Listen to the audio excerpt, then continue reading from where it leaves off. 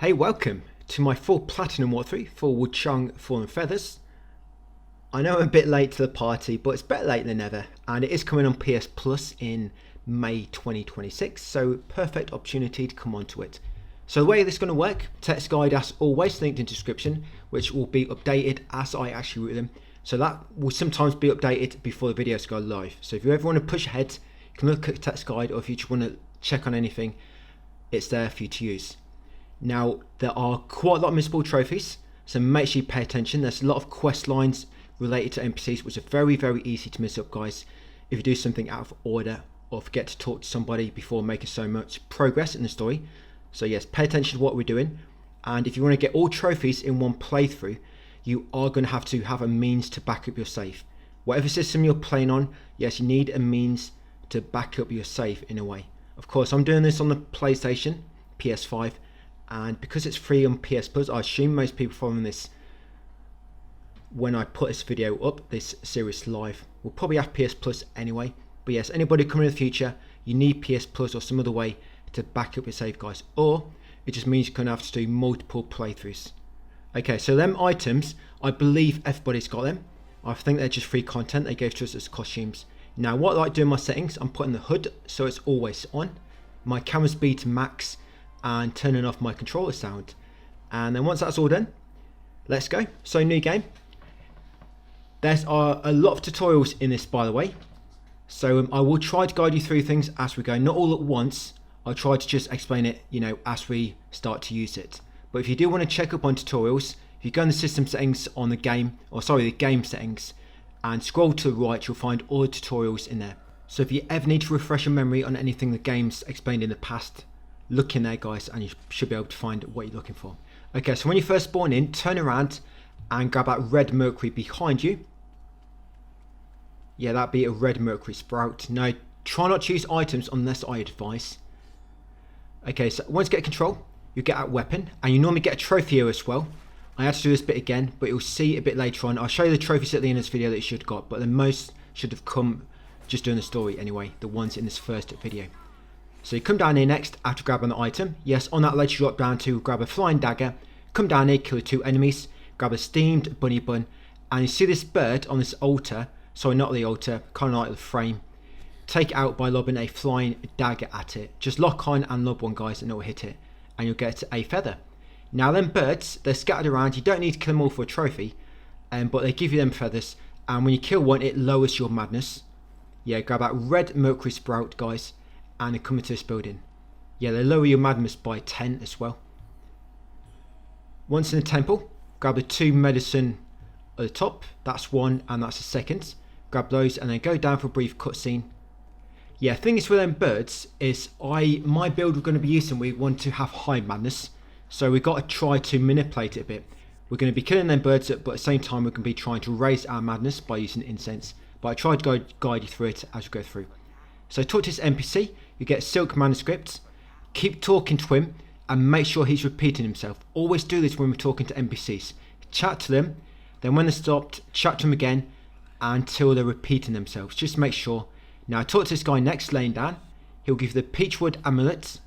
Once got that, of course, exhaust his dialogue, grab this special pill on the table beside him, come down to lower floor and talk to this woman playing her instrument. Again, exhausted dialogue. That guy on the left just don't really have anything to say, he just mumbles. Once exhausted her dialogue, come to this donation box. This is where all your basically DLC items on, or free items that they gave us. Those items, we should all have them, they're just armor pieces basically. Come talk to this guy next. Again, exhaust his dialogue.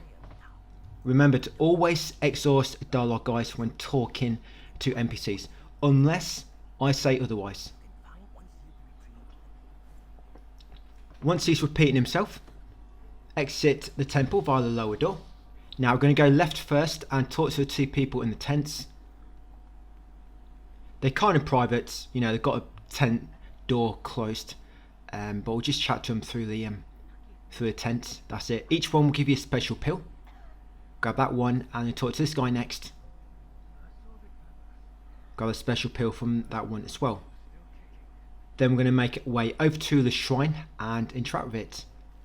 I've been showing you all these shrines along the way. Just make sure you always activate each one at least once, like I'm doing here, by offering your blood. We'll actually use the shrine later, we just want to activate it right now. You don't really have anything to upgrade or anything at the moment, so just activate it.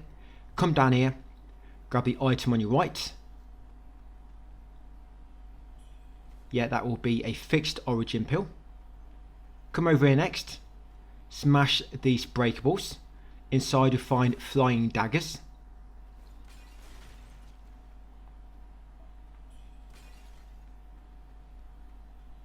Smash these crates to find another item. That'd be a steamed bunny bun.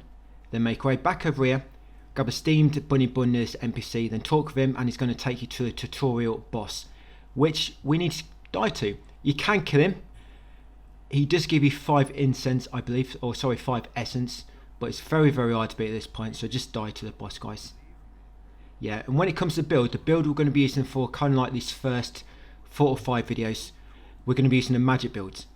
Magic, of course, you can shoot an enemy from distance, so you don't have to learn all the moves as much. Whenever you're using a build where you have to get close to the enemy, you have to learn the moves a lot more. So we're going to try to use a magic build, guys, so we can keep our distance and just basically play safe or a bit cowardly, but it works. Still gets the job done. And we will be using the build near the end of this video. So by the end of this video, you will more or less know how the build is going to work. And then, of course, we'll just make it stronger as we go forward, and maybe switch it up a little bit as we get further into the game.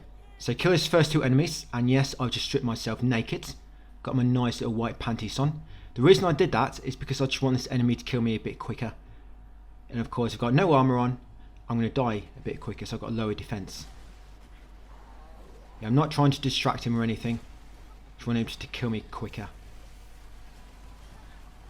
That's it. To be honest, that armor set you begin with is not great anyway, because even if you have it equipped, he probably does a tiny bit more damage to you, or sorry, a tiny bit less damage, so don't make much of a difference.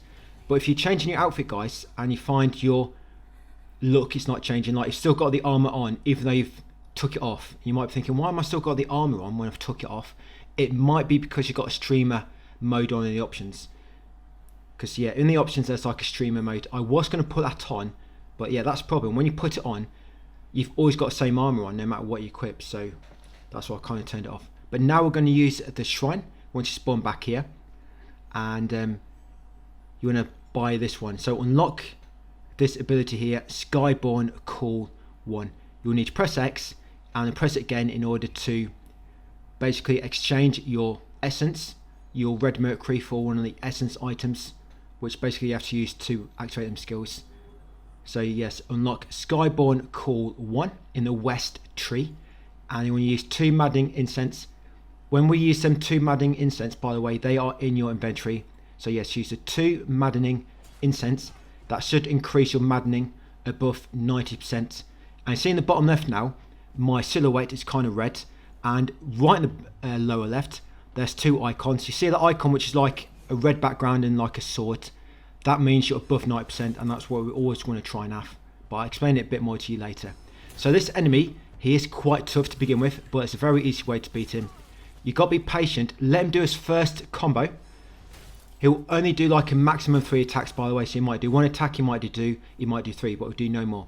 So wait for him to attack first, wait to see if he does 3 hits, then get behind him and do charge attacks with R2. Charge attacks with R2. Then you knock him down, get behind him again, wait for him to get back up almost. Then again, just keep doing charge attacks. You'll eventually knock him back down and just repeat it. All you need to do really is dodge that first combo he does, and then get behind him and keep doing charge attacks. Coming in next, kill his 2 enemies, come out here, grab that halberd. I'm going to equip that in my other slot. You press, I think it's right on the D-pad to change weapon between 2, and it's left to normally change your spell. Now come up here, the path on the right, and grab a special pill and then talk to this NPC. We are going to use the axe to begin with, because normal attacks will stun most enemies, so you can almost just stun lock them by just attacking normally, which is nice. Provided you've got plenty of stamina, so it does eat through stamina really quick. Then once you chat to that NPC at the top, which keeps saying, don't worry, Yes, and you've exhausted this dialogue. Come down here next and talk to this dude. I'm not going to try and pronounce any of these names, so don't try and make me do it. Yeah, so exhausted dialogue, he'll give you 2 items. The cornucopia elixir and the bamboo lantern. Yes, probably pronounced that right. To be honest, I think I've wrote it down wrong. I think I might have spelled it wrong on the text guide. But anyway, come over here next, once you spoke to him. Remember, always exhaust a dialogue. Kill this enemy. Grab the red mercury sprout.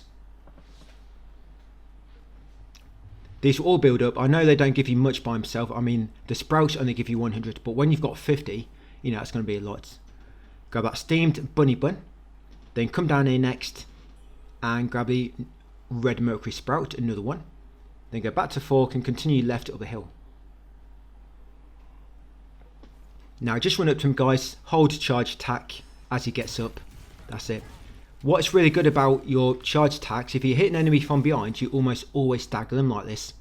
And if you press R1 quick enough, you can do like of course, a big riposte attack or obliterate, which does a lot of damage. And all you normally have to do is do 1 charge attack from behind, guys, or knock down their poise gauge. But it's normally quicker to just do a charge attack from behind, providing it's a medium or kind of like small sized enemy. So go left of this fork, grab the lotus seeds.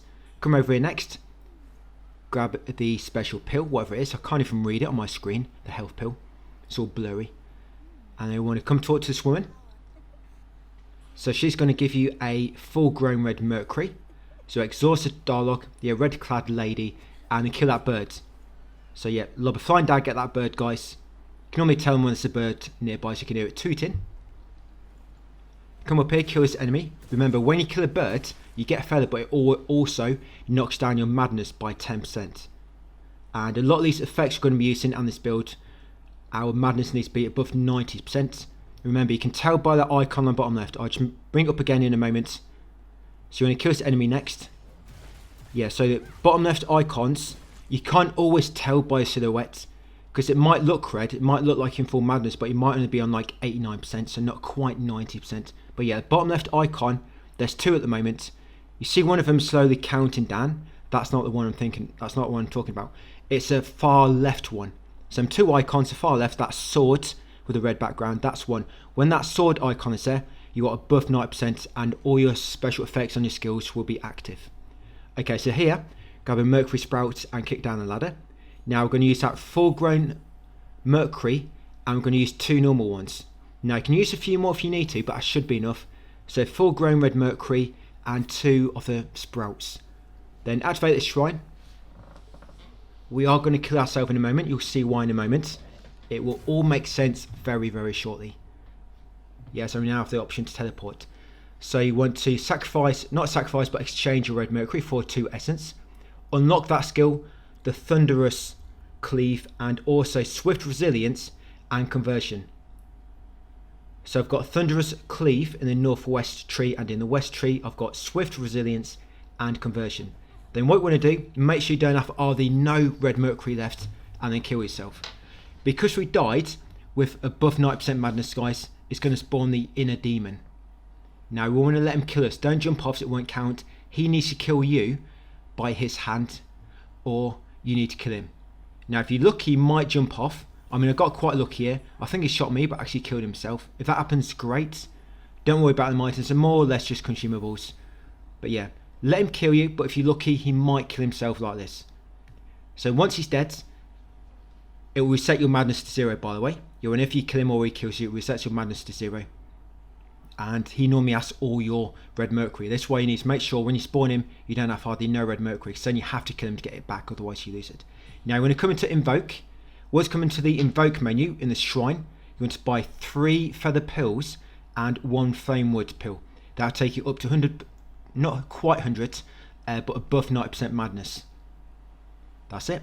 Because that invoke menu, you can't unlock it until you come across the inner demon for the first time. That's why I wanted to kill ourselves there and trigger him, guys, so we access that invoke menu. So now when we're at shrine with no madness, we can just actually exchange it for items, kind of like infinite amount. But anyway, come for this cave once you're done, after climbing down the ladder. Grab the vorpal blades and kill these 2 enemies. This enemy might want to use your magic by using triangle. Yeah, that vorpal blade spell you kind of automatically get it when you run through this tunnel.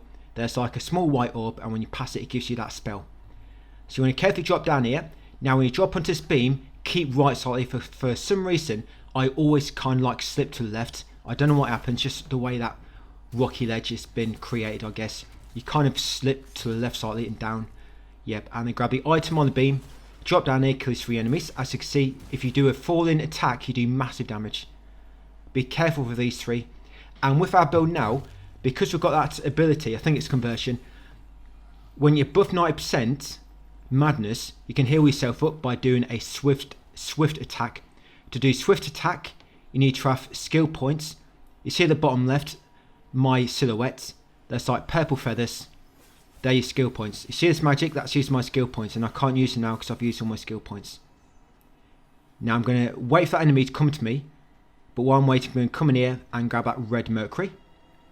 So this boss is very easy to kill if you just keep dropping and doing falling attacks. Yeah, do a falling attack and then obliterate, and then do the same again. Yeah, very easy boss to kill. So yeah, I'll come back to that skill points for a moment, guys. So later, we're going to get them skill points automatically for the build by just like waiting a few seconds. You'll automatically get them. But at the moment, to get 3 skill points, you have to attack an enemy with your 4th attack in your axe combo. Yeah, you know that thunderous cleave? That makes it so if you attack an enemy with a light attacks for the axe, the 4th hit will give you 3 points. And then with those skill points, you can use your magic, or like say you can do swift stab. And that new item you just got, just put it on your axe, which you got from that boss when you killed her. Grab this item here, Budding Mercury, and then continue down here, guys, and get a chest at the bottom that will give you a item we can use to upgrade our flask later. Yes, a Forgotten Remembrance.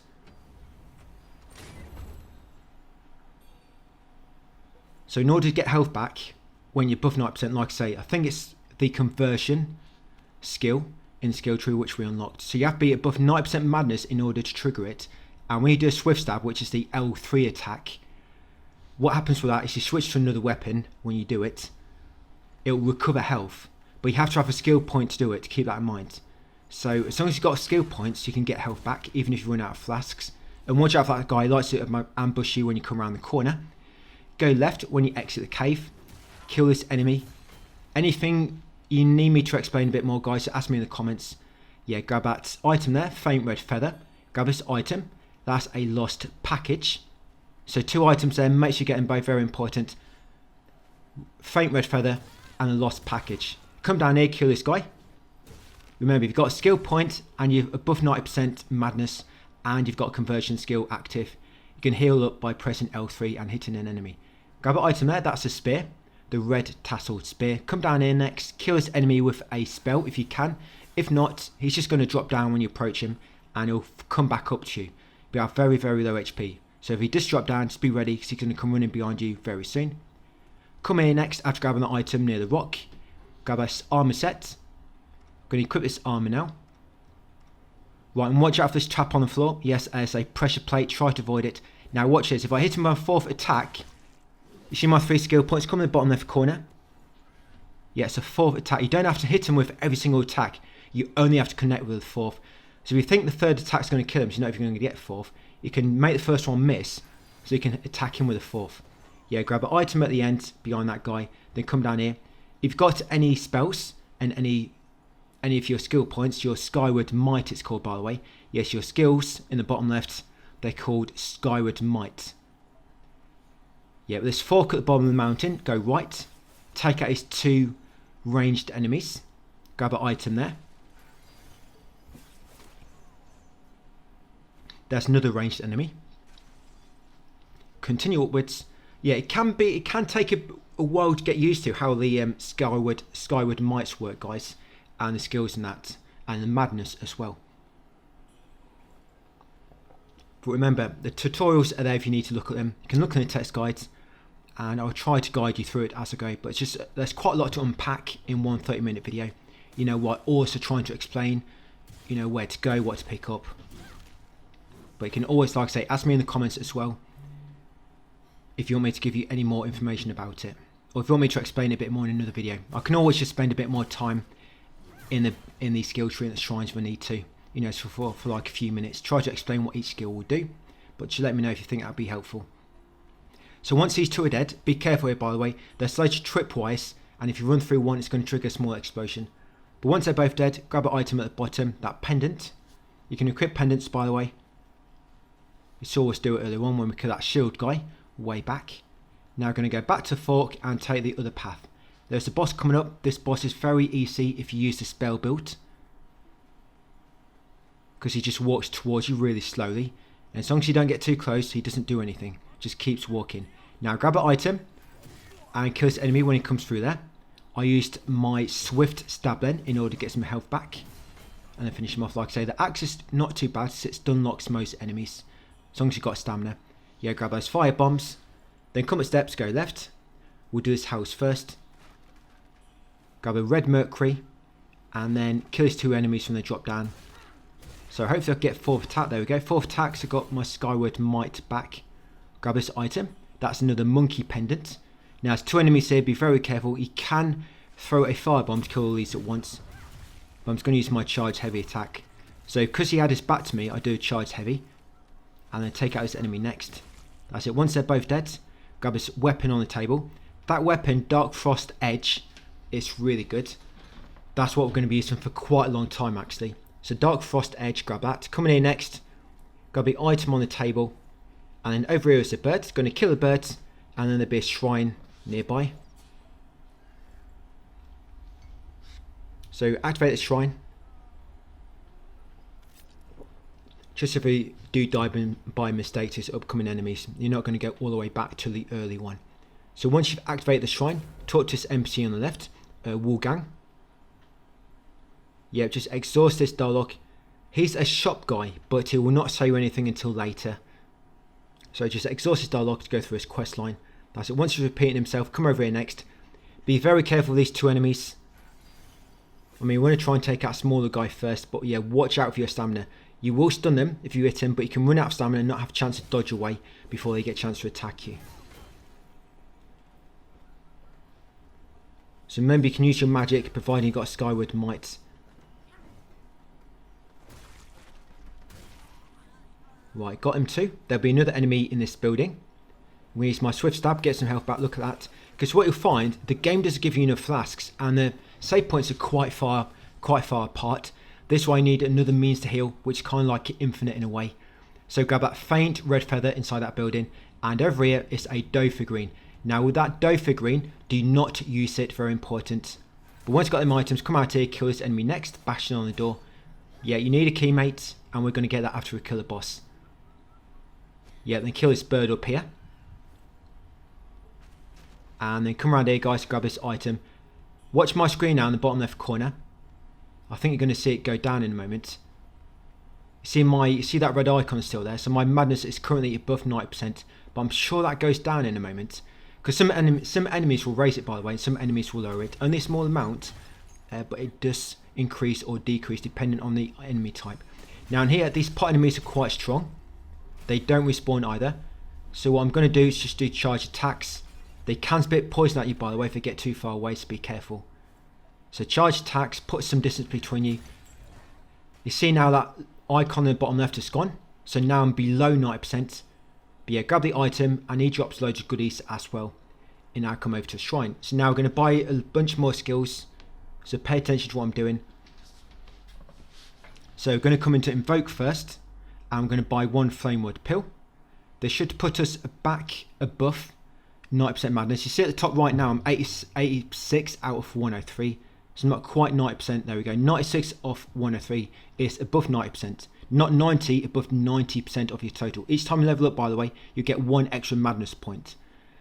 So you come into the skill tree next and exchange all your red mercury for some essence. Deactivate that thunderous cleave. We're not using axe no more, so deactivate it to get the point back. You can respec this as many times as you want, by the way. Now go into the east tree and buy biding time. Then go into the west tree, get mana capacity 1 of 3, get alacrity, get unbroken focus, and vitality 2 times. And you want to equip the Dark Frost Edge. Remember, this is all explained in my text guide.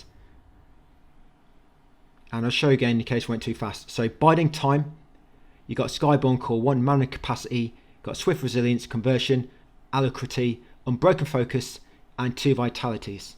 They're the ones which you want. If you need any more, guys, just use some consumables if you don't have enough money. Okay, and go into Benediction and put these onto your Dark Frost Edge. That's the weapon we're mainly going to be using. So put any of those onto your Dark Frost Edge, yeah, Benediction.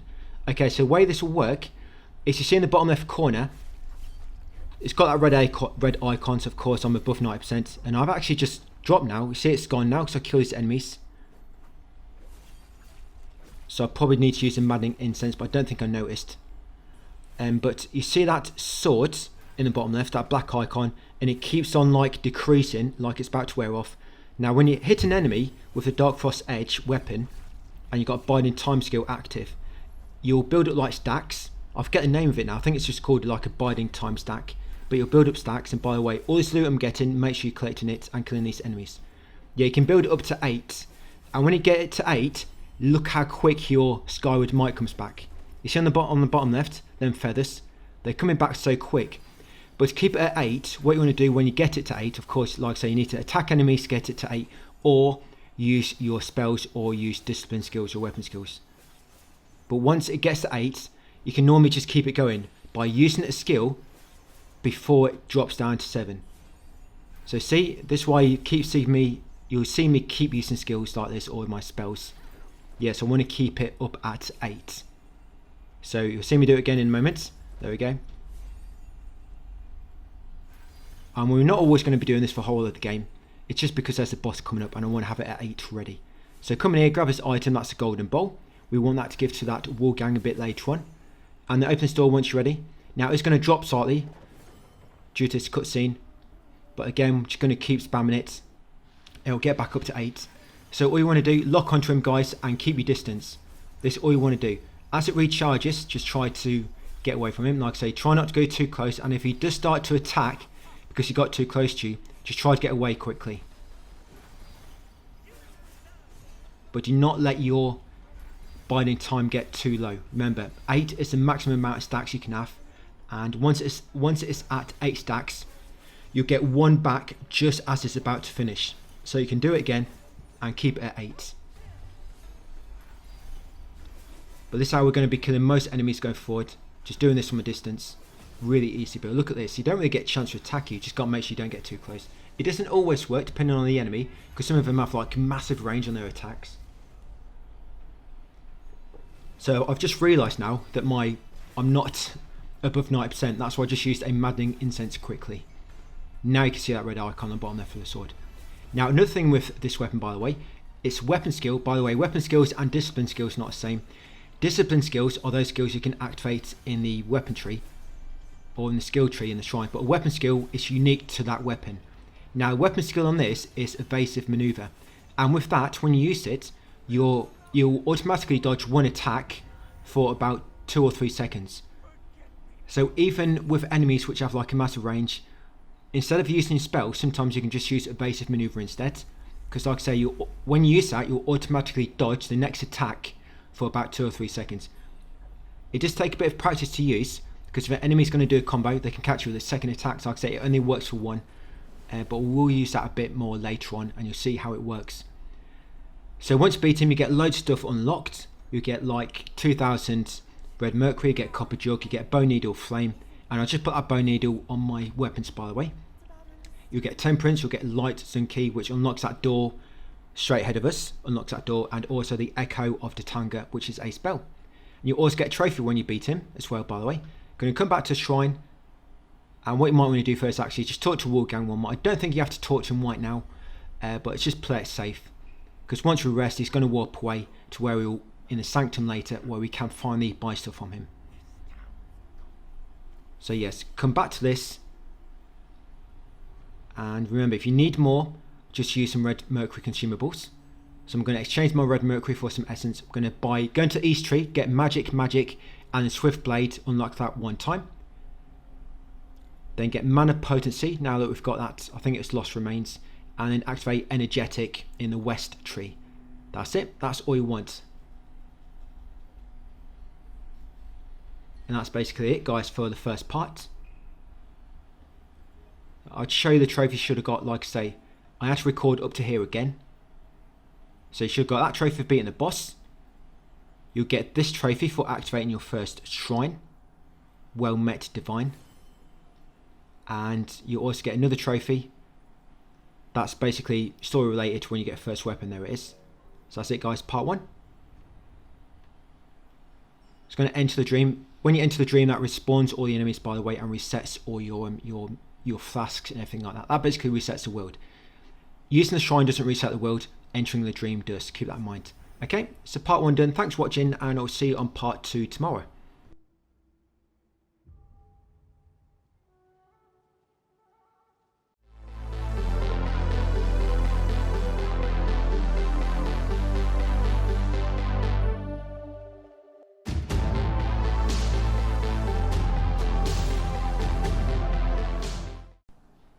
Hey, welcome back, guys, to part 2 of my platinum walkthrough for WUCHANG Fallen Feathers. So from the light zone temple, of course, we just beat the boss. We came back here, we talked to WUCHANG, and of course we unlocked some more abilities in the skill tree. We're going to open this door opposite the shrine now that we've got the key. And we're going to come across a small enemy in a moment which can escape if you're not quick enough. These respawn if you rest at the shrine, by the way. But you want to run down here. Yeah, run down here. As soon as this little guy spawns, run up to him and stab him, guys. That's it. You'll get a bamboo shoot. You need to be quick because eventually he'll dig away and you'll lose him. Come across this branch or this log and then drop down just near the end of it onto the stone. Grab that bud and red mercury and then continue up here and talk to the NPC. Yeah, so then bamboo shoots, they respawn when you rest at the shrine. So if you don't get him quick enough, guys, go back to shrine, rest, then come back and stab him. You've got to be quick. And the bamboo shoots they give you, you can use it to buy stuff from this panda NPC. Yeah, it's quite random. You've got all these different NPCs, then all of a sudden you come across a talking panda, which sells things to you. But yeah, talk to NPC, he'll give you the bone whistle and the well met gesture. So yes, make sure you exhaust this dialogue, open this room next. Yeah, do not go up the steps, go right before the steps and then open this next building on your left. Come inside, grab a red mercury sprout and talk to the child in the jar. And give him the dough figurine once he asks for it, and he'll give the draw circle gesture. So yes, give that little kid the dough figurine and exhaust the dialogue. Come on here next, go left or the next set of steps into this building at the top and kill the 2 enemies inside it. Of course, we're still using the same build. I hope you know how to use it by now. I did do an FAQ section at the start of the text guide, by the way, to try and explain it all a bit more or any questions you might have. But let me know if you want me to add anything to it. Yeah, in the building you find a raven pill. On that rooftop you'll find flying daggers, and up here at this block path will be another red mercury sprout. Continue on back down these steps. There'll be 3 enemies as you make your way down it. That's enemy 1, enemy 2 is here, and enemy 3 is over here. Now there's going to be a bird up here, get ready to shoot it, and there's going to be another bamboo shoot, so do not go too far forward. As soon as you've got that bird, now start running, ready to kill this bamboo when it spawns. There we go. Got to be quick before he starts digging away, because once he starts that digging animation, I don't think you can attack him. Right, so come to this cave next and talk to the storyteller. He's got a little story to tell you. Quite a lot of dialogue. It will also give you 1 bamboo shoot, and then once we get that one, we should have 3 in total. No, please don't eat me. I'm just an old bag of bones. I'll only give you indigestion. Yep, so just exhaust the dialogue, guys. You'll get another bamboo shoot. Hey kid, just to talk now that if you want to. There we go. What? Very well. So you don't be fooled. Bamboo shoot times 1. Right, let's finish this short story. Yeah, luckily it was a short story, not a massive long one. Could have been here for a few hours. Yeah, so come up here next and talk to the panda. Yeah, just randomly lobbed a panda in the game, a talking panda. Not something you see every day. So he's going to have some items for sale. I'm going to buy this spell, the Divine Ward. You can buy the spear if you want. It's not really going to make a difference. I'm not going to be using them. Then by the time I've got them both, we've got them both. But I'm not really going to be using them. So buy which one you want, Divine Ward or the Steam Powered Spear. Right, once done so, come out here. And you want to come back down. Well, first we're going to go up the steps. Because at the end here, it's going to be an item, a raven pill. And this shortcut gate, by the way, you unlock that from the other side, and we'll do it later on. Probably going to be in part 4, maybe part 3 or 4. So once got a roving pill, come back down here, and now go left across this bridge. And then across the second bridge, kill a bird on the other side of it. There you go, get another feather. And you probably noticed by now, my maddening has gone below 90%, because that red icon on the bottom left has disappeared. So now a lot of my buffs on my skills, you know, the special effects, they're not going to be working. For example, I'll not be able to heal now by doing a swift stab, because that healing only works when you're above 90%. And up here is like a big fire. I believe you can get through this fire and skip a big portion of the starting area. You know, this first area, if you've got enough fire resistance and stuff. But we're not going to do that. We're going to do it all the proper way. But at the end here, guys, is a way, a skyborn might. That will be. And you'll also get a feather pill. Now you're going to use a feather pill to walk back to your recent shrine. So yes, pick up that way, Skyburn Magic, or is it Skyburn Might? I think it's Skyborn Magic, and the feather pill times 3. Then once back at the shrine, you want to go into your invoke menu and just buy some items, guys, to raise your madness back up to above 90%, as I've just done. And then we're just going to make our way back to where we spoke to that NPC, the one which gave you the bone whistle.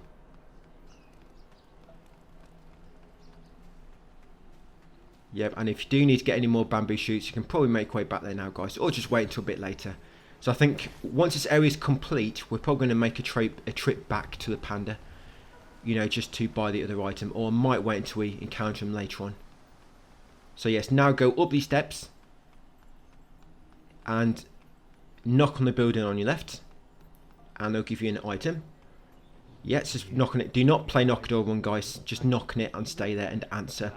Yes, you get a roving pill. Now this next fork, do not go left. There's a strong enemy there. We do not want to engage it left. So it's mega easy if you fight it from behind like a little coward, like I like to do quite a lot. But here, grab the divination crescent item, kill that bird, and then go right where these enemies are and kill these two. Once they're both dead, come in this house at the back, and inside here you'll find a steamed bunny bun, but you'll find 2 of them.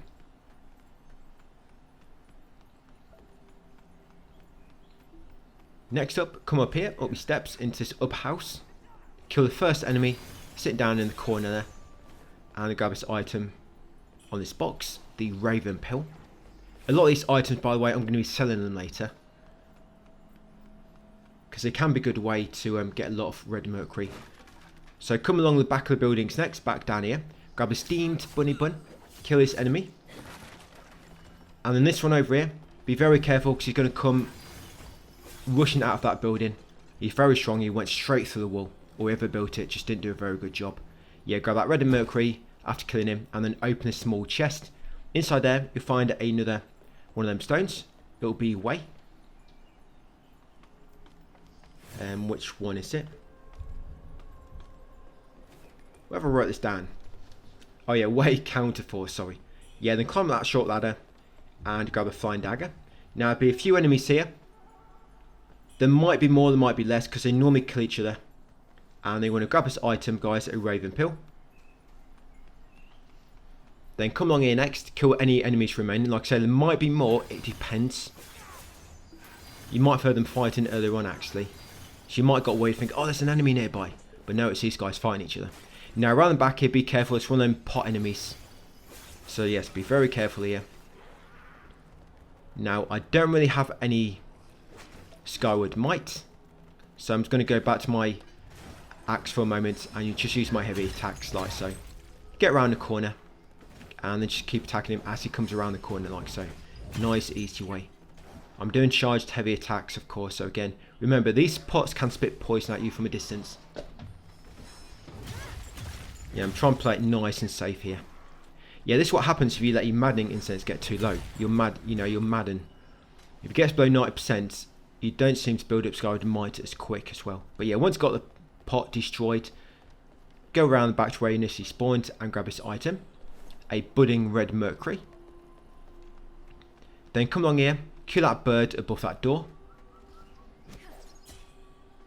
and then make our way up to where the next shrine is.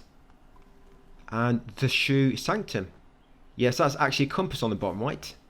I have no idea which direction is supposed to be, north or east. I mean, it's got like little symbols there, but I have no idea which is which. So activate this shrine. And once you've activated it, we are going to buy some Flamewood pills in the Invoke menu. So yes, come into Invoke and get 2 Flamewood pills. There we go. Once done so, come over to WUCHANG, who is now over here. There she is. So what we're going to do now, we're going to hand over the golden bowl. That golden bowl, we found it near the first boss area. And we want to sell some items. So just sell these items I do. So I'm going to sell steamed bunny bun times 5. I'm going to sell health pill times 5. Raven pill times 5. Medicine residue times 2. Lantern fruit times 3. Special pill times 4. Flamewood pill times 5. And fire lotus seed times 3.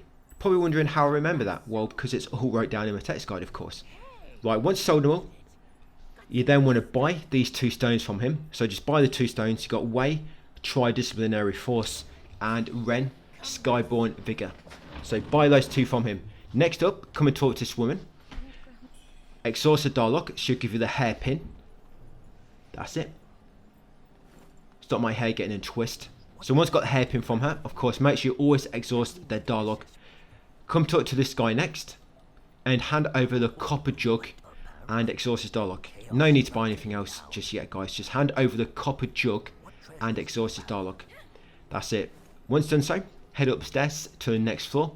We're not going to fight the boss right at the top yet. Do not fight the boss. There's a few things we need to do before we engage the boss at the top. So it's actually to progress the story. And we want to do all the optional stuff in this area first. So come talk to this NPC next. And give her the Peachwood amulet from earlier. And exhausted dialogue. So yes, give her the Peachwood amulet. There we go. And she'll give you a divine gift. Again, exhausted dialogue. Then once done so, come around here. Grab the purple camellia. Do not go upstairs, it leads to the boss. Right, come here. And grab this divine gift. And then talk to the MC out the back. The white robed elder. And exhaust his dialogue to get a plumed branch. Times 1. There you go. Right, we're going to come around the back of the building now. By going along the balcony. To the far corner. This one here. Sorry, the next one. And it allows you to drop down to the roof below. So grab the purple camellia. And then drop down to this next roof below. This one just here. Come over to the side and you can kill that bird. See that bird up there? Just lock onto it, guys, and lob magic or of course a flying dagger to kill it. There you go, and get a feather. Drop down to the bottom, to the ground. Grab this item. That's a budding red mercury. At the end here is a purple camellia times 3 again. These items, if I remember, they reduce your corruption, and these will be helpful in the dungeon area later, which is below here. That's quite a few videos away yet. So once got all those, we're basically done in the Shoe Sanctum area for the time being. So come back to the shrine, and just going to buy some more Flamewood pills. Of course, killing that bird knocked it down, so I'm going to raise it back up. My madness. And now you want to put some more stones on your dagger, on your Dark Frost edge. So I'm going to put on, for my oath, I want Way, Tri-Disciplinary Force. For my memory one, I want Ren, Skyborn Vigor. And for the wisdom, I want Way, Skyborn Magic. Right, then you want to go into your skill tree. I want to unlock Endurance. There you go. So yes, unlock Endurance in the skill tree. And yeah, I can't quite level up my sword again yet. Because yeah, that's basically how you level up your weapons, guys, by some small little skills in there. Okay, so once you're done, come outside here. Go right. And grab a steamed bunny bun. Then come to this blue statue. These statues you find around the game, which are like glowing blue, you have to perform a gesture in front of them, and you normally get like a good item. For example, this one, stand in front of it and do the worship gesture, guys, and you'll get a divine gift. So that gesture there it will be worship. You press the touchpad to open your gesture menu. I think it's a touchpad. That's it. So once you complete it, once the dialogue starts, that's it. It's basically complete. And there it is. I think I got a text, so you can move on afterwards. Yeah, you get a divine gift. Now see that enemy there? Climb this ladder and kill him from the rooftop, and it'll be very, very easy. Now this guy is actually quite hard if you try to fight him head on. Because this, you know, earlier on I said do not go left because there's a strong enemy. This is the enemy I was talking about. But look how easy he is if you just fight him from here. Yeah, because he can't do anything. I don't think enemies can climb ladders in this game.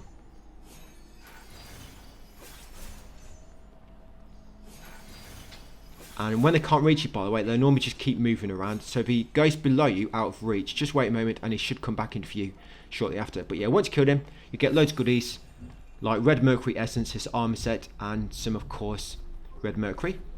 Climb up the next ladder, come along this bridge, grab the crimson lantern fruits, then go right on the rooftop and drop down here. Now, you see that enemy having a break? I'm going to take him out. I should drop down with the axe out, actually, to kill him in one hit. Grab this item here after killing him. Flying daggers. And get ready to kill this enemy walking across the wooden walkway. That's it. Then once those two enemies are dead, open this door and get ready for the enemy inside here. He tries to ambush you as soon as you open the door. There you go, but I'm going to knock him back down. And inside here, you find a emerald lotus seed. Grab these. Then leave the room and go right. Going to grab flying dagger ×5, then go back to that ladder and climb back up to the rooftop. Yes, in this far room. Yes, another flying dagger. Mega useful item. So many useful items in this game. Yeah, I know, all this loot we're collecting, a lot of it ain't really useful, but I just want to show you where everything is, guys. I know, I was thinking, if I'm going to kill every enemy, it's going to allow us to kind of level ourselves at the same pace as each other. Whereas normally when I avoid it and you're killing it, it messes up my levels quite a bit.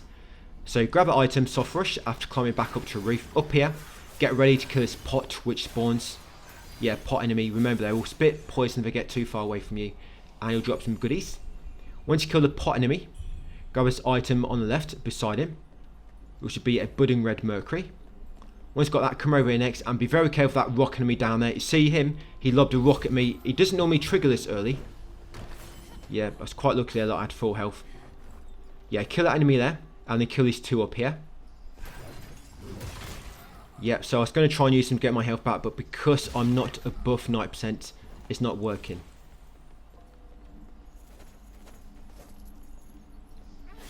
So I should probably be using maddening incense, guys, to raise my madness. But I've still got my healing items if you need them. Okay, so that rock guy is coming up to me. All I was doing here was getting rid of those weak enemies. I'm now going to try and kill him from a distance. You can still get your Skyward Might back quick. You know, if you get to biding time stacks, 8 stacks, that's not really affected by your 90% madness. What is affected is if you can hold 3 stacks. Because when you're above 90%, you'll always have 3 stacks. It will not drop below that, your biding time. And of course, you can heal up by using Swift Stab when you're above 90%. So once you got rid of the rock guy, continue down which is where it came from. Grab that lantern fruit. Down here will be a budding red mercury in the middle. I'm going to kill that enemy in that room over there. I'm going to go up the steps inside the same house. And there'll be an enemy waiting on this next floor. There she is. I don't know what he's hacking for. But yeah, take him out. And grab the item beside him. The fire pots. Now go back down here. And there'll be a ladder on the left which we can drop down. Or sorry, climb down would be a better way to get down it. Yeah, so after going down the ladder, there'll be 2 enemies in this spot. You need to come back down this way. Because the door here, it unlocks from this side. That's why I'm kind of doing it in this route. So kill the 2 enemies, then grab the 2 items. There'll be a growing red mercury. If we left this, would it be bigger later? It would be bigger since it's growing. But grab this afterwards, the fire pot ×1. Mega useful item, 1 fire pot. I think other items which the enemy dropped. Yeah, it's robes. I've got his dirty robes there and his soiled knickers. So open that door from the side and go left. There's going to be a few enemies here we're going to take out. So you've got these two. A good spot because you come from behind. So take out those two. Then keep going around the same house and there'll be an enemy hiding around the corner. Now normally when you come down here, another enemy comes from behind. Here she comes. So you get ready, take him out, and then grab this item right at the end, guys. Steamed bunny bun. Once got a steamed bunny bun, come back outside. I'm going to follow the river along this route I'm going. There'll be an enemy here, and there's always going to be two enemies right at the end of this building. Yeah, there'll be a dog and one of them smaller enemies. They're like little bandits and little thieves. There she is. So take out the dog, guys, and the little thief. Right, grab this item. Right, that's more flying daggers, and that's pretty much all that loot got from around that building. That building can be a bit complicated to try and explore because it's a bit of a maze, you know, going up, going left, more ladders, more doors you can unlock. But yeah, that's pretty much done. We'll continue back along the river now in the other direction. When you get down here, the rock enemy will come through that building, so be ready.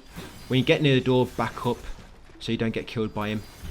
And then once you alert him, guys, so I'm just going to bait him. That's it. He kind of got stuck inside the room, so I had to bait him out of the house. And got him. So once he's dead, you want to grab this weapon. So this is his dual blade, unequilibrium blades. I don't know why it's called unequilibrium. Shouldn't it be just called equilibrium? But yes, grab the unequilibrium blades, come inside the house, and grab a fixed origin pill ×3 inside it. Continue along here. There should be an enemy roaming around near this four-way junction. So kill that shield enemy, then at the four-way junction go right and kill this dog and its owner in front of him. There you go. Now grab a steamed bunny bun and go back to four-way junction and go straight forward into the bamboo courtyard. That's basically the area we're in now. Yeah, it's a bamboo courtyard. So you've got this enemy here first. Then we'll explore this area in like a clockwise route. Got a second enemy. Then there's two more over here. There's one bashing on the door. And you've got his partner in crime on the right with his shield. Supposed to be watching his back, but he's not doing a very good job. You better look out and I'll knock on the door. And he moved out of the way, so he killed the person knocking on the door first. But yes, interact with the person behind the door. They'll be very, very happy you rescued him, and they'll give you steamed bunny bun. Right, come up to these enemies next. There'll be two. The dog is on the lookout, so take out the dog, and then take out a guy knocking on the door. Then talk to this resident. This resident has got a little quest for you. Yeah, Resident Evil. Yeah, it's going to give you a courtyard key. So exhaust his dialogue. Yeah, no zombies behind here. Not yet, anyway. So get a courtyard key from that resident. And then grab a soft rush ×2 down there. Then make your way back to that four-way junction. There should be one remaining path we need to take now. And that's going to be a path on the left as we approach it. So go left. There's an item here I almost missed. Flying dagger. There it is. I'll come back in a moment. Yeah, looking at my text gun, I was thinking, where's that flying dagger? And I kind of remembered there's something along there. So the next junction, you want to go left. It'll bring you down here. You get this fire pot. Niter fire pot. But I'm just going to go back and get the item I ran past. Yes, a flying dagger ×3. There's a save point coming up, guys. We're almost done for this part. So there's another enemy down here yet. I'm going to go left at this fork. That right will take it later. We're going to explore all these other paths starting the next video. So take out these two enemies. That's it. Open the shortcut door. This shortcut door takes you back to the very first area. The very first shrine. Do you remember the Reverend Temple? Takes you back there. So it's going to take this opportunity, guys, to save our game. And there's also an NPC here we can talk to now. If you go into teleport menu at shrines, and there's any like locations of they have like the image of a greyed out NPC, that means there's some like new dialogue for them in that area, or just some way you can talk to them again, guys, to update a quest, or like say new dialogue, or get a new item from them. Yes, that's normally what it means when there's a greyed out NPC on the location name in the teleport menu. So yes, come up here to where the tents are and talk to this guy reading his book. When you chat with him, exhaust his dialogue as always, and he'll give you a special pill. That's it. Then come back to his very first shrine. He's going to do a bit of upgrading, and it will be ready for part 3 tomorrow. So going to the upgrade menu first. You can invoke if you're low in madness. Yes, upgrade menu. I think I did use a maddening incense earlier. So you should be able to upgrade your swift blade again. So upgrade your swift blade. That's the upgrade thing for the one-handed sword. Then once done that to 2 or 3, come to the west tree. And you want to unlock Fury of the Skyborn, Bone Needle, Magic. So Fury of the Skyborn, Bone Needle, Magic, and also Vitality in the same tree. There you go. Remember, this is in the text guide if you can't quite keep up with what I'm doing in the skill trees. Then go into the temper menu, and you want to assign Bone Needle, Magic. So that's going to make our spell much stronger when we're on boss fights. That's it, Bone Needle, Magic, and that's it for part 2, guys.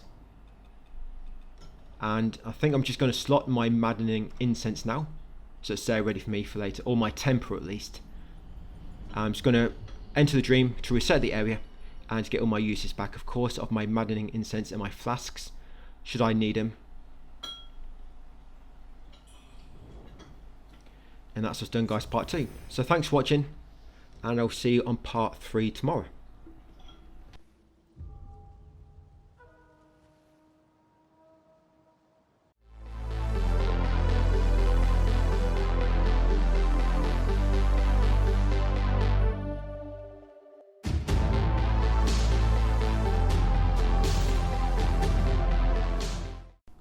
Hey, welcome back, guys, to part 3 of my WUCHANG complete platinum walkthrough.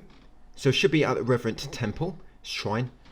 So we're going to head back through a shortcut gate next. We've done everything we need to do there for the time being. So yeah, back down here, go behind the massive tree, and through a shortcut gate at the back. So we're going to kill the 3 enemies, because if not, they're just going to follow you anyway and get in the way. So you've got 2 here, just near the entrance. Yep, you can attack them for normal hits, should not be too much of a problem.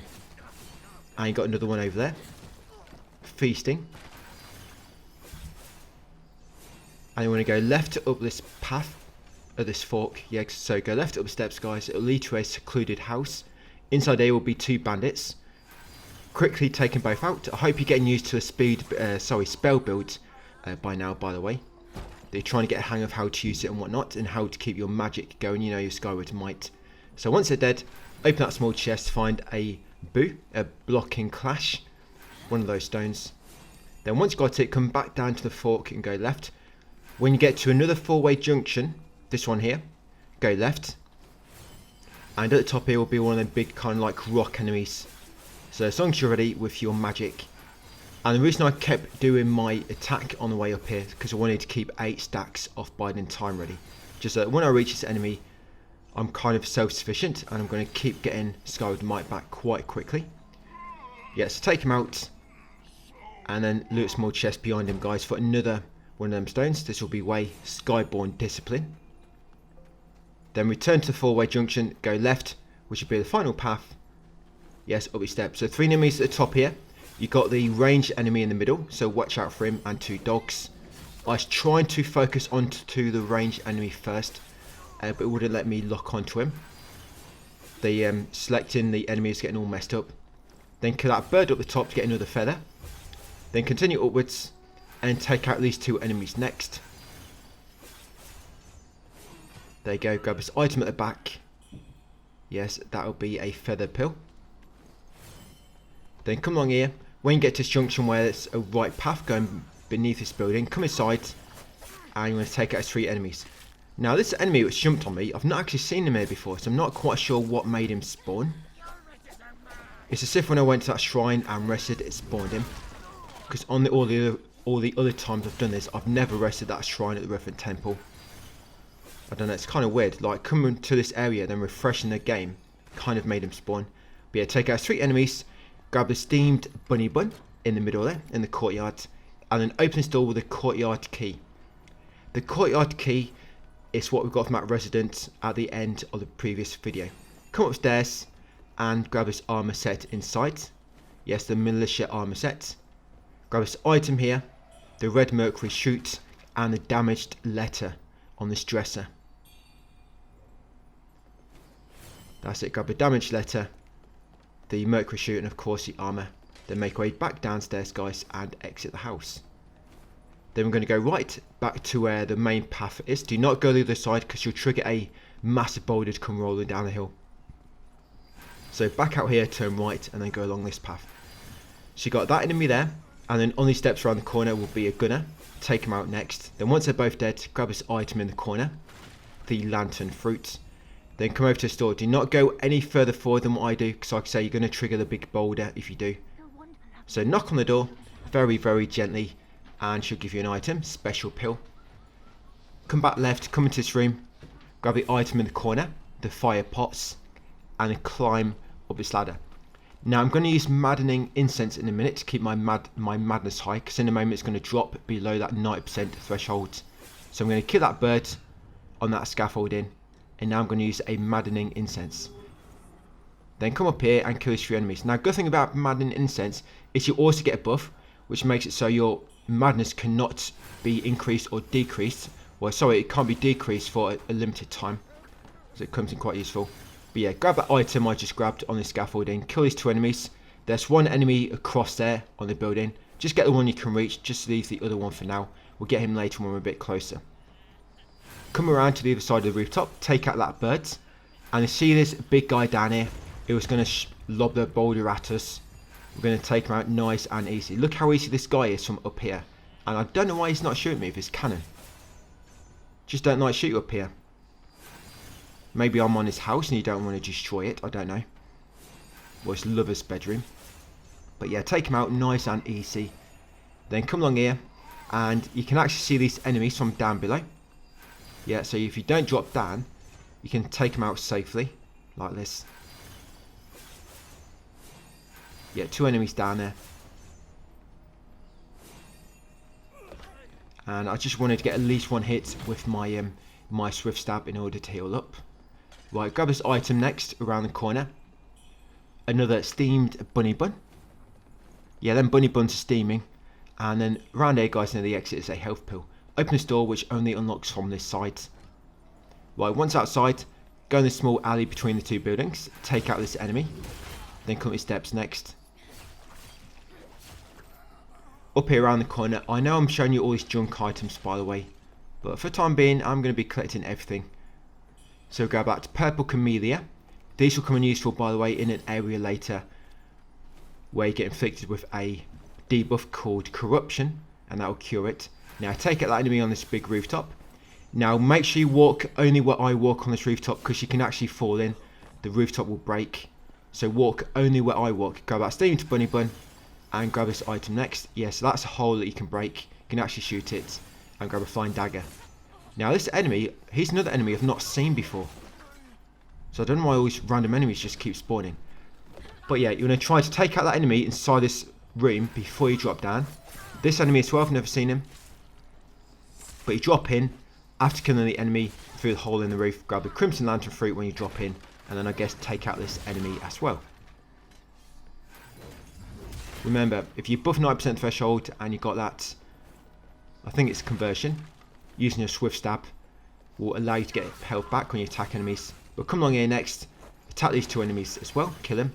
You can interact that bookshelf if you want a bit of dialogue. There'll be a document. It doesn't give you anything as an item, but it just gives you a bit of dialogue to read. Right, once you're all dead, come out here and drop down, back to the courtyard. Turn right. We don't need to worry about the boulder anymore, of course, so you can come straight up this path. Back to rooftop, go left, go past the ladder and grab this item here. Another crimson lantern fruit. Climb the ladder next. There'll be 3 enemies up here, so make sure you're ready. One of them does run towards you quite quick. Yeah, so these 2 and then there'll be 1 at the back. That's it. So them 2 are down. Then get a 3rd enemy. Then we'll get the birds. There's a tough enemy coming up by the way. I'm not sure it's the official name. I'll just call him a fire enemy. Because he's got a lot of fire attacks. Yeah, very simple way I describe enemies. So once you've got a bird, come around this corner, be ready to attack this enemy, which is waiting to ambush you. But we're going to ambush him instead, play its own game. Then grab the item, purple camellia. And you see that big enemy down there? So kill him really easily from up here. Such an easy way to kill him.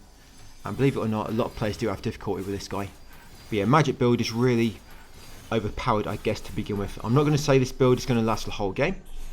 We might have to be quite dynamic with our build, you know, change it up in order to keep the most simplest build for where we're kind of exploring and whatnot. But it works to begin with. It's kind of like first chapter. So drop down after grabbing that item on the rooftop. Drop down, grab that stone. So that stone will be way plunging force. Then come down to the bottom and unlock the door from the side. So when we kill that enemy, we got the Infernal Flame spell. We also got the doe figurine of Yang. Now do not use that doe figurine. We're going to give it to Resident later. Yeah, that's what we got from killing that fire enemy. Once outside here, grab the Kong wine on that counter of the room we just left. And then kill these 3 enemies. And then also grab these items. Fire pot, special pill, and a bunny bun which has been steamed. Once your enemies are dead, yeah, they've pretty much got 1 HP. Can't die to them. Yes, open the shortcut gate. Make sure you do not forget to open this because we're going to use it to come back here later. Grab this item to the left. Purple camellia again. Trust me, you will use them quite a lot in the area later in part 5, I believe. And when you make our way along here, we have left a bit for now. I know there's more to explore back in the area we just left, but don't worry, we'll be going back there later. This area we're going to now, Annulum, is kind of like a dead end area. It's quite small, and once you've explored it, that's it. So it's going to do this bit now, get it all explored, don't take long, then walk back and do a bit more back in the worship's rise. So along here, yes, grab that soft rush. Continue upwards, there'll be a dog waiting. Take out the doggy. It's a rabid dog, so yeah, don't try and pet him. Stick your knife through his throat if you can. Right, up here a bit further on. Grab a red mercury shoot, and then come to shrine at the top. Okay, so at this shrine, we're going to unlock some new skills. So you're going to go into the west tree, the west branch, and you want to unlock temper and alteration. So impetus repository. So yes, over here. Temper and alteration. There you go, temper, alteration, done. So unlock those 2 next.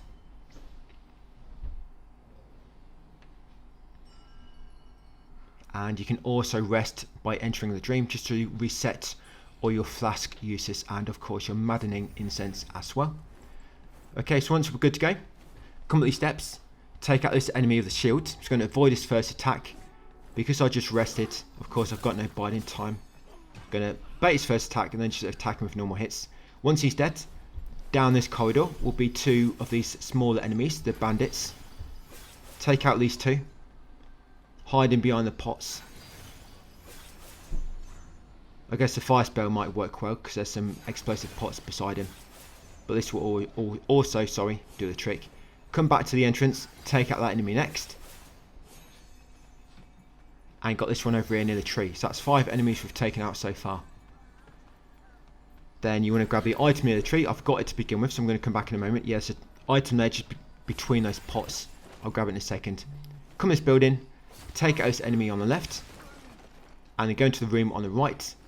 Take out the enemy which is sleeping. That's it. Quickly get rid of him, guys, before he wakes up. And grab the item on the table. Yes, health pool. Now there's a strong enemy coming up, so I'm trying to keep my biding time at 8 stacks. That's why I keep using my skills. Yeah, so grab the item there. That one I've got earlier. Another bunny bun, a steamy version. And then we're going to come along here. Yes, you cannot fit between those. My hips are too big. Okay, and we're trying to come down this path in the far left corner of this like big courtyard. Like I say, try to keep up 8 stacks of biding time if you can. Right, grab the item there. Red mercury sprout. And if you've got it ready, you want to equip your temper item. And you also might want to use some maddening incense now. So use a maddening incense, but be quick to keep your biding time up. Because when you kill these enemies, it normally resets all your madness, like resets it to 0. But if you've got a maddening incense active, they won't. It will not affect it. So yes, this enemy, just keep moving back, guys, and using your spell.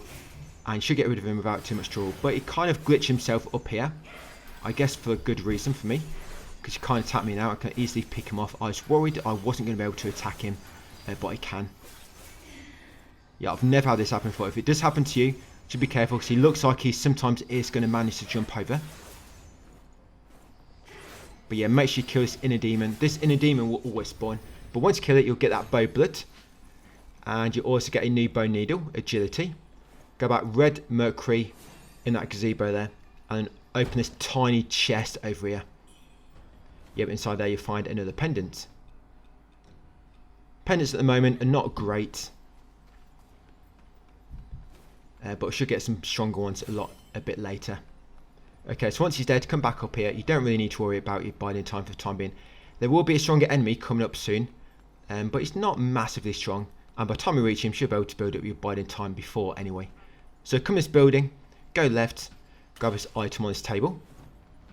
Crimson lantern fruit. Come this next room, take out this enemy. And grab this item underneath the table now. A health pill. Right, take out these 2 enemies next. Having a chat in the middle of the courtyard. Right, once they're both dead, come down here, and at the end, yes, will be a soft. Can't quite read what that is. But yeah, grab the item. Then there'll be another item around the back of this building where we just exited. Oh, soft rush flowers. Yeah, around the back here is a growing red mercury.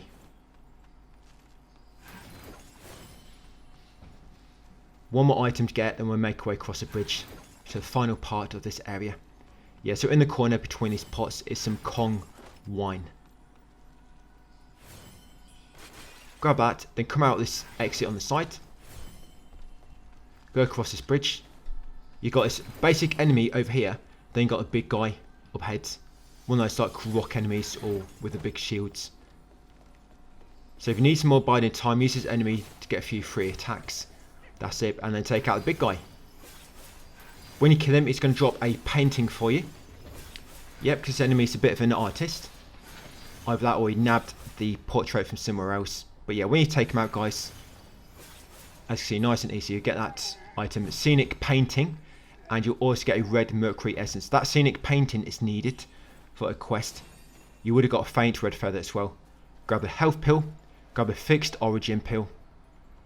There you go, so 2 items in the area, and that's all we need. Once done so, use a feather pill to walk back to the shrine, or if you want to, make your way back there on foot. I'm going to use this just to save a few seconds. Okay, so once back at the shrine, we're going to do a bit of upgrading, a bit of tempering, then we're going to teleport to Shoe Sanctum. So come into the upgrade menu, and we're going to upgrade Swift Blade. Sorry, I don't, I've already done that. Come into the West branch, and unlock Vitality, Rising Madness 1 of 3, and also Skyborn Cool 2. So come into the West tree, unlock another Vitality, unlock Rising Madness 1 of 3, and Skyborn Cool 2. Then come into your tempering menu. You want the magic temper, of course, the bone needle, and for the Huzong acupoint, you want the shadow stone needle agility. There you go. Once done that, warp to Shoe Sanctum next.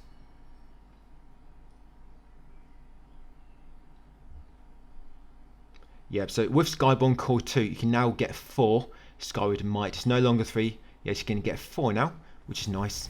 So once back here, yeah, so come and talk to,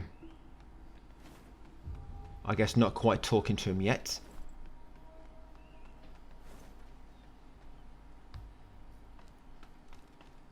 Yeah, we're going to do it a bit later. Getting a bit ahead of myself.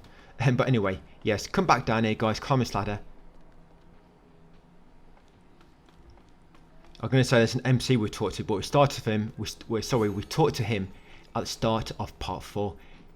Give him an item, and he'll give you some soul grass and a red mercury shoot. So yes, back up here guys along this rooftop. You should remember where this is. Remember, that's where we call that pot enemy. There's only a few enemies we're going to be killing here.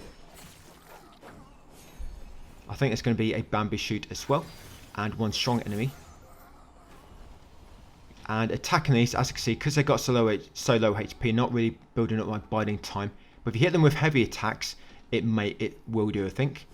So you come back through here through that shortcut gate where you fought that fire enemy. Go right up these stone steps, take out enemy which comes out of the building, then carry on and attack the doggy. Once the doggy is dead, turn around and grab this item. Yes, a red mercury sprout or shoot. Then go back in that building we just passed where the enemy came from, the humanoid enemy. Come upstairs and climb the ladder at the top. Now up here is going to be a strong enemy, so that's why I'm trying to build up my biding time. Yeah, if you ever see me like dancing around or doing or magic when there's nobody nearby, it's normally because I'm trying to get my biding time stacks high, ready for a difficult enemy coming up. So once you climb up the ladder, go right, grab the flying daggers, and over here is going to be a strong enemy, but you can take them out really quick. There you go.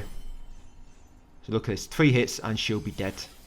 I just use my template, do a bit more damage. It doesn't give you massive amount of extra damage, but it increases it slightly, which of course always helps, and builds you up along with all your other buffs you've got going. So he'll drop a faint red feather. Then at the end here guys is the Empyrean Great Axe. Once you've got a Great Axe, come back along the rooftop and along this platform. We're going the opposite side of the ladder this time. So grab this item here, Purple Camellia, and try to kill these enemies in this room before you drop down. Because these two, I know they look like quite weak enemies, basically beggars, but they can kill you pretty quick. I think they've got chains, as they like to chain whip you with. So yeah, take these both out, then drop down. Of course, grab the item, anything they drop, but the item in the middle is the Divination Crescent. Open this door, now get ready, there's going to be one of them bamboo enemies, you know, them small little creatures which run off. Get ready with your magic, and as soon as this spawns, lock on and shoot your magic. There she is, lock on, shoot, got it. Nice and easy that one, because if you chase that one, it's basically luring you towards one of them pot enemies, and you're going to have the pot enemy and these two enemies attacking you all at once. So that's a better way to do it. And of course, as you can see, if you lock on, you can actually knock them enemies down before they jump down, so you can actually ambush the ambushers. Take out the pot enemy next, it'll drop loads of goodies, as you can see. And then grab this item at the end, growing red mercury guys, and come back through the building. So we'll probably go back to Panda a bit later and buy that spear. Now I've got another bamboo. Kill 3 enemies. You should have no trouble at all here. They've all got literally 1 HP. And grab an item, a health pill. So despite a health pill being right next to them, none of them wanted to use it. Then come back up here. And in the middle, nearest monument, is a faint red feather. Come up these steps. Yes, grab a fixed origin pill. Now do not go up the door at the top of those tall steps. That door leads to a boss. We'll fight him a bit later. Yeah, don't go and engage a boss yet. Right, grab this item, Purple Camellia. Carry down here. Now when you come to that shortcut tree, just go right near it and come down the slope. Be careful you do not fall off this platform at the bottom. Otherwise it's a long way back up. Yeah, so grab this item, and that should be a faint red feather. Make way back up, kick down the tree shortcut, which will take us back to Shoe Sanctum, and then also grab this item nearby. Yeah, soft rush ×2. So we're going to kick down the shortcut tree guys, and go back to Shrine and save that game. That'll be us for part 3. I know this one's a bit of a shorter video. I did intend to make it longer, but of course when I came to recording it, it just ended up being a bit shorter than what I thought it would be. But we're going to be fighting 2 bosses in part 4. So that's it. Yes, I'm just checking what my madness is like. I'm going to enter the dream, and then we should be good to go for part 4 tomorrow guys. Talk to a few NPCs, finish off this whole area, and then we'll start making our way down into the area at the bottom of Shoe Sanctum. So part 3 done. Thank you for watching, and I'll see you on part 4 tomorrow.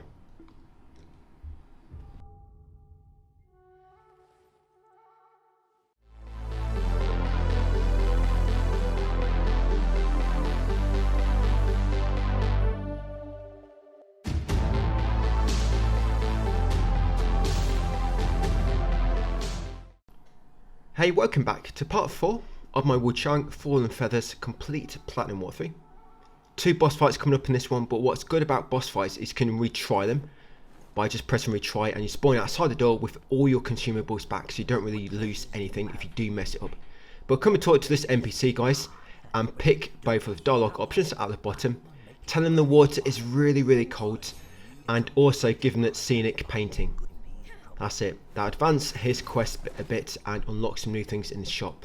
So yes, tell him the water's freezing, he'll give you soul grass, and also hand over the scenic painting to get red mercury shoots. Next up, come back upstairs across the log shortcuts and get ready, because there's quite a difficult fight coming up. It's a strong enemy and he has a massive range on you.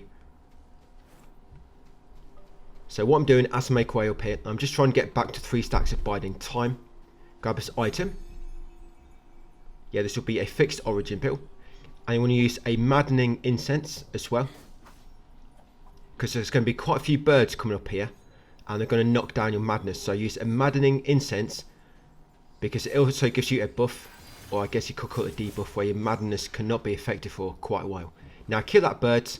Once you kill the bird, quickly run up here and attack this enemy with normal attacks to build up your biding time without using your Skyward Might. Once he's dead, grab that item, a feather pill. You can use your spell on him if you want to, guys. Then continue up here. Do not go too far up the hill. Get that bird on there, on that branch. Then turn around, get this bird on this rock. The angle's a bit dodgy on that one, but if you come up the hill quite a bit, you can normally hit him. Now I'm just going to buff my weapon with Temperance, and this is that strong enemy I was talking about.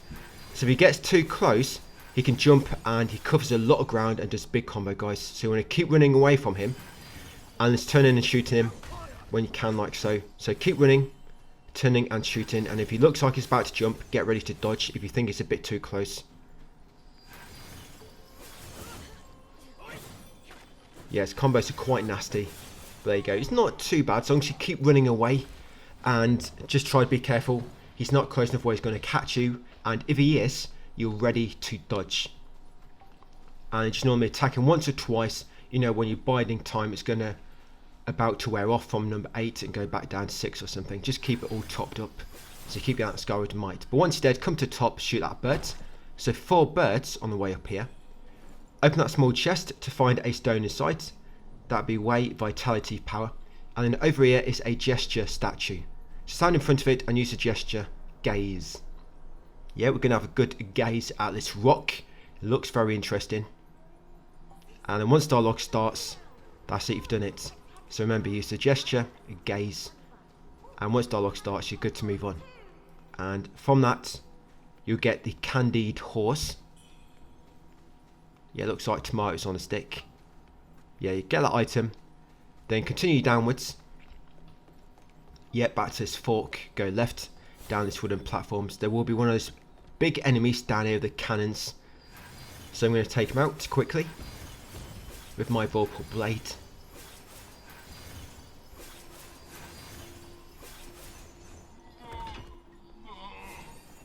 Right, continue down to the bottom. A lot of the bosses coming up, by the way, they do have a long range, but you can make it work if you fight them in a specific way and use certain items. So talk to the MC at the bottom, guys, to get purple camellia. Yes, exhaust this dialogue as always. At the back here, you find some fire pots. Grab those, and there's a good farming spot coming up soon as well. Come left to this tent. Grab the feather pill. There's a lot of gate back there, by the way, but don't worry about it. We're not doing anything with that gate yet. Right, come through here. Grab this item. There's going to be a dog about to attack you, but I'm just going to grab this first quickly. This soft rush. Then I'm going to take out the dog. Just going to use normal attacks, so I build up my biding time without using my Skyward Might. You're going to use it. You're going to need it soon for 2 strong enemies coming up. Kill the second dog. Quickly grab this item, flying dagger. Then take out this strong enemy. Or if you can see the other one walking towards you, take him out instead, because this guy just sits there with his back turned. If you don't get too close, you're not going to aggro him. So once that strong enemy's dead, continue around the corner quickly to get the other one. Because like I say, this one patrols forward and back, this cannon enemy. We're going to take him out next. Again, use your vorpal blade spell. This is easy mode at the moment. Once they're both dead, you save to grab the loot. So here is a faint red feather, and over here is a red mercury shoot. Once got those, continue on and unlock this gate. In front of it will be a lantern fruit. This shortcut gate takes you back near the shoe sanctum, by the way. And sometimes, by the way, this enemy through here, they're fighting at the moment, but sometimes one of them might come running up to you a bit later. So just be ready in case he does come here in a moment. But come down this path next, take out this guy, grab the item where he was sitting, nice and warm so you're sitting on it, and grab that red mercury shoot. Open the shortcut gate as well. And now we're going to go through it slightly, go left, we're going to go back to the cave where the panda is, and we're now going to buy this steam powered spear. Just while we're close by, because we should have one bamboo shoot.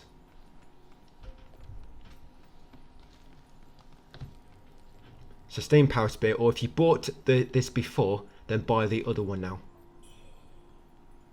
There you go. Now make way back up through our shortcut gates.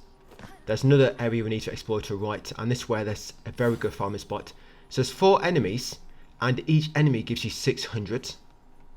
I don't know why, because they're not even that difficult enemies. It's them smaller, like bandit type things, but one of them's got a flamethrower, I think one's got a gun, I think one likes to melee you. But once back up here, guys, turn right, go around the back of this house to find some flying daggers. And we're going to explore this area at the back to the right. Do not got the ramp leading to the ladder yet. We'll explore that later. Yeah, explore the ground level part. Come this building on your left. Grab this item. That'd be a lantern fruit. So it's going to be 4 enemies here. You can see one, but the other 3 are hidden. So I'm just going to buff my sword with temper.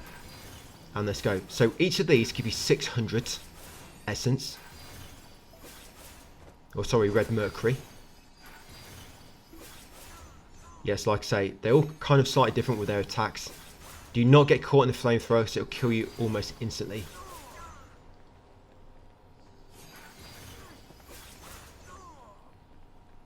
They don't always run, sometimes they walk slowly towards you. But when it comes to shooting them, always try to shoot the one which is running towards you, if any are. Because of course, he's going to catch you first. So he's your more immediate danger you need to worry about. So always get rid of the ones closest to you if you can. That's 3 enemies, there's 1 more. They normally all come from me at once, but I guess I didn't trigger the 4th.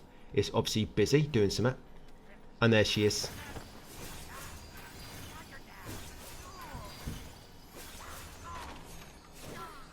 And got them all. So yeah, I don't know why they give you so much. But at the end here will be a weapon. Yes, that is the firearm blades. There is a lot of chatter online, by the way, about dual blades and leech. I'm not really using that build too much at the moment, so I find it quite difficult to use for now. And the magic spell build is just a lot easier to use because you don't have to learn any enemy attacks. So you want to come up this ramp next, ignore the ladder, come this room at the end, and there'll be one of them pot enemies. Take them out for loads of good loot. Then grab that red mercury sprout on the bench, then go back to ladder and climb up it.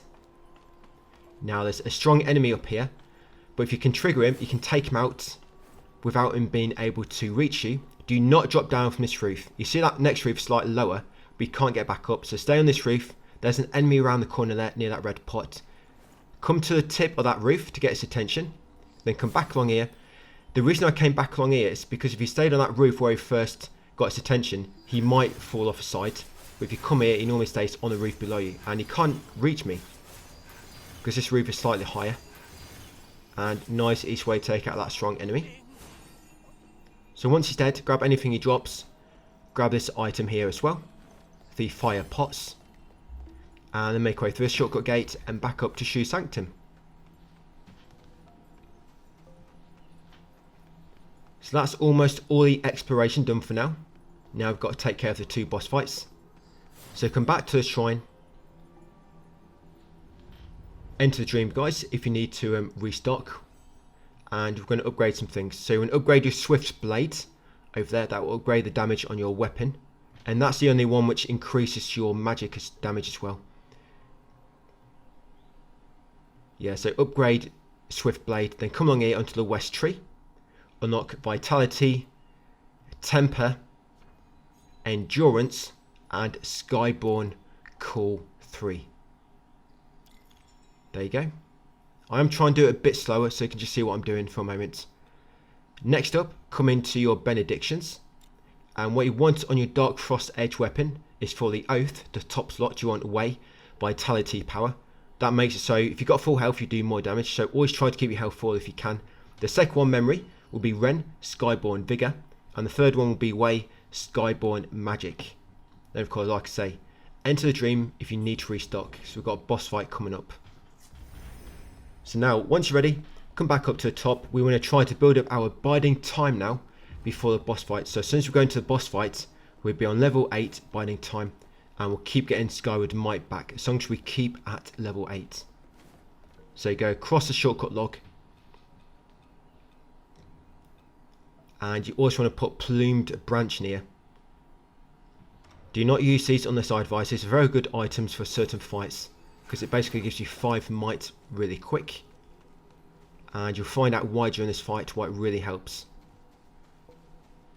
Now what I'm going to try and do is just attack a few enemies to build up my biding time, and then I'm going to try to keep it up there when I make my way to the boss. Now this fight did go a little bit wrong near the end, because what I normally do is I normally kill him before he finishes his face change, about halfway through his health bar, and I didn't kill him quick enough. And I think it's just because I used my temper again when I probably shouldn't have done so. And I actually ran out of flasks as well. So what I would probably say is maybe don't worry too much about having your health full at times. Only use your flasks when you're going to get a substantial effect from it. You know, for example, if you've only lost 5% health, do not use the flask because you're wasting it. I know it's going to increase your health back to full and of course make you do more damage, but like I say, you're wasting that flask if you've only been damaged a very, very slight amount. So try to save your flasks for when you're going to get more use from them, you know, more bang for your buck in a way. Right, so I keep doing this, so I want to keep my biding time high. And before I enter the boss door, I'm going to use my temper. Remember, make sure you've got Plumed Branch slotted ready for later, but don't use them yet. We're going to save Plumed Branch for the boss enters his second phase. So we get Skyward Might back really quick and can do loads of damage before he recovers. Now the boss does cover a lot of ground for some of his attacks, so you need to combine your magic along with evasive maneuver by I think is it L2? But remember that evasive maneuver, it makes you invincible for a few seconds to one attack. You're invincible to one attack. So the boss doing a combo, you need to be ready to use it again. And it only makes you invincible if you use Skyward Might. So if you've got no Skyward Might and you press L2 to do evasive maneuver, it will not make you invincible. You have to have Skyward Might. So keep that in mind. And you'll probably have to use a combination. You can use your Swift Stab if you need to. Get a bit more health back that way.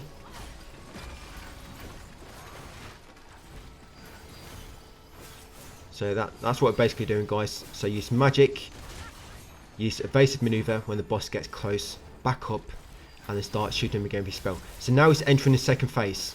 No, not quite. Sorry, I thought he was. He looked like he was. You'll see why in a moment. It's a similar animation. Oh, here we go.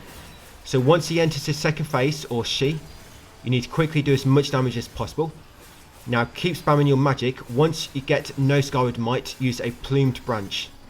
So once you run out, like I have now, use a Plumed Branch to get 5 back and then to do it again. What I probably should have done is I should have used a second. So I did use one Plumed Branch and I didn't use a second. And I believe if I used a second, that's all. That might have been my mistake. I think that's all I needed to do. Because yeah, you can normally finish the boss off before she recovers from that animation during her face change. And of course you need to watch out for the blood she squirts out during the face change. As long as you're not too close, that's your only attack you need to watch out for during that. And got it, guys. Like I say, if you die, you can retry the fight from outside and you do not lose anything, which is great. So shouldn't be too much of concern. You get loads of goodies dropped from her. Do not warp away until you've got them all. So I'm going to unequip the Plume Branch now, so I do not want to use them by mistake. So save them Plume Branch, guys, for boss fights. They do come in very, very handy. And like I say, what's good is when you retry, you get all your consumables back. They need to do that in most Souls games. That's one thing this game does really, really well, you know, compared to Souls games. If you die to a boss, you can retry it right outside the door and you get all your consumables back. Because otherwise you're going to be backing up your save, which is kind of the same, but it takes longer and costs money. Because of course you need to pay for PS Plus if you're on PlayStation. So once back at Shoe Sanctum, yes, use the feather pill to walk back here, guys. Come and talk to this woman and give her the Trinity Bell. Very important, give her the Trinity Bell. Exhaust the dialogue afterwards. Then come and talk to this guy next. Give him a jade item. Give him that. Then when you give it to him, you want to buy this pendant, the Fiend Felling Pendant. Buy that next. So when you give him the jade item, it makes this come for sale. I want to buy that. So buy the Fiend Felling Pendant. And you can equip that as well, so it makes you do more damage to large enemies. Okay, next up, we're going to come over to the shrine. We've got another boss fight coming up.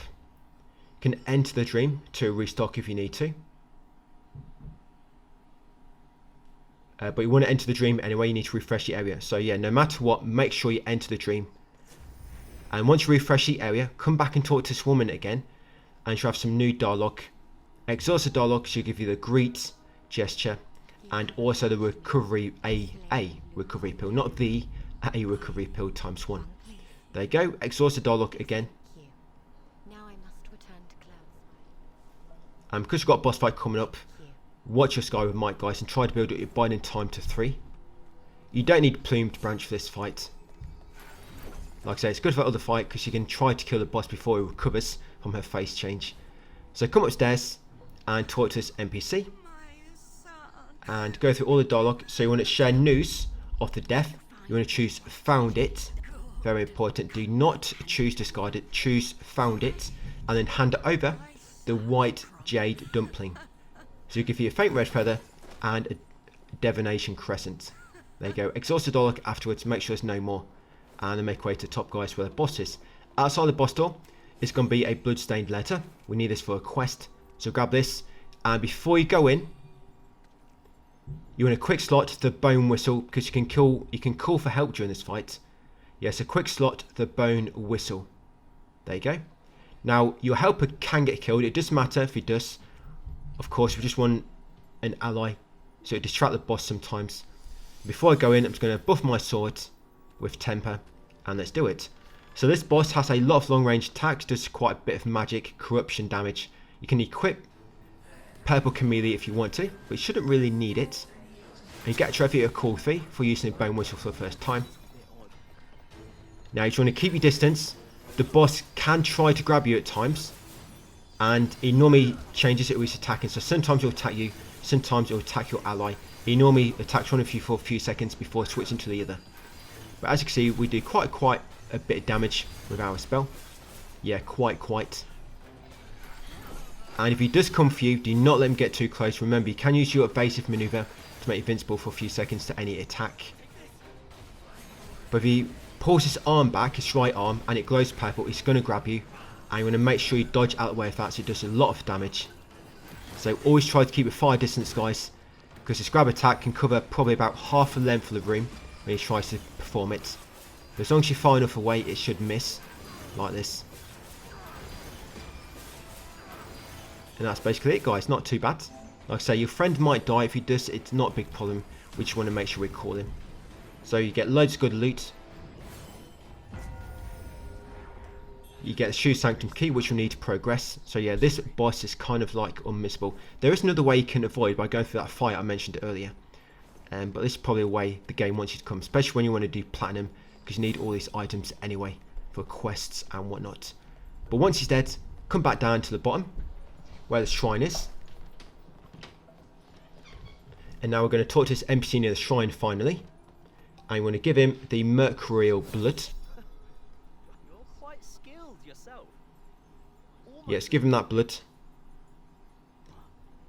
This thing looks... And it'll give you soft rush 3. Of course, exhaust his dialogue.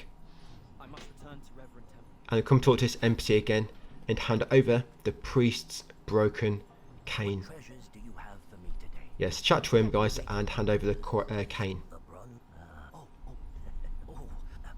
Why not go and take a look for He will have new things for sale, but nothing we want to buy, not yet anyway. So now go to shrine, and we're now going to teleport to the Reverend Temple. Yeah, she don't really have anything else to say. Now I must. But first we're going to upgrade our magic on our skill tree in the west branch. So in the west branch, that's it, just purchase magic. Magic will increase the damage of your Vorpal blade. But some spells are increased by feathering, by the way. Some spells are increased by magic. Vorpal blade is increased by magic, so that's what we're going with for the time being. Then once done so, warp to the Reverend Temple. You can see all the icons there, loads of NPCs to talk to. You can actually talk to a person in a tent, by the way, at the side, and get a faint red feather, but I guess I'll come back and do it later, so I didn't do it now. But yeah, you know them 10 people at the side, one gave us, I think, was it steel pill or something? Yeah, one of them will give you a faint red feather now. But yeah, talk to this woman and give her the blood-stained letter. So that's what became of them. Yeah, give her the blood-stained letter, choose I do not, Stay clear of and she'll give you a pendant. if you're leaving. There you go. Come inside the temple next. Yeah, so you can equip that new pendant if you want. Yes, come in the temple, make way upstairs, and there'll be 2 NPCs up here we want to talk to. So talk to this one first, and he'll give you Kong wine times 3. For that thing you found, I must say. It's Remember, make sure you exhaust this dialogue that he's repeating himself. again. Until we Right, and then talk to this other one next. When you talk to this one, it's going to give you a red mercury shoot. Many shoot it once, they would assume that initially, yet try even the blood, alas, if only I could have studied it. If only I could have studied. With everything done in the temple for now, we're not going to walk back to Sanctum just yet. First, we want to go back to the bamboo courtyard. And remember that resident, which had a little quest for us when she gave us a courtyard key. We're going back there. So come down the stairs, go through a shortcut gate behind this large tree. We are going to kill the enemies we pass along the way, because if not, it's just going to follow you and cause a bit of trouble for you. Be a bit of a nuisance by tickling you from behind. So when you come through, take out these 2 enemies.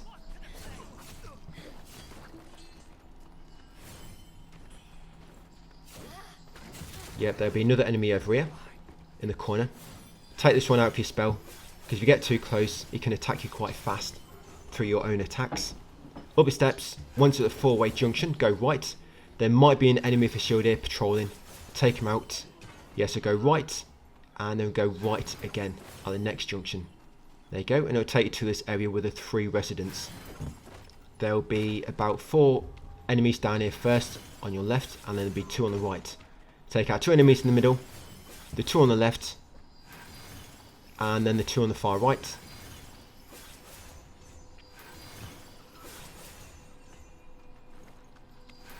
And see that door which the enemy is knocking on, that's one we want to talk to. So exhaust the dialogue of this resident. We're going to choose to hand over the damaged letter, Any news, Warren? and also hand over the dough figurine of Yang. Hand over those 2 items and you'll get burnt meat. I think. Oh. That's it. So once done that, of course, exhaust the dialogue. Now use a feather pill to warp back to the recent shrine. Always use a feather pill, guys, because then when you warp, you keep your red mercury. If you use any of this by mistake, you might lose it. So just be very careful when you're using them. So warp back to Shoe Sanctum. Now we're going to head into the next area. We're finally done in this whole area. We can now move on to the next. Yeah, this area seems quite confusing when you're first exploring it all, just because there's so many paths, and there's a lot of vertical paths as well, especially when you're near that bamboo courtyard in that area. Okay, so teleport back to Shoe Sanctum. Now we're going to come to this lever in the middle, and now you've got the Shoe Sanctum key, you can push it. Yeah, you can't do this until you get Shoe Sanctum key from that boss at the top. It's going to unlock a staircase near this entrance, just over here. Yeah, staircase going to appear.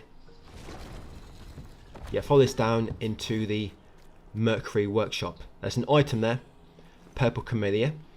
You might want to equip those because you see all this like purple haze is going to inflict corruption, and you might also want to equip your equipment which has high corruption resistance. You'll probably see me do it in the next video. Yes, equip your equipment, guys, which has a high resistance to corruption. Grab an item there. Budding red mercury. Grab this item as well. Purple camellia ×2. You'll find a lot of these, so do not be shy about using them. Kill this first enemy. And the second enemy will be a bit further down.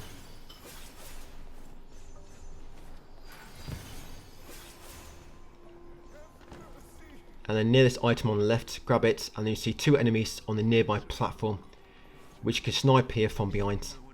Yeah, that'd be a budding red mercury. There'll be quite a few traps around this dungeon as well. There'll be like plates in the middle of the floor, or spike traps, so just be very careful when stepping on them. But I try pointing them out as we go in the next video. So when you go through here, there's going to be a small tunnel on your left with an enemy inside, so be ready. There she is. Take out an enemy. Then go in the small tunnel. It is a dead end, but at the end is this item. Yes, a faint red feather. Go back through. Don't worry about corruption for the time being, guys. There's a shrine coming up, so you can pretty much just heal through it. Yeah, once on this outer walkway, go left to a dead end. Grab the emerald lotus seeds. Now go in the opposite direction and activate the shrine. Yeah, you can use the dream to restock. Then we should be ready for part 5 tomorrow.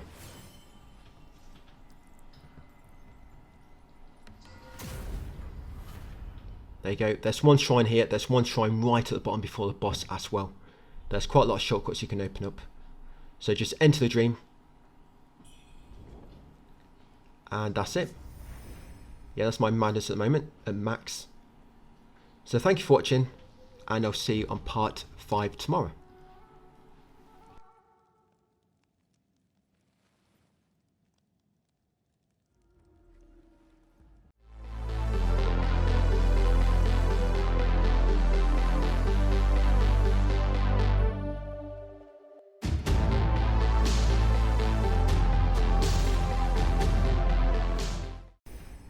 Hey, welcome to part 5 of my WUCHANG complete 100% platinum walkthrough.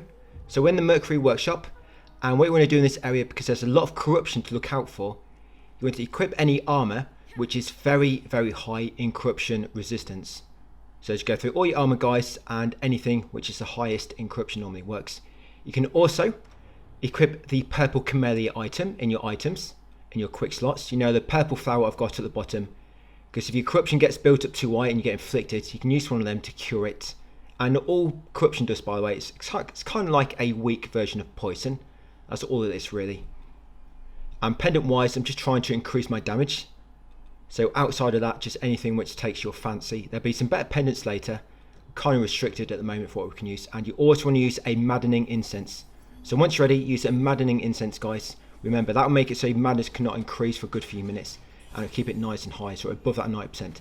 Grab an item on the right there, purple camellia. Come at the end and trigger this pot enemy and then take it out.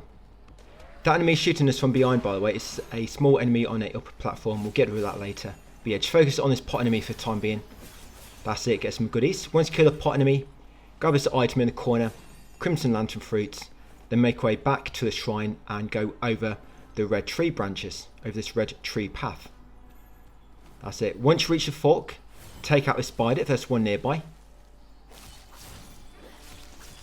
That's it. Then when you go left at the fork, just here, yeah, go left. Then come to small ledge, grab the item. When you grab this item, the ledge is going to collapse. It's inevitable. That always happens. And once you drop down here, there'll be 3 enemies we want to take out. So you've got a spider, you've got a humanoid enemy on the left, and like a slave or beggar on the right. So 3 enemies down here, and this will be enemy number 3. That's it. Once you've taken them all out, grab the item. Kong wine. Around this corner, when you come in this tunnel, will be one of these enemies waiting for you. So try to run around and then go right to avoid this attack, and then take him out. Once you've defeated him, carrying up the tunnel, there'll be 2 enemies on the left in a moment. Just around this corner near the campfire. Quickly take them both out. That's it, before they get a chance to attack you, and then climb up this ladder. Quite a long ladder, so if you've got any biding time stacks, you're probably going to lose most of them as you climb to the top.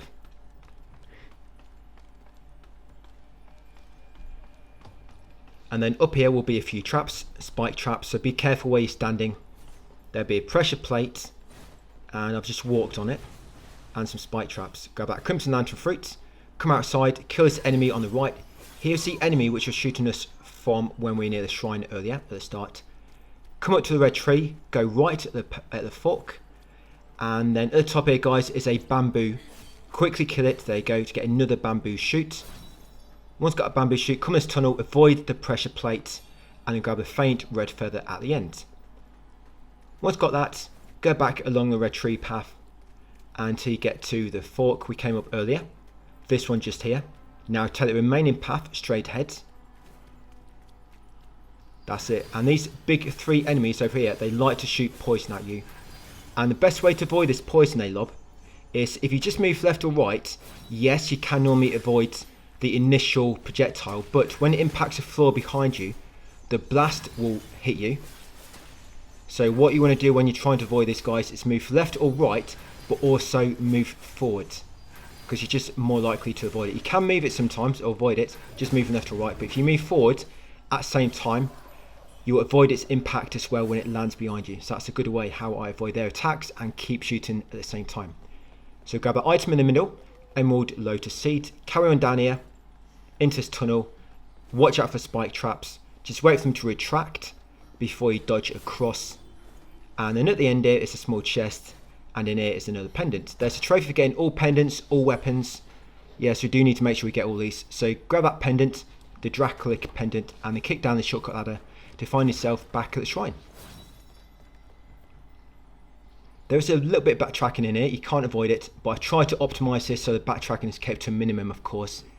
Now back at the shrine, come into your skill tree and come into the west branch, and you want to unlock another magic symbol. Do not keep leveling the same one, because we're trying to get to the symbols which give you 5 magic for just one level up, trying to get to them first. But once you level up, try not to rest, because if you do, it's going to reset all the enemies. Yeah, so you want to go right at the fork now, and then the next fork, go past it slightly and grab this item. That's a budding red mercury. Now return to this recent fork and go down the middle. Kill this enemy as well, and then you've got a bird just behind you.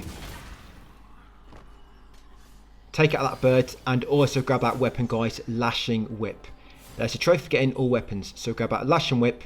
Of course, when you take out a bird, as long as you've used a maddening incense recently, it will not knock down your madness.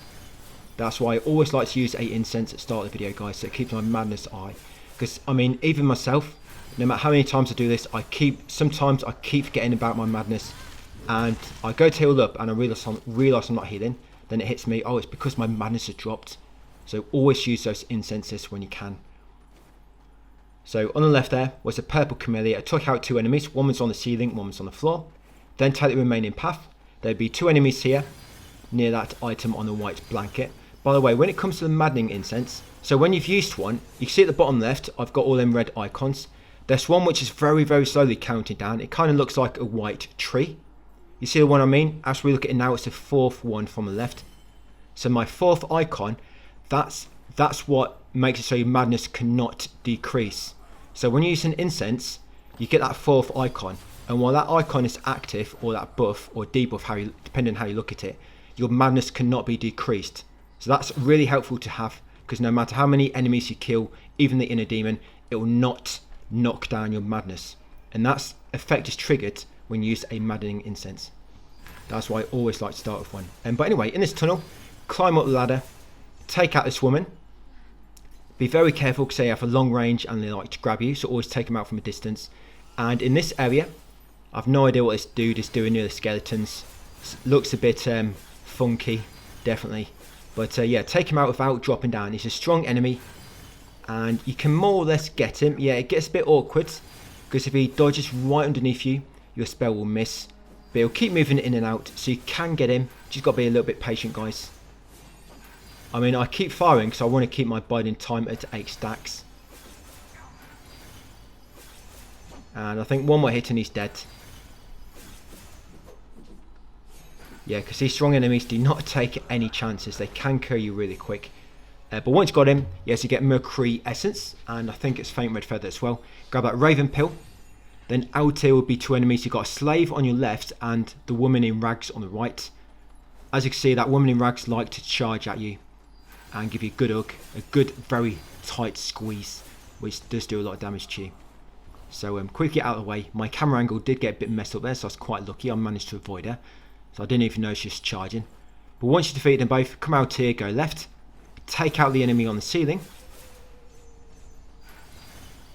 Yes, these are very sneaky, like to drop on you from above, hug your face. Yeah, grab that crimson lantern fruit at the end, then return to the fork, and not fork, sorry, return to the tunnel entrance and climb down this ladder on your left.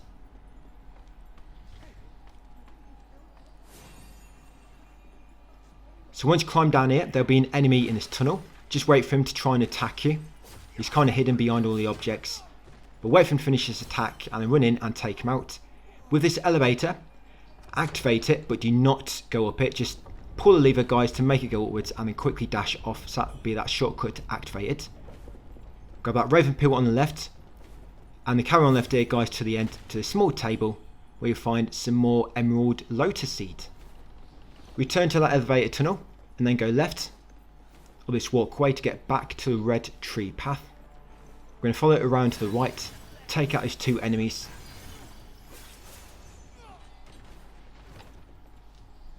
Yes, and then once you get to this fork, we're going to go right to begin with. Now, do not take that item yet on that ledge, because when you take it, it's going to collapse. So leave it for a moment, come to the end here. Now, there is an enemy on the ceiling. You have to move quite far right to get a lock on. That's it. Take it out to this spider. Mess that one up. Took damage then. And then grab that item. Blight dagger. Yeah, if you've got the... have I got it yet? Sorry, I'll come back to that in a minute. But grab this item on this ledge. Soft rush flowers. When you grab it, you're going to fall down. And when you fall down, there's going to be an enemy directly behind you. So get ready to spin around and take him out. That's it. Once you've taken out that enemy, come down here. Now, these sacks of... I don't know, sacks of flesh, whatever it's supposed to be. When you destroy it, corruption, a load of corruption will come out from it. So when you've defeated them, make sure you're not standing too close, because you'll get inflicted with a lot of corruption if you're too close when they die. Because like I say, there's like a massive, they burst out of lots of corruption, so they kind of like explode when they die. Then you carry on along this wooden platform, take out all the enemies you come across, mainly just slaves. Of course, try to avoid the corruption if you can. That's it, and then climb up this ladder. You know, I forgot what I was talking about a minute ago. I said I'd come back to it, but I can't even remember what it was now. But once up here, go left into the tunnel. Yeah, so watch out for the traps, of course. Spike traps on the floor. Yeah, so there's another one of them sacks of flesh. You don't have to kill them, I mean, they don't move. But just, I guess, it's a bit more essence if you need it. And another kill. So open that small chest to find another pendant inside it. That'd be the Phoenix pendant. Once got that, unlock this big door, which only unlocks from this side. Right, come down here next. There'll be one enemy on your right at the bottom of this walkway. Take him out. Be very, very careful. You don't dodge off the side here by mistake. That's it, and then grab this item. Yes, red mercury shoot. Come along here, take out this enemy next, and there'll be a bird on that scaffolding frame. You can see it just beneath it. So take out that bird after killing the enemy.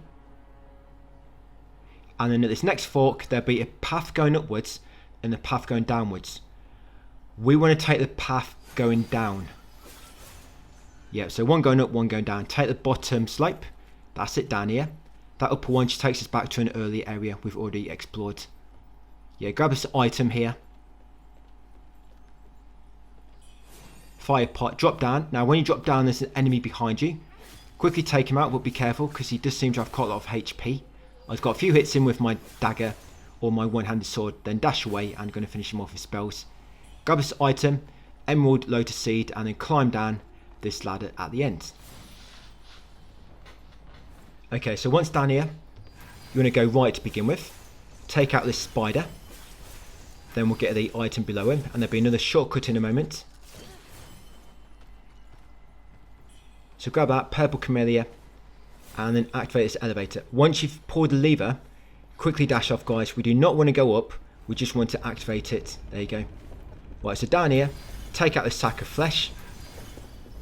I think that's probably the closest name we're going to get, isn't it? A sack of flesh. That's what they normally call things like that in these types of Souls-like games. So there'd be a spider. Is it a spider? Yes, it was. Kill a spider on the ceiling. Get them steamed bunny bun on the right. By the way, make sure you keep a few of those because I think you need some for a quest later to give to somebody. Kill that sack of flesh up ahead. And there'd be another sack of flesh, and I think there'd be another spider as well. There we go. Take out a spider. Spider with 50 legs. Guess more like some kind of cockroach or centipede. But yeah, take out a spider. Saying that, the boss in this area is kind of like a centipede. So I guess there it's like little minions. So another sack of flesh. So grab this item here. Yeah, that's the corruption explosion it likes to do when it's dead. There you go, emerald lotus seed. Then go across the like stone bridge, leading to the bottom of the red tree. So here are two items, two very good items actually. So you've got a pendant and a lost remains. Lost remains, if you remember, use them to increase your mana potency, your flask. We'll do that later at Shrine. And of course, grab a pendant as well. Remember, you need every pendant for a trophy. Now, this enemy normally patrols around the tree. So you might see him in a different spot. This is where he is for me. So you want to take him out. Yeah, just keep in mind, if you're attacking enemies with one-handed sword, it doesn't have very good stagger. So a lot of enemies, it might not even affect him. Now, on this bridge, yeah, loads of sparklies. Do not be put off. But when you approach the 7th, so the 7th item, this is item number 3, 4, 5, 6, 7. Yeah, when you approach item number 7, 2 enemies are going to drop down behind you, 2 spiders. So get yourself ready before you approach that 7th item.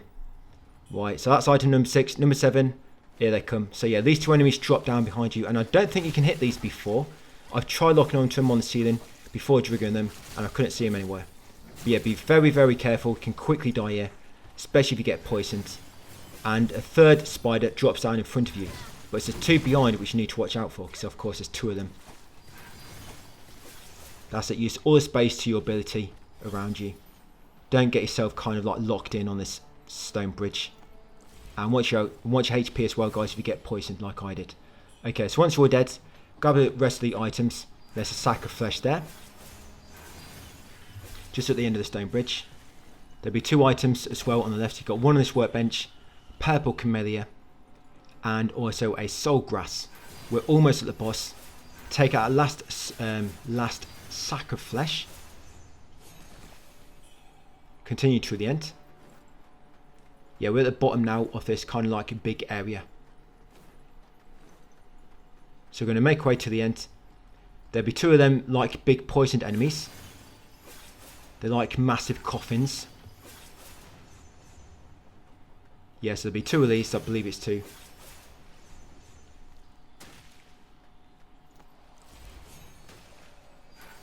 And it's just probably a junk item at the end here, but I want to show you what's there. So see that? It didn't hit me, but the blast, the impact when it hit the floor actually hurt me. This is why I need to move forward at the same time as side strafing. Right, got them. Grab this item here. Emerald lotus seed. Then come back to this fork and go right along this wooden walkway.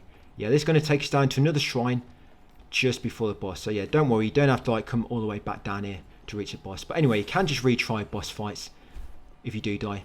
Now, try not to do what I'm doing here, because I've got very, very close to getting killed. Because you can quite easily get knocked off there. Yeah, with these 2, try to take them out from a distance. Don't try to get their attention like I did. Like I say, there is a shrine coming up, so there's no need to try and heal up. Yeah, grab them blight daggers. Continue on down the wooden walkway. Yes, we are now in the bandit cave.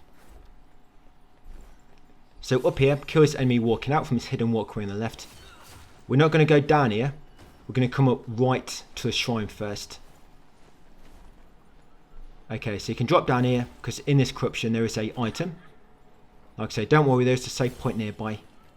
Yeah, grab that growing red mercury. Then come up here and shoot the birdie, or kill it with your knife. And activate the shrine, the bandit cave.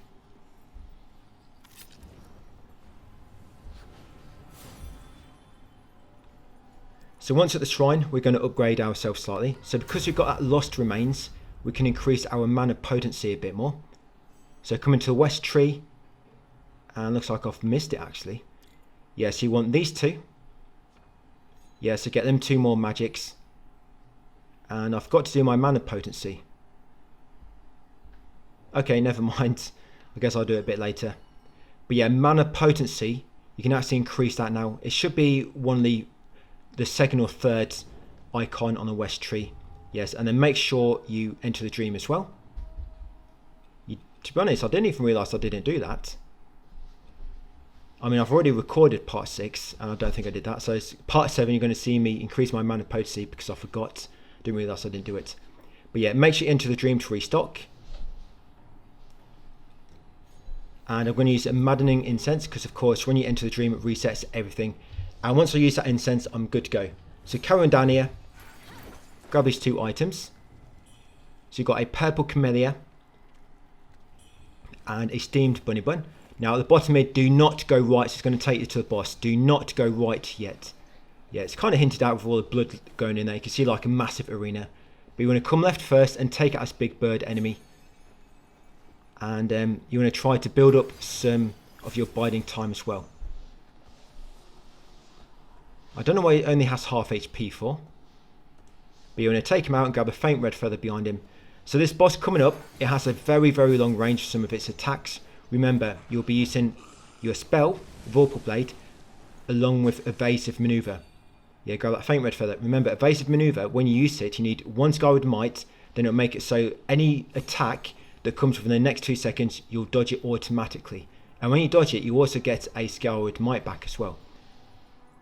Okay, so before I enter the boss arena, I'm going to use my Temper, just above my sword of my magic increase spell, or temperance. Okay, so first of all, you see these 4 pillars with the talisman around him. When the boss attacks him, he'll get stunned. So what I'm going to do, each time, lure the boss towards the stacks, or the pillars. And then once he's stunned, attack him with your spell. And this is what I mean by his range being quite long. So again, remember, try to keep your health at max if you can. Because if you're using that talisman, not a talisman, sorry, you know them stones which can apply to your weapon.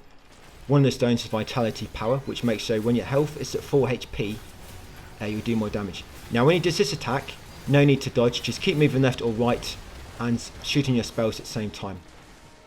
And then when he goes under the floor like this, about half HP, when he's about to come up, use Evasive Maneuver, guys, then you'll dodge it automatically. There you go, like so. And try to finish up near one of these pillars. There should be 2 left. He'll do it 4 times, then on the 4th time he'll come out. I think that's 3, so 1 more time. Oh no, that's number 4 actually. So again, try to bait him near these big pillars, because when he attacks him he'll get stunned. And just keep attacking him. Again, when he does this attack, just keep moving left or right while shooting him. But now he's actually going to try to attack you at the same time. But because I stayed in the pillar, he hit that and it stunned him. So I've got 1 more to use if I need it, but he's dead anyway. Yeah, so not too bad using the spell build. And as long as you use those pillars to your advantage. If you don't use them, yes, it can be a bit of a nuisance. But because they stun him for like a good 5 seconds, it gives you a good opportunity to get loads of damage in. Then he enters his second phase, of course, and you just repeat it and he's dead. So you get a trophy and loads of goodies. So we're going to come up here next. You can go back to the shrine, guys, if you want to restock first. But yeah, we're just going to carry straight on. So up here into, oh, Tower of Sacrifice. You know, I've never seen that name before.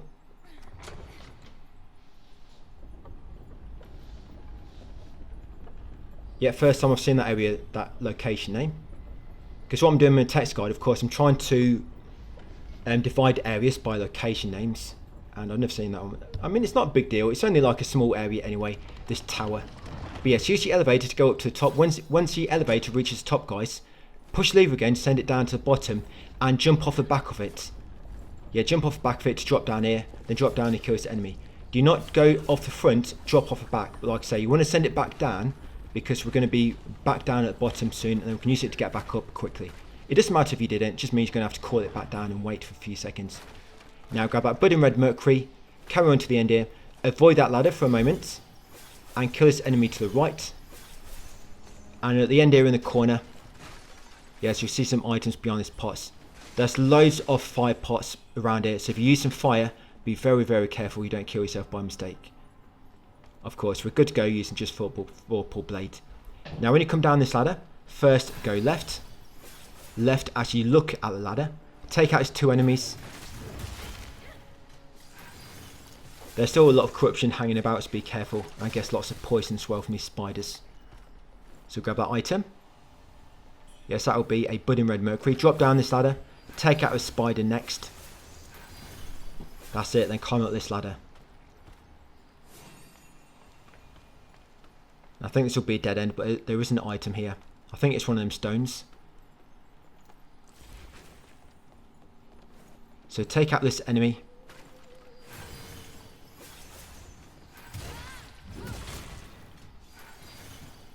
There you go, grab a stone at the end here. Yes, that's shoot, vitality. Is that vitality ward? Can't quite read it. Yeah, vitality ward. Shoe or she.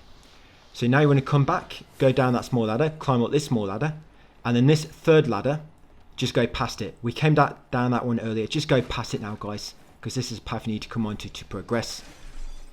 Grab this item on this small bench. Fire pots. Come in here to the elevator shaft. Go right, drop down this lower platform. Then grab this final item. There you go, faint red feather, and there's the elevator waiting for us. Going to ride it back upwards, guys, and then make way to the next shrine. Yeah, if you didn't call it down earlier, or send it back down, just call it back down, guys. Wait a few seconds, and then go back up. So all you've got left, we've got one more enemy, and we've got the next shrine. And that's it. NPC coming up as well. So yes, go forward now out the hole in the wall. Go left up here to reach this mountain. Grab this item. Yes, that will be a flame ward pill. Grab this item as well. A broken token. I think you need that to give you an NPC later. I forget who, but I'm sure that is an important item. So open that gate and then come in here and talk to this NPC. Yeah, talk to he. Exhaust his dialogue. You want to ask him what is this place, and you want to hand over the lost package. He'll give you a Canopia elixir, a record, and the pirate armor set. Yeah, that lost package, by the way, we got it way back in the first video. It's near the start of the game, basically. There you go, so got all his goodies. Of course, make sure he is repeating himself, as always. Grab the pills beside him, and you continue up here. Shoot the birds. Make sure, of course, your madness is still high. Grab this item on the corner, Mind Lotus Seeds. Yeah, a lot of enemies in this area are weak to fire. Yeah, grab that Mind Lotus Seed. And now this shrine is actually an enemy. And I actually wanted to test it. What happens if you attack it from behind? Does it stagger him immediately? It doesn't. To be honest, I don't think he has any poise. That's why. You can't stagger him, maybe. But anyway, let's take out his shrine. Try not to die to him, because he is a shrine. If you die here, you're going to be back out of the other one, back in the bandit cave. Doesn't have much health, but yeah, just take him out of your spell. And you can use the shrine.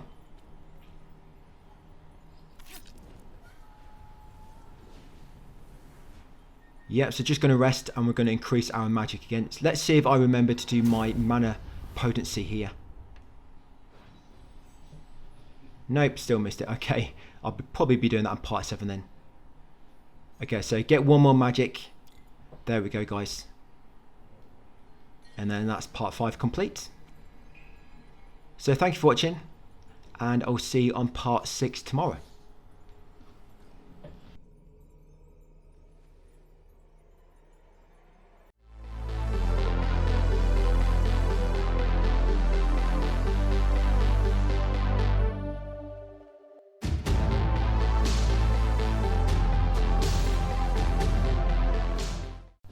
Hey, welcome back, guys. We are on part 6 of my WUCHANG 100% Platinum walkthrough.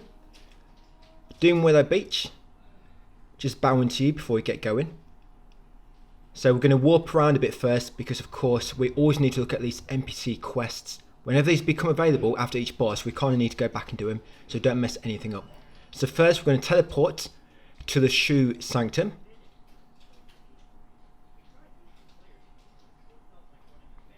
And once here, we're going to go and talk to Tao Queen and exhaust his dialogue, and we're going to hand over the Believer's statue.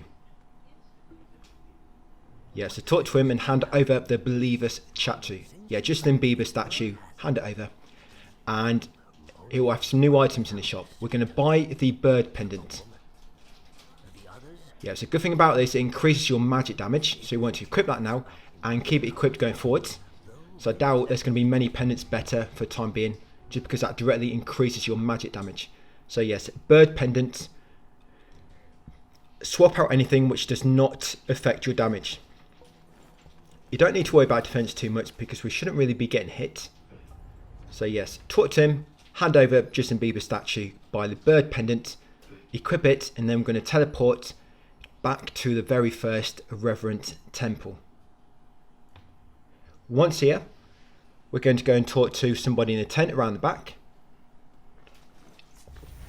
He actually gives me an item, faint red feather, but you don't quite see because it's kind of flashing up my current location, so I've only just warped it. You can see it flash very quickly.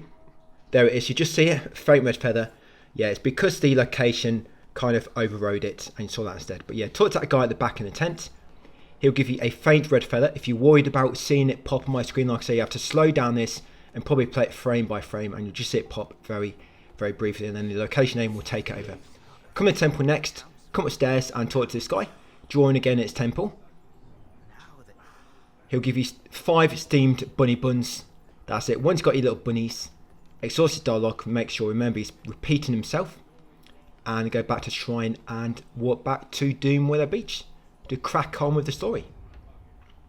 So teleport and Doomwillow Beach at the bottom. You can see there's 2 NPCs here we need to talk to.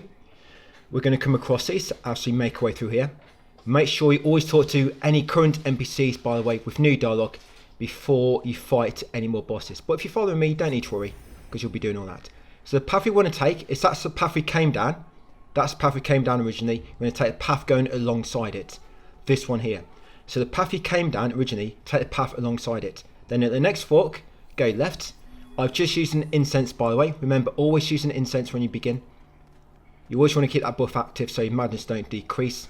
Yeah, go left at that fork and talk to the white-robed elder.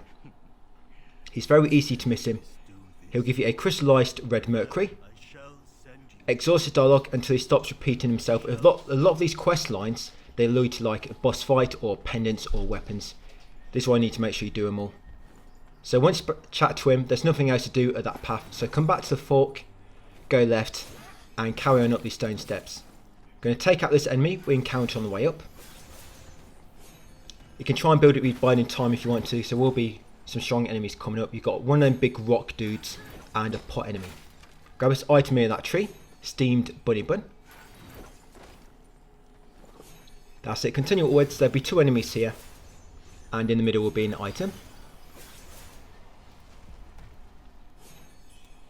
Yep, topaz lotus seed. Carry on to the top and you'll come across the ruins of the mansion. There'll be 1 enemy scavenging out the front, going to take him out, and then round the back will be a rock enemy just on the entrance to a cave. So yeah, this enemy here, take him out, guys. Yeah, grab the corrupted flying dagger. Then explore this area in an anti-clockwise route. That's what I normally do. Yeah, anti-clockwise or counter-clockwise. Yes, and when you get to this cave entrance, I'm trying to keep my biding time up to 8 stacks. Take out the rock enemy.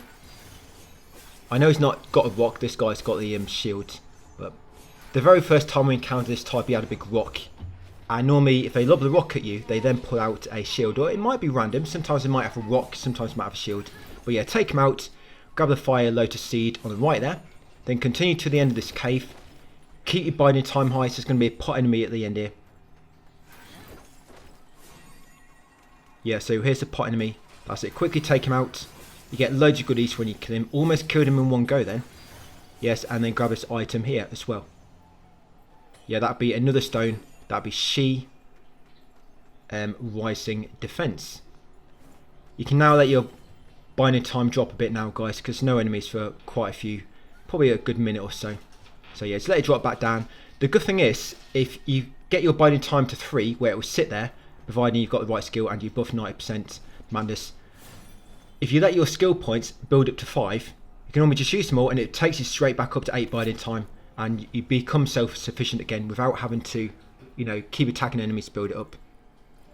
You'll just be at 3, use your 5 skill points, be back at 8, and you're kind of keeping it going. So make sure you activate that shrine.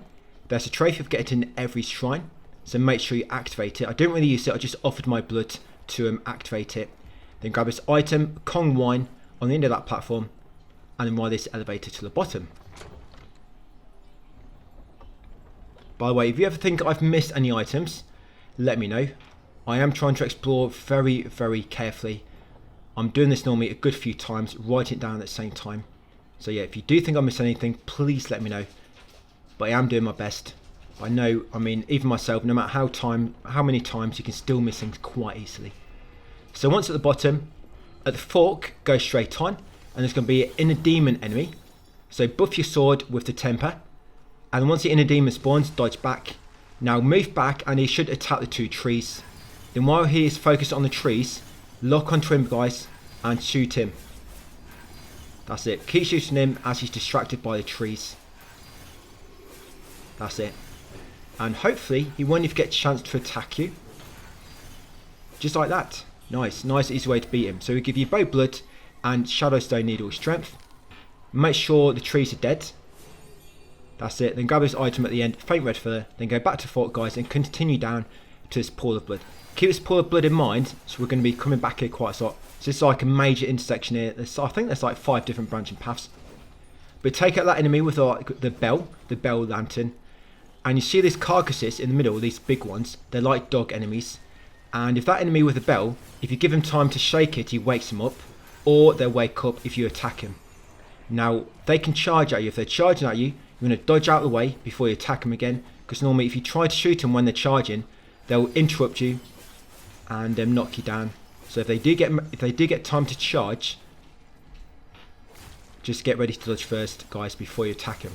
And them skeleton torsos, which keep coming out, they normally come out from the ground in specific spots when you get within a few feet of them.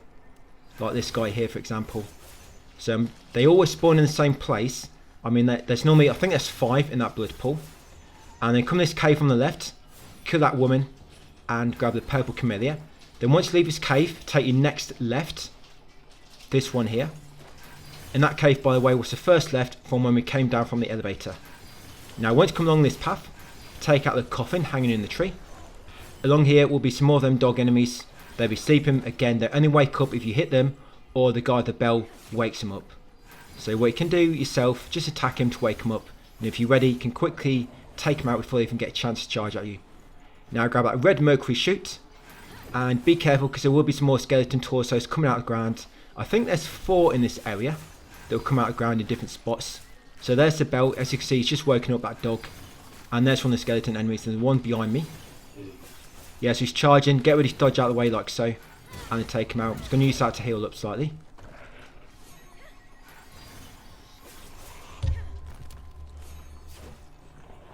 Quite lucky then to avoid his charge. I didn't expect him to do it so soon. Right, so up here, a skeleton torso normally spawns. There it is. Going to take out the bell enemy. He's got nobody to wake up now. And they're kind of quite easy by themselves. They just always call for backup. Now this item, there's a skeleton torso beside it. I forgot. But yeah, when you approach this item, quickly dodge away to avoid that skeleton torso grabbing you. Take him out and then grab the item. And we're actually back near the shrine now. The very first shrine. We're not going to rest. And that tree on the side there, by the way, it does come alive. You normally have to go near these to trigger them though. Otherwise you can't knock onto them. So I'm going to take out this tree. Then we're going to go over to the shrine. Now, do not rest at the shrine if you can help it. I mean, if you have to rest, don't really have a choice. You know, you need to get all your flasks back, and what, you know, etc. But if you do, you're going to trigger all these enemies to respawn. And we're going back to that pool of blood after this. So yes, come to your temperance menu, guys, and slot all those new tempers. You've got the agility temper, the strength temper, and also, of course, you've got the magic needle. Right, I'm just going to finish that tree, so I didn't quite kill him before. Come back along here. This is what I mean. If you rest, all these enemies are going to respawn here. And you might have to take them all out again. It's up to you. Or you can just run past them. So once back at the pool of blood, take your next left. I guess when we come to this area, we basically just keep going left and left and left. Because the far right path is the one you need to take to progress. So take out 3 enemies. And this big branch along the middle, that tree is actually alive. So when you get too close or damage it, it's going to come alive and take it out next. That's it. Then take out this enemy. Yeah, he's actually there for bait. So you go to run below the tree, not realising that tree is alive. And it just like slaps you around. But yeah, go that purple camellia. Then come back along here, come down the hill, and grab that purple camellia again. You get so many of those, but you hardly never use them. Because corruption ain't even that bad really, is it? I think poison is worse. Right, back down to Pool of Blood and take the final path on the left. In this red pool will be one of them skeleton enemies, so get ready to take him out.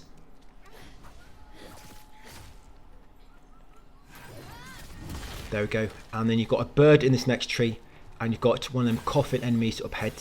So take out the bird and take out the coffin enemy. Watch out your incense. You can see on the bottom left, the fourth icon, which is that white tree, is about ready to wear off. So I need to keep an eye on that so that my madness don't get too low. Remember, when that icon is active, your madness will never drop. So carrying forward, grab this item. Yeah, corrupted blight dagger. Now, of course, avoid the fire. Now, you've got a normal enemy here. You've got a tree enemy right in the corner. There it is. And you've got some coffin enemies on the upper ledge shooting you with poison. So what I like to do here is keep to the wall and just move out, shoot the tree, and then move back. So that the enemy with the poison can't quite hit me. That's it. Right, got him. Grab this item here next. Flamewood pill. And then take out his two coffin enemies. Remember, move forward and sidestep at the same time to avoid the projectiles. That's it. One down, one more to go. And then just past these, there's a very strong enemy. I won't say he's that strong. He goes down quick enough, but he's quite large. And the bell enemy at the end, he'll wake him up if you don't kill him quick enough. So the bell enemy is actually behind that tree. See, I've just locked onto him. So take out that bell enemy if you can. I'm going to increase the damage on my weapon, just so I kill the strong enemy a bit quicker. And here it is. So I'm just going to attack it to get its attention. Like I say, you could probably avoid it, but I want to kill all the enemies. So yeah, it's like a big horseman. It will charge at you, so make sure you're ready to dodge out of the way.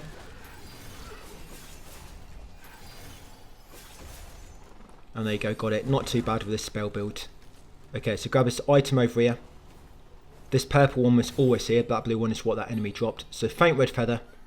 And then grab any items the enemies may have dropped, and then climb up this ladder next. So up here, there's going to be quite a few enemies. So there's going to be, I think it's 8 skeleton torsos. So you want to dash forward slightly and then dash back to avoid them. That's it when they spawn. So just dash forward and dash back. Then take out these 8 skeleton torsos first before you do anything else. Yeah, so 8 skeleton torsos and 3 tree enemies. That's it, one more there. Right, once the skeleton enemies are all dead, take out the 3 trees. There's one of them, just near the ladder. The other one is in front of the ladder on the left, and the other one is near the middle of the arena.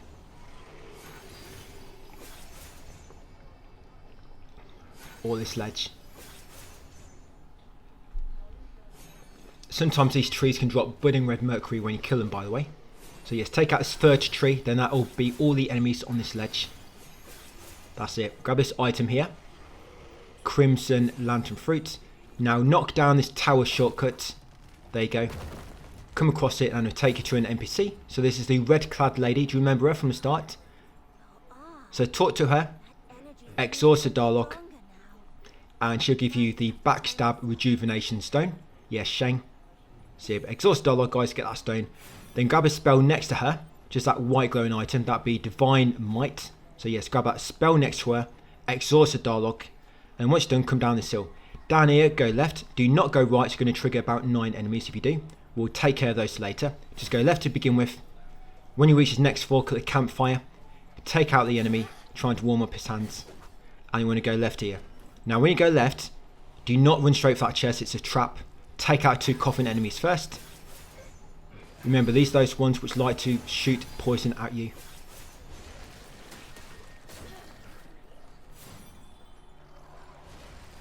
Yeah, I think I'm going to use some teal. Because my health, it looks like it's slightly low. Not quite full, so of course I'm losing a bit of damage due to that Vitality Power Stone, which increases your damage when you're at full health. So yeah, keep an eye on that. Then open this chest. Inside will be a Forgotten Remembrance. Not quite sure why that didn't pop up on the screen. That's a bit unusual, wasn't it? I hope I picked it up. But yeah, that's a Forgotten Remembrance. Once got that, come back to campfire. Take the remaining path. grab the red mercury chute, and then climb up this ladder. Now it's a strong enemy coming up, so you want to make sure you've got full health so that you're maximising your damage, and you're also going to temper our sword as well. So go right, knock down that shortcut. That takes you back near the shrine, by the way, so make sure you knock that down, very important. Then climb up this ladder. Now you want to equip the Infernal Flame spell. You'll find out why in a moment. So that spell there, make sure you equip it, make sure you've got 5 Skyward Might. So if you're not already, wait for it to build up. And then buff your sword with Temperance. Okay, so this enemy up here, hit him 2 times with Infernal Might and then 1 time with Vorpal Blade. Press left on the D-pad to change your spell. So 2 Infernal Flames and 1 Vorpal Blade. That's it, he's dead. He'll drop Burning Flames, a spell, and of course a bunch of Mercury. Once he's dead, come along this side path, trigger these 2 trees, guys, and then take him out. Yeah, that enemy, that strong enemy, he's actually really, really fast.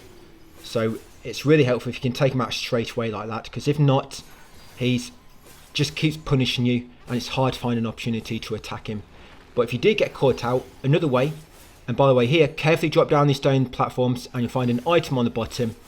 And then once on this lower platform, yes, grab a fire pot and then take out the 9 enemies from up above in safety. Yeah, so back to that strong enemy. If you do mess it up and he gets too close before you manage to kill him, go back down that small ladder. He'll follow you down likely. I mean, I've not tried this, but I'm sure it will work. He'll follow you down the small ladder. Then you want to be ready to climb back up as he drops down. Because otherwise, if you're trying to climb up when he's tagging you, he'll keep knocking you down. So drop down, quickly get back on the ladder. You'll climb back up. And because he can't go up ladders, you can take him out safely from above using your spell build. That's an alternative, but hopefully it worked out for you guys and you got rid of him before you got a chance to get close. But anyway, when you come left, quickly get that bamboo thing. Yeah, quickly kill it when it appears, get another bamboo shoot. And up here, there'll be 5 skeleton torsos in this blood pool. So quickly get their attention and take them all out.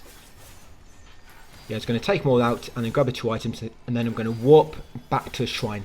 Because the next thing is to take out the boss, and we want to restock for the boss ready.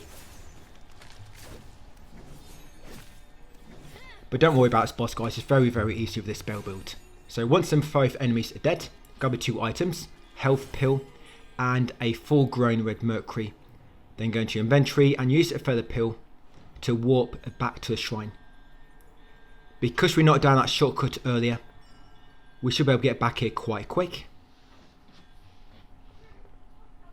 So once back at the shrine, we're going to open the menu, the Impetus Repository, whatever you call it. So we want to increase our mana capacity now to 2 or 3. Your mana capacity and then Rising Madness to 2 or 3 as well. Increase that next. And then come and increase your magic one more time. So this magic gives you +5, look at that. Yep, so get that one next and that's it. Should have run out of essence now. Okay, so next up. Yep, so again, use your incense like always. Whenever you refresh, you're going to have to use it again. So when you come down this slope to the right of the shrine, this is the final path. It will take you to that shortcut we knocked down earlier. Yes, you'll trigger 2 skeletons on the way down here. But try to keep your health full. I mean, you can always heal just before the boss. But yeah, you want to make sure your health is full for the boss, so that you get that extra damage, providing you've got a stone equipped. So take out 2 skeletons, grab this item at the bottom. Yes, soft rush. Then continue along the shortcut, come down this next ladder on your left. Then once you get to the bottom, guys, we're going to go right and it's going to lead us to the boss. There will be 4 enemies on the way down to the boss. First, you've got 2 skeletons, which will spawn here, along this narrow path here. 2 skeleton torsos, there we go. Take these 2 out first. I'm actually going to use them to build up my biding time.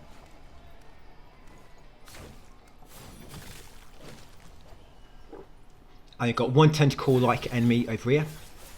And there should be 1 more tentacle a bit further ahead. Then that's it. Then we've just got a bird and then the boss. So make sure you spoke to the 2 NPCs before you engage the boss. So that's it. That's all the enemies down. A bit further ahead will be the birds. Right, let's do it. So before you go in, temper your sword to increase your magic power. There we go. Let's do it. So all we're going to do, you can aim onto his body parts, by the way, but you want to actually make sure you lock onto his head. So yeah, I've got his head. So make sure if you're on your arm, move your aim to his head and just keep shooting him. Look how much damage this is doing. He'll suck you in, but don't worry, just keep shooting him. That's it. So normally with a weapon build, you can't normally hit him, so his head's too high, but a spell build works really well. Look at that, didn't even damage me. Good thing about spells in this game as well, they all kind of lock on enemies, which I like. So that's one of the things about Souls games. Normally when you hit an enemy with a spell, they just move out of the way like 1 inch and it will miss. But it's nice in this because they lock in on the enemies. And I like that they're kind of self-sufficient. You don't use mana, you use this Scald Might. You kind of just keep using it. And you can also heal yourself up by of course using that conversion skill really early in the game. So once you beat him, you get a trophy, a bunch of items, come over to a shrine, trigger it, and now we're actually going to just warp around briefly guys. Just do some more NPC quests. There we go. Shoe Sanctum. We've got to talk to 2 of them. So yes, warp to the shoe shop and go and talk to Tao again. We're going to give him the All Tree Jade Cylinder. There'll be a new pendant by called Lifesteal. So Lifesteal pendant, with that, when you kill enemies you get a bit of health back. So of course that's going to be mega useful. So give him the All Tree Jade Cylinder. And we're going to buy the Lifesteal pendant for 4,100 mercury. There we go, we can equip it. So I'm going to equip this. I'm going to have the bird pendant and the other one which increases damage against large enemies. Yes, a bird pendant, fiend feathering pendant and the lifesteal. That's what I'm going to equip for the time being. Okay, come and talk to WUCHANG next. He's got a bit of new dialogue. He's ready to move on. So yes, he'll be moving on later. But yeah, just exhaust this new dialogue, guys. And that's all you need to do. No need to buy anything. Just exhaust this new dialogue, then walk back to the corpse pits, ready for part 7. Yeah, quite a small part this one, but yeah, that area was kind of quite short anyway. And it's going to be quite a long time anyway before the next save point. So, well, more or less. It's nice to keep one area per video anyway, I think. That's it. So once back here, that'll be us part 6 completed. Yeah, I'm just going to bow and say thank you. And I'll see you on part 7, guys.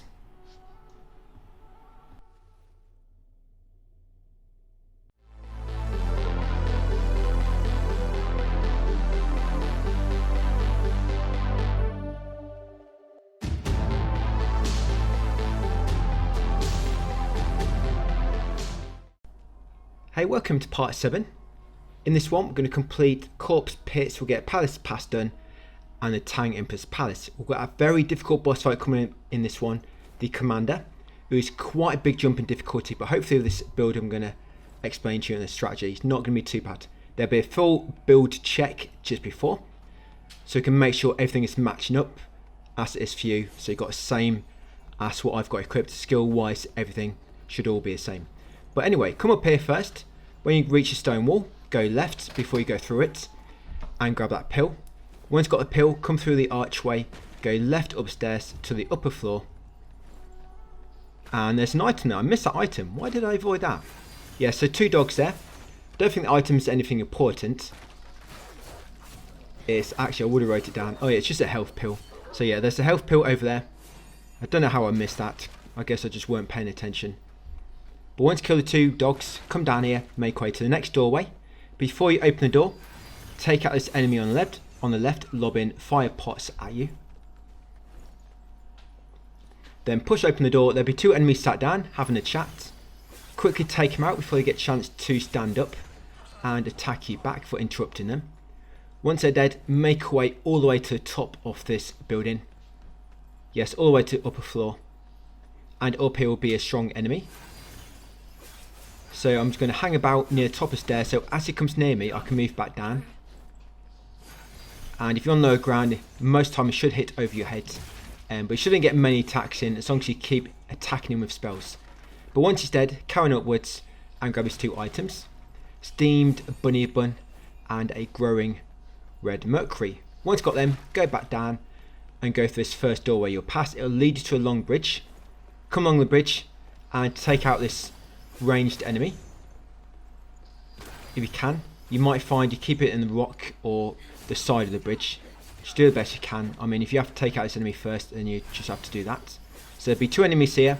You have a 3rd enemy running down, And when you reach this part, you want to stay near to the cliff, like I'm doing, like near to the wall. Yeah, grab that red mercury sprout. Well, it might have been a steamed bunny bun. But the reason you want to stay near the wall, because otherwise this guy I'm killing now, he'll be able to shoot you from above. So stay near the wall so you can't get the angle. Then you come around the corner, kill him, and then kill your 2 enemies behind him. Once they're both dead, grab this item. Special pill times 3. Continue to the top. No, they're not going to push anything down to you. I'm surprised they didn't actually. Because normally in these types of games, when there's an enemy at the top of the hill, they like to lower a barrel down at you. Or something else. A wheel, anything. It can be a boulder, snowball, anything.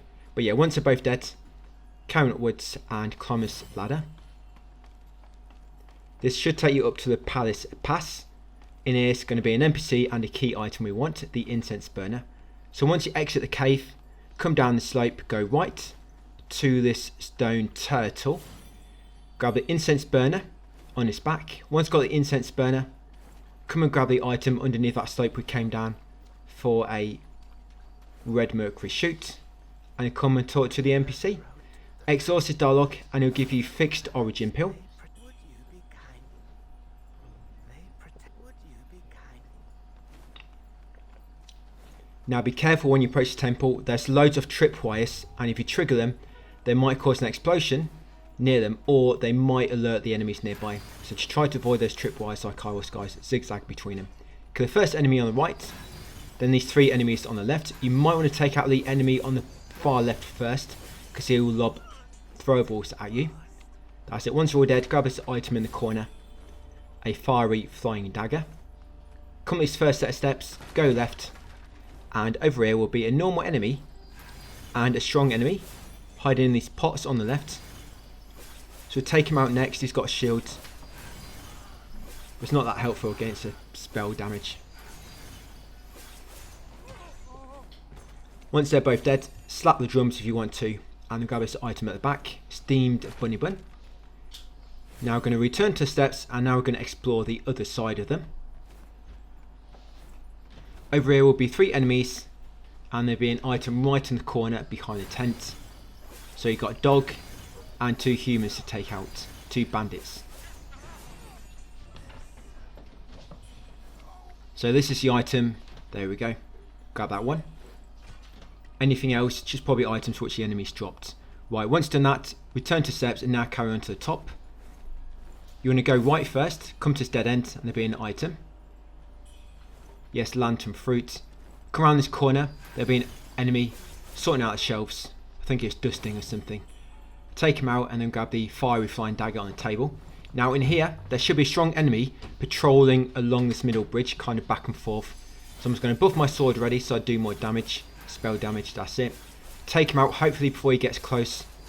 There we go. Once he's dead, come out here where there'll be 3 small bridges, go right. And on the 3rd small bridge is an item. So grab that, flying dagger. Come this building next. I'm just going to use some maddening incense then, because I think I forgot to use one at the start of the video. Yeah, maddening incense, just so my manners can't decrease. Yeah, grab an origin pill on the right there, and then take out his 2 enemies. You might want to focus on the strong enemy first, because as you can see, if not, he might get too close to you before you manage to kill him. Yeah, once them 2 enemies are dead, carry on to the end where they were standing, and loot the small chest. That item is just what the enemy dropped. So in this small chest, you'll find the eagle pendant, which is nice. Yes, you want to retrace your steps to 3 bridges and make your way right. Shoot that bird. Come towards this building next on the side. There'll be a dog here on the left around the corner, and there should be another enemy with a lantern on the right here. There's an enemy at the top lobbing bombs at you, but we'll get to him in a second. Come this building once the dog and the lower enemy are dead. Grab that feather pill, and then grab this other item. Yes, a growing red mercury. Come out here next. Take out the enemy on the roof lobbing bombs at you. That's it. Once he's dead, come in this lower room, and in here will be a pot enemy. So once a pot enemy spawns, take him out. That's it. And then come in here and grab the item. Of course, pot enemies always drop quite some good loot. Yeah, grab the divination crescent in there. Then come up the ramp to the roof where the enemy is lobbing bombs. Come down this ladder. I'm going to take out that enemy over there next, standing in that puddle. You can take him out from the top of this ladder if you want to. You know, get his attention and then climb up. But it's not too bad. Just got to watch out for the enemy around the corner. There he is. So yeah, if you want to play it safe, try take him out from the top of the ladder. So as you see, he does have quite a bit of health. You have to lob quite a few spells at him in order to defeat him. And once they're both dead, come this path to the right. And over here, reach a dead end with an item. Yes, Crimson Lantern Fruit. Come back down here to where shield enemy was standing originally. And come to shortcut gate on your left.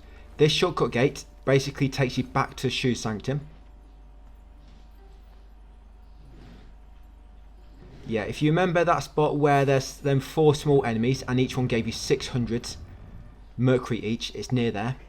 Near that bad bit. So yeah, you got a small gate, big gate. That's a shortcut. But do not go through it, just unlock it, guys. Then come around this corner, kill the birdie on the top of the wall. Grab this item, soft rush, and then make way to the top of this tower. There'll be 2 enemies in here. Get ready to kill them. Tripwire there. I think that's just to alert them. Yes, take out 2 enemies. I'm going to use one of them to heal up slightly by using my swift stab. Grab this item in the corner. Yes, steamed bunny bun. And come across here next. So there's tripwire there. Try not to go through it, so you'll trigger the enemies a bit earlier. Take out the first enemy, and then these 2 around the side here, having a chat. Yeah, take them both out. And this enemy next, he's quite strong, so make sure you're ready to kind of take him out and then back away as you're attacking him. So you might want to buff your sword here as well. So beneath that shelter, it's going to be a strong enemy, guys. So start shooting him. That's it. Then once he starts running towards you, start moving back. Yeah, as you can see, he jumps quite far and he's quite fast as well. So when you do run out of SM, you know, might run away until it kind of refills slightly, and then of course shoot him again. Then once he's dead, come to shelter and go down ladder. Now this door coming up is called a riddle door, and there's a trophy for answering all of these correctly. So do not make a mistake here. If you do, you need to either reload some way, hope that it does not save this, or do it on a new game plus. So pick that top option, the winged ascension. That's the correct answer. So pick the top option, the one which is called the winged ascension. I assume it's top for everybody, but yeah, the winged ascension. And you have to make sure the door opens. If the door opens, you got it correctly, and grab that green stone inside Sheng. Yep, Sheng lasting alacrity. We're going to use that on the boss coming up. So Sheng lasting alacrity. Come along here next. At the fork, go right, kick down that shortcut ladder. Grab this item. Yes, a fire pot. Then come along here next. Now do not enter this building until you're ready, because as soon as you go through the door, it's going to lock behind you and there's going to be a boss fight. Kill this bird first on your right. Then approach the doorway. Get yourself ready, guys. Buff your swords and run in when you're good to go. So this boss, the best way is to try to get far away from her, and then she'll kind of start walking towards you really slow. Not always, because you see with me here, she kept doing these attacks as I try and get away from her. But a lot of time, once you get far enough away, she'll just start walking really slow. And you can easily take her out just by lobbing ranged spells at her. But if you're unlucky and she keeps trying to catch up to you by doing attacks like this, of course it's not going to work that well. But I'm just going to keep switching direction. And now she's running. Yeah, try to avoid that grab if you ever see it coming. So now she's walking. So when she's doing this, you can pick her off really easily. And of course, watch out for a spell that she does. If she does do it, you want to probably use evasive maneuver to make sure you do dodge it definitely. So I'm running to the opposite end now. Just going to keep doing this, guys. Swapping end, attacking, swapping end, attacking, and got her. So she drops loads of goodies, 1000 mercury, the Palace Maid set, mercury essence, Hall of Music key, and a brilliant red feather. Grab an item next on the counter. Full grown red mercury, and then open this big chest to find lost remains inside. So with that, we can increase our I think it's mana potency a bit more. So you need to open the door using the music key. Once open, we're going to go left. There will be a ladder going to the roof of that same building, but we're not going to climb that ladder yet. We'll do that in a moment. Let's explore down here first. So watch out for all the tripwires.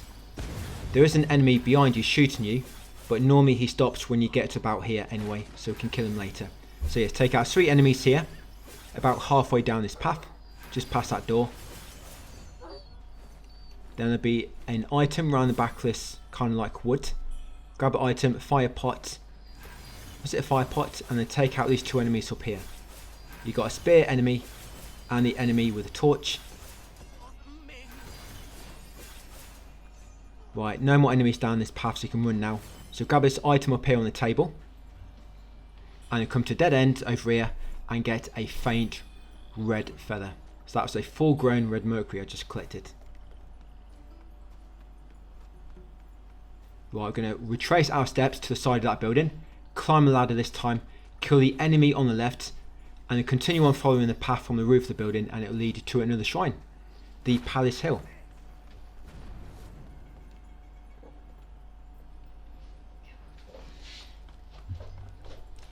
Yeah, that boss fight's coming up very, very soon. You know where we fought that previous boss, Tang Palace Maid, in that building?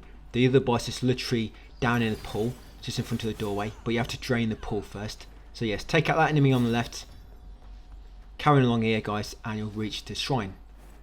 So from the shrine, we'll level up a bit later. There's just a very short side path we want to explore first, just so we get a bit more mercury. So we're going to go left from the shrine. I'm going to take out the bamboozling. Yes, the bamboozling coming up guys, to get ready. There it is. Quickly take it out. If you've got a spell, great. And then go right at this fork, which is kind of ran past. And down here you'll get a new spell. Just approach it and you'll obtain automatically the Arum Feather Force. Yeah, the force of the feathers. Not something you want to trifle with. But continue down here afterwards. There'll be this item. You can attack these 2 enemies. You can't lock on yet, but if you attack them now, you can trigger them early. Whereas they're going to attack you soon anyway. But yeah, grab the item beside him, kill them both, and then kill his 3rd enemy, which comes from that building. Yeah, take him out. So that's them 3 enemies. No more enemies to fight now until we get to the boss. Grab this item, the growing red mercury, carry on to the end, and grab the Buddha statue. This is a key item, we need this to drain the pool. So once got Buddha statue guys, make our way back up to shrine. And now we're going to take that remaining path all the way to the top of these steps, where you find an NPC and the altar we need to place a statue inside to drain the water. So at the top, come to the gazebo and talk to the plain warrior. Yeah, it should give you a plumed branch. Exhaust the dialogue as always. Then come to this altar in the corner guys and place a statue. You get a cutscene, the water will drain. There it is, and that's where the difficult boss is going to be. Yeah, that's where it's going to take place. Yeah, where a lot of players get stuck for hours. I was stuck for a long time. I played with so many different builds. I was trying to test out everything, by the way. And the build I settled on in the end, it's another spell build, which is nice. Which I had to change it around slightly. And I didn't really have to learn this attacks much to pull the build off. You'll see what I mean when I explain it all, when we actually start the fight. But anyway, first, warp to Shu Sanctum. So back down to Shrine, warp to Shu Sanctum, come over to WUCHANG and exhaust his dialogue. So he's got a little bit of new dialogue here. Don't think you probably have to trigger this, but we'll do it anyway. So yeah, hand over the incense burner. I'm going to buy that spell. So hand over the incense burner and buy that spell, Corruptive Flames. So incense burner, buy the spell, walk back to the Palace Hill where we just were. By the way, I have tried every single spell on this boss that we've obtained so far. And this one we're going to be using, it seems to work the best. It's nice because it does massive damage to him. You jump up in the air, so you kind of avoid attacks in a way. Not fully, but you do avoid more attacks than just standing still and lobbing it. And you can also trigger the alacrity buff, which makes it so there's a chance you're going to auto dodge an attack for a short time. Okay, so what I'm going to do now is I'm going to use a bunch of my consumables, because I want to get to level, I think 35 I want to get to. And by the way, if you do miss anything here, I've explained all this in my text guide. I've literally wrote down every single skill I'm going to make active. So I'm using all those red mercuries. So I'm going to come into my skill tree, going to press square on the central point to reset everything, and you want to have 35 skill points altogether. So if you've got less, just use any consumables until you've got 35. Now watch what I'm doing here. Slow this down if you want to, guys. I'll be quiet for a moment so you can see this. This is everything you want to buy.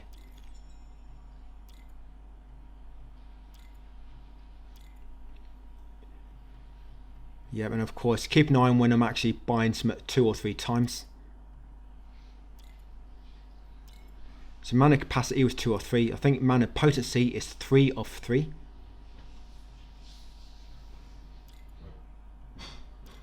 Remember, and this is for the specific build we are using right now. If you're using something different, of course, you go for your own build. But if you want to use mine, you need all this.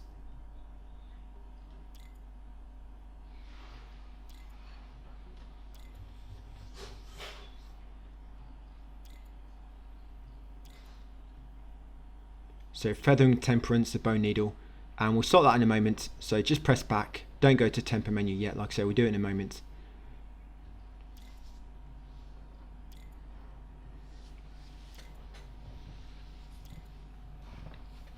So Rising Madness, we want 2 or 3 on that one.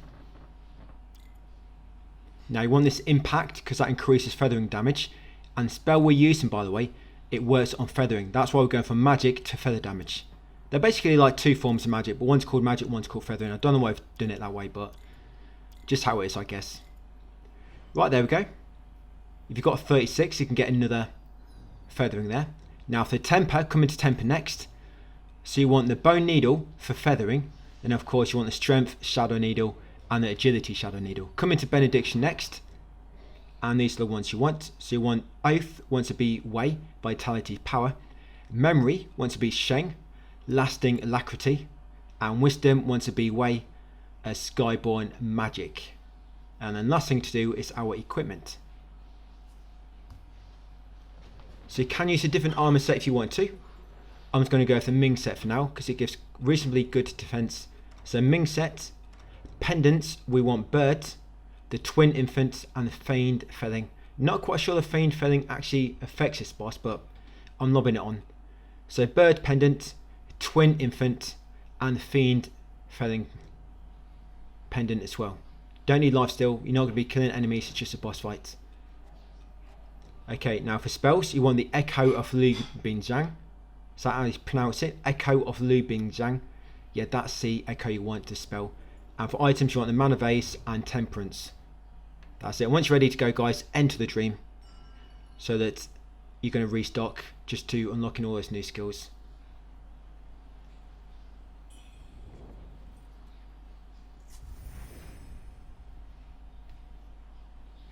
Right, once you're good to go. So like I say, make way back to where the boss was. And where we drain the water. You want to try to build up your 3 biding time for this boss fight. And also 5 Skyward Might before you go in. So I'm going to take out that enemy just to build up a bit of Skyward Might. There you go, and biding time. Yeah, remember, if you do die, you can retry it from outside. But one thing you want to keep in mind, I think I did make a mistake with before, is when you retry a fight, it does actually use your consumables.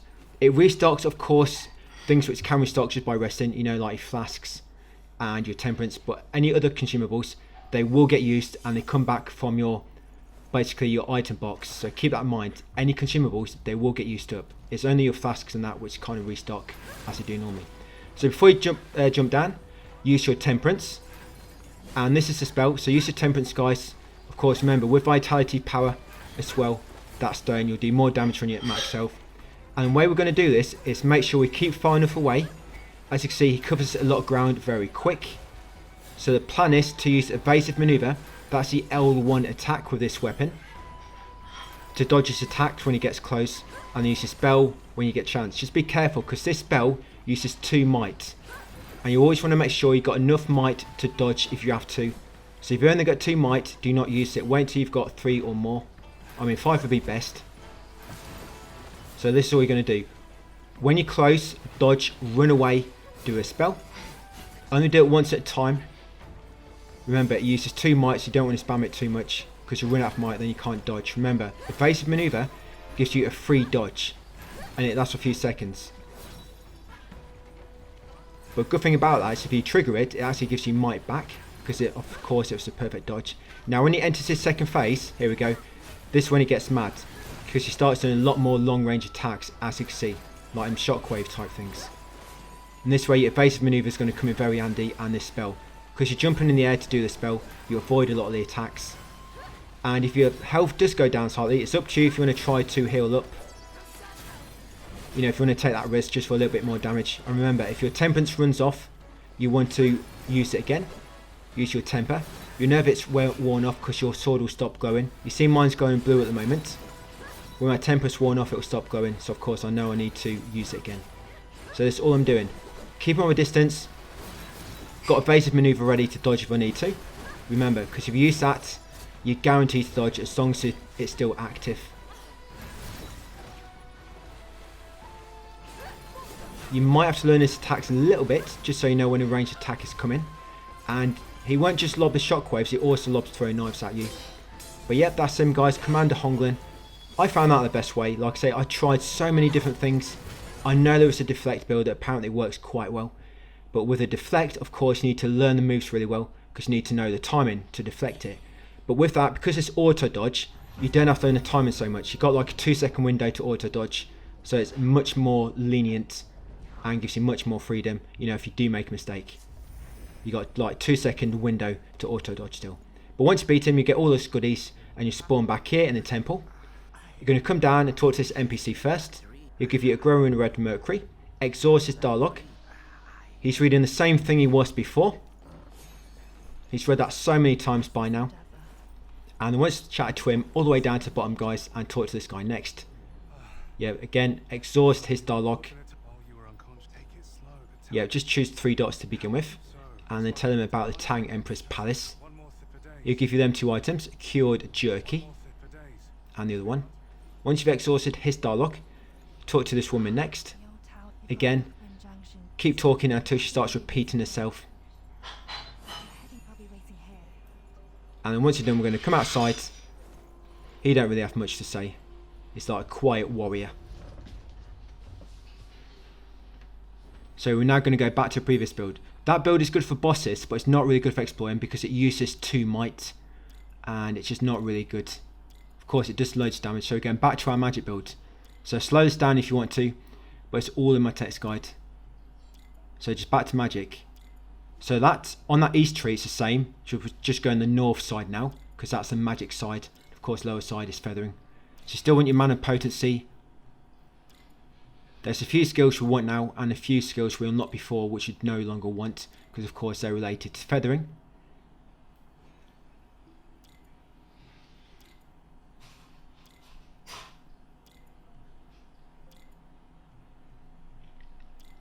Bone Needle, I'm going to go for the magic one again now. You know if a spell uses magic and if it uses feathering, because it normally tells you in the description for that particular spell. It will say like it does feathering damage or it does magic damage. So Rise of Madness, again get 2 off 3.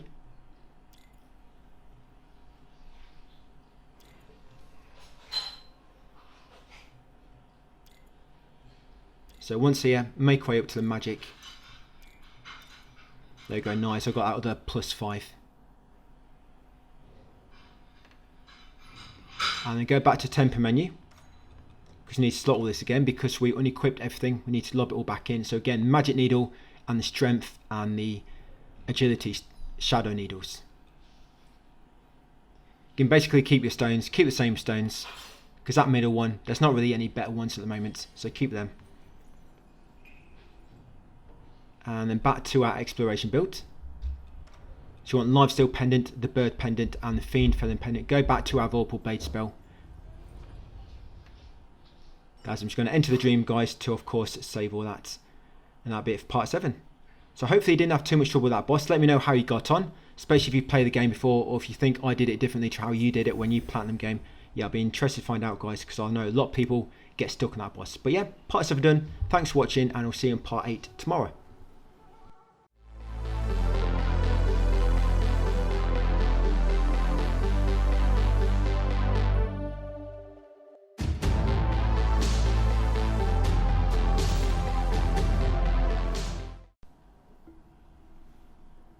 Welcome back to the channel, guys. We're back onto WUCHANG. This is part 8 of my platinum walkthrough. So we should be at the Reverend Temple at the shrine here. What we're going to do first, we're just going to walk back to the Palace Hill. Because you know where we fought that previous boss, you can actually access a shrine there now. And we need to unlock it in order for it to count towards the All Shrines trophy. So you need to come back here to do it.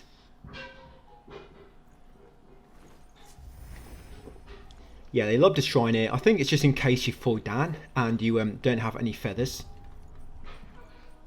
Because of course if that happened you won't be able to get out, so you put a shrine down here for you. Because you never know. Some of those of us which are quite curious might just want to come back down here. Even though you can see there's nothing down here, we might decide to drop down. And see what I did there? I kind of did the evasive maneuver and I landed on the side of the railing. So I wonder if you could use that to go out of bounds sometimes. But anyway, yes, so come to the shrine, activate it, and then walk back to the Reverend Temple. This shrine is called Lotus Pond. The shallow pond. There you go, back to Reverend Temple. So there's one more NPC to talk to here. You saw his symbol, his silhouette on the selection screen. You have to talk to him after opening this door. But I just wanted to do that first, get that shrine out of the way so don't forget. Okay, so once back at the temple, come down the steps. Madness descends. Yeah, grab this item on the left, new item which has appeared. And it's a budding red mercury. Open this door up here, now that we've finally got the key. Yes, unlock it using the Reverend Temple key. And once it's unlocked, talk to the NPC beside it and he'll be mega happy finally got the door open. And he'll give you some items. Yeah, some spicy soup. And it is exactly that, guys, very spicy. So be very, very careful when you're eating it. If you lob it in an enemy's mouth, you can get instant kills with it. But you come through a gate next and talk to a resident on the right. He'll give you some steamed bunny bums. Take the bunny bums, then come over here, smash these pots to grab an item. Yes, grab that Kong wine. Yeah, that spicy soup, we're going to lob that in the boss's mouth later, guys, and kill him instantly. We'll be doing that on April 1st, I think. So come up here next to the left and grab that faint red feather. Once got that, come back down to the fork, now head in the opposite direction into this tunnel. Once you reach the snowy area, by the way, there's so many different paths to take. Yeah, it can be quite overwhelming. But hopefully the route I take through it will be nice and optimal for you. So when you get across that bridge, go left, kill a doggy, grab the soft rush. Well, he dropped one, I think he dropped the mercury. Yeah, carrying up here, grab the steamed bum. Once got the bum, come back down to the bridge. Avoid that bridge we just went past and come to this one at the end. Kill that enemy and then come across this very small end bridge. And this item here is a sapphire lotus seed. What that does is it removes frostbite buildup, which we'll get in this next area. Once got it, come down this ladder. Once down the ladder, go left, but just be careful you do not drop to your doom. Take out this enemy. Yeah, watch out, he likes to leap at you first, guys. And I shouldn't have got caught by that. I should know better. Don't worry, I'm going to give him a good slap in now. That's it. I use him to heal up, why not? But once he's dead, yes, grab this item. More spicy soup. Seems to be quite a lot of that hanging around. I think the enemies have a bit, but they find it's too hot, so just leave it there. That's why I find so much. But you see this pot, so it's a blue orb, so I'm going to do my dance, my gesture. This is me pretending to put the washing out. Yeah, this is what I look like when I'm hanging the washing up on the washing line. But yeah, the Tai Chi gesture basically you want to do. Yeah, not the one called washing line or hanging out the washing, the Tai Chi gesture. So do that gesture in front. It's not normally equipped, so you normally have to go into your menu by like pressing replace and selecting it from there. Continue along this remaining path, grab the 2 items and then use this elevator, guys. That's it, to exit this cave. So yes, the gesture item, grab the other 2 items as you make your way towards this elevator. Use it and you'll make your way down. There's a shrine coming up, guys, not too far away. Yeah, and then we'll be in Cloud Spire, where Act 2 begins, or Chapter 2, whatever you want to call it.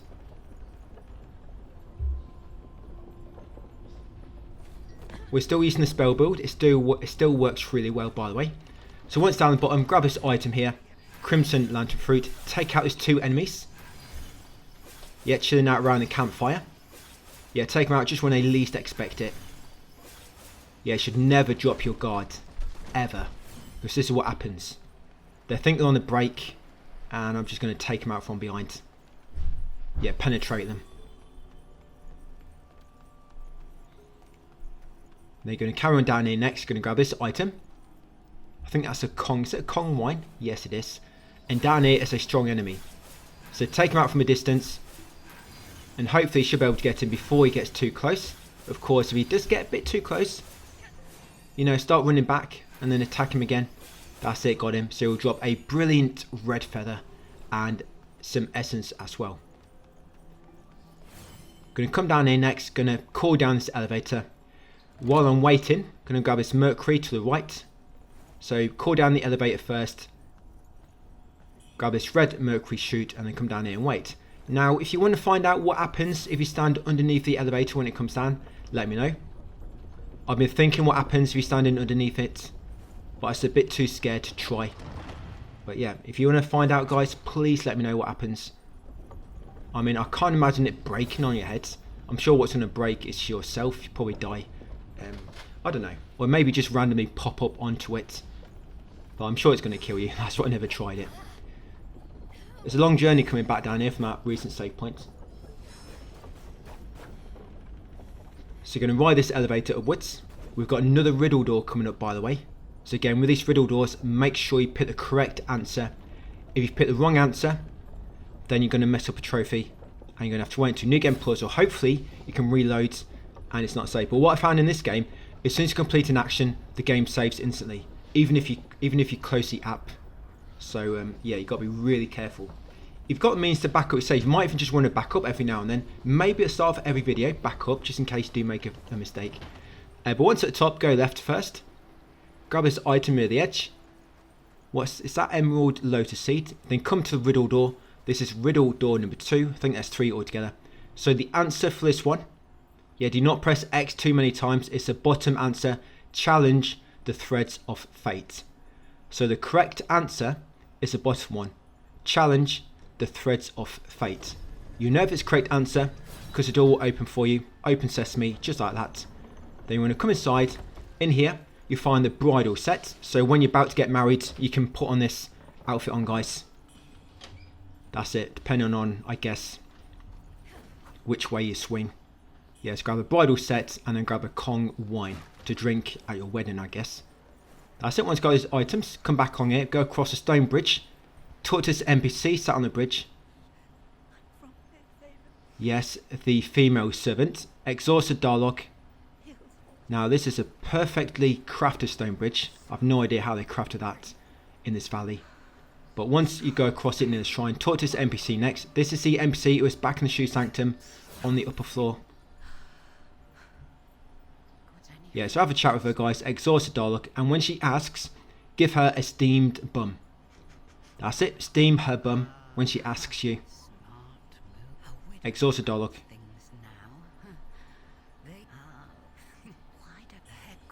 And yes, you'll get some goodies. Looks like Divination Crescent. Yeah, make sure she's repeating herself and then unlock this shrine next. Yeah, Hill Swatch.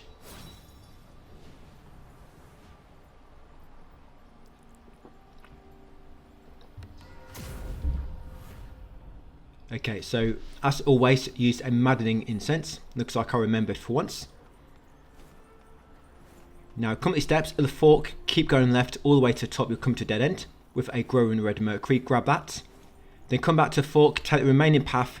Now up here, take out the enemy on the left before you go too far forward, because otherwise he's going to kamikaze, explode, charge at you and do some damage. Kill the enemy, kill the bird on the roof. Now there'll be 2 paths here. Yeah, grab an item in the middle. So you see that path in that tunnel behind them carts, do not go down there. That takes you to the 3rd region. If you go there too early, it's going to mess up a lot of quest lines. So do not go past them carts at all. We'll be doing that much later. Instead, come at this path where the bird was. Come this first building on your left. There'll be a woman enemy at the top. A servant, I guess. She looks like it. So take her out.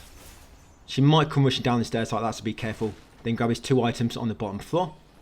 Once you've got 2 items on the bottom floor and you've taken out the enemy, make way to the top, grab the item on the balcony, the lotus seed, and then drop down the bottom. Now in this next building will be a pot, a very, very angry pot. So angry in fact it's going to come alive. Yes, take out a pot enemy next. I think this pot enemy actually almost kills me.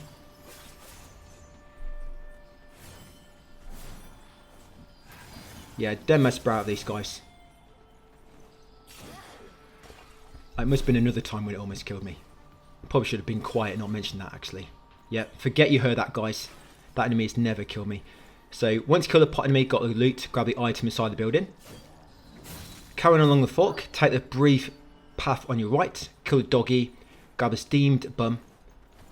Then come back to the fork and take the remaining path of the hill. Up here will be 4 enemies.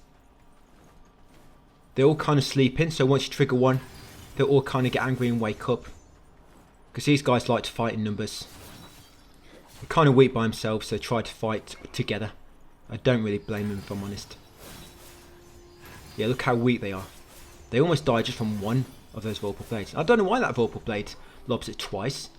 Yeah, there'll be some items nearby as well. I mean, the enemies will drop some, and there'll also be some other items. Yeah, I don't know why that spell fires twice. I wonder if that's something they patched. Like, maybe it's very weak and players were complaining, so they added a second shot to it. I don't know. But you can imagine, if this only fired once, it'd be a lot more weaker. And I'm surprised they didn't actually nerf it. But I don't know, maybe they buffed it in a way. But anyway, at the next fork, go left again. And you'll reach this gesture grave. At this grave, you'll use the gesture examine.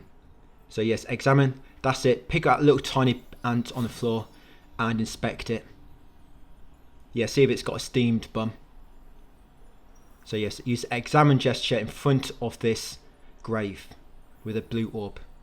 That's it, you'll get a shoe, silk scarf. You need that for a quest later. So once you've got a silk scarf from that grave, kick down the shortcut ladder, carrying up this path. Now go left at the fork.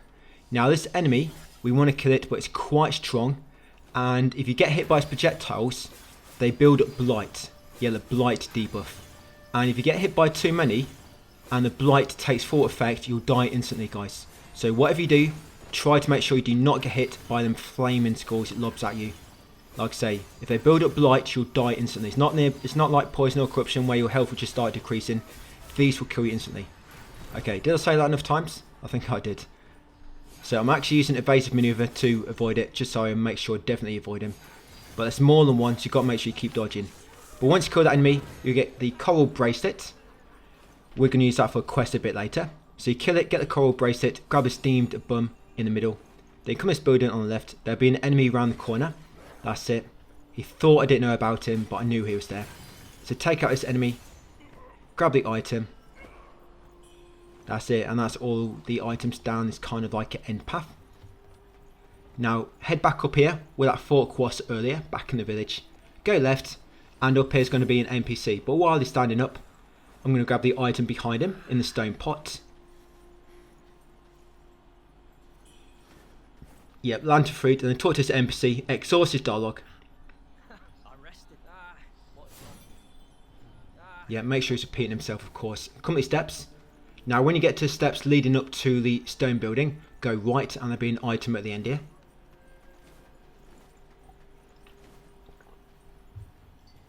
You'll find sapphire lotus seed. The frostbite debuff, by the way, it's not too bad. Because if it does build up, all it does is it knocks down your stamina. It's not like it kills you or anything. Yeah, grab a spicy soup on the stairs, take out the birdie, and then come through the stone passage. At the end here will be 2 NPCs. Talk to them and exhaust their dialogue. Each one will give you an item. So one of them will give you Kong wine, and the other will give you some spicy soup. A deadly combination. There you go. These 2 will probably be good drinking buddies, actually. So yeah, Kong wine, spicy soup, 3 of each. Then come along this bridge next. Then afterwards go left. These 2 humans with the baskets on the back, don't worry about them. I remember when I first come, I was like, can I kill this at some point? Am I supposed to talk to them? But no, they're just there for show. So yes, go left once you get across the bridge. And here's one of them strong enemies again. So take it out. Remember to look out for its projectiles. If they start firing them, stop shooting and get ready to dodge. That's it. If you get hit by all them, you are toast. Yeah, there's no two ways about it. Your ass will be grass. You will not have a steamed bum anymore if you get hit by all them. But got him. But once you do kill him, the projectiles just kind of vanish. I'm going to come down this path behind him on the left. Grab an item there. Yes, red shoot. And this item at the end, faint red feather. Now continue on going forward along the path in the middle. There's going to be 2 key items here. There'll be one on the floor, and this archer drops one as well. So kill the archer, the strong enemy, kind of strong. So kill him, he'll give you the rebel orders, and also grab this item, the tattered pack. So kill the enemy, the archer, you get the rebel orders, and the item on the floor, tattered pack, make sure you pick it up. Continue onwards, unlock this shrine. Yeah, quite a lot of shrines in this video. And we've got one more yet. So this will be the snowy passage. I'm just going to level up slightly. So I'm just going to just unlock some more magic. There we go. And also a vitality. So I think I've got enough points to buy another essence. Yeah, so all the magic and then start making my way left again to get vitality. Okay, once done so, I'm not going to rest because if I rest, I'm going to respawn all the enemies. And we're going back on ourselves very briefly. So grab a spicy suit by examining that book and then talk to WUCHANG. Yeah, just exhaust this dialogue. That's all you need to do. Okay, so back along here. If you did reset the enemies, it's not a big problem, guys. You're not going to come across that many. So now you've got a tattered pack. You need to go and give that to the NPC down here. Now, if you rested by entering the dream, he might have a different option. I think the other option only appears if you rested. If you didn't rest, if you spoke to him when he got a tattered pack and then went back, you get one option which will be, I think it's, remain silent, that's it. But if you rested and reset the area after grabbing the pack, you have 2 options and they both work. So don't worry too much, they both work. So if you only have one, you can pick either.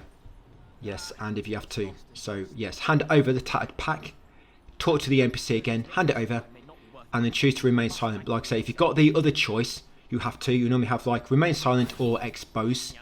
Either will work. You get a sorry gesture and it'll make him appear later on. So don't worry. I mean, if you want to pick the same as me, pick remain silent because that choice is always there.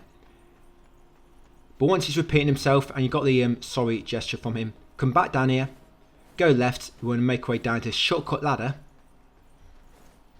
Yeah, so now climb down the shortcut ladder we kicked down earlier. You know that coral bracelet, we're going to give that to an NPC down here. So come back along the stone bridge, talk to the female servant, and give her the coral bracelet. Yeah, see that NPC on the left there, he's still there because I have not rested yet at his shrine. But once I enter the dream, he's going to warp away somewhere else. So yes, give her the coral bracelet. There you go, you get faint red feather and some more soup.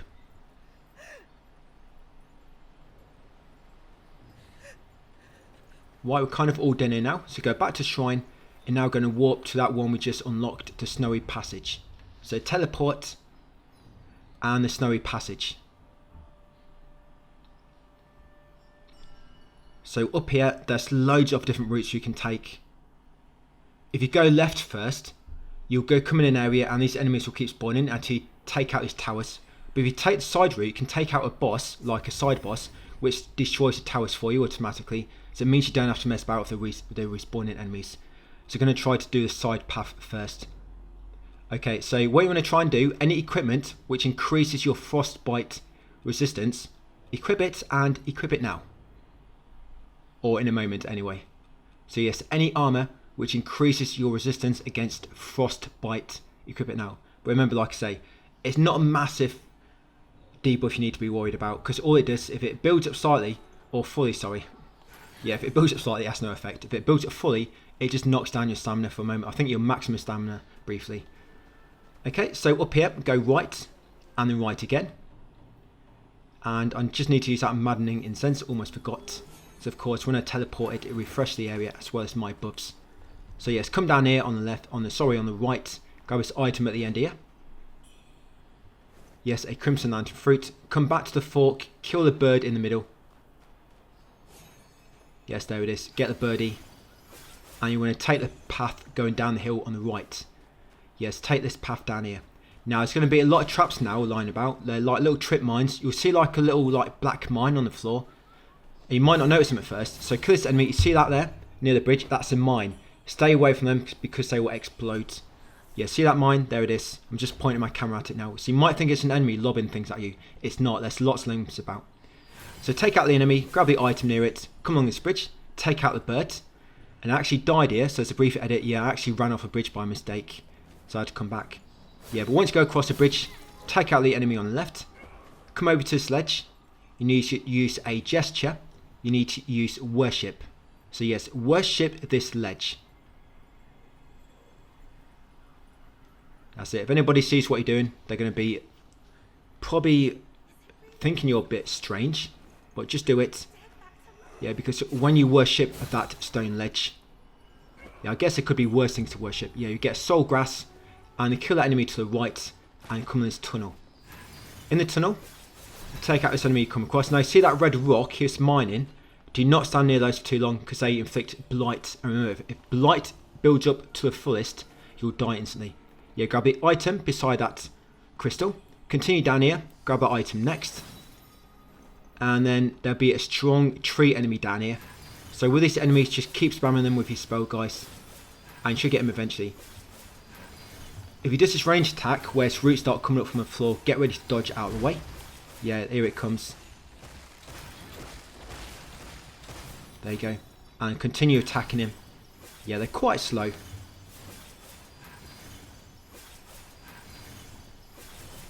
But they drop a lot of mercury, which is nice. So grab this item on the right. And continue on along the path. Now climb this first ladder you pass on the left. There's a lot of enemies down here. And this is kind of like the easiest way to take them all out. Because there'll be one enemy which will keep respawning enemies. So you want to take out the respawner first. It'll be that guy with the lantern again. You know, the bell. You need to take him out so you don't keep respawning enemies. So top of the ladder, go left. Grab this item. Mercury. Continue along the other direction. Here will be it's 4 or 5 enemies I forget. I think it's 5. So get their attention. Come back along here near the ladder. And take them all out as they all bottleneck towards you.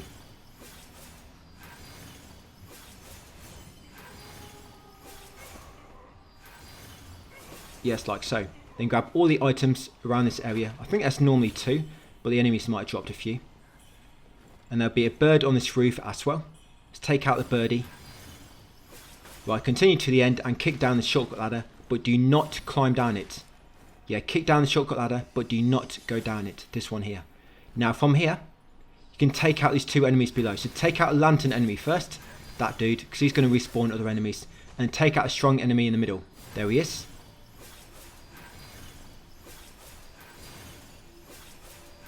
Yeah, this is a good spot to get rid of these 2 enemies. I mean, you can technically get rid of all the enemies from up here. But the others are easier from down below. Just these 2, of course, it's safer to do it from here. And with a spawner, you want to get rid of them as soon as possible.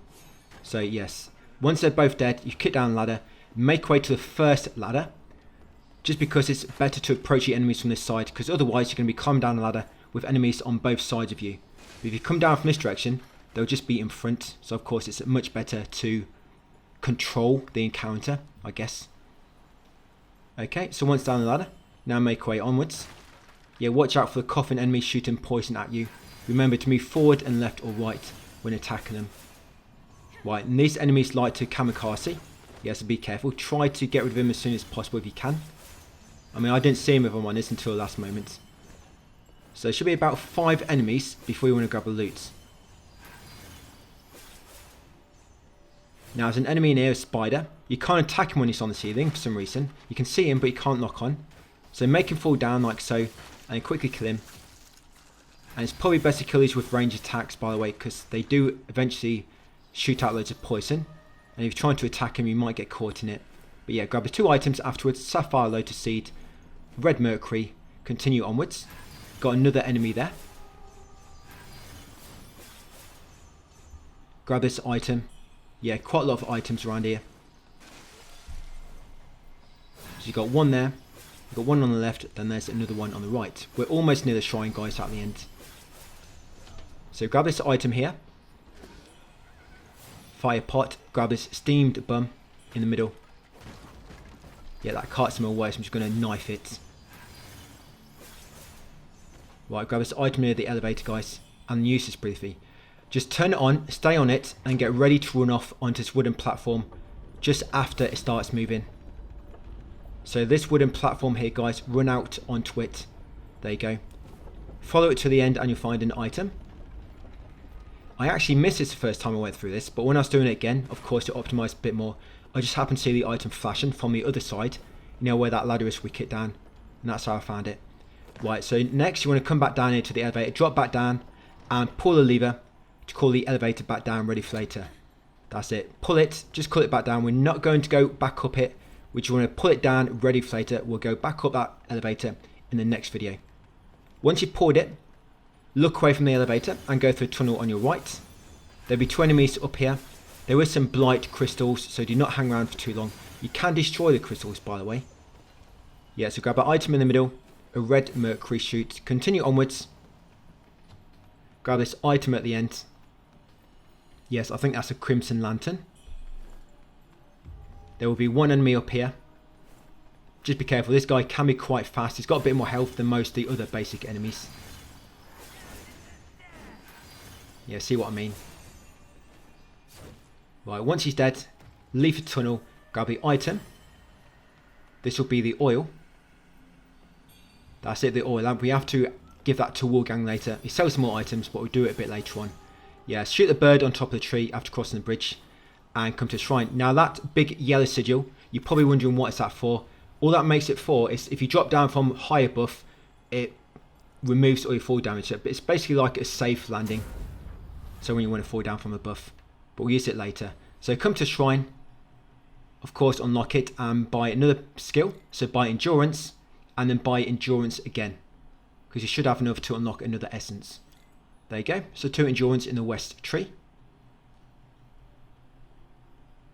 Yes, and that's how we're looking at the moment.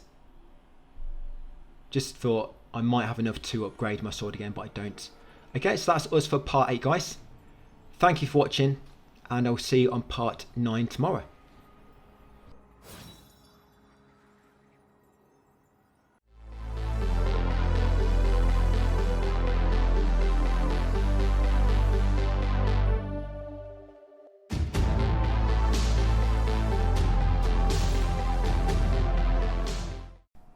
Hey, welcome guys to part 9. We're at Mort Grotto, and from this shrine we're going to go back along this bridge, back into the tunnel, and then we're going to use that elevator in that open cavern, and then it's to the left.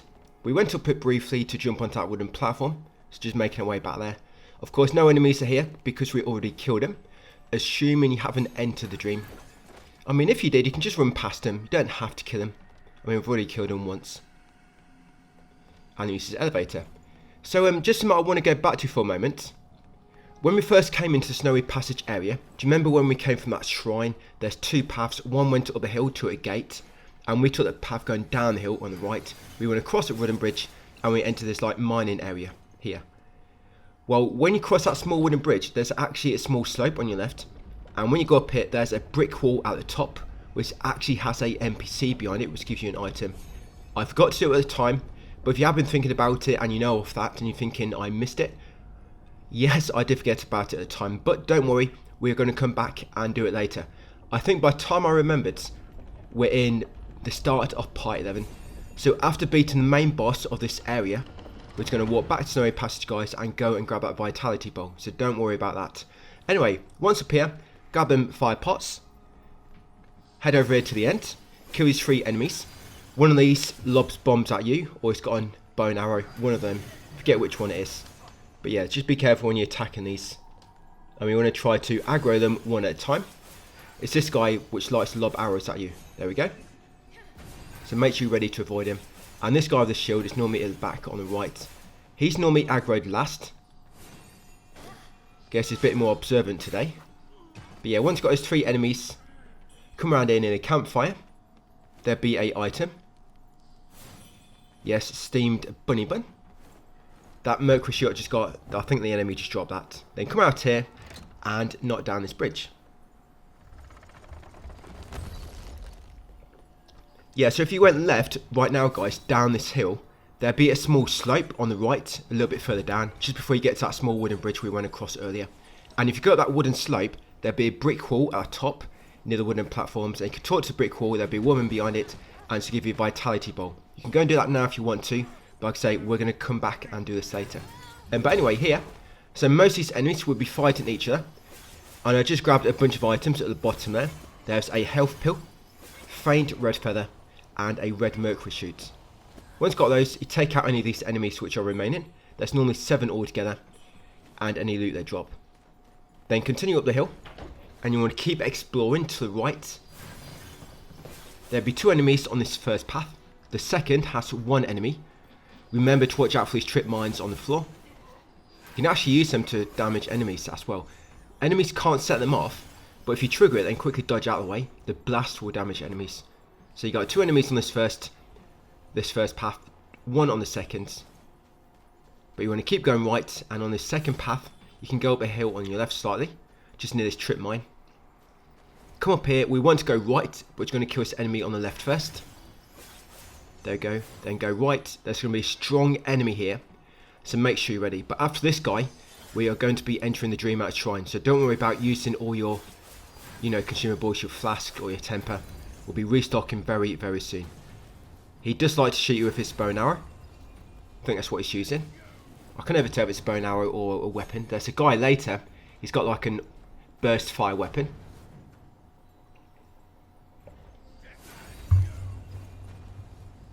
Yeah, so I thought the Infernal Flame might work a bit better on him, but it don't. Yeah, just use your normal spell.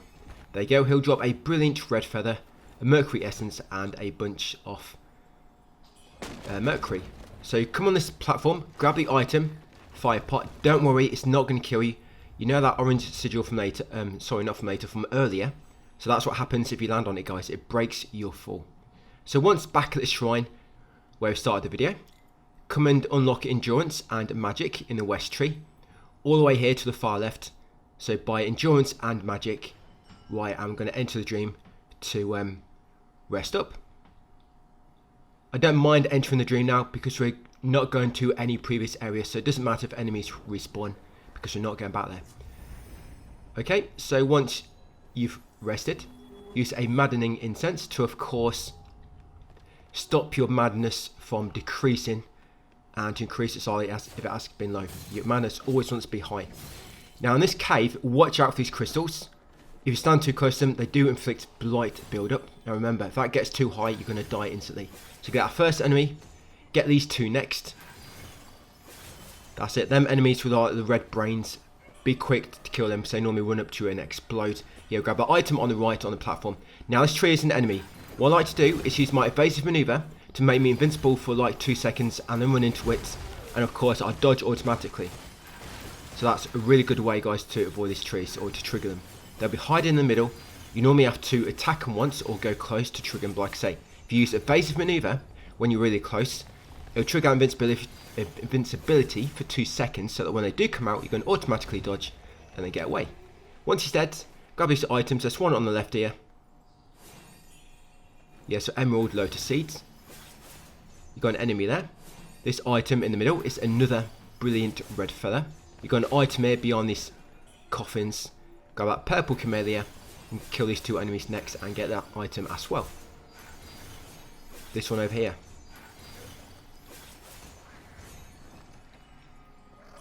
Yep, lotus seed again.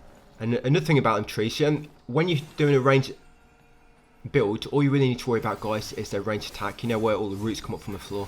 But if you time it well, just use evasive maneuver. When it's about to attack you, you auto dodge automatically, and then that attack will stop anyway, because it's kind of try to hit you and it will stop.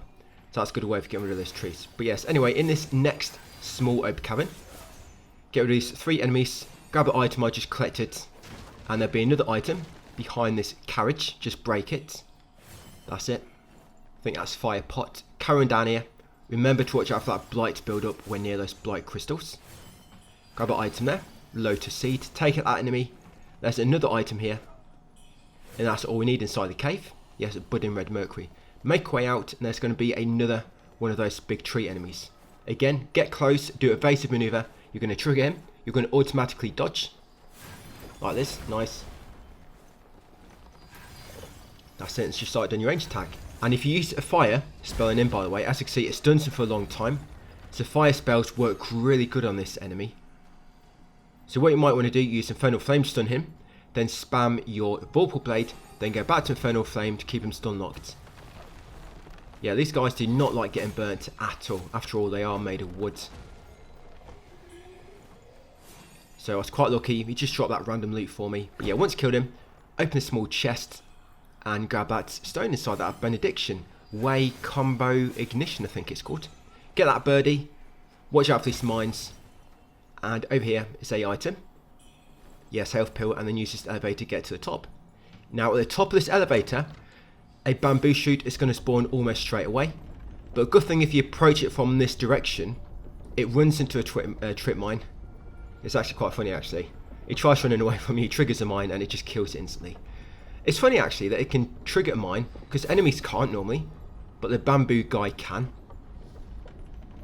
But you might want to be ready to shoot it with a spell just in case it manages to escape it. Maybe it doesn't always run the same way. I mean, it has done for me, but I guess it's possible it might run in a different direction to you, or for you. You know, so be ready to shoot it just in case the trip mine does not kill it. And then just past it will be 2 cannon enemies we want to run past really quick before they shoot us. See him? There he is. Look at this. Yep, that's good. Trip mine did the work for us. He probably put a trip mine down himself as well. Yeah, so grab that grey and red mercury after getting the bamboo shoot. Quickly dash past these 2 cannon enemies and climb the small ladder behind. But do not go any further forward because there's a strong enemy nearby here. Now once you climb the ladder, turn around and take out these 2 enemies. Because there's a shrine here and you can't interact with the shrine when you're engaged in Mortal Kombat. That's it, once both dead, interact with the shrine, guys. And we'll take out a strong enemy in a moment. Now this strong enemy behind us, if you're quick you can kill him before he gets close, but if he does get close, drop down that small ladder and probably climb back up when he drops down, or just quickly drop down, run away a bit and keep shooting him. He shouldn't have much health left at that point. So I'm just going to buy another magic over here. There we go. Right, so let's get a strong enemy. Yeah, so this guy here. So make sure you buff your sword with your temperance, just to make you do a bit more damage. Make sure your health is full. So vitality power stone is kicking in. Look, you can just get him, but it gets close. That's it, he'll drop quite a few things. Rebel camp key, thunderstorm spell, and the secret letter. Don't tell nobody where you found it. Right, and in this cage, that's very hard to find that item was. Just randomly came across it. Yeah, you get cured jewel key and another item in there. Now inside this tent, this first one on your right, it's a cannon waiting to shoot you. So be ready, do evasive maneuver. That's it, when you go near the front entrance, so that when the cannon shoots, you avoid it. And then come inside and kill the enemy, guys. So you kill the enemy outside as well. Once in the tent, loot a small chest to find the bravery pendant. Remember, you need all pendants for a trophy. I believe you need all weapons as well. Now straight outside the tent, straight in front, is a full-grown red mercury. Yes, and then this next tent on your right, you'll find another item. And there's another cannon enemy coming up, by the way. So be ready to dodge. Yeah, so in there is an item. Can't quite sure what that's called. Now, come to the end here and quickly kill this cannon enemy. We have ran past some loot, but I just want to get rid of this guy first because he's quite annoying when he keeps shooting you. I'm surprised that didn't make him dizzy. Made me dizzy just watching him. But yeah, come this tent here. There'll be 2 enemies. Nothing else inside. You've got the enemy at the back and there's a dog just on the right. Tucked in there in the corner. That's it. Then once got these enemies near the big pot in front, will be some spicy soup times 3. So many enemies drop spicy soup. They love it. I think that's why they all want to fight you so much, because of all that spicy soup I've got in my possession. So you're going to come here quickly and climb up this ladder. Now you're going to quickly take out this archer. If he falls down, be very, very careful. Now if you hit him with 2 infernal flame really quick, you'll kill him instantly. Like so. And that's what we're hoping to do, guys. 2 infernal flame to kill him instantly. Grab a thunder flying daggers on the tower. Now from here, you should be able to get rid of most of these enemies. There should be about 4 or 5 enemies you can shoot. I mean, he's too far away now. But you know that enemy I just killed? He's normally just behind a tree near where I killed him. And that's normally where he is until you trigger him. I think I triggered him when I was approaching the ladder.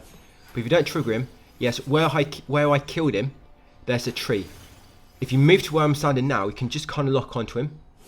And you can just shoot him. You see that tree on my left? He's normally hiding behind there, kneeling. But yeah, you normally shoot him from this corner of the tower. And, because otherwise you'll just hit the tree.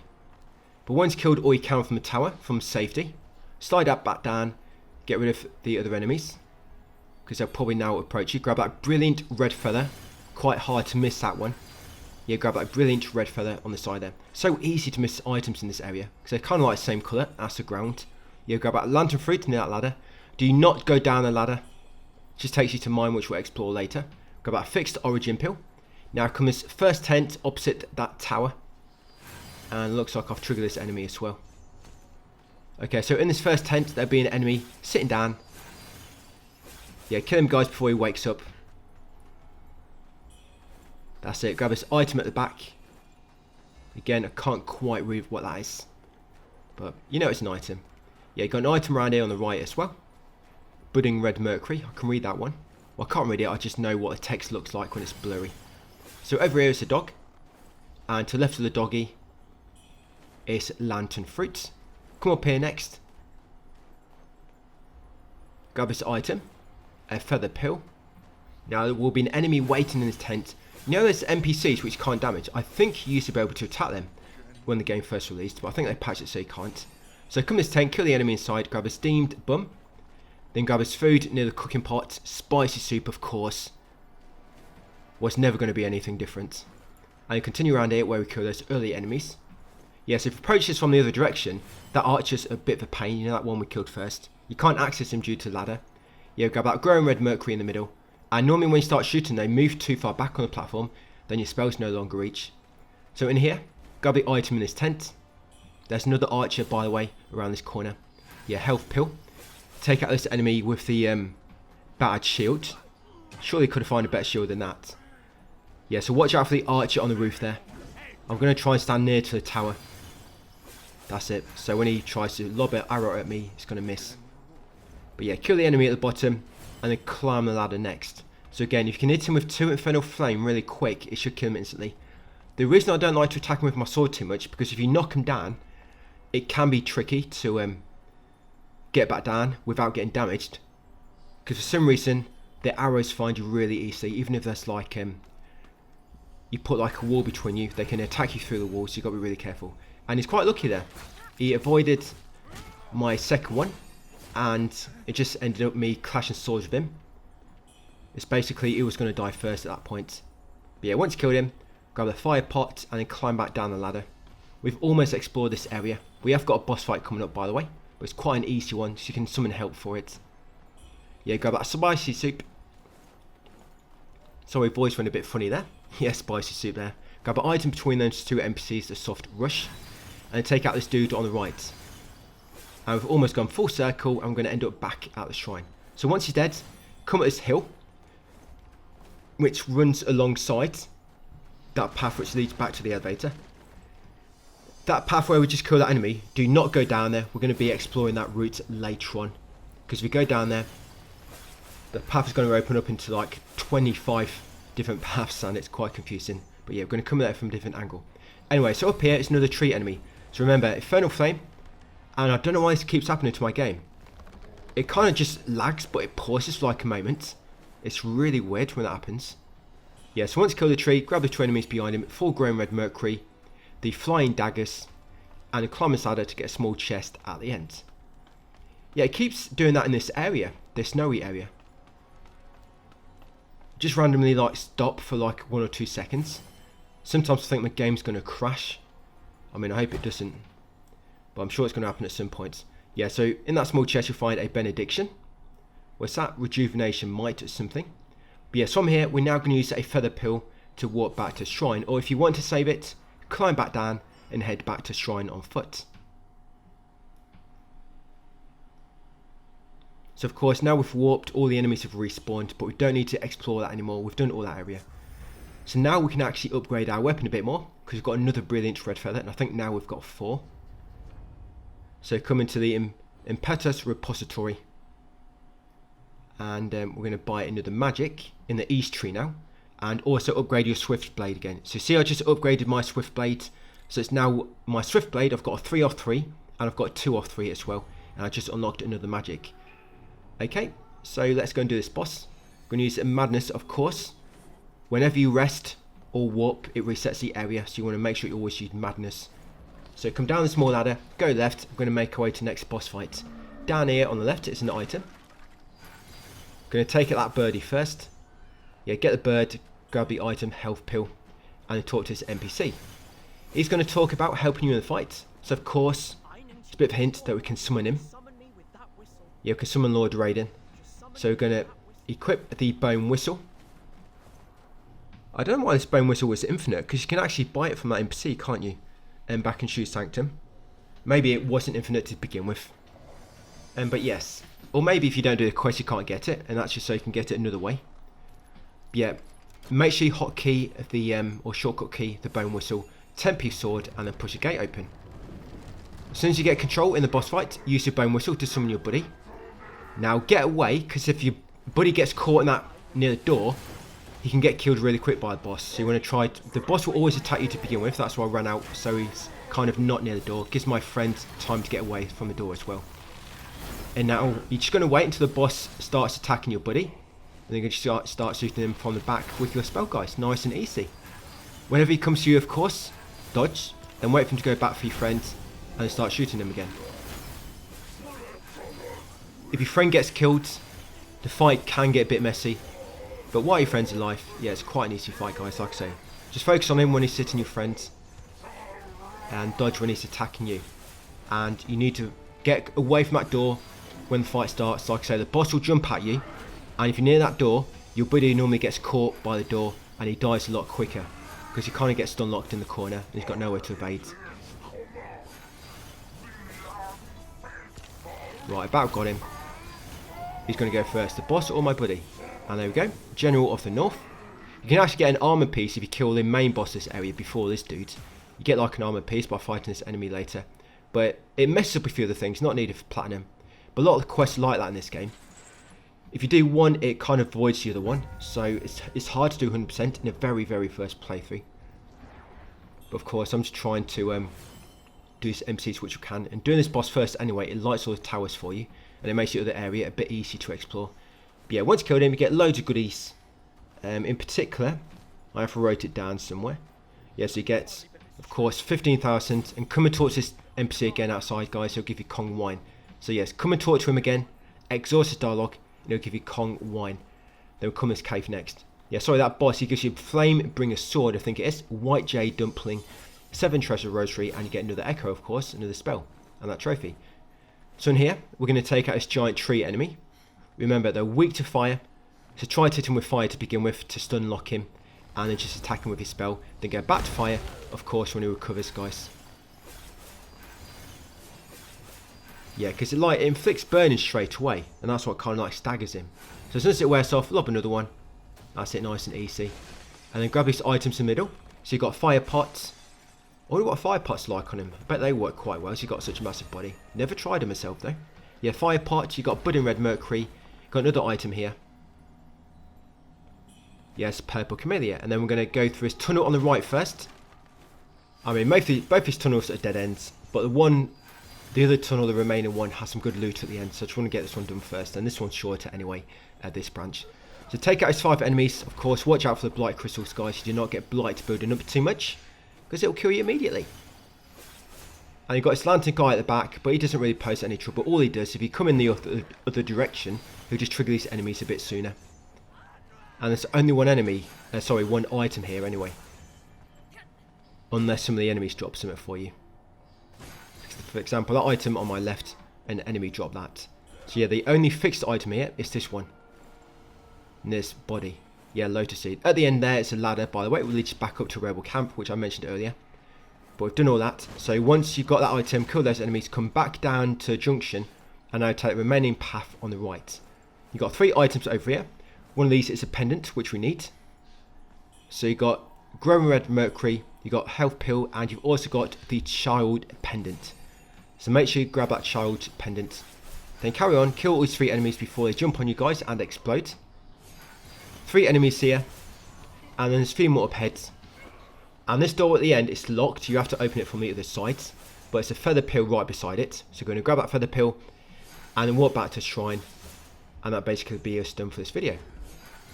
We are going to get this area done in part 10. Well, not quite. We get up to the main boss.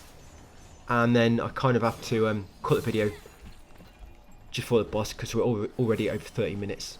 Yeah, next video is a bit longer than normal. 32 minutes.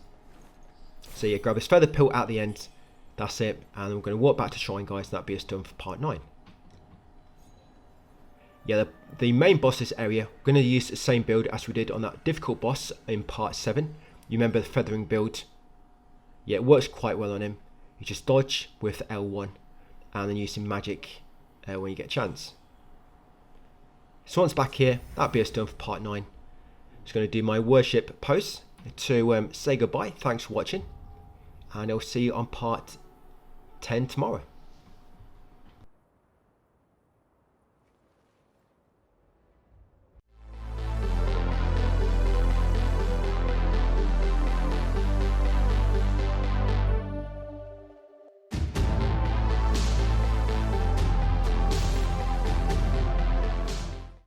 Hey, welcome to part 10, guys. This area we're going to be exploring in this video, bit of a nightmare to navigate. Took me a long time to optimize a route. But the good thing about killing that boss we just killed is because it lights all the signal flares automatically for you. And what that does, it kind of destroys the corruption pillars, which means the respawnable enemies will not keep respawning. And all I'm doing right now, by the way, is I'm warping to the snowy passage. So yeah, warp to the snowy passage. Yeah, you know them enemies with like the red clusters on the brains, they run and explode. They keep respawning until you take out signal flares or light them. But if you do that bit first, that boss you just killed, it lights them early for you, so you don't have to worry about those respawning enemies when you're exploring the area. I mean, you're never going to find out what I'm talking about, because the way we've done it. But trust me, it's going to be for the better. So once back here at Snowy Passage, talk to WUCHANG. And you want to hand over the oil lamp, and I'm then going to buy these 2 stones. If you want to buy any armour, of course you can do. But all I'm actually going to be buying myself, it's mainly pendants and stones. Yeah, because of course you can only get them there. I mean, armour you can, but they're just a bit more useful than what armour is, because you find more armour as you go along. So once you spoke to WUCHANG, you bought him 2 stones. You're going to come up to this fork. You're going to go left this time and open the gate into Cloud Spire outskirts. Kill this doggy on your right first. And take the second path from the right, the one which leads to the archer tower. You're going to take out the archer. And you see what happens now. So if you knock him back too far, your spell will miss him. And I did mean to dodge that, completely messed it up. Yeah, so look what happens, your spell will miss. Yeah, it's a bit unfortunate. And this happens, you have to climb a ladder to get up to him. So I'm going to have to climb a ladder now. If I didn't get caught by that arrow, I would have probably got him. Because when he's shooting you as well, I think it makes him take a step back. But as you climb up to him, he'll start dancing around. And finish him off with a swift stab there to heal up at the same time. Right, grab the item at the top, soul grass. And then once I'm here, you should be able to take out any enemies nearby. It should be 4. Should be 2 on one side and 2 on the other side. You can normally get these 2. All I'm doing though is I seem to be waiting for my magic to, well, my might to recover, to gain some more. So I'm just going to drop down in a minute. So it's taking too long to wait here. Yeah, so you've got 2 this side, normally 2 the other side. Right. Let's climb down. Yeah, this area, you'll see in a moment, guys, there's so many different paths. I mean, look here, for example, when we come through that door, there's 4 different paths in front of you. So yeah, a bit of a nightmare to navigate. I mean, most of them are just short paths, and that's the thing. You don't really know which path is short, or the one you need to take, or the one which leads somewhere important, unless you've actually done it yourself, and I guess optimised it a bit. So once got all the enemies, I'm just trying to build my health back as well. There'll be an item on this left cliff edge. Yeah, Sapphire Lotus Seed. Grab that. Right, then we're going to come around here. Now from the door we came in, we're going to keep going left. There's a bird on that wooden frame, by the way. So take out the birdie, and like I say, from the doorway we came in, keep going left. Just going to use a maddening incense because I forgot to do that. Yeah, so using the incense, guys, keep your madness high. And talk to this NPC. That's it. When you talk to her, there's going to be a dialogue option. We are going to help. Sorry, I did pick that one a bit too fast by mistake. Yeah, there's only one. Make sure you choose to agree to help. You get a tome from her and a recovery pill. We need a tome for later. Grab the red mercury behind her and then grab this item over here near the rock. Steamed bum. Once got a steamed bum, go back to recent fork, go straight ahead. Over here, there'll be an item in the middle here, near these bodies. That's it, lotus seed. Come up the steps on your left, and then turn right, you can see 2 dogs. Take out 2 doggies next.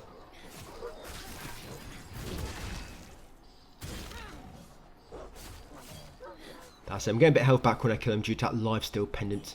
Yeah, grab the item there, steamed bunny bun. Now come straight across the same path but in the opposite direction along this kind of like upper snowy path here. Kill the enemy sitting down on the left. Once you killed him, grab the daggers beside him, the flying daggers.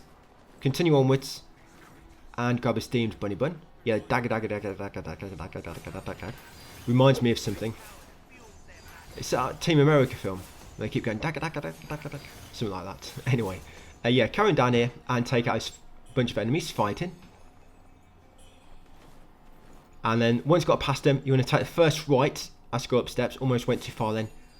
Yeah, when you take the first right, it'd be 2 kind of small paths. Take the slightly higher path on your left. Watch out for the mine. There's one right next to me then. Don't know how I didn't trigger it. Yeah, take out 4 enemies here.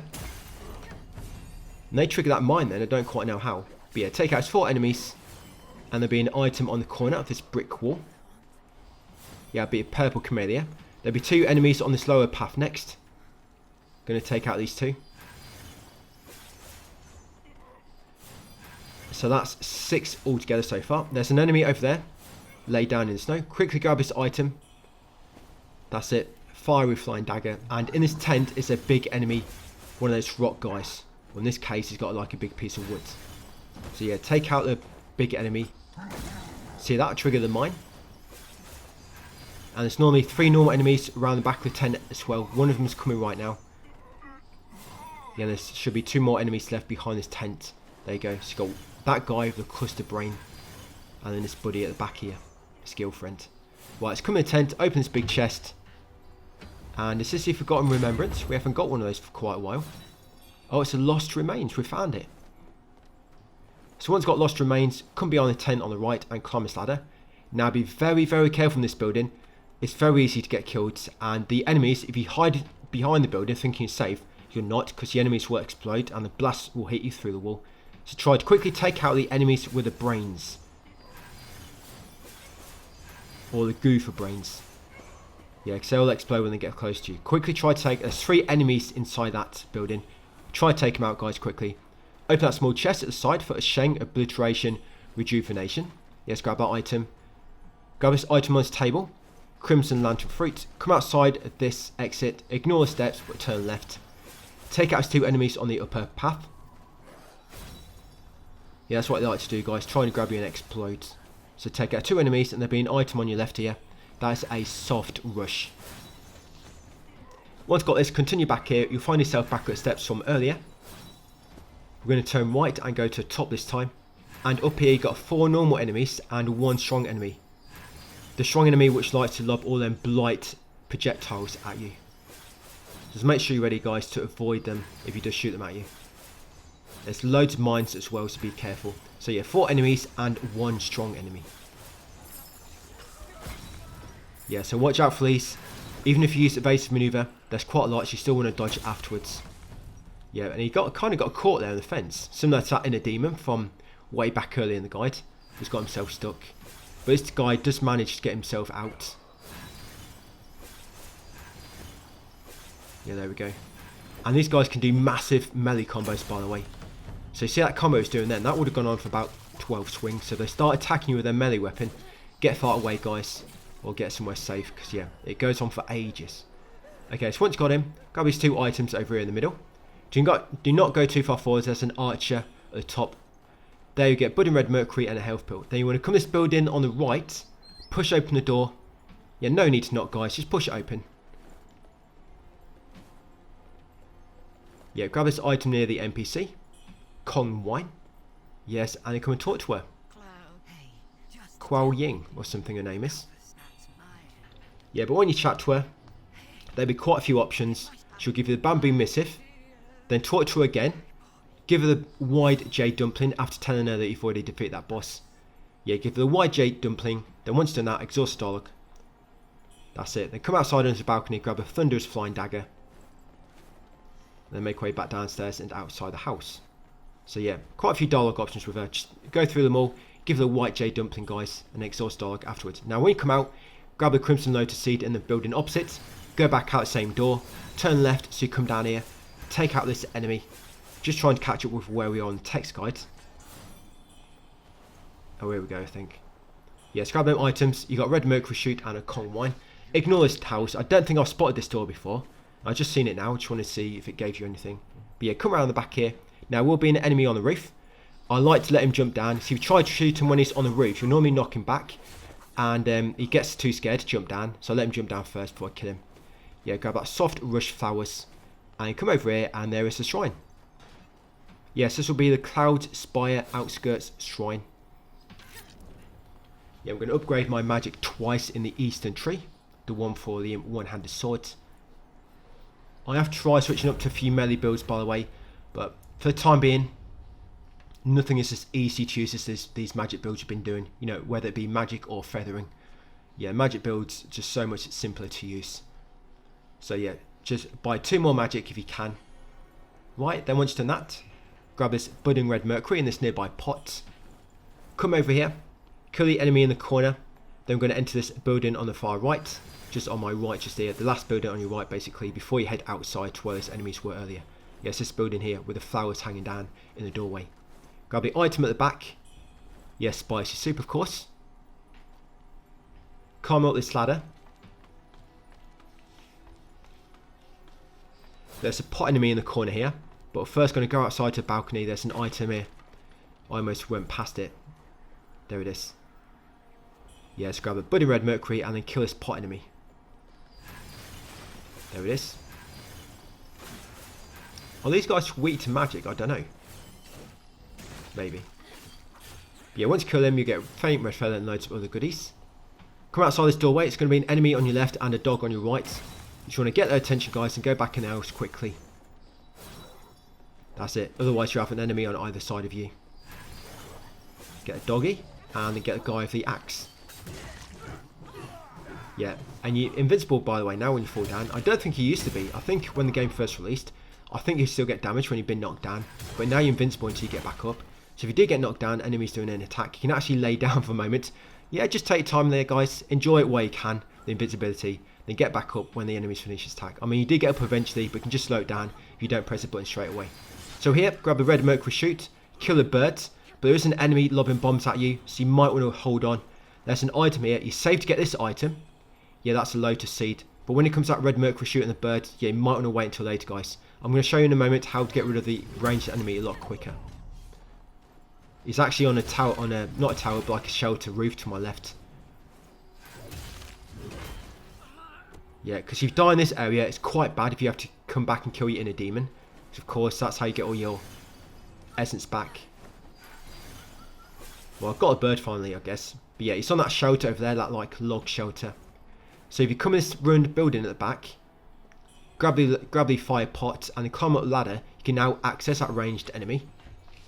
And like I say, you probably want to do this first. So before you grab any loot, run in this building, climb this ladder, and take out a ranged enemy. It'll make this bit just a lot easier. So there he is. Take him out.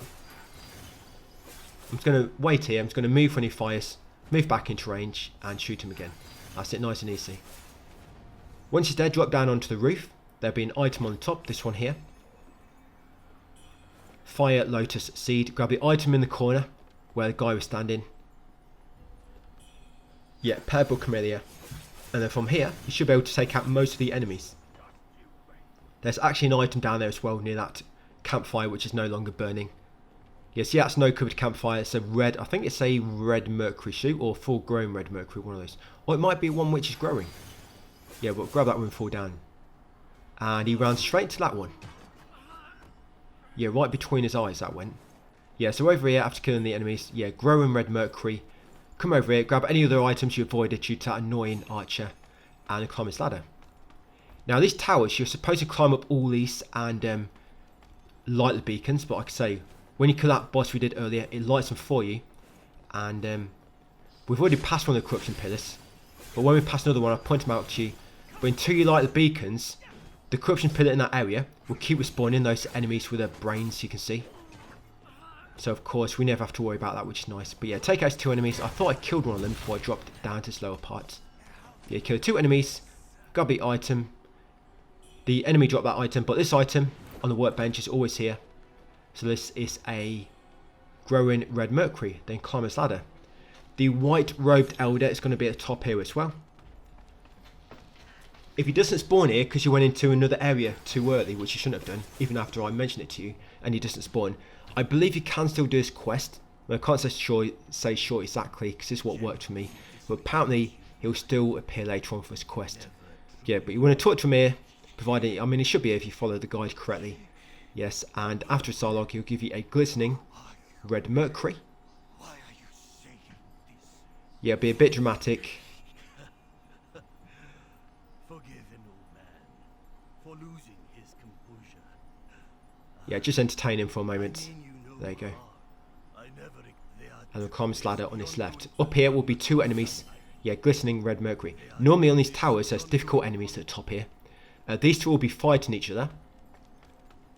So what you want to do, you want to be ready, because they can almost kill each other, but sometimes one of them might get knocked off, and if that happens you want to quickly focus on the other one.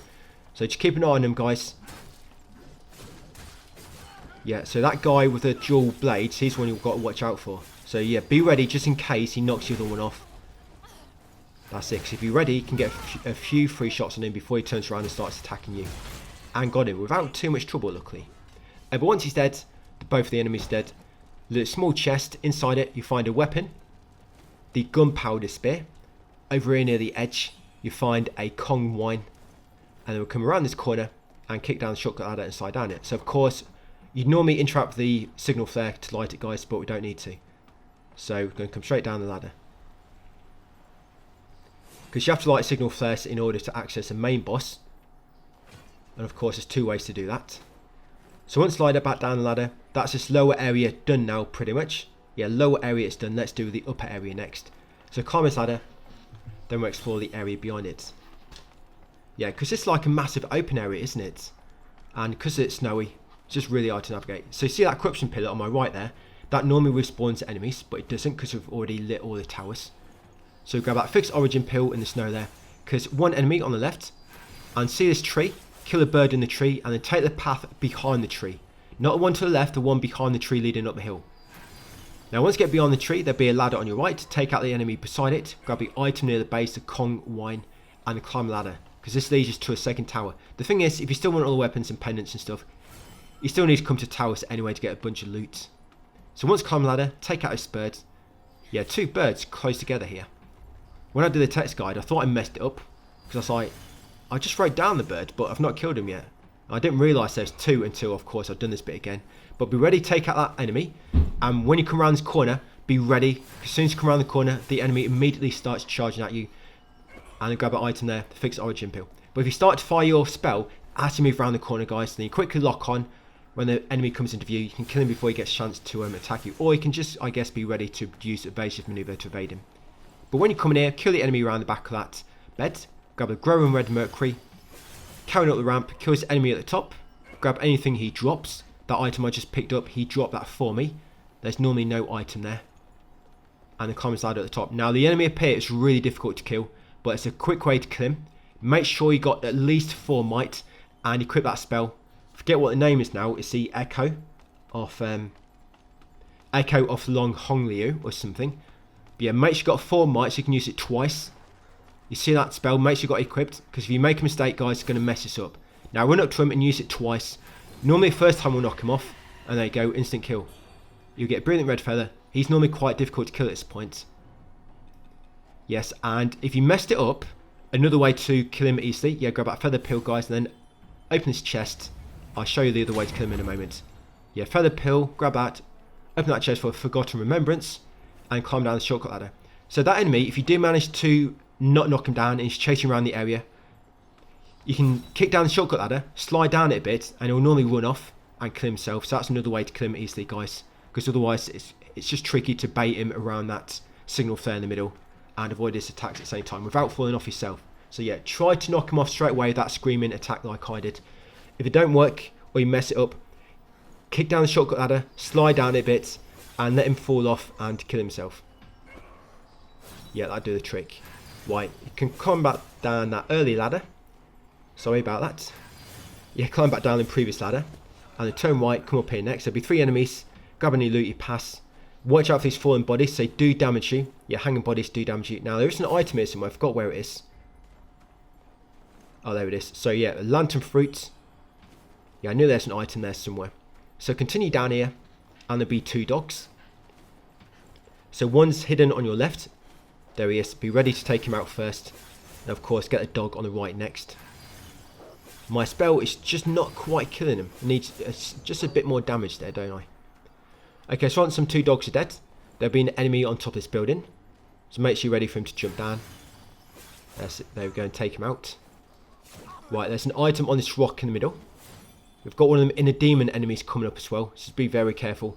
Yeah, grab a soft rush flower. Then kill these 2 enemies on the right. There's one enemy knocking on the door. I think it's been thrown out of the house and wants to get all his possessions back. Yeah.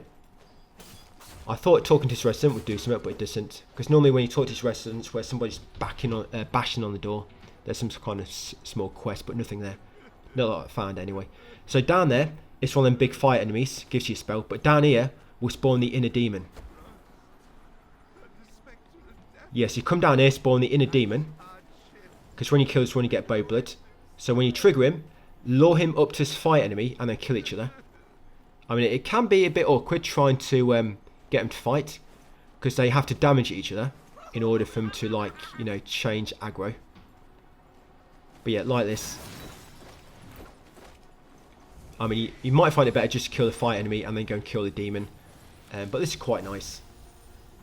Because the fire enemy is actually quite easy. It's the demon which is quite difficult. Because she's fast and she has quite a lot of range attacks. With the inner demons, I think they can randomly change their builds. I think it depends on maybe what you've got equipped or what armor you've got, what weapons you've got. I think they just randomly take any traits from you. Or it might be dependent on your level. I don't quite know. But they do seem to be getting stronger. Yeah, so they should start attacking each other. It doesn't normally take this long.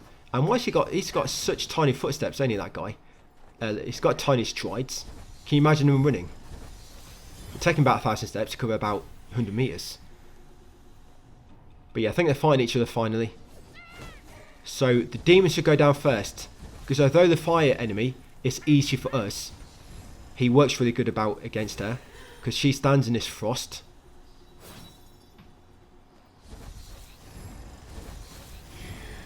Yes, I'm going to let him fight a minute. While I'm waiting, I'm just going to grab this loot. So down here where the fire enemy was. Yes, will be a red mercury shoot. Yes, let them fight it out, guys. They've got a lot of things they need to sort out. I think they used to be a pair, them two. Used to be an item. Not anymore.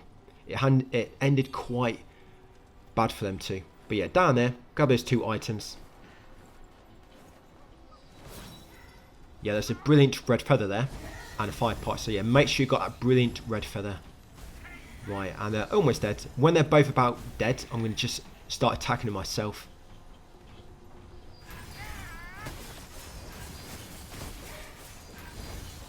Right, let's do it. Yeah, so now it's my time to get involved. And he's starting to attack me now as well with this frost spell. The spell he gives you is basically just the same as that fire one, which got from the earlier enemy like that. But now it does ice instead of fire damage. Yeah, when you kill the inner demon, of course you get bow blood and shadow stone needle magic. So yes, we've got another stone needle now, guys, and another bow blood. Right, so come down here. Of course, make sure you've got that loot. Remember, we've got a brilliant red feather from here. Now grab some shrapnel bombs and use his cannon to kill these 2 enemies nice and easy. It'll kind of lock onto them automatically as long as they're within range. There's 2 enemies here. So that's one of them dead. So they take 2 cannons. They take 2 each normally. And the first one will normally hit them both. That's it. One's got his 2 enemies. Remember this building on my right, by the way. It's empty at the moment, but we'll probably come back here later for an NPC quest. Okay, let's take out this archer down here. As you can see, he's overlooking that area from earlier. There's the archer I mentioned when I said do not go too far forward. There's an archer over there. Yeah, grab a blight dagger near where he killed him. Then come over here to this building. There'll be an enemy bashing on the door. I'm going to take him out. That's it. We're going to use him to heal up. And grab this item on the left. Yeah, steamed bunny bun. Then come up here next. There's going to be 11 enemies on this side path. 11. Took me ages to count these.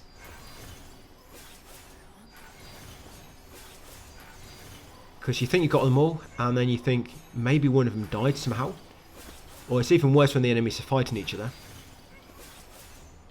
Because they fight each other, one of them will die before you can get there, so you can't quite tell exactly how many there are. But there is 2 fixed items here.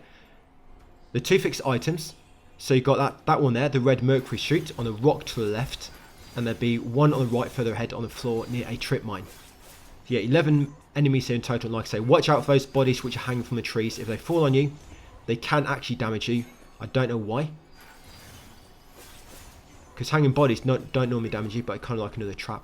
Yeah, so here's the other item near that trip mine. Yeah, growing red mercury.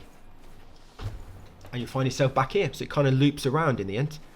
So once back here at the corruption pillar, on the right behind it will be an item slightly just down the hill. This one here. Right, you'll get flying dagger. Come down here, kill the enemy. And on the left, it actually takes us back to the rebel camp. So you might know where we are now. This one I mentioned, don't worry about that bit. We're going to explore it later. Yeah, this is that bit I mentioned. So yeah, left takes us back to that rebel camp. So once you kill that enemy, grab this item here. And come down here, kill the bird on top of the stone wall. Yeah, after grabbing the fixed origin pill, and then push open this door, which unlocks from this side. There is another way into this area, but of course this is the only way to unlock the shortcut gates. Right, and I almost forgot this item. Yeah, so you got an item on a small rock, budding red mercury. Okay, so when you come through a door, first explore the building on your left. There'll be an item at the side of it, this one here. And kill the enemy on this roof here. I missed this enemy first. I didn't find the stairs leading upwards. It just looks like a wall. But yeah, kill the enemy up there. Otherwise, he'll try and shoot you later. And now we're going to explore this area. But we're going to start from the right. So we're going to explore it, but go from the right. And then gradually make our way left. So go right. Kill these 3 enemies. You've got a dog there. Oh, that dog dropped an item for me. So that item near the dog, he actually dropped that. Because there's normally no items near that first dog. But I think I forget to go and get it anyway. Or do I? Oh no, I didn't. But yeah, where this first dog is, there's not normally any items here. But yeah, kills 3 enemies. And of course, like I say, keep right and gradually make your way left as you explore. So the next right will be down here, of course. Now this is that strong enemy, which has a burst fire cannon. It'll fire 3 shots. So you want to dodge 3 times before shooting yourself. So here we go. So 1 shot, 2, and 3. I mean, luckily he hit the object in front of him. And normally after 3 shots, there'll be a small window where you can fire. So again, dodge 3 times and then shoot yourself. There we go. So again, 3 dodge. There you go, and shoot yourself. And that's it. Nice and easy way to kill a strong enemy. He'll drop a brilliant red feather, of course, and an essence. Grab his item at the end on the bench, budding red mercury, and then open a small chest to find the twin bandit's blade inside. Twin bandit's weapon. Of course, we need all weapons as well, I believe, for a trophy. So make sure you get that. Right, continue up here and be ready to kill a bamboo. So when you go right past his cannon, a bamboo will spawn and run down the hill. Quickly take out the bamboo. There we go. So that's another bamboo shoot killed. There's a trophy for getting 20 of them as well. Right, continue down the path on the right. Grab this item here. Yes, sapphire lotus seed, and then unlock this shortcut gate. But first, open this benediction door. So this actually takes us back to the mine from earlier. Do you remember after that boss in the previous video? We got a feather pill, then we walked back. Yeah, that's that door there. So when you open that door, you get that Sheng stone, lethal might. So just open the door, come back here, and unlock the shortcut gate. Like I say, that door leads you to a mine we've already explored, so no need to go down there. Just open the door to get a stone. So yes, unlock this shortcut gate. Once it's open, grab this item here in the pot. Right, now make our way back up the hill. Almost explore this whole area, guys. I know it's massive, right? It makes it worse, you can't see items. I had to really run around this area very, very slowly in order to see all the items. Yeah, very, very carefully. Now, once at the top here in the middle, there are some items here. Again, looks like I forgot where they are. Oh, where they are. So you've got 2 here. So you've got a red mercury shoot. You've got a health pill. Then on your left, in this tent, burnt down tent, is a flying dagger. Down here is a bird. Kill the bird. Grab the item beside it. Yeah, steamed bunny bun. Now do not go across that large bridge. That large bridge leads us to the main boss. Do not go across it yet. That's it. Now come along here. Go to 10 on the right. The last 10 on the right as you make your way back. In there will be another steamed bunny bun. Now it's one more path we need to explore. This one up here. There'll be a bird in the middle. Take out the birdie. Then near the top of this hill will be a strong enemy. And we've got a final tower. So yeah, strong enemy up here. He's got quite a bit of health, but you've got plenty of time to take him out of range attacks before he catches up to you. Normally anyway. And there'll also be one of them gesture pots. And we're actually going to do a water dance. Yeah, I hope nobody's watching. Because I'm going to dance right here on the end of the cliff. So yeah, come to this blue pot and do the water dance pose. There you go. Yeah, water dance, river dance, whatever you want to call it. Yeah, hopefully you'll make water spawn. Yeah, there's me hanging and washing out again. Or acting like I am. Yeah, I don't think you can fall off a cliff if you do this. But yeah, after you water dance, you'll get red mercury essence. That's it, then climb up this ladder. I feel like I should have got a bottle of water or something from doing that. But yeah, climb up this ladder. And this will be the final tower. Of course, you can see it's already lit. And this one doesn't actually take you to anything of great value. But I just want to show you what's up here anyway. So once climbing tower. Yes, come around the back. There's an enemy inside here. And you can normally just take him out before you go in. I missed with one of my spells there. Yeah, take out the enemy inside the tower. Come inside. Grab the item in the corner. That's it, flying daggers. And then climb the ladder. Dagger, dagger, dagger, dagger, dagger, dagger. Yeah, Team America. Who remembers that movie? That was funny back in the day. But yeah, once you climb the ladder, carrying upwards. And grab a red mercury. There'll be an enemy just outside. Take him out. And then climb to the top. Now there are 2 enemies on the top, but they're kind of weak.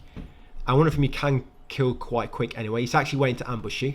But to begin with, there's an archer on your left. And of course, archers are always weak. So kill the archer on your left first. And I'm going to show you how to kill this other enemy nice and easy. It's quite funny actually. Right, so yeah. A few shots should do the trick. Got him. Right, then at the edge here, near where he's standing, it's a feather pill. Sorry, no, it's not. It's a Kong wine. Now, see this enemy behind here waiting to ambush you. You know, we can play that game. We can also damage enemies through walls. So if you equip that echo spell, use it, you'll knock him off. There you go. Nice, quick kill.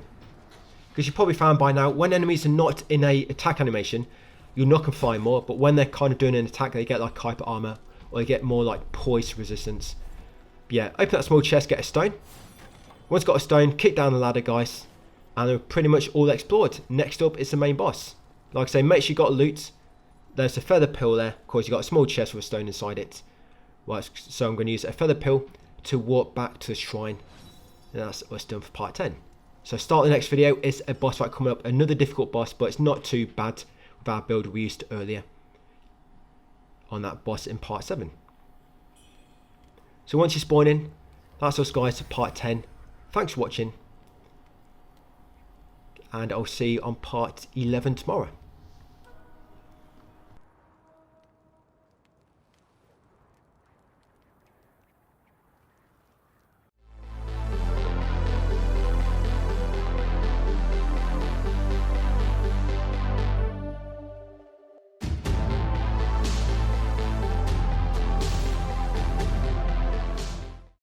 Hey, welcome to part 11, guys. Okay, are we ready for a boss fight?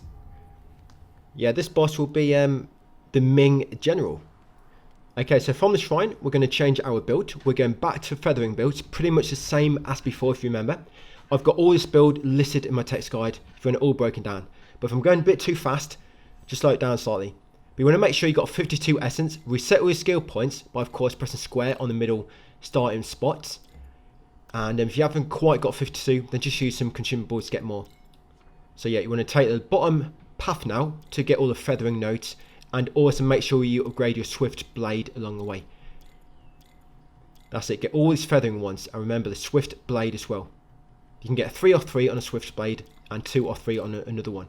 Then on the, sorry, did I say west? That was the east tree. On the western tree, which you're on now, so do the same ones I'm doing. Of course, make sure you increase your mana potency and your mana capacity. And you also want, what's the other one? Oh yeah, Rise and Madness as well done. And you want the Feathering Bone Needle, of course, to increase our feathering damage. So all these same nodes you want to be unlocking, guys. So Rising Madness, actually that's 3 of 3 now, because we killed a inner demon not too long ago. So feathering on this side. And keep going along here. Get that tempering as well. Right, and that should be our build going, guys. So remember, if I went too quick, just rewind it, slow down the video, or just use the text guides. It's all there for you. Okay, so for your tempers, we want the Feathering Stone Needle, of course. And then in the other 3 slots, we've only got 3, so just put 1 in each. I think it's Strength, Agility, and Magic. Just lob them all in. And then Benediction, I'm not going to change, just these same ones again. Vitality, Power in the top, Lasting Alacrity in the middle, and Skyborn Magic in the bottom. You can change them up if you want to. I think the top and the middle ones are quite useful, but I don't think that bottom one has much of an effect. And it wears off quite quickly. And for your pendants, you want Bird Pendant, Feigned Felling Pendant, and your Twin Infants Pendant. And spell, so you want this one here, Lu Bing Zhang. You want that spell. That's it, you want your Temper and your Flask. Then once you're ready, enter Dream to restock, of course, with all those new skills you just bought. When it comes to your armour, so I'm just keeping on my Frostbite armour at the moment, but if you ever want to change your armour, guys, that's completely up to you. Of course, all armour is going to do is impact your defense. I mean, I'm going to explain the build to you when it comes to, you know, our damage and stuff and dodging. But unless it's a build where we're actually trying to take damage, I'm probably not going to bother with armour too much. Because you really shouldn't be getting attacked, you know, once you learn the boss a bit. But hopefully you'll get this boss first time. So I know a lot of you did get that earlier boss, which was quite difficult, the Commander. You got him first time in this build. So hopefully this one's similar. So on the way there, make sure you build up some... yeah, build up some Scoured Might, guys, ready for the boss itself. Make sure you get to 3 biding time ready. Use a Madness Incense to make sure your Madness is high. Yep, so if you want to wait until it builds you up to 5, I mean, I probably should do, but I'm a bit confident. Before you go into the boss arena, temper your sword. Right, let's do it. Remember, when you use Evasive Maneuver to dodge, you also get 1 might back. So it costs 1 might, but when you dodge with it, you get 1 might back. So all you're going to keep doing, guys, dodge, use Evasive Maneuver. Again, try to keep your distance if you can. But boss does get pretty close to you. When he does get close, just dodge with Evasive Maneuver. Make sure you've always got 2 might or more. Yeah, you always want to have 2 might or more. If you get to 1 might or lower, you might run out, guys, and not be able to dodge his attacks. And good thing about Evasive Maneuver is even if you time it wrong, you still got like 1 or 2 second window where you're going to automatically dodge him. That's why I like to use it instead of normal dodge. So once he's at half health, he'll enter his second stage. Now we do a few more ranged attacks. He'll also lob like ice knives at you as well, so watch out for those. So when he comes close, yeah, so just like this, guys. I don't think I even took any damage, but I just got lucky, really. And once I started using this build, I've not had too much trouble with him. I did have a bit of trouble when I tried to use a normal spell build, and I did try a melee build on him. Like I tried the spear build where you can spin him around, but it all takes a bit of practice. But this, I find it's the easiest to figure out. Because your dodging window, you get so much more time to dodge. It's not like got to be perfect dodge. There we go, got him. So Ming General, get that trophy, guys. And the items he drops, so you get Wooden Strip and the Echo of WUCHANG. And I believe on release, these bosses did not stay in the arena, but now they're staying in the shrine. Yeah, so it'd be like an NPC near the shrine when you come back here, just a boss. You can't do anything with him, just chat for a brief moment. But yeah, once he's dead, come to shrine. And we're now going to go back to our previous build. So of course we need our exploration build. So Lifesteal Pendant.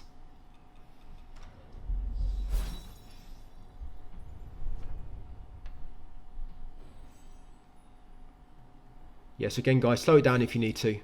But yeah, just going through the magic tree now. Make sure you get all the swift blades. That's it. All we do on the east tree, we just go for magic or feathering, depending on what build you want. And of course, get a swift blade along the way. That's all you basically do when you're doing this part. There you go. Yeah, just magic. And like I say, swift blade, because that's your weapon upgrades. Then the west tree, I'm not going to deactivate it all, because there's only a few I need to take off. So I want to take off impact and all these featherings here. So take off all these featherings, get the magics instead. Like I say, take off impact, this one here. You don't need that no more. And make sure you unlock conversion. We need that now. So yeah, unlock conversion. Remember, that's once you can get health back when you do a swift stab. And you also want to get the magic needle as well. So get the magic needle from here. That's it. Then let's go and get all these magic nodes. And you should be able to get one more hopefully as well from the essence we got from killing the boss, the Mercury. There you go, to get another endurance, because there's a few more magic above. Yeah, so this is how we're looking, guys. Okay, so once you're done, yeah, so slot you need temper. So you've got your magic temper, of course, your magic needle. And we're going to warp to the Shoe Sanctum, because we're going to talk to this NPC now and give him some items. And then after a chat to him, we're going to walk back to Snowy Passage, and we're just going to go and talk to that woman behind the brick wall, which I forgot to do earlier. The one which she gives you a vitality ball. You need it for quest later. Yeah, because you know when you get NPC icons appear on the teleport map, it doesn't show you where the items are, it just shows you that an NPC needs talking to. So it doesn't necessarily explain all the parts of the quest, it just shows you there's an NPC there with dialogue, pretty much, or new dialogue. But yeah, that vitality bow, you wouldn't know about it unless you're probably watching a guide. Because I mean, who interacts with the walls? Or looks for walls to interact with? I mean, it's not as if anything builded up to it either. I guess the riddle doors, but they're kind of quite easy to see because they've got a bright red line going down the middle. But yeah, talk to this dude, guys, and give him the items. So you're going to give him the 7 treasure rosary and the wooden strip. You have some new items for sale, mainly armor. I'm not going to buy any, but if you want to, you can. Of course, it just means you might have to farm a bit of Mercury. So yes, got some new armor for sale. I'm not going to buy anything. And then once done here, go back to the shrine and we're going to warp to the Snowy Passage. We're going to go and talk to Grandma. Not our Grandma, Matchsticks. Yeah, there's an NPC called Matchstick. So you're going to warp to Cloud Spire and Snowy Passage. We could have got this earlier, but I kind of forgot about it when we were passing by. So it's going to do it now. I don't think this leads to anything trophy related anyway. Of course, we're going to try and do as many quests as we can along the way. So once you spawn in, go past WUCHANG and come to this fork behind him. You want to go right down the hill. And when you reach a wooden bridge, you want to go straight across. Remember, those hanging bodies, if they fall down, they can hurt you. So watch out for them 2 hanging bodies. I think the one on the left can fall down. Yeah, I'm just going to take out that enemy. Dodge below this body, so there we go. And come this ramp on your left, just after the small bridge. And talk to this woman behind the wall. Yes, how would we find this? Without using any guides at all. Yeah, that's Grandma behind there. She's been locked inside the wall. But talk to Grandma, you get the vitality bowl. That's all you want. Of course, make sure you exhaust the dialogue. So once got the bowl, go back to the shrine. And we're now going to warp to Snowy Peak Pass. And continue with the story.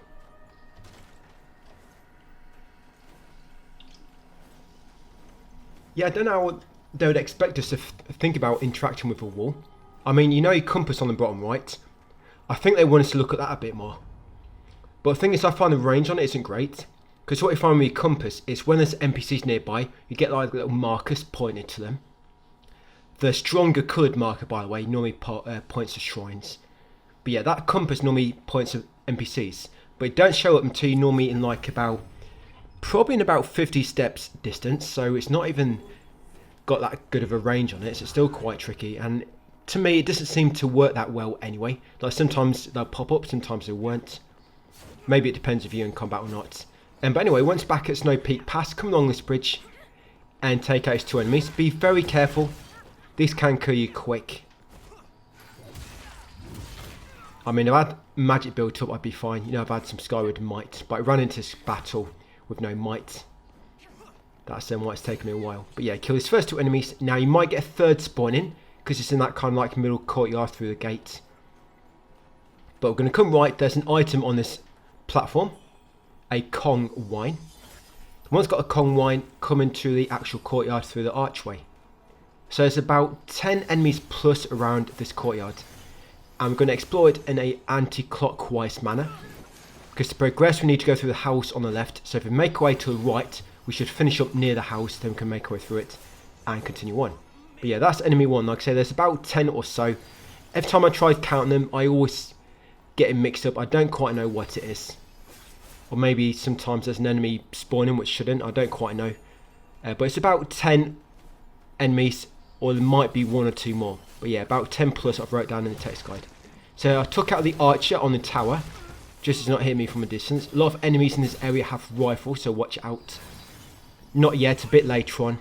But yeah, that rifleman on this tower, I think he's the only one at the moment. But yeah, later on there's about 8 in one area, and it's quite annoying. But yeah, take out the enemy, grab the mercury chute near him. If I've got any other items, by the way, the items which enemies drop, and those guys have massive jumping attack. See how much range he covered then when he jumped at me. Yeah, grab the mercury chute, continue on. Remember, explore this area in a anti-clockwise or counterclockwise, however you want to call it, route. So I took him out next. I think that's about 4 or 5 enemies so far. Now, next item. Apologies if I do miss anything here. I've tried to look around this place very, very carefully. It's hard to see items in the snow. Sometimes I feel like I have to run right up to it to actually see the item. I mean, once you know it's there, you know. But it's finding them in the first place. Because this area looks like there should be more items than what we find. Because you'll see, I can only find about 3 items in this kind of like big courtyard. But I feel like there should be more hidden away somewhere. But maybe it's just only 3. But yeah, 2 dogs here as well. Now where the dogs come from, there's an item in this cooking pot. Yes, that is a red mercury chute. Got a few more enemies. And there's another enemy in this corner here. So that building was just passing. That's one we're going to go through. But there's normally an enemy down here. There you go, sitting down near the cooking pot. I'm going to take him out. And then there's one more enemy in this corner here. Sorry, one more item. Yeah, so steamed bunny bun on that bench. Right, next up, come through a building now. Now that courtyard is all explored, come this building on the left and make your way through it. Now there'll be an enemy in the doorway of this next building on the right. Get ready, take him out. Because I think he likes to attack you from behind when you loot in this chest. But yeah, take him out so he don't knock you off. Then come and loot a small chest. Inside, you'll find a stone. Yes, and that is a fat burning ignition. Come this building next, there's a doggy behind the staircase. Yeah, there he is. Thinks I can't see him. Yeah, if my voice sounds different all of a sudden, by the way, from the first 10 minutes, it's because I recorded the first 10 minutes a few days ago, and then I've got back onto it now to do the remaining 20 of this video. So up here, take out these 2 enemies. And my voice is probably sounding a bit deep because I've got a bit of hay fever, I think, at the moment. I think that's what it is. Got a bit of a bunged up nose and stuff. So in here next, take out these 2 enemies. I'm almost past it now anyway, so my voice will be back to normal in a day or so, hopefully. Yeah, take out this enemy next. These 2 are kind of like sitting down, but if you know where they are, you can attack them before they stand up. Well, once they're both dead, grab this item, Thunder Daggers, ×5. Come out here next, kill that birdie on that balcony above. Right, and then come this building, and there's going to be an NPC. Exhaust this dialogue, and choose the Imperial Guard's whereabouts. I mean, it's the only choice anyway. Yeah, so ask him about that, guys, the Imperial Guard's whereabouts. Can't really go wrong. Make sure you exhaust this dialogue, and he's repeating himself. And we're going to come outside the back door. There'll be 2 paths. We're going to go left first, because it takes you to a dead end anyway. So go left. Now there'll be 2 enemies in here. That samurai guy's quite strong, so be careful. Start attacking him. You normally get a few shots on before he turns around. That's it. And then just be ready. Like I say, these guys can cover a lot of distance really quick. So just be careful.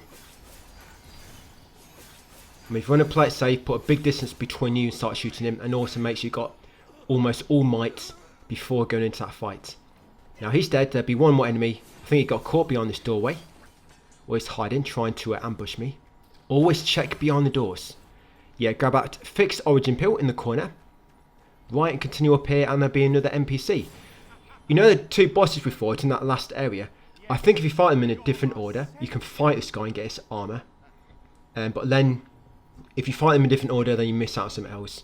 And that area is more difficult because you've got corruption pillars spawning enemies. So it doesn't matter, like I say. I don't think you can do every single thing in one playthrough, just because there might be one step which will make another step not work. But we're still going to get platinum, of course, with save reloads. But yeah, towards that NPC, hand over the tome which he asks for. That tome we got from earlier, back in Sorry Passage, from one of the NPCs there. Yeah, give him the tome and he'll give you the red mercury crystal. That mercury crystal, we're going to give it to an NPC later, so don't use it, but I don't think you can anyway. Grab a flamewood pill in the lantern pot, close to him. Kill that strong enemy of the shield. Kill that birdie up there. And of course, make sure you use an incense, by the way, if you've not done so already, to keep your madness high. Yeah, kill that birdie, grab that crimson lantern fruit, and then kill this strong enemy here. This is one of the bagmans, I think they're called.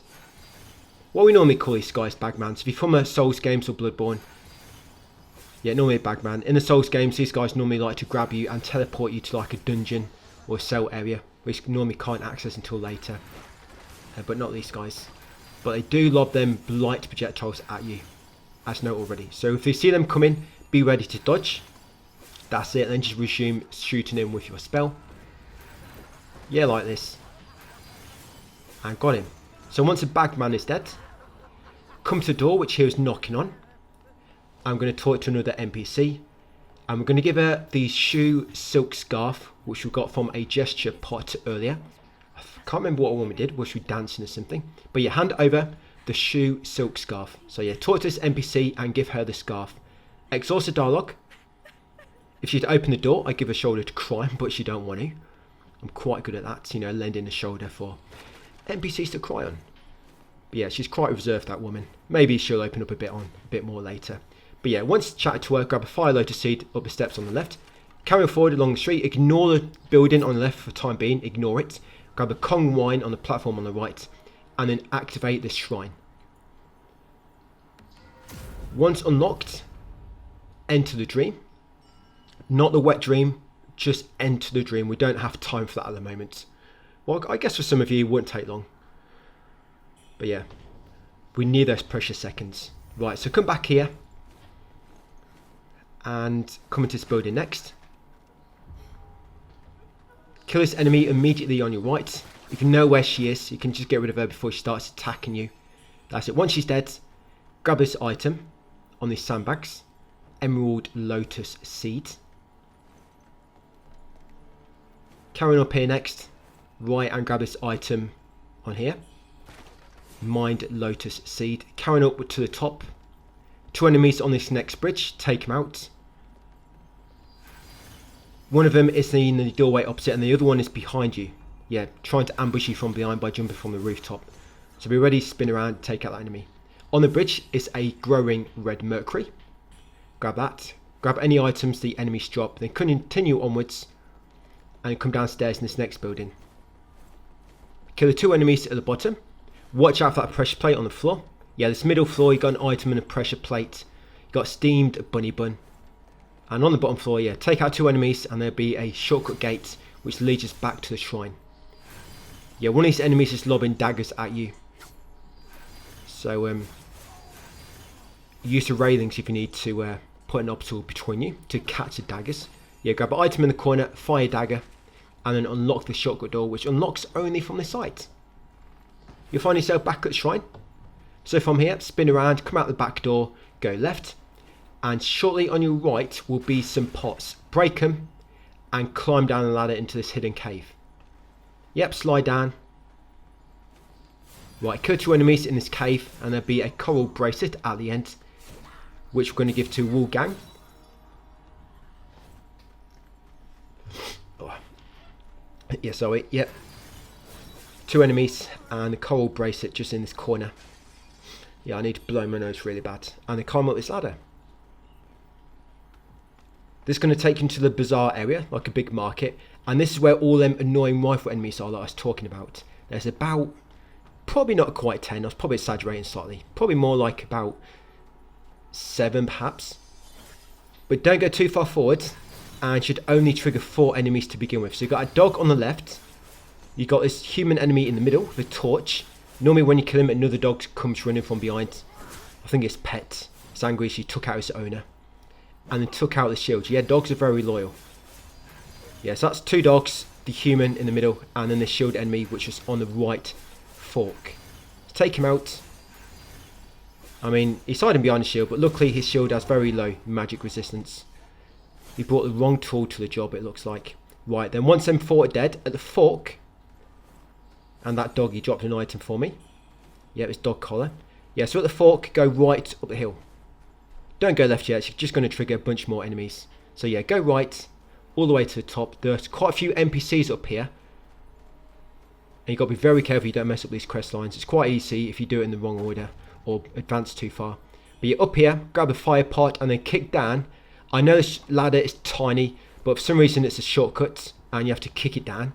So yeah, make sure you kick down the shortcut ladder before you drop down. I know you could technically jump up yourself or pull yourself up. But yeah, kick down the shortcut ladder, then climb down it or drop down to this area. Go forward at the fork. Do not go into any buildings yet. Take out that enemy. Continue to the end here. Grab this item in the street. Yes, fire pots. Then come back to the fork. Go right to find another ladder with an NPC standing at the top. Yeah, there's a lot of NPCs in like random places in a Cloud Spy City. Yeah, cheers for the help, buddy. Yeah, so when you chat to him, agree to help. And he's going to want you to find a phoenix coronet and a wedding dress for him. So once you've chatted to him, exhaust his dialogue, of course, agree to help. Yeah, it's come back into this building near where we kicked down the small shortcut ladder. Yeah, talk to this woman first, otherwise the boy will not want to talk to you. Join the gang. So chat with her, choose to join the gang. And she'll give you a hat. Talk to her again and ask about the wedding attire. She's going to want us to go and find Glut, which we'll do in a moment. So yeah, exhaust the dialogue, 2 options there, join the gang and ask about wedding attire. Come and talk to this little boy next. He'll give you a gesture, celebrate. And then talk to him again and give him the vitality bowl, which you got from Granny. There you go. And then to refresh him, we actually have to, well, to advance his next dialogue, we actually have to rest to reset the area. So grab a health pill. Once you chat to him, once you exhausted both the dialogue, grab a health pill, grab a grey and red mercury at the back. Then come to shortcut ladder and climb up it. If you fell down by mistake without kicking it down, if you go down that ladder near the previous NPC, you know, who is near the top of the ladder, you climb down there, go left, it leads you back to that cave we dropped down with the coral pendant, and of course then you climb back up to where you're from the left. But anyway, come back down here to the fork. Now we're going to go right.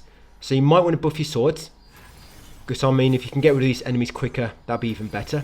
But yeah, you've got a load of rifle enemies and a few normal enemies. So that's one rifle enemy on the left. You got these 2. These 2 in the middle having a good chat.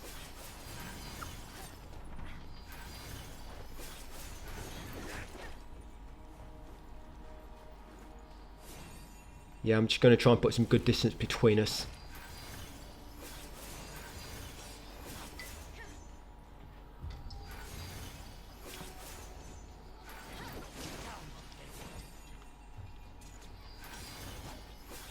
Right, got him. Yeah, best to play it safe sometimes than trying to just get close and looking for opportunities that can easily knock your health down. Right, so take out this one next, and then we've got all the rifle enemies. Yeah, so in this tent here, this item, this is a fixed item always here, so that's a health pill. You'll get quite a few items from these enemies, but the ones I'm going to show you are ones which are fixed. Of course, they are always there. So a few more rifle enemies. Keep moving left and right, of course. If your health is full and you've got the temperance active, you should kill them in one spell.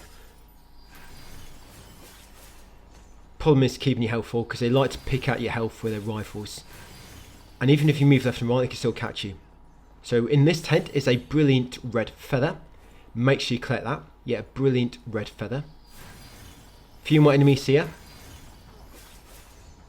Yeah, so 2 there. 2 over here as well. Yeah, see what I mean about these rifle enemies being annoying? They just keep picking at your health, like chipping away at it. And of course, that stone that gives you more damage when you're at max health, it kind of deactivates that effect when you're not at max health, just from a little tiny rifle bullet to the kneecap. Yeah, grab a fire pot in there. This item's what an enemy dropped. And you got an item in this tent as well. Not this one, that's from an enemy. This one over here. So you got a Kong wine. And you want to kill this bird. Yep, kill the bird there and then talk to the NPC on the left. That's it. Once a bird is dead, I'm going to use maddening incense as well because I think it worn off. I don't want my madness to get too low. Okay, so talk to Groot. Tell him the news about the great yonder gang. And if you've already spoken to the woman and the boy, then you can actually talk to him again and he'll now move back there a bit later. So keep talking to him. So give them news first and then on this one, do not choose the bottom, so choose the top, search for Sheng Yingang, or whatever the name is. Yeah, choose the top option there, search for Shen. That's it. He'll give you that cap, and then later, like I say, he's going to move back to that woman and that boy, come up this ramp, grab the item, full grown red mercury, and come back to the shrine. We are not going to have a wet dream. We're going to teleport to Snowy Passage. As you can see, there are 2 NPC quests active at the moment. So yes, back at the shrine, we're going to teleport Snowy Passage. We're going to talk to WUCHANG. We're going to give him the black coral bracelet.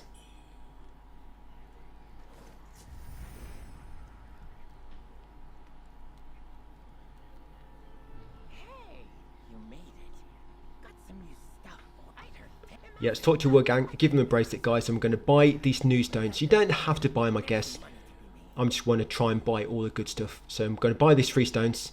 Just so I've got them if I need them later. They are quite expensive. You can use consumables if you need more mercury. So buy us 3 new stones. So you got Way 6 Disciplinary Force, Skyborn Force, and Revolving Force as well. Okay, continue up here. Go left at the fork. We're going back to NPC from earlier. So when you go through this gate, keep going left. And you come to a woman in the shed. Yeah, still standing in the same place 3 days later. You hand over the mercury crystal. Yeah, and then once you give that to her, she'll give you a brilliant red feather ×1 and a fixed origin pill. Then what we're going to do, go back to shrine, walk back to Cloud Spire City, guys. Ready for part 12. Cloud Spire City, it is a bit of a nightmare to navigate. Because there's loads of like different vertical levels and different paths to take as well, so it's taken me a while to actually try to figure out the optimal way. But so far, what I've done so far, that does seem like a better way to deal with that, because it's kind of like it comes back on itself. You know, that bizarre area, you eventually come back on yourself. We're doing those NPCs in a nice optimal way, got them out of the way, they can continue forward. But like I say, a lot of vertical areas coming up, a lot of buildings we have to navigate. But yes, once back here, that'll be it for part 11, guys. Thank you for watching, and I'll see you on part 12 tomorrow.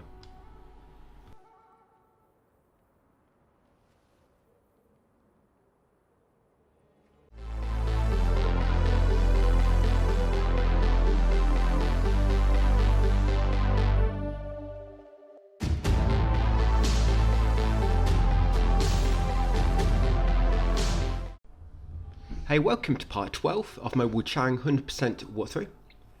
At Cloud Spire City, we've just come back from talking to those NPCs back in the Snowy Passage. So you're going to come back in this nearby building, come out the back door, and I'm also just equipping the Infernal Flame spell there as well. Because they'll be coming up against some strong enemies, and that actually helps a bit more, because it does more damage, and of course inflicts fire on them, which does more damage over time while kind of evading. Just works well on 1 or 2 enemies, but you'll see coming up very shortly. So climb up these 2 ladders on the left. Yes, and the second one. At the top here, you'll find your way back to that NPC from earlier. Yamping. Just going to ignore him for a moment. Yeah, run past him, go around this corner on the right. Just be careful that enemy on the left does not aggro. If he does, just kill him. But yeah, come back in this building near the small ladder. Talk to the woman in the yonder gang. She'll give you the wedding attire finally. Because last of all, we spoke to Groot, of course, this guy here. So get the wedding attire from the woman. Talk to Groot. Get steamed bunny bun. Remember, always make sure they have nothing left to say, so talk to him again. and then talk to the little boy. He'll give you the yonder tiger cap. And that's it. Once you've gone through all their dialogue and got all those goodies, that wedding attire of course is a key item. Come back to ladders and now we're going to talk to Yan Ping. We're going to show him the wedding attire and he'll give us a full grown red mercury. Then we can give out somebody later and get another item. There you go. Of course, make sure you exhaust his dialogue. Once done, climb back down this ladder. Not the other one, just this first ladder. That's it. Then come along this platform, drop down at the end. Drop down again. And then at the back here, guys, you'll drop down eventually to like a mine. Come inside, there'll be 2 enemies to begin with. There's 3, but one of them's around the corner. And he normally jumps at you. But if you go slowly, he normally jumps into the corner of the wall like this and will miss. So yeah, kill the 2 enemies. Approach the next corner slowly. So the third one kills himself. Grab this item. Soft rush. Up here will be a fork.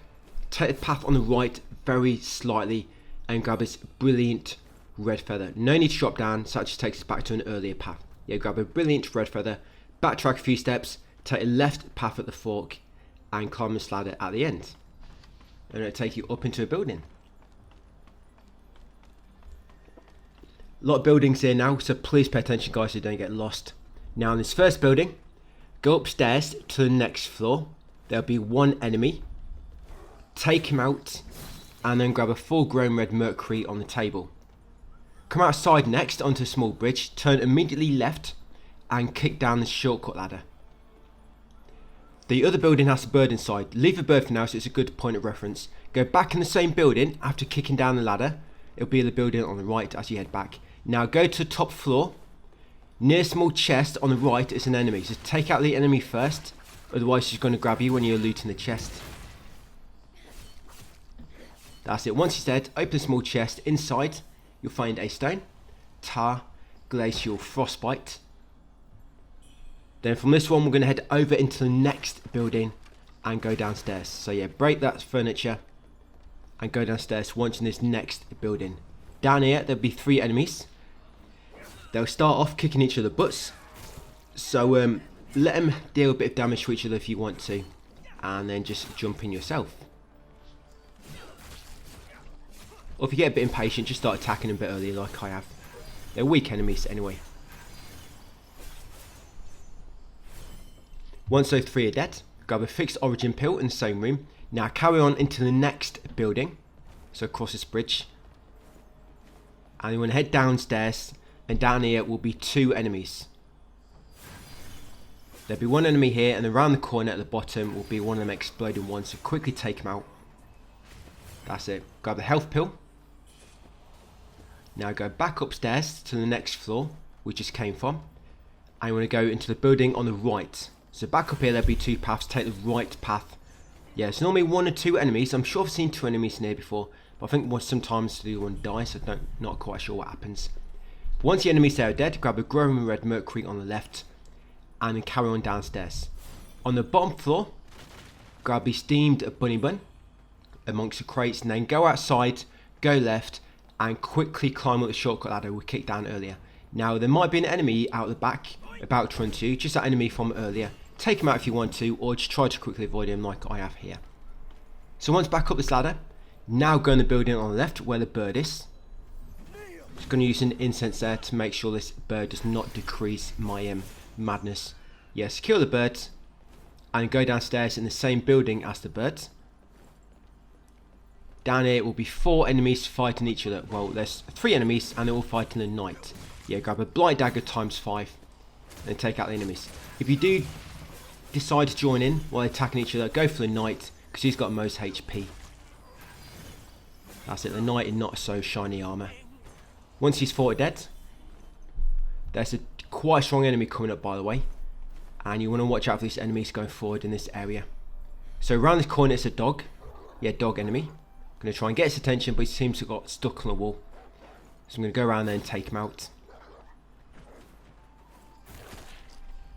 Take out the dog and then grab the full grown red mercury nearby.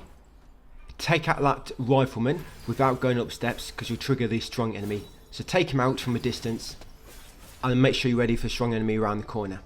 Yeah, so this woman here. Yeah, so they're kind of like red with like a white hat. Watch out for these. Now you want to use Infernal Flame on these, it just works a lot better.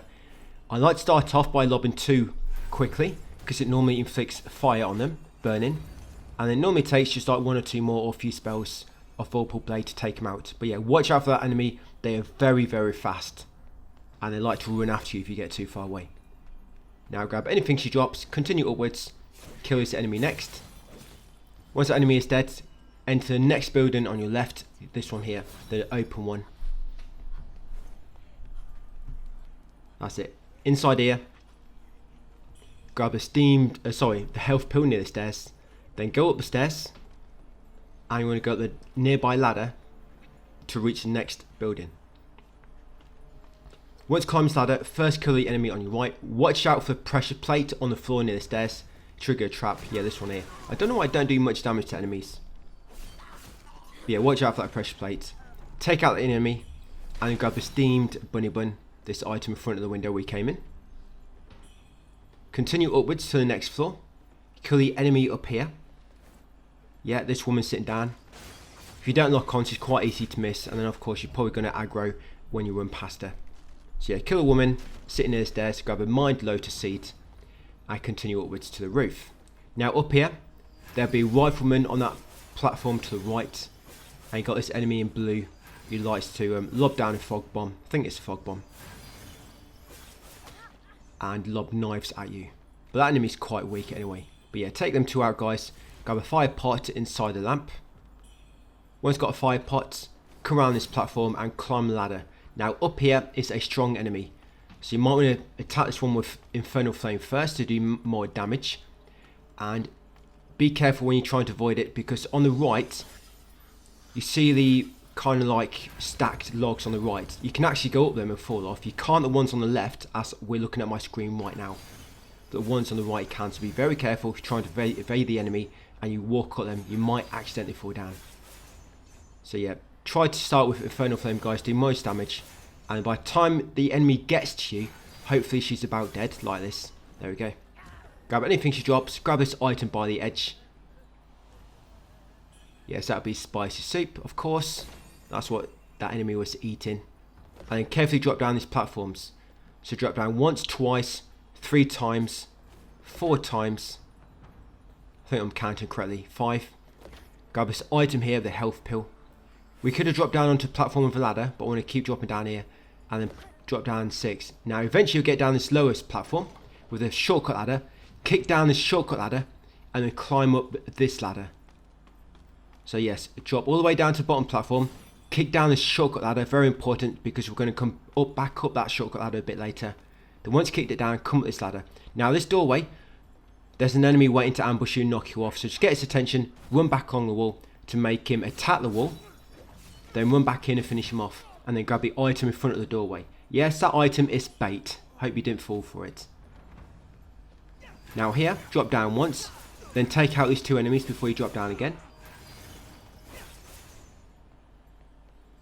Yeah, nice easy way to kill them. Once they're both dead, drop down for real this time. Do not go out onto the balcony yet, we'll do that later. First of all, grab this item and come down the stairs. Yes, ignore the balcony for a moment. Once downstairs, grab this item over here. Yes, purple camellia. Come across the bridge, grab the item in the lamp on the right, in the bowl. Yeah, fire pot. Then come down the steps. They're going to be a strong enemy in a moment. We'll go with this item first on this floor. Sapphire Lotus Seed. Yeah, on the ground floor. So you've got a strong enemy. It's that enemy which has the rifle which shoots 3 times. But if you're on the stairs, the bullet will hit the rail and it won't hurt you, as you can see. Sometimes your spell might miss, but most of the time you can get the enemy like this. Yeah, nice easy enemy to kill with a spell build. Once he's dead, come down, grab the item beside the stairs. Health pill. The item near the chest. Fire pots. And then open the chest itself, guys, to find a forgotten remembrance inside it. That's it. Do not forget that item. Come out the door afterwards. Yes, unlock the shortcut door. We passed that earlier. Now go left, back up these steps, guys, and climb the shortcut ladder we kicked down. Yeah, this is why we wanted to go up this. Oh, sorry, why I wanted to kick it down. If not, you're going to have to take the long way back up. So climb back up 2 ladders. We're going to drop down into that building from earlier. And now that balcony we avoided, we're now going to go out to that balcony and drop down to the next path, which is going to lead us to the next shrine. Yeah, another shrine is not too far away. And there's 3 enemies. 3 enemies on the way there. 2 strong enemies, 1 weak enemy. And there's also a big boulder. So down here, you see that yellow item? It's bait. Do not go for it straight away. Approach it but keep left. That's it, to avoid the boulder. Now once that boulder comes rolling down, the enemy's going to start coming down afterwards. The enemy's not quite as quick as the boulder. The boulder really makes this enemy look slow. So it's going to use Infernal Flame, set him on fire, and then start shooting him with my Vorpal Blades. Take out the Bagman. I'm surprised his attack didn't despawn then, as it does normally when you kill him. But anyway, once he's dead and the boulder's destroyed, grab that item, the yellow loot. So that'd be the Maid's set. Carrying upwards, and you'll see 2 enemies chatting, plotting how they're going to take you out. So the enemy on the right is weak, but the one on the left is a strong enemy. So you might want to go straight for the strongest enemy, or you might want to get rid of this weak enemy first, because you can do it quickly. But the thing is, you're going to have to lower might if you focus a bit on the enemy on the right. So I'm going to go straight for the enemy on the left, where I've got a lot of might. I'm going to use 2 Infernal Flames first to inflict burning. Yes, a strong enemy first. They'll both chase you, but the blue one is a lot slower. That's it. Now she's burning. Yeah, she likes to lob some knives at you from a distance. I think I'm going to keep running away. Yeah, when she starts running, run away from her, guys. And then once she starts attacking, slow down and then attack her. Right, I got her. That wasn't too bad. I think there's one. Is there one more of those? Yes, one more before the end of the video. So now we're going to take out this weaker enemy. These enemies, I don't think they really melee you. I think they just like to lob knives. But yeah, once they're both dead, carry upwards and unlock this next shrine. Snowfall Palace. Is it Snowfall or Cloudspire? Maybe I've got that name wrong. I have to double check that. But yeah, once at the shrine, you're going to unlock the Impetus Repository. Just going to unlock some new skills. So now you've got another Forgotten Remembrance. We're going to unlock a new magic. There you go. So get 1 more magic node and also upgrade your mana capacity again. There you go, mana capacity 1 of 3. We've already maxed one of the mana capacity nodes, so now I've moved on to another one. There we go. So once done so, take the path on the left just before the shrine. Yeah, just before the shrine, the path on the left, as you look at it. And yeah, you come down the snowy path and you want to carefully drop down, because this leads us to a small chest. Yeah, carefully drop down, take out this enemy, the rifleman. Right, and drop down to a small chest. And what's good about coming from this angle as well, so you get a small chest, but you can also take out this enemy down here, that strong enemy. Yeah, that's samurai. So in that small chest you find a stone, Shang, Burning Vigor. So take out this strong enemy before you drop down. And by the way, the boss on this area, we're always going to go back to feathering build. The boss in this area isn't too bad, but it just takes too long using Vorpal Blades. So that feathering build still works really well. But because the boss is not aggressive with attack, sometimes you have to deliberately dodge in order to build up might. You know, get close to force the enemy to melee you, and then of course use evasive maneuver. But yeah, drop down, grab those 2 items, or sorry, that 1 item, the fire pot I think it was. Make sure the enemies are dead, and then use the feather pill to walk back to the recent shrine. Okay, so once back here, looking at the stairs ahead, the big stairs leading upwards, you're going to explore on the left first. Grab this Emerald Lotus Seed. Oh, it's Snowfall Palace. Yeah, then come in this far left alley and kill that bamboo shoot. Yeah, so see that yellow animal, whatever they're called, bamboo thing. Yeah, make sure you kill it, guys, get a bamboo shoot. Remember, if you don't kill him in time, you can always rest to respawn him, rest at the shrine. They come back to where the shrine was, kill that bird on top of the wall to the left of the stairs, and then head up the stairs in the middle and kill this enemy walking up them. We'll explore on the right later, because before the stairs on the right, that leads you to the boss. We'll explore that in the next video. So we're going to explore the palace first. So yeah, come up the big stairs, kill the enemy, go left. Grab a feather pill. Now go back to Fork and tell it to remain in path straight ahead, because this leads you into the palace.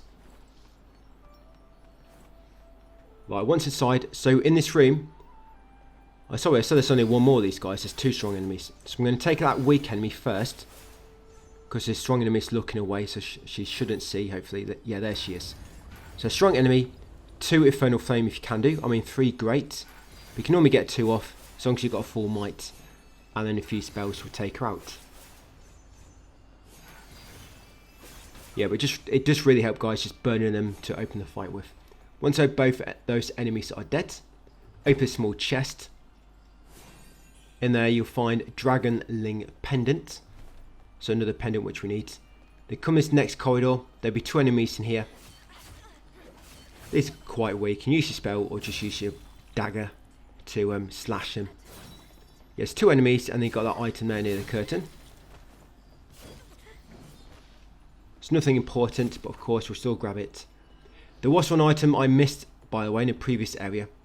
It's nothing useful, but we will go back there eventually. I missed a stone, I believe, back near the corpse pits. If you go up the slope from the corpse pits, go left onto the roof of the first building, and there's an item on the small scaffolding I missed, like a small platform. Like I say, it's a stone, but it's not really a weak stone. I think it's like plunging wood.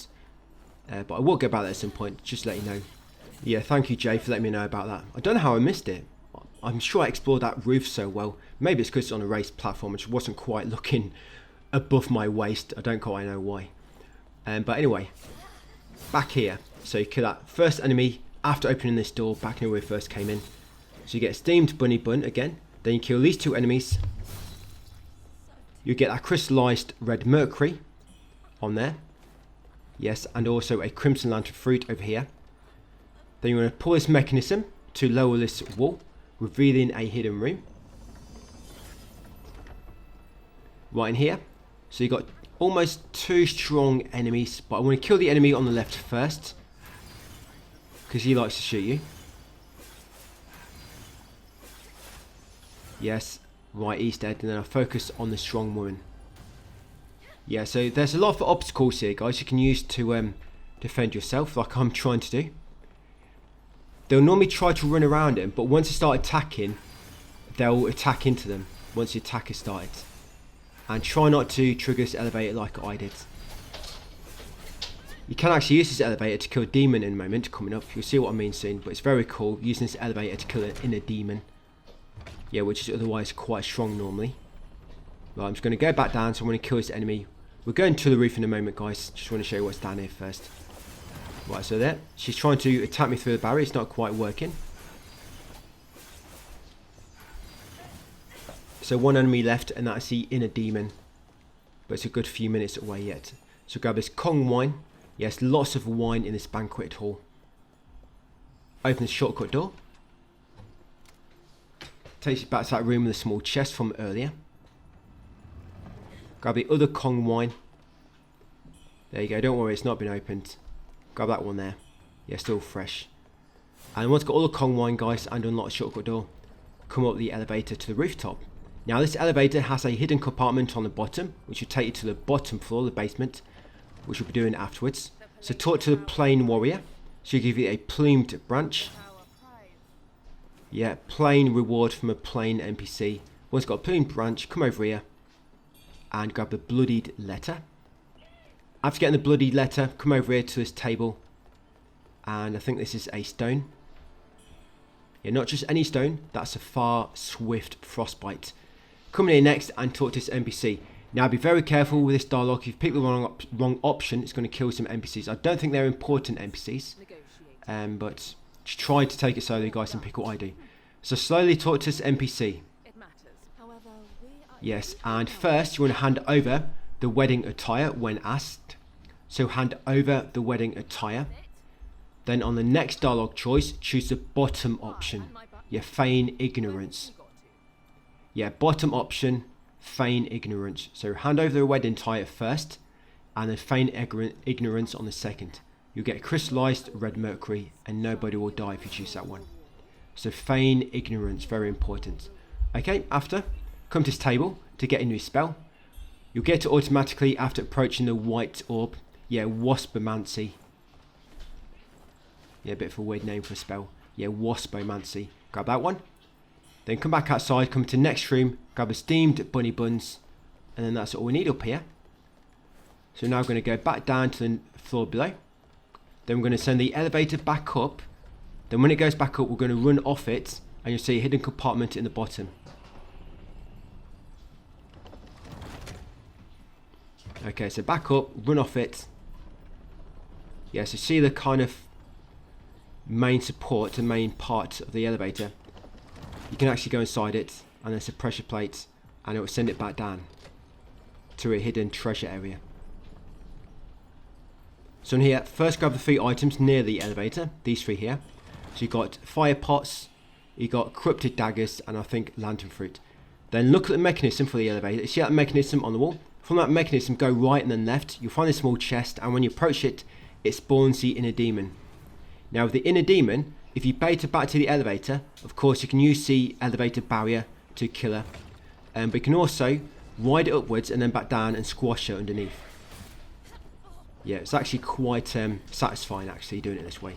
Now it doesn't work the first time. Every other time I've done this, it's worked first time, by the way. Just this time it doesn't, because she kind of like de-aggros. I was going to get her. Hey, don't walk away from me.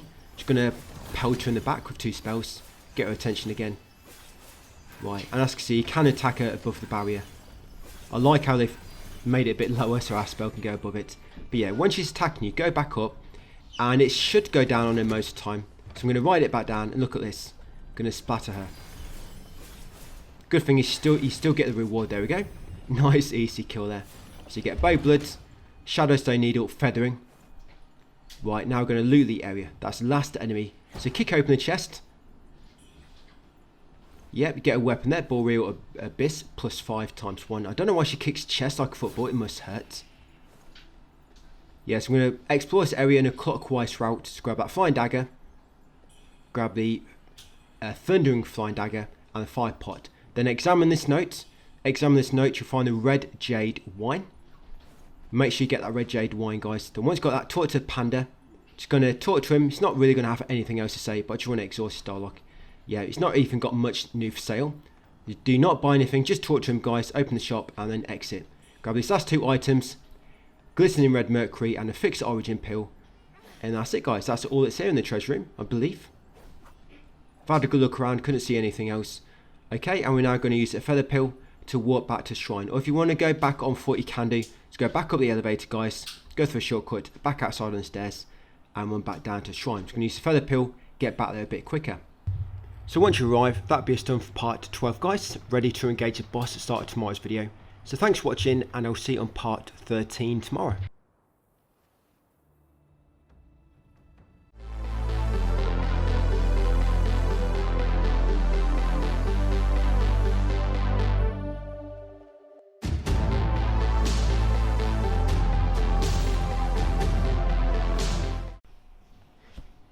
Hey, welcome back, guys, to part 13 from the Snowfall Palace Shrine.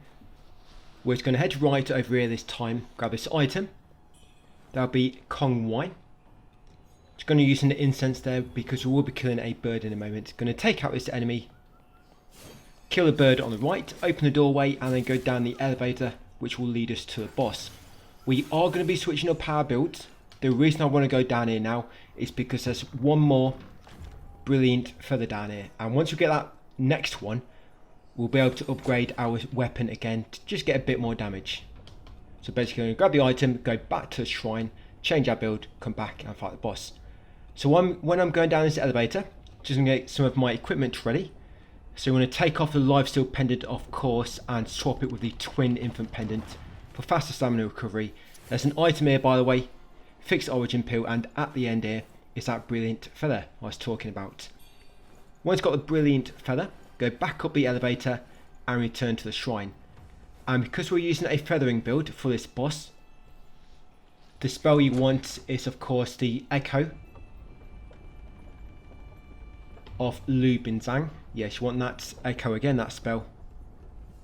So back up here, guys, back to the elevator. You can use the feather pill to walk back, but it's not really any need. It takes about 30 seconds to get back here. I don't think I have many anyway.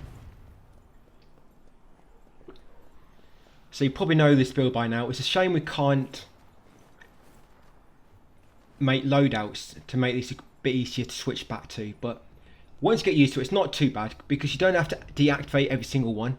I mean, on the east tree, you're going to have to take off all the magic nodes.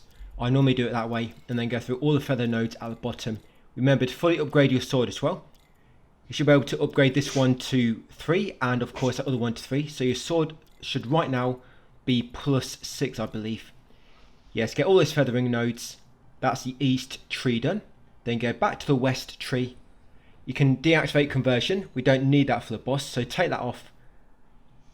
You want to make sure you got the feathering bone needle. So deactivate the magic one and take the feathering needle. Make sure you activate impact. And can also unlock prolonged madness as well because you've got another bow blood. Yeah, so impact, make sure you activate that node. And then deactivate the magic ones. Activate the feathering ones at the bottom. And you get a few more on the right here. Just with whatever points you've got left. That's it. And once you do run out of feathering nodes, by the way guys, then just start upgrading the same nodes. Yes, and then it's temper next. So we want the feathering bone needle, and you also want the feathering the smaller needle as well. Because when we killed that inner demon on the previous video, we actually got a feathering temper item from him, a shadow stone. So yeah, shadow stone feathering bone needle as well, and we should be good to go guys. So once you're done, make your way back down the elevator and open the door on the right to engage boss. This boss it's not too bad. It's not really aggressive in terms of attacking you with its weapon. So a lot of times you have to get close to the boss to build your might back up. Because if you try to stay way too far, the boss won't really... It will be attacking you, but not fast. So it's hard for you to build up might. So sometimes you want to stay close to force the boss to attack you a bit quicker so you can dodge. Of course, build up more might and you can dodge away and use the spell. Remember, always try to have at least 1 or 2 might at a time. So you want to make sure you've got enough to dodge if you have to. And it's just going to be a normal thing, guys. Use evasive maneuver to avoid the attacks and then use the spell to deal damage. Use the temper to make sure you do a bit more damage as well. Remember, temper your sword when it stops growing. What I found as well, I'm not sure if it's my controller getting stuck, but if you change your consumable when you're still buffing your weapon, it kind of uses it twice, so be very careful. Yeah, if you start using the temper on your sword, then while you're in the animation, switch to your flask, it'll kind of use it up twice, or it'll use a flask. So just be very, very careful with that, guys. You don't want to switch really until the animation is complete. It normally works for me.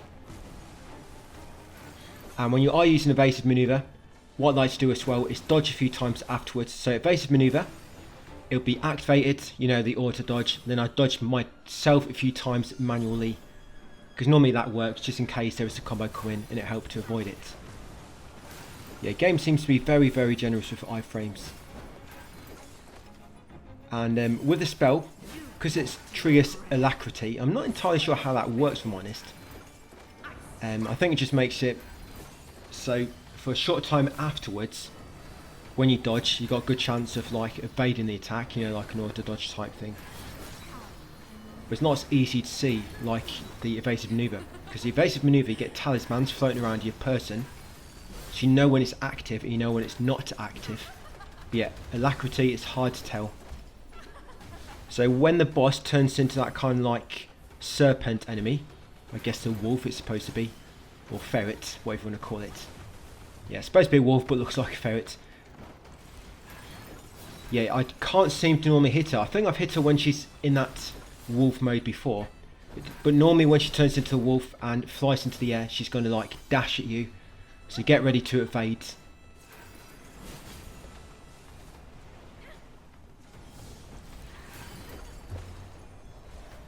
Yep, and then just keep repeating it, guys. Like I say, it's quite a slow fight.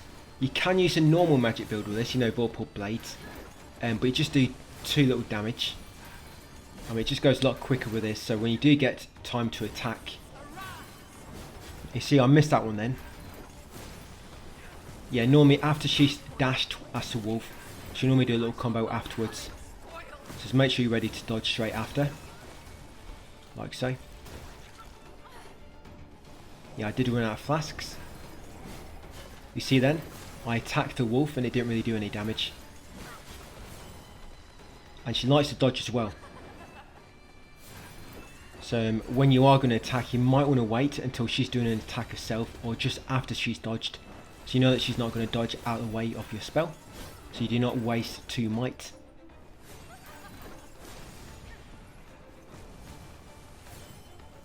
Right, about got it. About 2 more hits left, you think?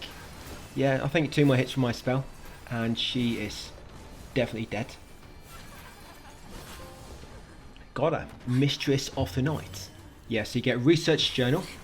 Scrap 1. You get a shell cup. And get another spell, of course, the Echo of Hong Yan. And the trophy. We're going to come to Shrine next. And we're going to walk back to Reverend Temple. I don't think you have to trigger this interaction, but if you don't do this now, you miss out on it and you get 5 Kong wine. Not a really good item, but it's still an interaction you're going to miss if you don't do it now, so let's go and do it. So walk back to Reverend Temple. We'll do that one at Shoe Sanctum later, because all that is giving that NPC one of the boss items to make him sell more in his shop. So yes, back to Reverend Temple, head upstairs, go to tables on the right, to find whatever his name is. Exhaust his dialogue, he'll give you Kong wine times 5, and then walk back to where we just came from. Treasure trove. I went to Snowfall Palace once. Yep, this dude you see him.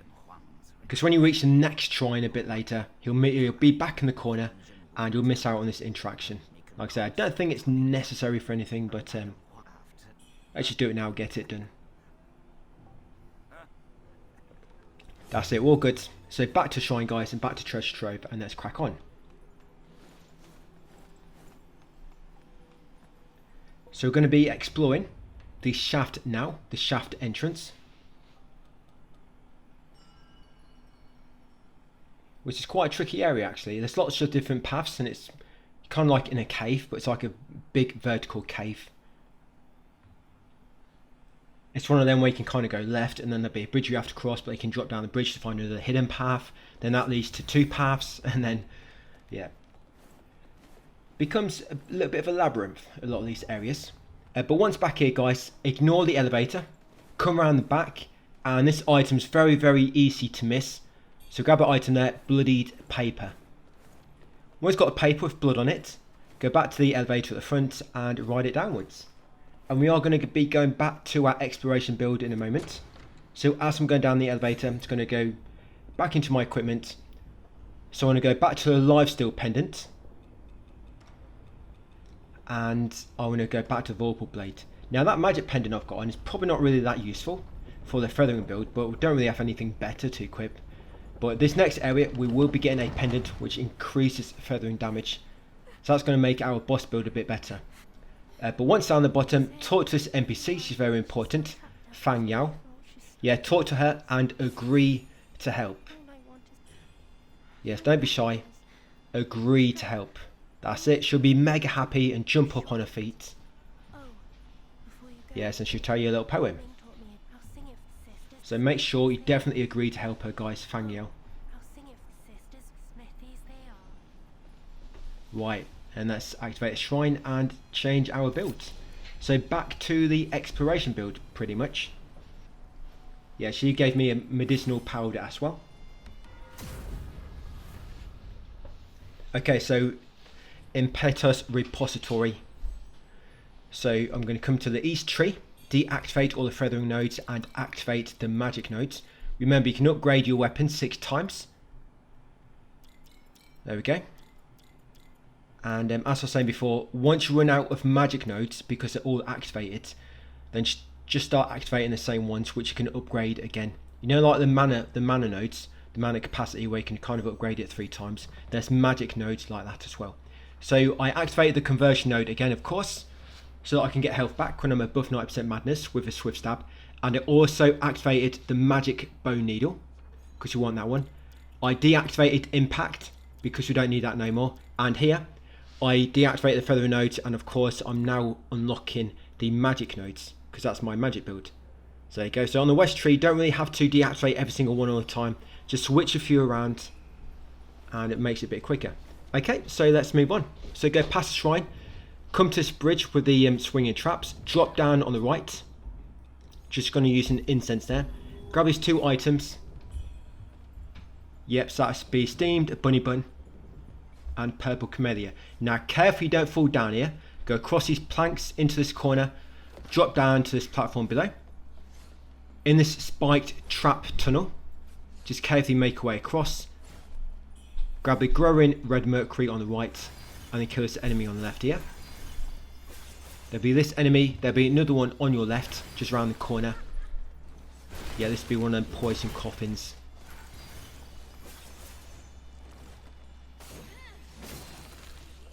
And there'll be another enemy a bit further to the right. Take him out next.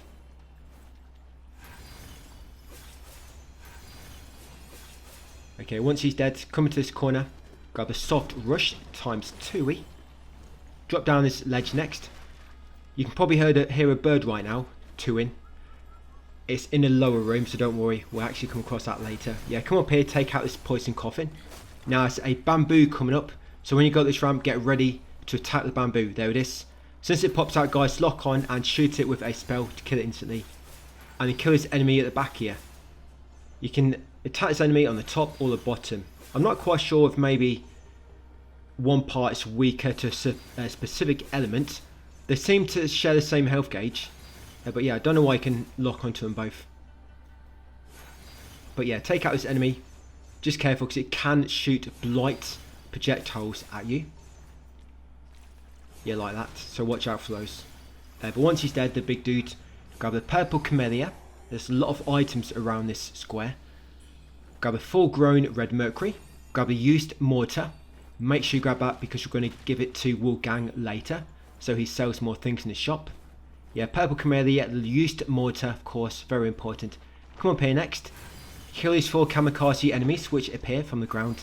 Now these will keep spawning here. So once you kill the first 4, just run past them, guys, and carry on. Otherwise, it's just going to keep coming out. Yeah, grab this brilliant red feather before you drop down. There you go. Then drop down, kill the 3 enemies, and open that chest to find a forgotten remembrance inside. Now these poison pots you're going to find throughout this area. When you break them, a poison orb comes out and it like locks onto you. And if it hits you, it deals a tiny bit of damage, but it will also inflict a big amount of poison. So just watch out for the poison pots. Try not to break them if you can.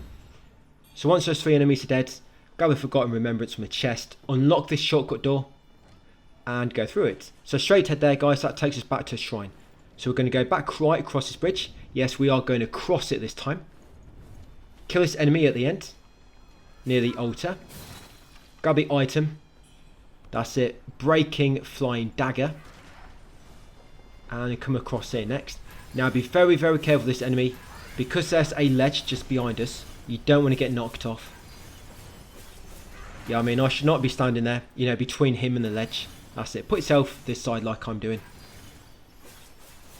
These enemies are slow, but they can sometimes just randomly start running at you guys to attack, so just be careful. Okay, let's grab the 2 items in the area. There's 3 there, but one of the other enemies which he killed to drop one. They're soul grass and growing red mercury. Come down the steps next, and when you see this boulders, wait for 2 of them. There's only 2 here, so wait for them both to come down, kill these 2 enemies, come down the steps and grab this crescent enemy. Crescent item. You can actually drop down where the boulders went, guys, but we're going to do that later. So you want to take this path on the left, and there'll be a bunch of enemies here. There's 2 in this room on the left. There's 2 straight heads, and there's also a pot enemy in that room on the left. But of course, we'll trigger the pot enemy last. So I'm just going to get their attention, move back a bit like I did, and take them all out. Remember them women, they can start sprinting at you guys, and they have quite long range with that attack. So just be very careful. So you've got a strong enemy. Remember, these like to lob them despair magic at you.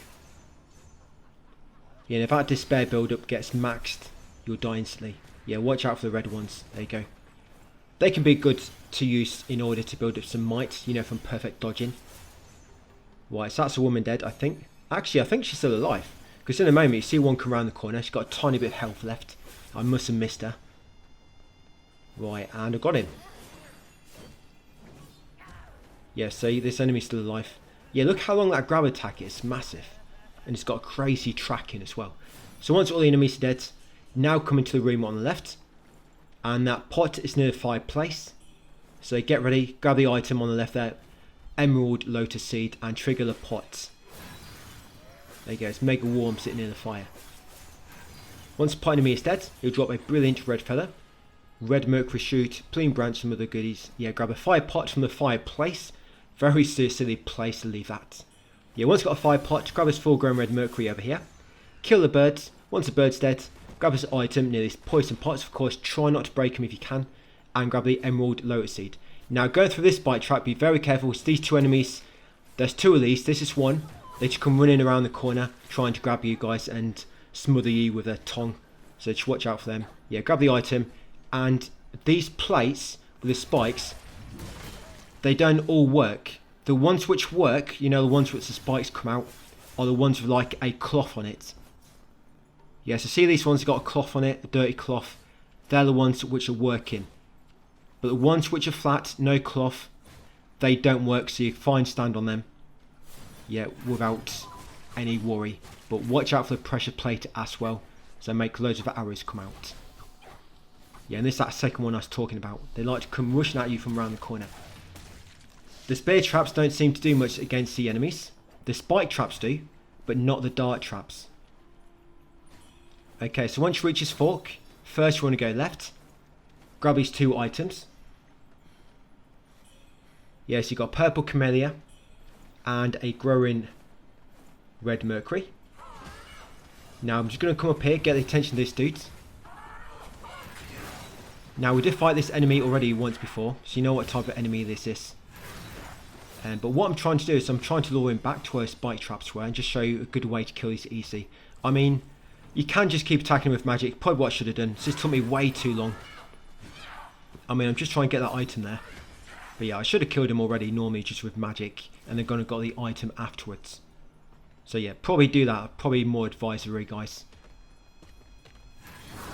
But I just want to show you how easy they can die if you lure them into the spike traps, just in case you are having a bit of trouble with them.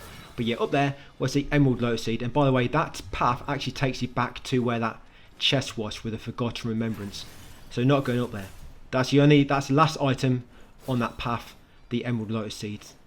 And now we can actually go down this path back of the fork, the one in the middle. But down that middle path is also another one of the same enemies, you can see. So what I'm trying to do, I'm trying to lure them both towards the spike traps, just to show you or demonstrate. So remember, the spike traps with a cloth are the ones which are working. So be very careful walking on this. But look how much damage they do to these enemies.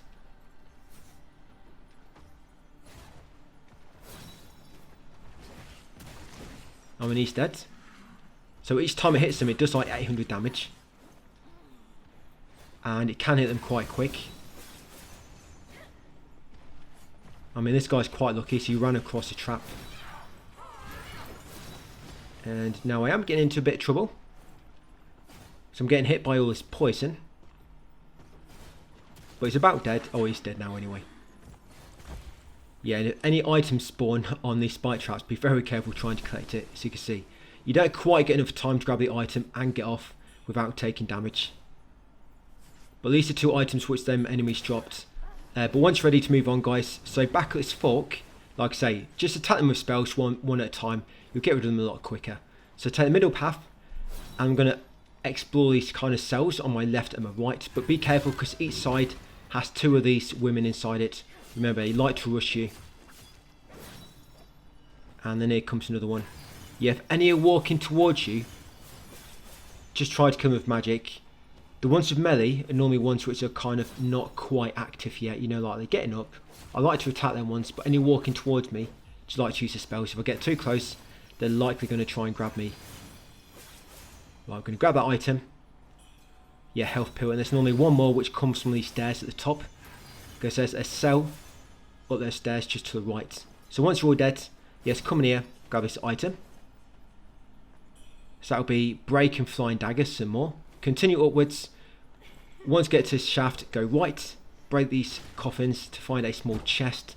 Inside, you find the way. What's that one called? Can't quite read it on my screen. Oh yeah, Poise Force. Yeah, continue around here. Attack this birdie. And continue onwards into the next area. There is a shrine coming up. It's only about 8 minutes away, guys, the next shrine. So take out this enemy, grab a feather pill near his feet, and then there'll be 2 enemies down here. It's got one on the left and then there'll be one on the right as well. But these normally like to break the poison pots. Just watch out for them poison orbs coming towards you. Right, got him. And then over here will be Emerald Lotus Seed and Steamed Bunny Bun. Pull this lever to lower this metal gate and raise the other one. Yeah, these levers near these metal gates, it alternates them. See there? It will lower one metal gate but raise the other. So we need to go around the other side, pull another lever, which will allow us to go the other way.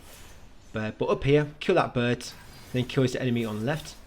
When you approach him, do not go in the middle, because as I saw there, one of the sacks will fall down and it can damage you. But yeah, kill the enemy, grab the crystallized mercury. Pull this lever next to open the stone door beside it. Then you want to drop through and grab the item on the left, which will be another crystallized red mercury. We're actually getting close to the end of this whole area being done, by the way. That'll be chapter 2 done, or act 2. So once you get here, ignore the wooden steps for a moment, go straight past them, come to this walkway on the left, grab a corrupted flying dagger, then go back to wooden steps, go down them, and you kind of reach this like torture chamber. Yeah, on the left, grab the Mad Doctor's Research Notes. Yeah, that's a key item. Make sure you collect that. Mad Doctor's Research Notes. Grab a full grown red mercury and continue up the next path. Kill this enemy at the top on the left. Now, I don't know what happens here, but you get to these women enemies, or these 2 bridal enemies. They seem to try to attack that enemy, and then they become inactive. You can't attack him, and then you just like turn off. But grab the brilliant red feather behind him, and grab the crystallized red mercury as well. Yeah, so there's a brilliant red feather there. Continue in here next. Smash those 2 pots so you can grab the item behind it. That'd be a Mind Lotus Seed. Continue down here, drop to these stone ledges. Shoot the bird on the right as you drop down them. There we go, just on that frame. Continue onwards. And then grab this Topaz Lotus Seed. Now be careful here, there's one of those bridal enemies around the corner. And she'll just come out in a sprint. Yeah, this one really wants a hug. That's it, take her out. And continue onwards. Strong enemy coming up. They're not really that difficult, these guys. Yeah, so grab an item in the middle, full grown red mercury, and take out this enemy again. So remember, they can shoot a blight projectile. Sorry, is it blight or corruption? I think it's a corruption projectile actually. So yeah, watch out for them.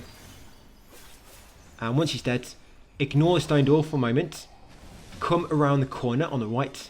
Grab this item near these poison pots. Yeah, just be a health pill. Climb this ladder, and there'll be a shortcut door at the top we are going to unlock. So unlock this, guys, just in case you need it for later. Then drop back down, and now we're going to go through the stone door. Yeah, sorry this one's a bit late today, guys. I'm actually just a bit late recording it, and so of course I've got to edit it afterwards. But it should be back to normal tomorrow. Yeah, tomorrow should be on time, just today's is a bit late. Okay, so once through the stone door. Yes, I forgot about that. Yeah, watch out for the boulder coming down the hill. So yeah, this boulder tunnel, stay out of the middle path. You do get quite a big window between boulders. So once the boulder comes down, quickly run up here, kill the enemy, grab this item, Steamed Bunny Bun, then continue up to the top. At the top here, there'll be 2 enemies on the right. That's it, take them both out. I'm not quite sure what happened here, so I'm sure I killed him. But it looks like if you kill him as they jump in, they still explode, so watch out for that. Yeah, and if the boulder hits you, normally, with my current armour, it does about 80% damage. So make sure your health is full if you're worried about getting caught with that boulder. But once you've got those items, climb up this ladder.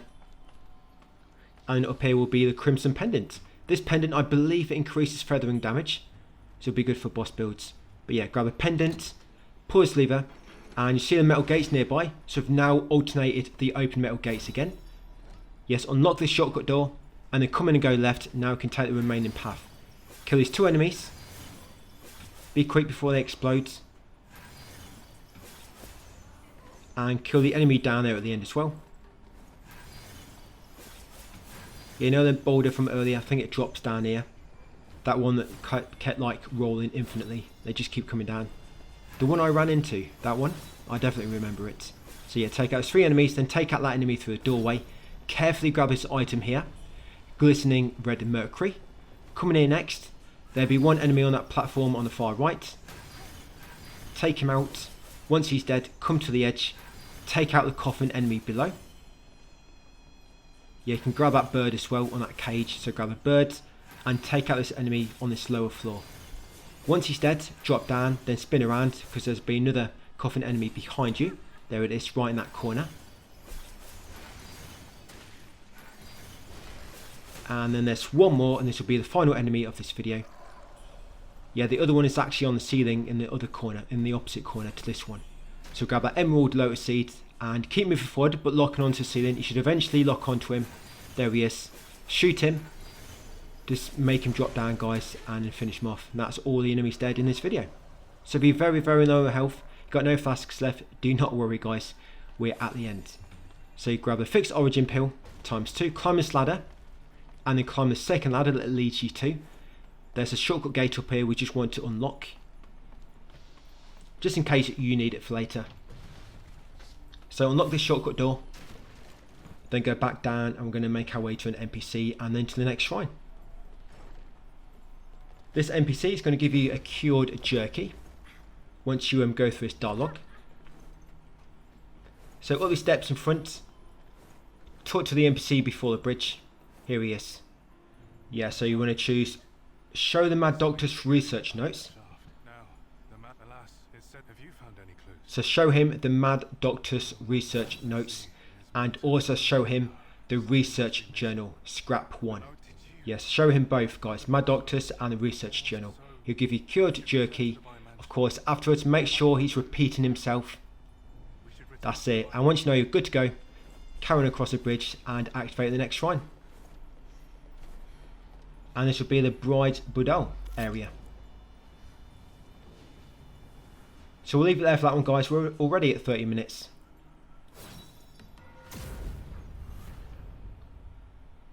And that'll be part 13. So thank you for watching, and I'll see you on part 14 tomorrow.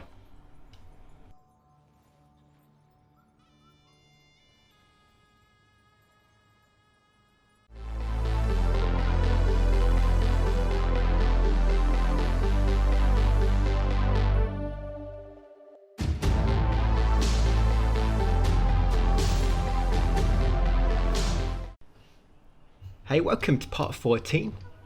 So we're going to get this region completed in this video. We've got a boss fight coming up, quite a difficult boss actually. I think it's the first one, which kind of has like 2 stages to it, or 2 health bars. But anyway, first, come behind this shrine, kill these 2 enemies. We're just going to explore this part very, very briefly, then we're going to do a bit of warping around. So once taken out these 2, you then want to grab this item nearby.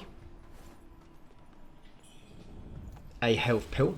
Once you've got that, you want to come along this bridge, watch out for swinging traps, and you want to drop down to this pool of blood below. Take out 2 enemies, these 2 like spider-like enemies. Once you've taken them both out, you want to grab the item nearby. Yeah, that should be a glistening red mercury. I'm just going to use an incense then as well. And watch out for this enemy. This enemy may or may not trigger. He's in the next room. I mean, just be ready just in case he does. Yeah, grab the glistening red mercury. I've already grabbed it. So you come in this next room.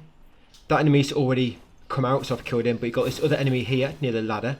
He's kind of laying down dormant, but just whack him on the back, guys, to give him a bit of a wake up. And then take him out. Climb the ladder next. Go right. And grab a fire pot. Come around this corner. Take out these 2 enemies. Again, these are kind of like plain dead to begin with. Well, he's not too bad. I mean, he gets up when you approach him. But this other guy, yes, laying down over there near the small chest. There you go. Take him out. Otherwise, he's going to try to penetrate you from behind when you're bending over to open the chest. That's it. And then small chest next. I don't know why small chests, they're so tiny. But yeah, inside there, you'll find a new stone. A vigor. Yeah, combo vigor. Once got that, drop back down. You'll find yourself back in that first room. turn left, come back to shrine, and now we're going to warp to the sanctum. Yeah, going to go and talk to Tao and give him the shell cup. Give you some new items available to buy if you want to. Then we'll go to the temple, talk to the NPC there, show them Mad Doctor's research notes. Make way to Snowy Passage, talk to WUCHANG, and come back here to carry on with the story. So shell cup, it'll make him sell some new armour. There'll be some really nice, kind of like Cinderella shoes you can buy. There they are. I dare you to try and fight a boss wearing those. But then once you're done, of course, buy anything you want to, guys, and I'm going to warp to the temple. Yeah, Reverend Temple. So you're going to talk to whatever his name is. He's going to give you special pill times 5. Once you show him the Mad Doctor's research notes. So go up to the next floor like normal. That's normally where he resides. Up here. He'll be in the corner this time. On his desk, just making some notes. Have you any new bread milk now? Or perhaps if... There you go, special pill times 5. After that, that's all you need to do for the time being. Back to shrine, then we'll warp to Snowy Passage. Again, WUCHANG, we're going to show him another item. He's going to have some new stock for sale. Mainly just cosmetic, well not cosmetics, but mainly just armor and a few consumables again. There's no like new stones or spells or anything like that yet. So Cloudspire and Snowy Passage. Yeah, so tomorrow's video we're going to be back in the 3rd region. So that kind of be like if both acts complete, the first 2. And tomorrow we're starting act number 3 or chapter 3. So WUCHANG, show him the used mortar. That's it, I have a bit new stock. Like I say, not too much. Right, once done, so you now want to warp to the shaft entrance. Yes, shaft entrance, you'll find out why in a moment. So do not go back to the bride's boudoir. Go to the shaft entrance. Yeah, we're going to shaft the boss a bit later. Or the boss will shaft us. Yeah, when I first fought this boss, did catch me off guard quite a bit. Because she's very, very aggressive, does a lot of damage.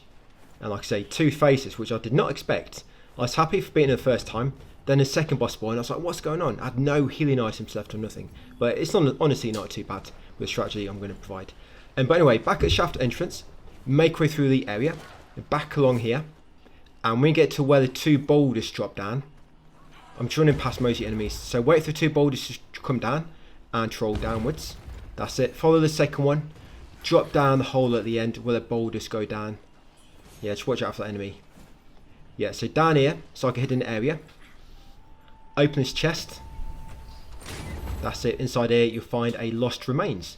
Now, it's 2 strong enemies out here, and they're quite difficult to kill. So what you might want to do, if you leave the door closed, and change your echo, your spell, to this one here.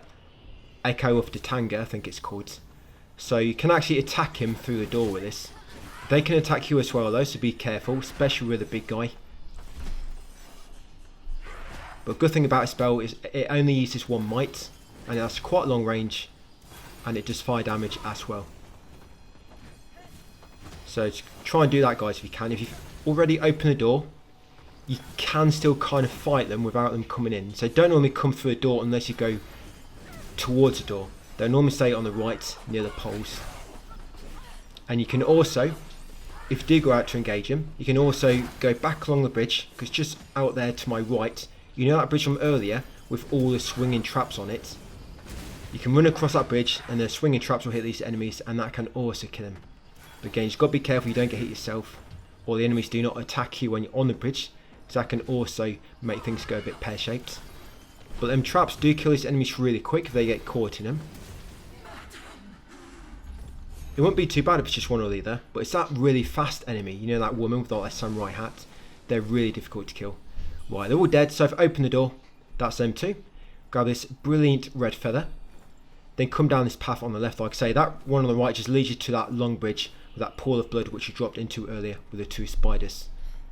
So down here a bit further, there'll be a cell on your right. Talk to the NPC behind it.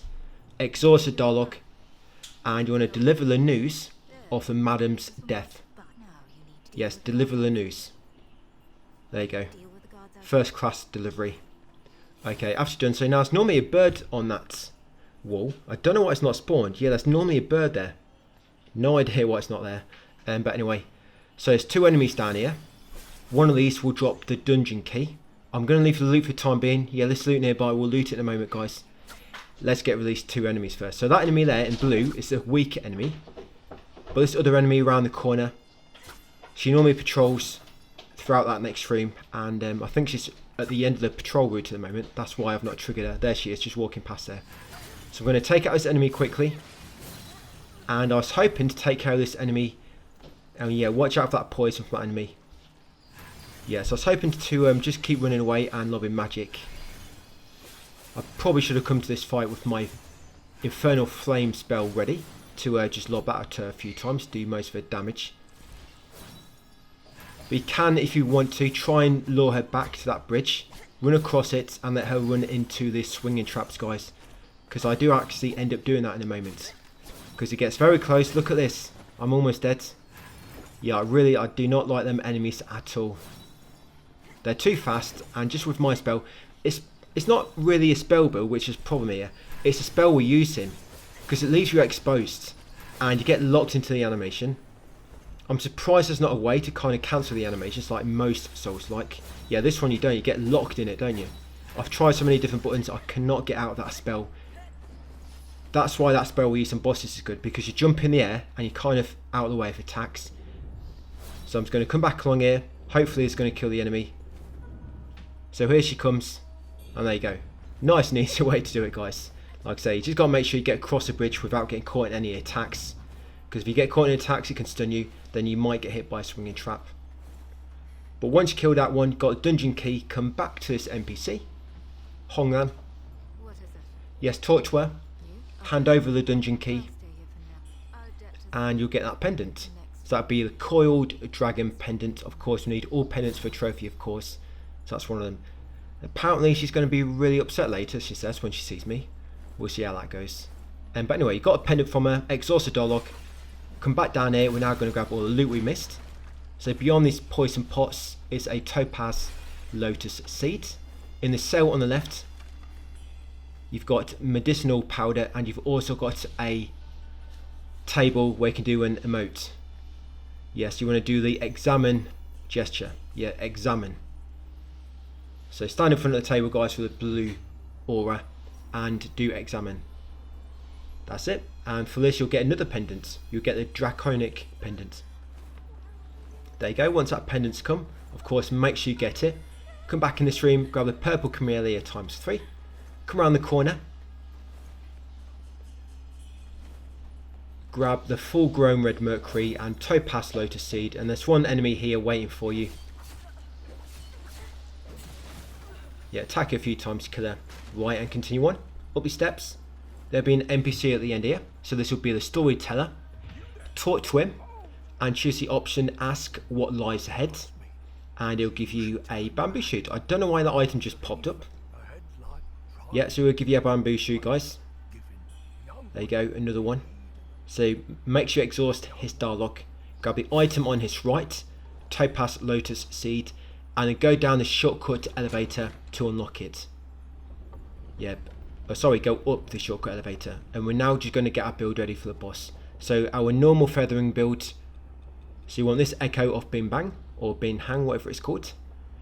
You now want the Crimson Pendant, Feigned Feathering Pendant, and the Twin Infant, or anything else you prefer. But the Crimson Pendant will increase feathering damage, so of course we want that for our current, or our build coming up for this boss. So back at the shrine, now just going to reallocate our points. So we want to go into feathering. So on the one-handed sword, go along the bottom of the tree now, where all the feathering nodes are. Of course, you can upgrade it 6 times. There we go. And then onto the west tree, we're going to deactivate conversion. We don't need it for the boss. Deactivate conversion. You can upgrade your mana potency and mana capacity one more time, because just got a new Lost Remains, of course, and Forgotten Remembrance. Go to Bone Needle, deactivate the magic one and activate a feathering one. Make sure you get the impact. Yes, the impact node as well, because it increases feathering damage. Get a feathering node on the far left, and then of course these ones as well. Any extra, put them into upgrading a current feathering node. There you go, just upgrade it further like this, guys. And that's what we're going to do with Mozart points now. Just keep upgrading whatever magic type we're going with. Okay, so temper next. And I messed up here. You see what I did? I put magic on the right, and I actually wondered during the fight why it's doing less damage than on previous attempts. And I didn't realise until afterwards that I'd actually put magic on my temper instead of feathering. But yeah, you want the feathering bone needle and the feathering shadow stone. Just make sure you got them right. And then of course rest, because you're going to need all your flasks for this, guys. So make sure you rest to update with those new mana capacities we just allocated and the mana potency. So that's how we're looking build wise. Of course, change your armor if you want to. I probably should be wearing something better. So it's the same as before. You're going to keep your distance, guys. Use magic from a distance, and then use evasive maneuver when you think an attack is coming in. Remember, using evasive maneuver will cost 1 might, but when it triggers, you get that might back because it'll count as an auto dodge. I'm just killing this enemy, guys, just build up some might. There you go. Well, not might, but some biding time stacks. So I'm ready to go. Make sure you're ready, because when you walk into this bridge, the part in the middle with no railing, it's going to collapse and it'll be the boss. So I use my temper ready, and let's drop in. So remember, this is 2 boss fights, so try to be resourceful with your flasks. So keep a distance away like this. This is probably the only attack you need to watch out for with this first boss. Them red projectiles. It's the same as normal, guys. Just keep your distance, use evasive maneuver. There you go. To dodge any attacks, and then use your magic when you can. Try to keep at least 1 or 2 might always, just so that you've always got the ability to evade. Using evasive maneuver to evade is always easier than trying to get the timing down yourself, because it's got a bigger window. Yes, this is what will happen if you get too close to the boss, so just be very careful. I mean, sometimes you can't help it, but try to get as far away as quick as possible to stop the boss doing any melee attacks. Yeah, good thing is the boss doesn't run at you, just walk slowly and does those projectiles. So I'm going to keep trying to put distance between us.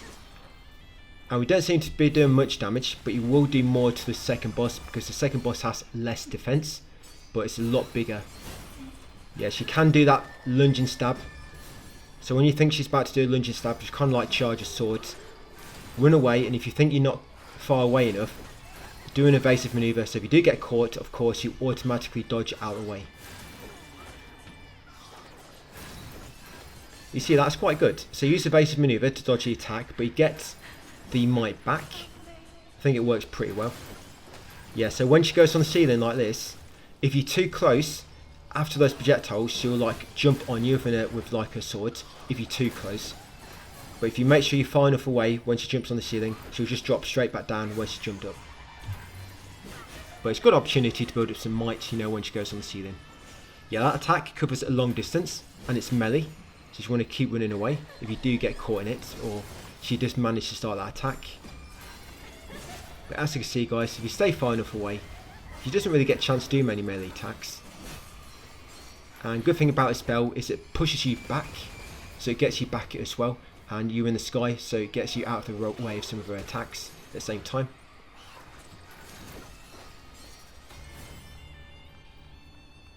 Yeah, I think I finished the fight with about 2 flasks left, and I did it first time when I was recording, which weren't too bad. I didn't expect to. I think I fought this boss I fought her 3 times, and well, I've beat her 3 times, you know, across my accounts, and I've only fought her maybe like 5. I think I died the first 2 or 3 times as I was learning her and trying to learn some cheese tactics. Yeah, this works quite well. I did try doing it with Vorpal Blades, because Vorpal Blade seems to be better in terms of damage in a way. But the thing is, you're open for too long, because with Vorpal Blade, you're standing on the floor when you use your spell, you're stuck in a long animation, and you'll get hit a lot of times when you're doing Vorpal Blade. But with this one, when you're doing the attack, you're in the sky, and like I say, you're out of the way of most of her attacks if you get the timing wrong, which is quite good. So you don't attack her if she gets close. I mean, you can if you think you can do the attack and jump above her attack if you know what she's going to do. But of course, some of her attacks, she does jump into the air, like when she does that spinning attack. So just be careful. Right, about got her. I've saved 1 temperance as well, by the way, for the second boss. There you go. So yeah, when I first beat her, I was like, oh well, not too bad. And then this boss spawns. So this boss can be very, very fast. But you can see you do a lot more damage with your feathering. Yeah, see how quick that was when she charged at you. So just be very careful. Make sure you're always ready, guys, to press L1. Is it L1? To do evasive maneuver. There you go. As you can see, we should easily evade the attack then. Even if you time it slightly off. As long as you press that L1 button in time.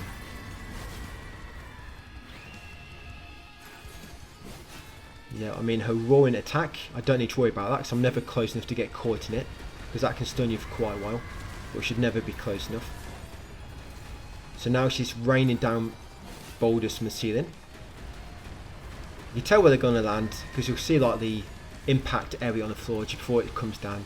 Yeah, her laser, just use it to build up some might by using evasive maneuver like so. Because you'll normally go, you know, from right to left, then back again.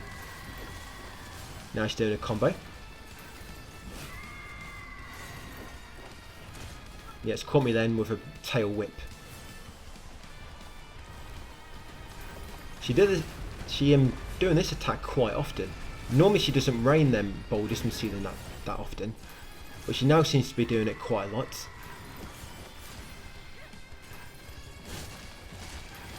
Yeah, so she almost caught me then. Yeah, watch out for that combo. If she does get you in that combo, just try to be ready to dodge it a few times. You can use evasive maneuver. Once it's triggered, use it again. And a third time, you know, if you really need to. Right, about 2 more hits and she's dead. Now I've got 2 flasks left, so not too bad. Yeah, she's doing it again. And got it, guys. There you go. Perfect bride, fangling. You get some good rewards from doing that.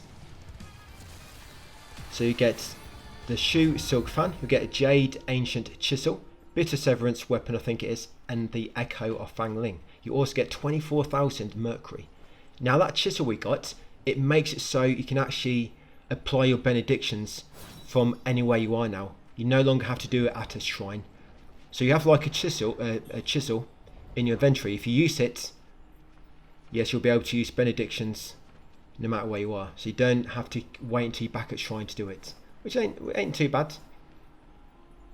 I mean, maybe we should have been able to do that anyway. You know, putting upgrades, not upgrades, but you know, attachments on our weapon.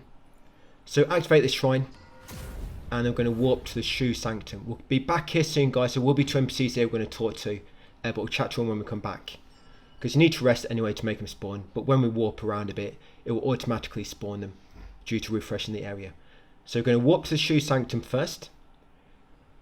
We're going to go and talk to Tao again. And we're going to give him the shoe silk fan again, who have some new items for sale. I'm not going to buy anything because still it's just like armor. What treasures do you have? I think I'll change up my armor in the next area actually. So yes, that's all his new items for sale. Mainly Fangling's set. So now go and warp to the temple.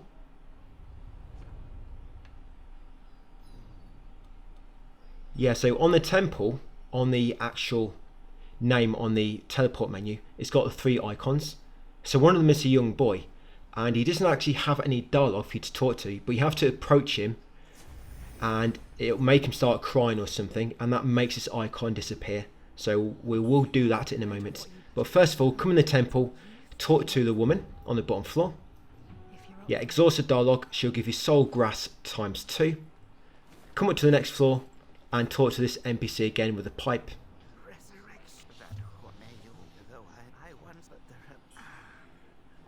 He'll give you crystallized red mercury.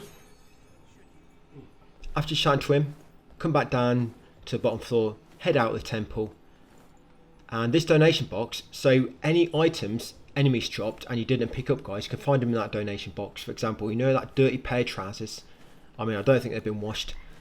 There's probably still got skid marks in them as well from when I scared the enemies. But anything an enemy drops, I'm not sure if it's absolutely anything, you know, if it's even junk items. But yeah, anything they drop and you don't pick up, it normally spawns in that donation box. You can pop there from time to time, but I mean, you should know if you've missed anything. So I normally, when I kill an enemy, I always check. But yeah, come up here, guys, this young boy. When you approach him, he'll start crying for a moment. That's it. All you got to do is approach him like that. I guess you have to go within his vicinity to trigger his quest line to advance. So do that, and then come back to the shrine, and we're now going to warp. Well, first we're going to get our build, but then we're going to warp to the wedding hall. So we're going to go back to the magic build. So conversion, make sure you activate that again, because of course I need that to heal with. You want the magic bone needle.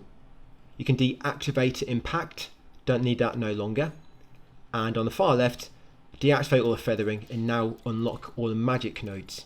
Same at the end as well. So magic nodes. Then go into the east tree, of course a one-handed sword, and do the same over there. Deactivate the feathering and unlock the magic nodes, and do the upgrades as well. There you go. It don't take too long. You know, once you've done it a few times and you keep doing the same thing, yeah, it's pretty quick to do, I think. But they should let you, because you have to unlock the next one in order, don't you? It'd be nice if you could just click on one at the end and it unlocks all the line up to that one, instead of having to click on them all one by one. But anyway, once you're done, guys, so we're going to warp to the wedding hall. And I think I forgot to do my temperance again. Yeah, so make sure you remember the temperance, guys. Remember, you want the bone needle magic now, and the shadow stone needle magic as well. And of course the strength and agility ones. So back at the wedding hall, talk to Fang Yao over here near the shrine. Exhausted dialogue. She'll give you her hairband and her light gown armor. There you go. And then talk to the storyteller next. Now she seems to be singing a poem, so I'm waiting for her to finish, but it seems to be never ending. But you can just use the shrine, guys, to stop it, and then you can talk to the storyteller, because when you talk to the storyteller here, he's going to warp you to the next area. You can get to the area another way. We can just walk back to Hill Swatch and take a path we avoided earlier. Yeah, do you remember that path at the start of Hill Swatch when I said do not go down there? Because if you do, it's going to possibly void a lot of NPC quest lines. I said do not go down there, we'll go down there later. Well, that's where we're going to now. But talking to the storyteller will warp you there. But because the storyteller is quite important, I just want to talk to him and use him to warp me there. So yeah, I used the shrine, guys, because she wouldn't shut up. And talk to the storyteller and choose to go to Hill Swatch. So yes, back here, and now we're going to be in front of this other path we've not took yet, and this will take us to the third region. So I'm just going to use an incense. Right, let's do it. So this cave is not too long, but lead you up to the mountain, and the shrine will be right at the start. So it's a very, very long ladder. Yeah, it's quick to come down, but it's one we have to climb up later. It's really long. It's almost as long as that ladder in Metal Gear Solid 3. Well, not too bad. It does get close though. But yes, kill this enemy. Grab the item there. Purple Camellia. I think that enemy dropped that red mercury. But yes, come down here. Watch out for that torso enemies. Yeah, you know them annoying skeleton enemies. Yeah, there's going to be a few down here. Not too many though, luckily. Right, and I've not equipped my pendant, so I need that bird pendant as well for magic damage. There you go. So bird pendant, feigned felling pendant, and lifesteal, and of course vorpal blade. Now this enemy down here, it summons other enemies. So you want to try and take him out as soon as you can, because when he's dead, all the enemies he summoned will die as well. And a torso enemy dropped down as well from above. And I was quite lucky there to kill him between those. There you go. So I've killed the summoner, and it's killed the other enemies. Yeah, and kill this torso enemy. Like I say, he dropped down from above. Right, once they're dead, grab this loot.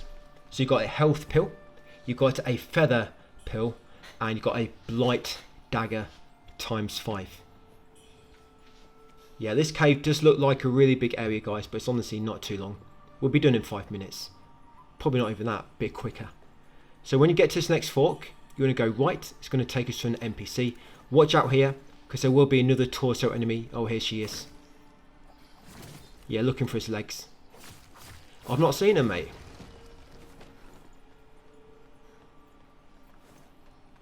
Yeah, so this fork right at the top will be the white robed elder. Yeah, so if you come in this cave too early, it kind of like messes up his quest line, so you've got to be careful. But yes, up here, so exhaust his dialogue, he'll give you a flawless red mercury, and you can grab the brilliant red feather at his feet, and also the glistening red mercury to the right. There you go, exhaust his dialogue, get the flawless red mercury, guys. Grab the brilliant red feather on the floor, grab this glistening red mercury over there, and once you've exhausted his dialogue, run back to the recent fork, and now take the remaining path further down the hill, deeper into the cave. Yeah, you probably think we're getting a bit too deep, it's going to be a long way back up, but no, there's, like I say, there's a really long ladder to get back outside. So down here will be 2 enemies. I think one of these always drops a crystallized red mercury, or maybe it's just a random drop now, because you might notice as we go through the game, the mercuries that enemies can drop is slowly getting better. Yes, this enemy on my left, yeah, so he always seems to drop that though, but maybe it's just random. But anyway, that is on my text guide. So yeah, grab the crystallized red mercury if the enemy dropped it, grab the steamed bunny bum, come around the corner, be ready to kill this bird enemy. Now this bird enemy will try to grab you and he'll jump quite fast, so be ready to move out of the way. Yeah, like this. Yeah, that looked like it would have been quite a tight grab. Yeah, so once you kill the bird enemy, climb a ladder at the back. We're almost out, guys. There's 3 more enemies left, and they're just weak enemies. So once you climb this ladder, there'll be a health pill at the top. Yeah, look how long this ladder is. The thing is, you can slide down them fast, but when you climb up them, you go a bit faster when you hold dash, but it's not much faster. Okay, so up here, we take out this enemy and grab the health pill on the left. Yeah, just be careful down here. So I think it's just been down there doing like a number 2 in a pot somewhere. Just be careful of the pots you break. Okay, climb this ladder next. So up here will be 2 more enemies. There'll be fire lotus seeds, and there'll be another ladder, and then we'll be at the end where there'll be a shrine. So take these 2 enemies out on your left.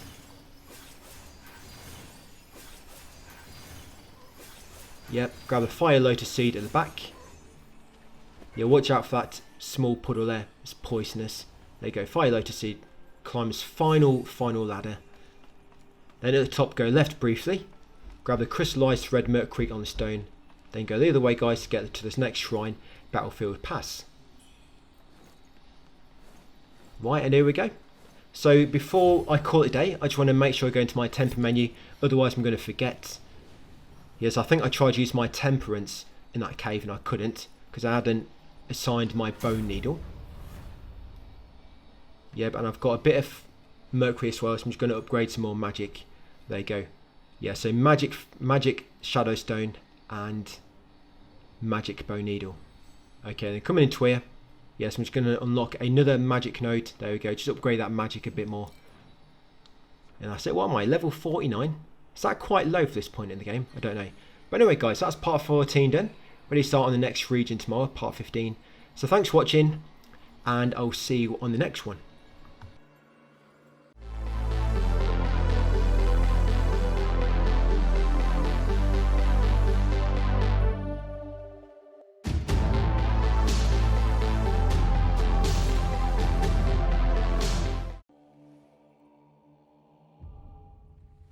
So this one seems like a bit of a short video. It's mainly because the next area is quite a big one. I want to try and squeeze all that into one video.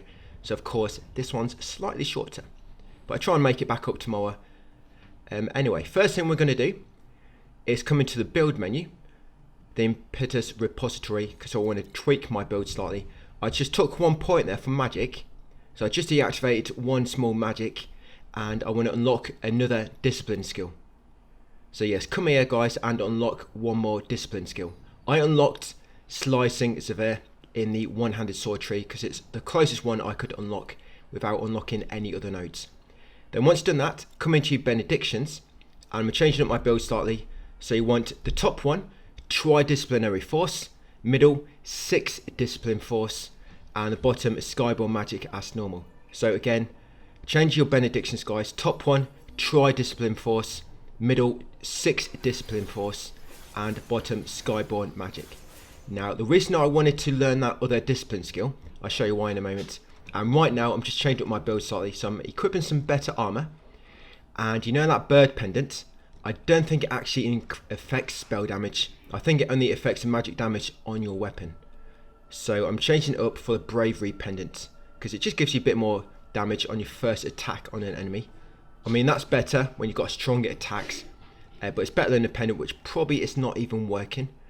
But if you're coming into here, guys, on your inventory menu, scroll to discipline, and you'll see how many skills you got learnt. So as you can see, I've got 6 discipline skills learnt. So with that, those 2 stones I've just equipped should be active. Okay, so just going to come up here, take out this enemy. Yeah, by the way, from finding all weapons, you automatically learn 5 skills, or it's 4 or 5, something like that. So kill that enemy, and then loot this battlefield. You'll find a full grown red mercury, a growing red mercury, a raven pill, a steamed bunny bun, and another grown red mercury. Now, enemies will be getting summoned from the summoner enemy on the top, so just avoid them the best you can or kill him. He will also shoot like massive flower projectiles at you, and you don't want to get killed by flower, guys, so watch out for those. So grab those 5 items around the battlefield, then come down the path on your left, take the immediate right, grab that blight dagger times 5, and then take this hidden path to the left of the staircase. Yeah, take that exploding enemy at the side, waiting to ambush you. And grab the purple camellia. So now go and make the way to the top of this tower, kill the summoner enemy at the top. You'll be coming across a lot of those now, by the way, in these next few areas. Yeah, there he is. So just take him out of your spells. He goes down quite quick. These enemies are quite weak. The problem is reaching them. So normally like to hide in a spot you can't access when they first start summoning enemies. But yeah, kill the enemy, grab a spell on the left, the Lotus Soul Flame. Just approach it to obtain it automatically. Grab a purple camellia on that platform, and then come to back here, guys, and carefully drop down to the platforms below. Eventually you'll drop down to this item, a glistening red mercury. Drop back down to the ground, continue across this path next, the remaining path. Got a budding red mercury in the middle, and we want to go left. There's another summoner, again just trying to shoot me with flowers. Yeah, watch out for them sharp petals. Once you kill that summoner on the roof, continue through here, keep going left, amongst these burnt down buildings. Yeah, grab a blight dagger, then come around the back here, guys, kill this enemy, and grab this unique item. Now this item is used as a quest item, so do not use it. It's a bloodied steamed bunny bun. Yeah, do not use that, guys. We need it shortly for a quest. Then come back to the normal path. Take the immediate left down into this tunnel. Smash the coffins and grab that fire pot. Now I can try and kill that enemy from here. That enemy is a despair enemy, by the way. And what they do is when you kind of get within their range, they start building up despair on you. So you've got to be really careful. If you're not looking, you can die instantly from these guys just because you didn't notice a despair build up. But there's a nice spot to kill him from when it's not actually damaging you yet, because you're not kind of like in this range. So continue up here next, grab the crimson lantern fruit at the top, go into this rooftop, watch out for the poison pots, and on the corner here, where that summoned enemy was, is a brilliant red feather. Once you've got that, come over here, kill this bird in this tree, then take the path to the left of the birds, kill this enemy, grab this item beside him, a steamed bunny bun. Keep following this path. There's another cave we left, but don't worry, because it basically leads us back into this cave we're going into now anyway. And there's no other items going down that route. So grab that purple camellia, come here where that enemy was, which we killed. Grab a lantern fruit, ×2. Drop into the pool of blood, grab a health pill, then go out to this balcony on the right, and there'll be a big chest. Inside here will be a forgotten, a lost remains. Yeah, almost got mixed up. Yeah, lost remains from there. Then go back into the pool of blood, and now take the remaining path on the right. That one on the left, like I say, just leads you back to an earlier area. So as you make way up here, Grab that steamed bunny bun. Grab this fixed origin pill. Now be very careful of this strong bird enemy on the left. He has a grab attack, and if you get caught, he can die instantly, and it has a very, very long range on it. So just be careful.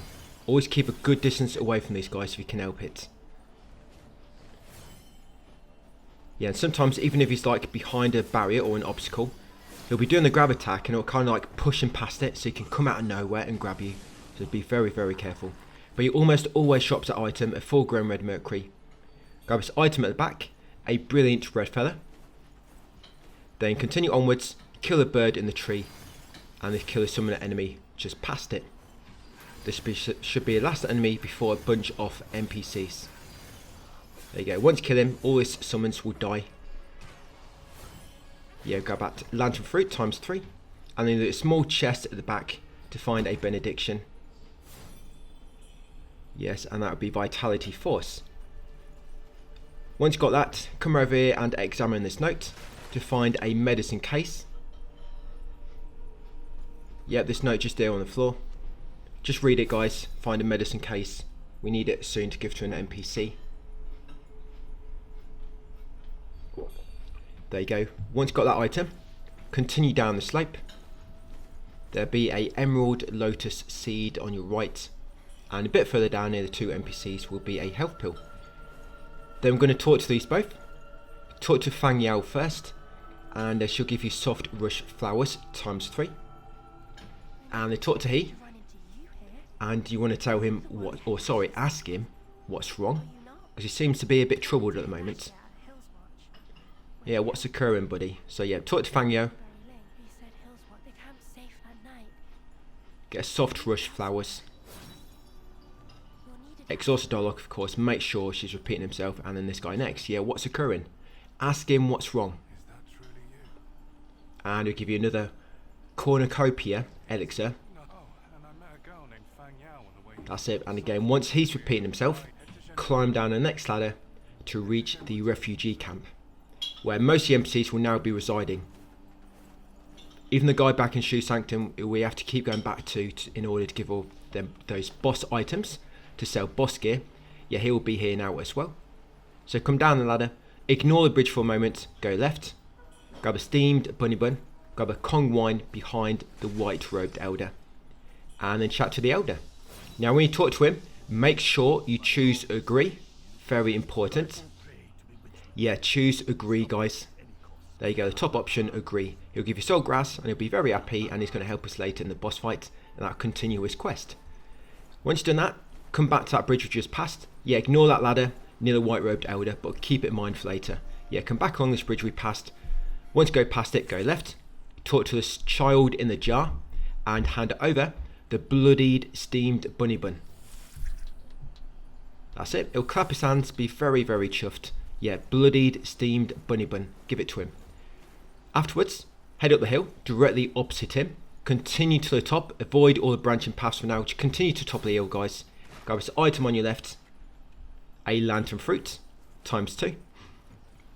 Talk to this NPC next. And we're going to remain silent. Don't think it matters too much what you pick here, but play it safe. Just pick the same item as same dialogue option as me. But yeah, choose remain silent. He'll give you emerald lotus seed times 3. There you go, remain silent, the bottom option. That's it, and then we'll sit back down. Once you spoke to him and exhausted dialogue, talk to this NPC next.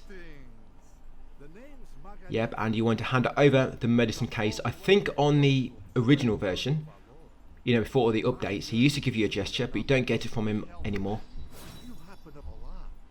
Yeah, so hand over the medicine case. There you go, and he'll give you a arnica ointment. I was going to say appointment there. It's not an appointment, it's an ointment. Yeah, you don't have to come back later for a dentist appointment, anything like that.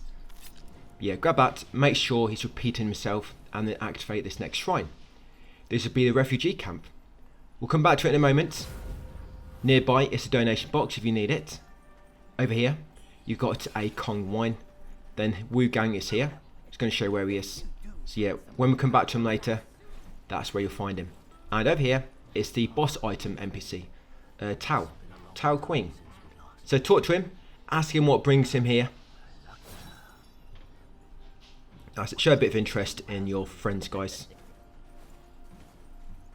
That's it. Once you spoke to him, come back to shrine. We're now going to upgrade our amount of potency a bit more, because of course we just found that lost remains. So you go mana potency and upgrade your magic a bit more if you can. If you've got any skill points, of course. And then you also want to enter the dream to refresh the area. This is important because it's going to make that child in the jar disappear and an item will spawn where it was before. So yes, make sure you enter the dream once you've done it at the shrine. Okay, come back down the hill, back to where the child in the jar was. And the child and the jar have now gone. Or the jar was moved on and the child was stuck inside it, so you had to go with the jar. But yeah, grab a tattered paper where the child was standing. The tattered paper quest item. Continue up the nearby hill. Grab a purple camellia at the top and the lantern fruit. Then talk to these bunch of NPCs next. So talk to Glute. Exhaust his dialogue. Then talk to Matchstick. Exhaust his dialogue. And then talk to Shen Ying. I was so worried. When you talk to Shen Ying, The haggis make sure you agree to help her. the butler. Yep, here she is. So agree to help. That's it. Her father is sick, but don't worry. We'll be back soon with some paracetamol to help him. Or maybe he just needs a bit of calpo. I'm not quite sure what it's come down with. But yeah, grab Soft Rush ×2 nearby.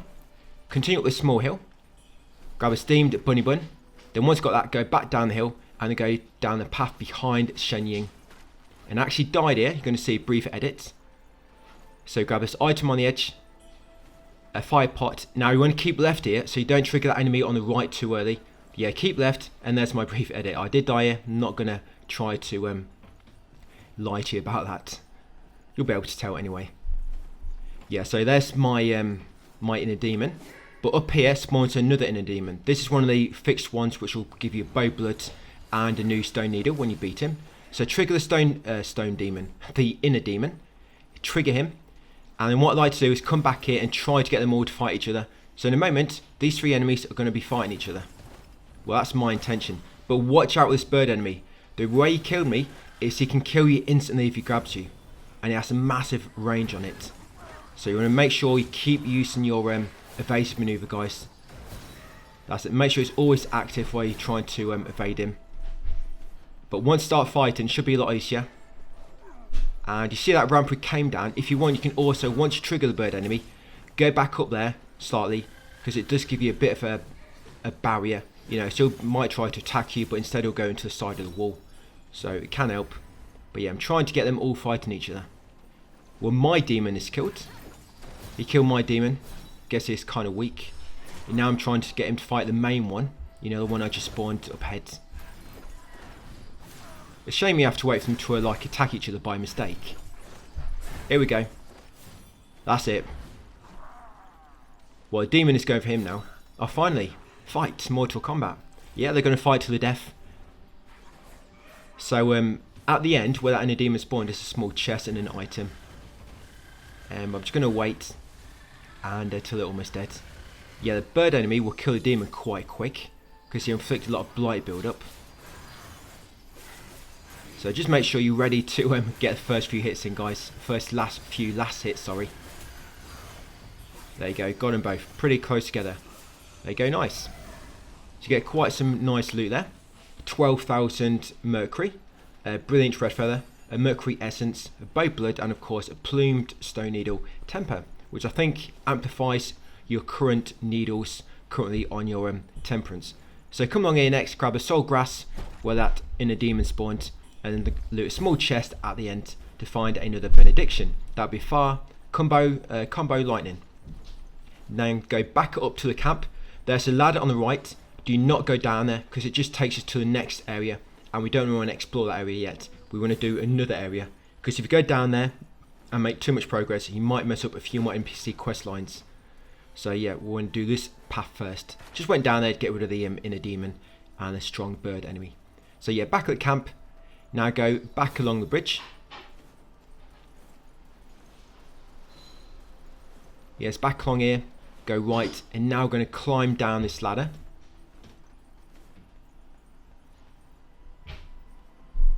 We're almost at another shrine. And this is that big area I was talking about. like I said, we'll try and get it all done in the next video. So grab out lantern fruit times 3. Continue through this cave.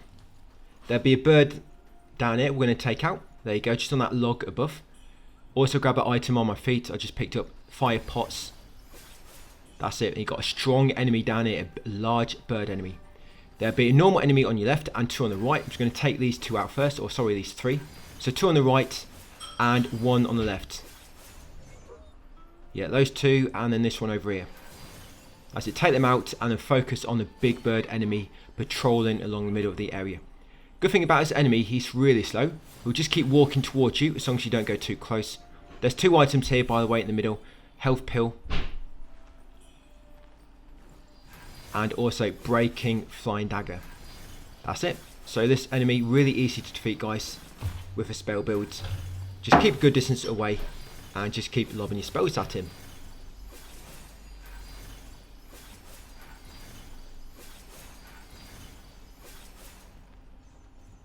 Yeah, it takes a moment, I guess, to knock yourself down. So you've got so much HP.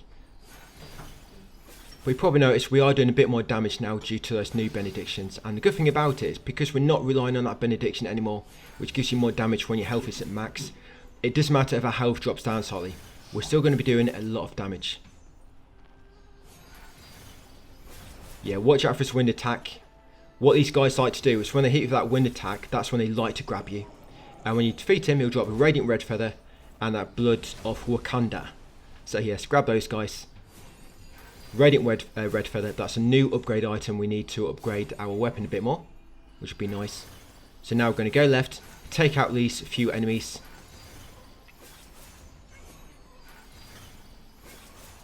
That's it. So 4 enemies I just killed. Grab a small item here. I think, yeah, crystallized red mercury.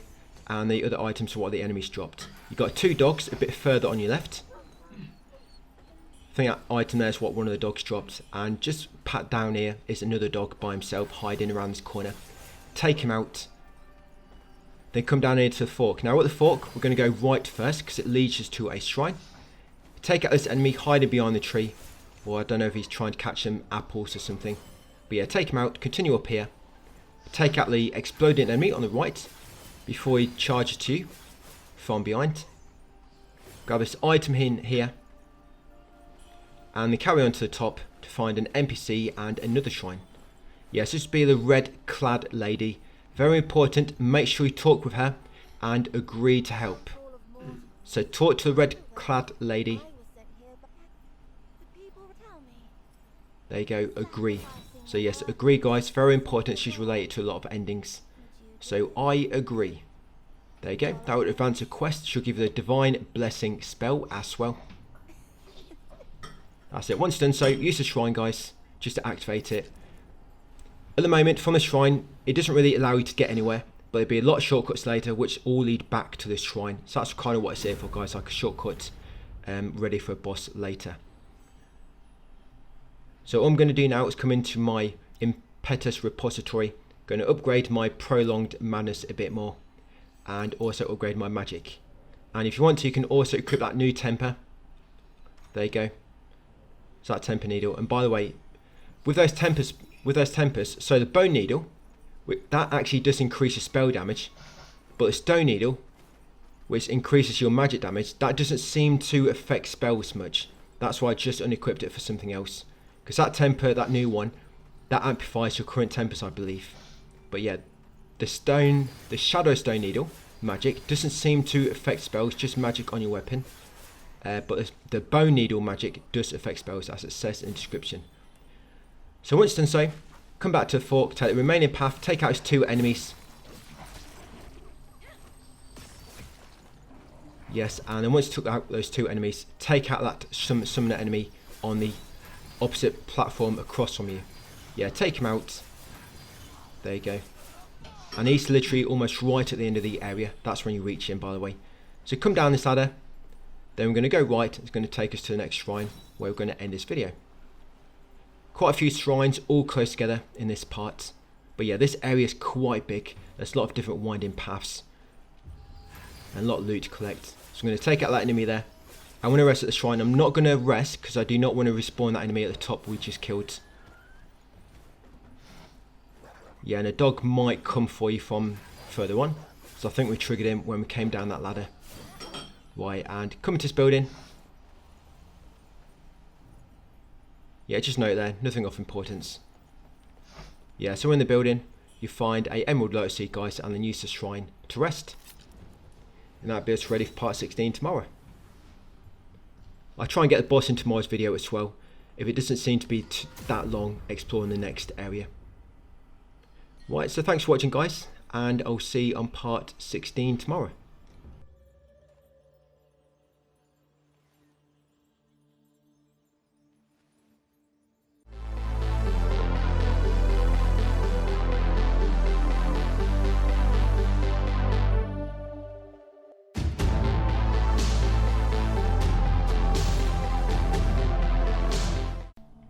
Hey, welcome to part 16, guys. Of Iron Marsh, I'm going to make my way through this area next. So I've not rested since killing that enemy at the top of the ladder. But we will be coming across them again anyway, so not a big deal if you have rested if you need to. So first come out here, kill these 4 enemies nearby. There's actually 7 in this small spot, but I've kind of divided them into 4 and 3. So you've got 2 here, you've got 2 clams just over here as well. I'm not actually going to go over there, just want to take out 2 enemies. And then once those 4 are dead, come left, and there'll be 2 more clams over here. And you've got a big clam on the far left over here near that ramp going up. So with these big clamps, watch out for the big bubbles. They will eventually explode when they hit something, or explode when you kill the enemy. So of course just dodge out of the way if they get too close. But yeah, once he's dead, I'm just going to use an incense there as well to keep my madness high. So you dropped an item, going to grab that. This item on the slope, breaking flying dagger times 8. At the top here should be 2 dogs. There's only 1 for me. I think it's because I killed one at the end of the previous video. When I come down the ladder, I kind of triggered it. So yeah, kill the 2 dogs. Of course, only 1 for me. And then continue around this path. As you come across here, you'll see the summoner enemy and the exploding one in the distance. Take out the exploding one from about here, because then your magic should be able to hit him without hitting any branches. And that item on the branch, ignore it for the time being. We're going to come back a bit shortly for it, guys. So ignore it for now. Carry on, kill the summoner enemy. Remember to watch out for the big flower if they get a chance to cast it. Continue onwards. Grab this crystallized mercury. Kill the next summoner enemy. And then just after this guy, you'll find a steamed bum and a soft rush. Yes, I'm going to have to dodge that because I kind of ran out of might. Yeah, if you run at an enemy, by the way, with the one-handed sword, you do like a stabbing attack when you're running, and then keep spamming attack. You'll keep doing like 2 hit combos. And with those, the second hit will always count as a combo finisher. So it also gives you 1 might back, which is great. And because it's combo finisher, it does a lot of poise damage to an enemy as well. But anyway, so you just grab a soft rush, kill the enemies here. There should be 1 normal enemy and a summoner enemy as well. Take out these 2, then continue around the corner. There'll be 2 more enemies, and then there's going to be a radiant red feather. Of course, with these, we can upgrade our sword a bit more.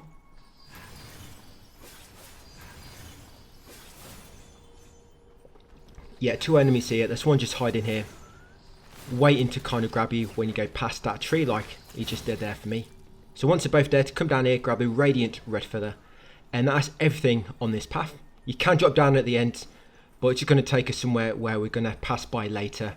So we're going to go back now to where that item was on that dead branch, which I advised to leave. So yes, come all the way back on yourself, guys, after getting the radiant feather. And when you grab this item, it's going to drop you into a small arena with a inner demon. So make sure you're ready for a fight. It's not really a big arena either. I mean, you can move out the back, but you'll drop down a ledge. And you kind of have to go all the way back to get back into that arena. You're going to see in a moment anyway, so I fell down by mistake. But yeah, grab this item. It'll be a crystallized red mercury. And then buff your swords. Yes, get ready for this inner demon. As soon as you grab this, you're going to fall down. And the inner demon is going to spawn. So make sure you are ready, guys. He spawns just in front of you. So as soon as he spawns in, start trying to spam him with some spells. And of course, focus on dodging and attacking him at the same time. So good thing about where I am now is he kind of gets stuck sometimes. So you don't quite come up that slope. But he can get knocked off, so just be careful. You'll see in a moment, there you go. And it's like a ledge, so you can't get back up. I'm going to have to go all the way back around now. I didn't intend to do that. If I'm honest, that's the first time I've kind of baited the enemy up there like that. I didn't know you could do it. But yeah, that can be a good way to get rid of that enemy, guys, without him attacking you. Of course, just make sure you keep moving left or right, so you're not directly in front of him and get knocked off like I did. But if you do get knocked off, you need to come all the way back up here like this. And when that dead branch is, just drop off again. The dead branch is gone, but you can still drop into the arena like this. So, waiting right behind me. So it's going to continue attacking her. Yeah, the other one was a bit easier because she had like a massive arena then. And of course we got her to attack that big bird enemy. But when you beat this one, it'll drop 12,000 mercury, bow blood of course, and a root stone needle status. Which makes it so any attacks which build up status on enemies, it'll build it up faster. But I don't really use status that much. And you'll also get that trophy, guys, Quelling Madness. That's for killing 6 inner demons. Right, once he's dead, grab all the loot in the arena. So you've got health pill, fire pots, steamed bums, and a brilliant feather. Right, once got all the loot, drop down here, grab this item, crystallized mercury. There will be an item roaming around here. Sorry, will be an enemy roaming around. Good luck trying to find an item with legs. So take out the enemy. Of course, you've got a crystallized red mercury, and then continue left. Right just takes us back towards the shrine. So take out that bird, and then take out that enemy down there, that clam. Grab this item. Emerald, sorry, not emerald. It's a breaking flying dagger. There's an item there the enemy dropped, and then continue on along this narrow path. Kill that clam, and then get ready because there's a trap coming up. So see that pearl in the water?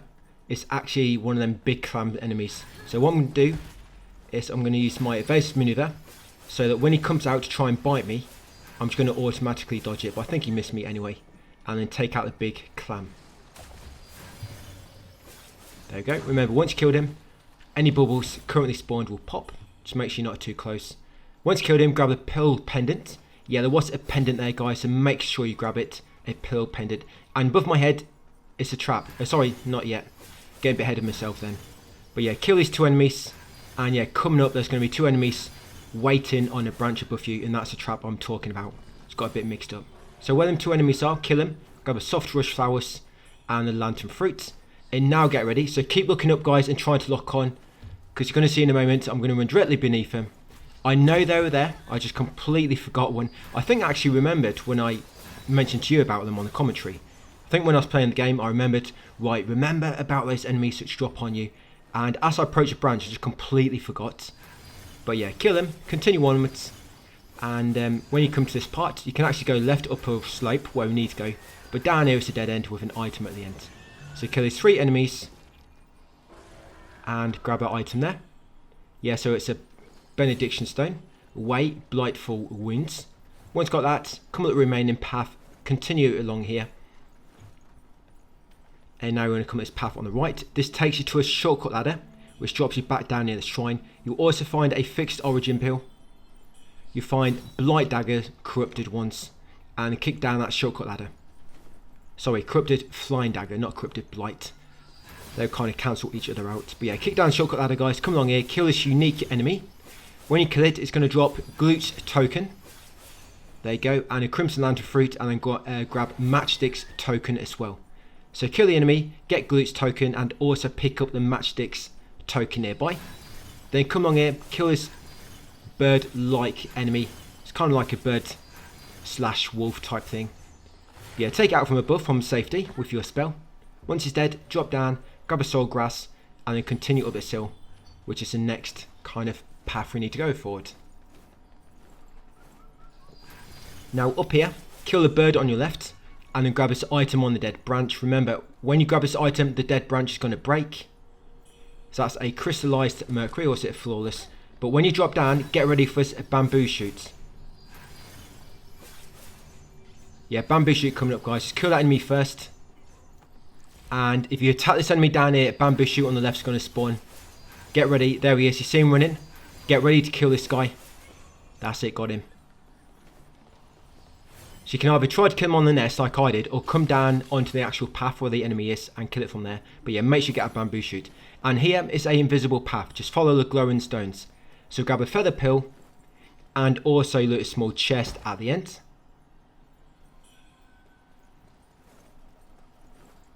Yeah, in that small chest you'll find a stone. So that'll be tar, poise force.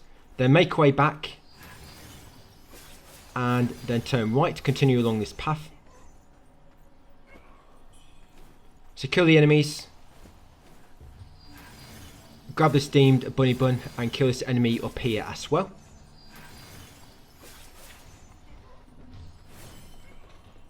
Then once you killed it, drop down and go left. Because if you go right, it just takes us back to where we fell down that dead branch. Okay, so grab that definition crescent, carrying upwards, kill this enemy. I'm just trying to build up some might now, ready for these 2 enemies coming up. Now this dead branch, you need to be really quick. Quickly grab the radiant feather, then go back. Because if you don't, look what happens, it breaks. And if you drop there, you die, because I've tried it. I thought it's supposed to drop you to that invisible floor, and I actually tried it one time. And I landed on the invisible floor, but I died because it's too great a height. So yeah, you have to quickly grab that radiant feather, guys, and spin around and leave the dead branch before it breaks. Otherwise, it'll drop you to your death. Now up here will be 2 of these enemies. Quickly take out the one closest to you. And then focus on, of course, the one remaining. But don't let them get too close, and carefully do not get knocked off. Yeah, I'm just going to try to keep a distance between us. As you can see, they cover a lot of distance when they leap. And there you go, got them both. So once they're both dead, continue to that small, kind of like hollowed out tree. And grab this item on the right. So that'd be a secret letter. Yep, keep that between us. Don't tell nobody about that one. Yeah, enemies will be trying to kill you now to get hold of that secret letter. So continue down here and kill this enemy on the right. Yeah, it's a strong enemy. He's actually got his back to you. But when you attack him, of course, he turns around, think, who's hitting me in the back? Yes, it's me. It's quite easy, so he likes to walk towards you. I don't know why some of the enemies do this. You're just slowly knocking down the health, and they'll just walk. There's like no sense of urgency. It's like they want to die. Maybe just bored, standing there. He's been standing there for what, about 6 hours now? Guess he's bored a bit. But yeah, when you killed him, you get a brilliant red feather, red mercury essence, and some mercury. Grab this item on the left, break him flying dagger, and then kick down that shortcut tree. Yes, do not forget to kick down the shortcut tree. Of course, they might come in useful later. Grab the crystallized red mercury, continue upwards, but in this tunnel, do not go too far. Just kill the coffin enemy. Yeah, do not go too far into this tunnel. You'll find out why in a moment. That's it. Once he's dead, now make sure despair is not building up. If you go too far in when you're in these menus, you're going to die. So make sure you're kind of out of the tunnel and despair is not building up. Because what happens, that enemy up ahead, as you approach him, guys, he slowly builds up your despair and you can die before you reach him. So what you might want to do, equip any armor which has despair resistance, and you also want to use a fixed origin pill, so that increases your status resistance, and also quick slot mind lotus seeds because they cure it. Then run ahead and quickly kill this enemy with a spell. That's it, like this. And you see the despair building up, so if it gets high, use a mind lotus seed. That's why you want to quick slot them ready. And that's why I saw it build up for me and then quickly disappear, because I used a mind lotus seed.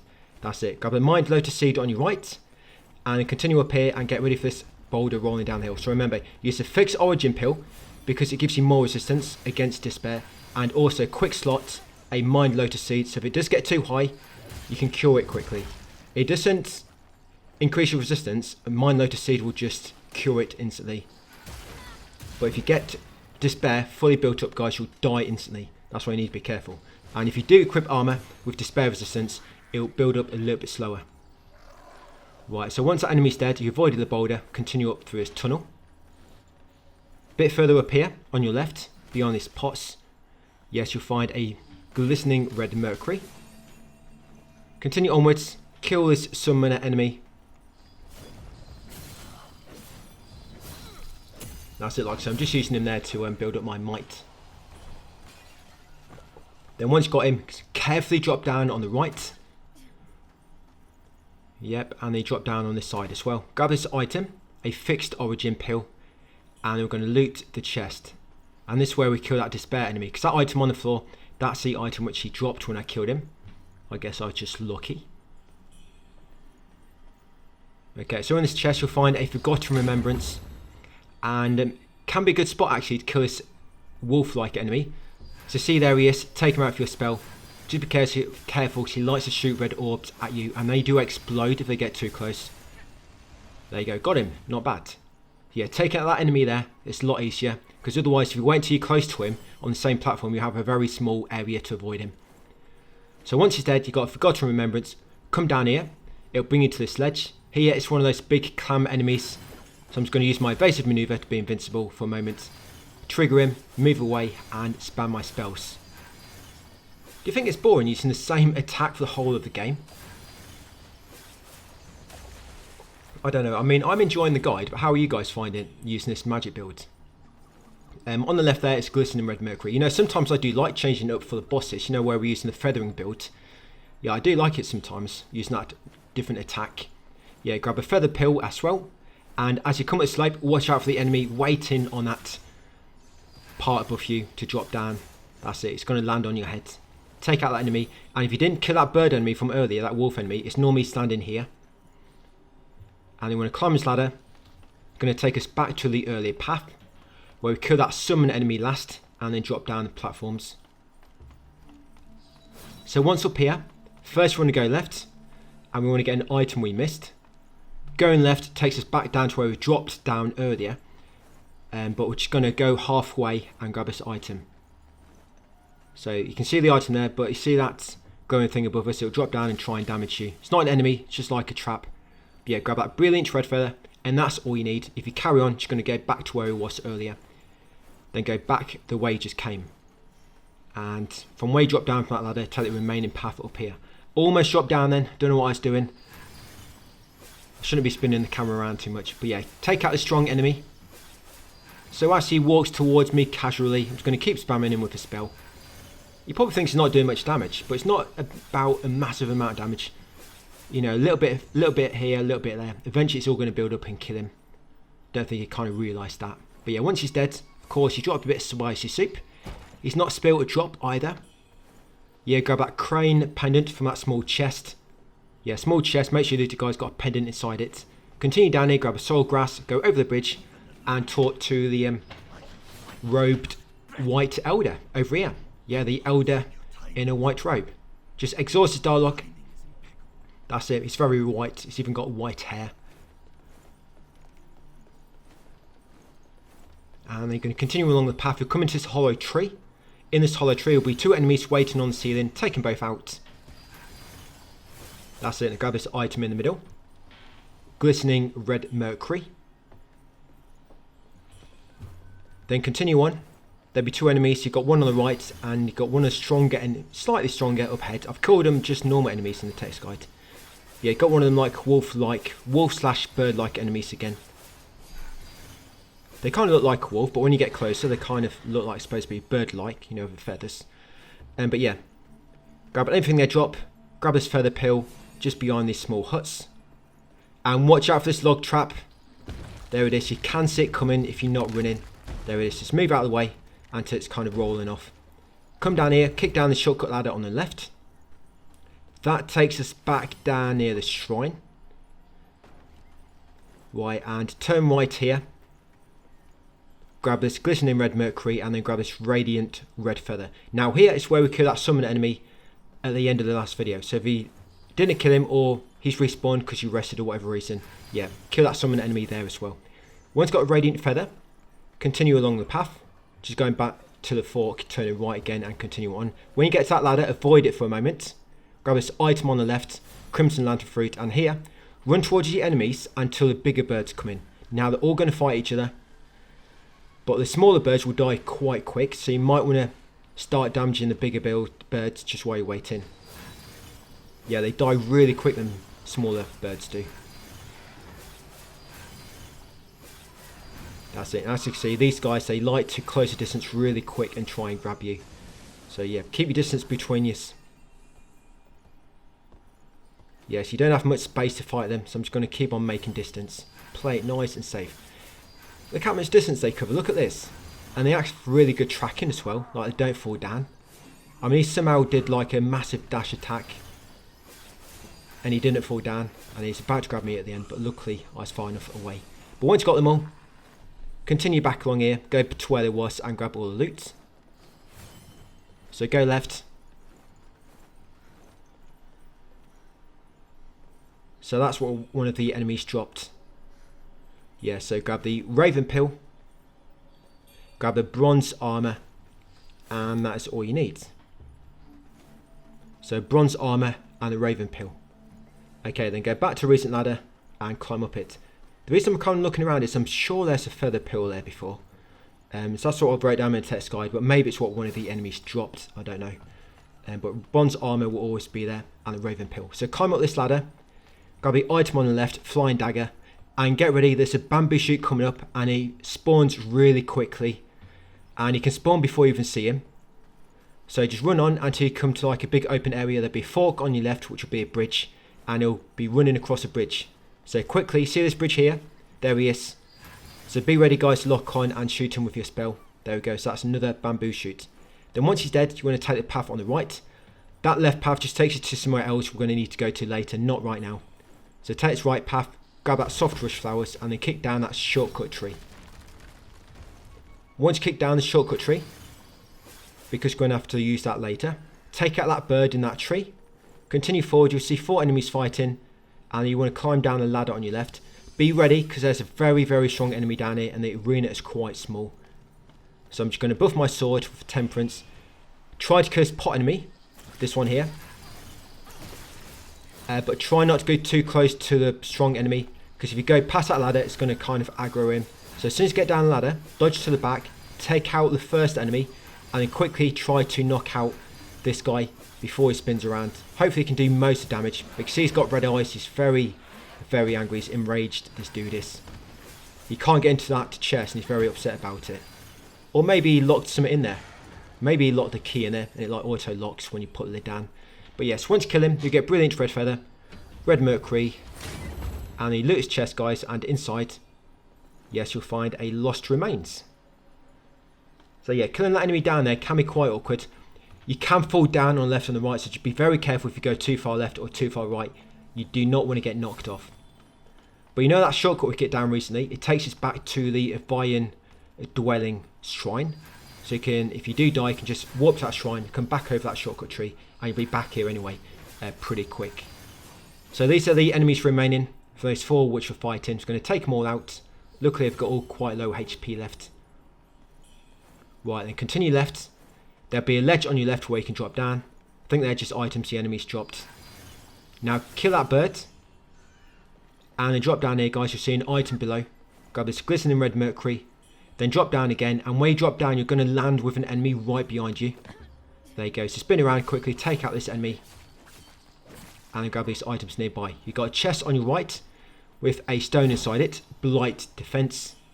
You've got Divination Crescent. Grab this one and then climb up the ladder nearby. Two more enemies left. And then we're going to go to save point, guys. For this boss coming up, it's going to be a start of the next video, by the way. We can summon the White Elder, who likes to wear a robe. We can summon him. So we might just be using the magic build. You know, wait until the boss is attacking the Elder. And then just spam it with magic. Because the thing with the feathering build, because it uses 2 might, yeah, take out his 2 enemies. You can kill the archer first on the right if you want to. You know, so he doesn't shoot you. Grab this flawless mercury and then climb up this ladder. Yeah, because the thing with that magic, that spell we normally use, guys, on feathering build, it uses 2 might, so you kind of need the enemy to be attacking you to keep the build going, because you need to be getting a lot of might back. So if you're not getting attacked, it's not as effective, because your binding time will drop down too far, because you're waiting for, of course, 2 mights to build up, which don't build up quick enough. So that's why magic build might be better when you got somebody helping you. So once climb a ladder, continue along the path, grab that spell, Plume Vortex. Once got a Plume Vortex spell, continue down here. Now go right at the bottom, but do not enter the boss arena. You see that big clearing up ahead with a big tree, do not go through it. Just grab this item, Soft Rush, then come in the opposite direction. Go through this tunnel. Grab the Divination Crescent and then kick down the shortcut tree. Another one. I think that's been about 3 or 4 now in this area. Yeah, go across here carefully and you'll be back at the shrine. Yes, here we go. So I'm just going to rest and I'm just going to upgrade a few things. So I've got loads of mercury. So I'm going to upgrade my mana capacity because of course I just got another Lost Remains. I'm going to upgrade my Prolonged Madness because I've got another Beyblade, and also upgrade your Swift Blade again, guys. There you go. You might have to purchase a few new nodes in order to reach the next weapon upgrade. But yes, upgrade your weapon again, guys, because you've got Radiant Feathers now. And like I say, mana capacity, mana potency, and Prolonged Madness. And I'm just going to put a rest into more magic. There we go, just to increase my damage a bit more. And that's it, level 55. I'm just going to enter the dream to reset, and I'll be ready for tomorrow's video. Yeah, both swords were coming up, but like I say, you can summon the Elder for it. So hopefully it won't be too bad. So that's it for part 16. Thanks for watching, and I'll see you on part 17 tomorrow.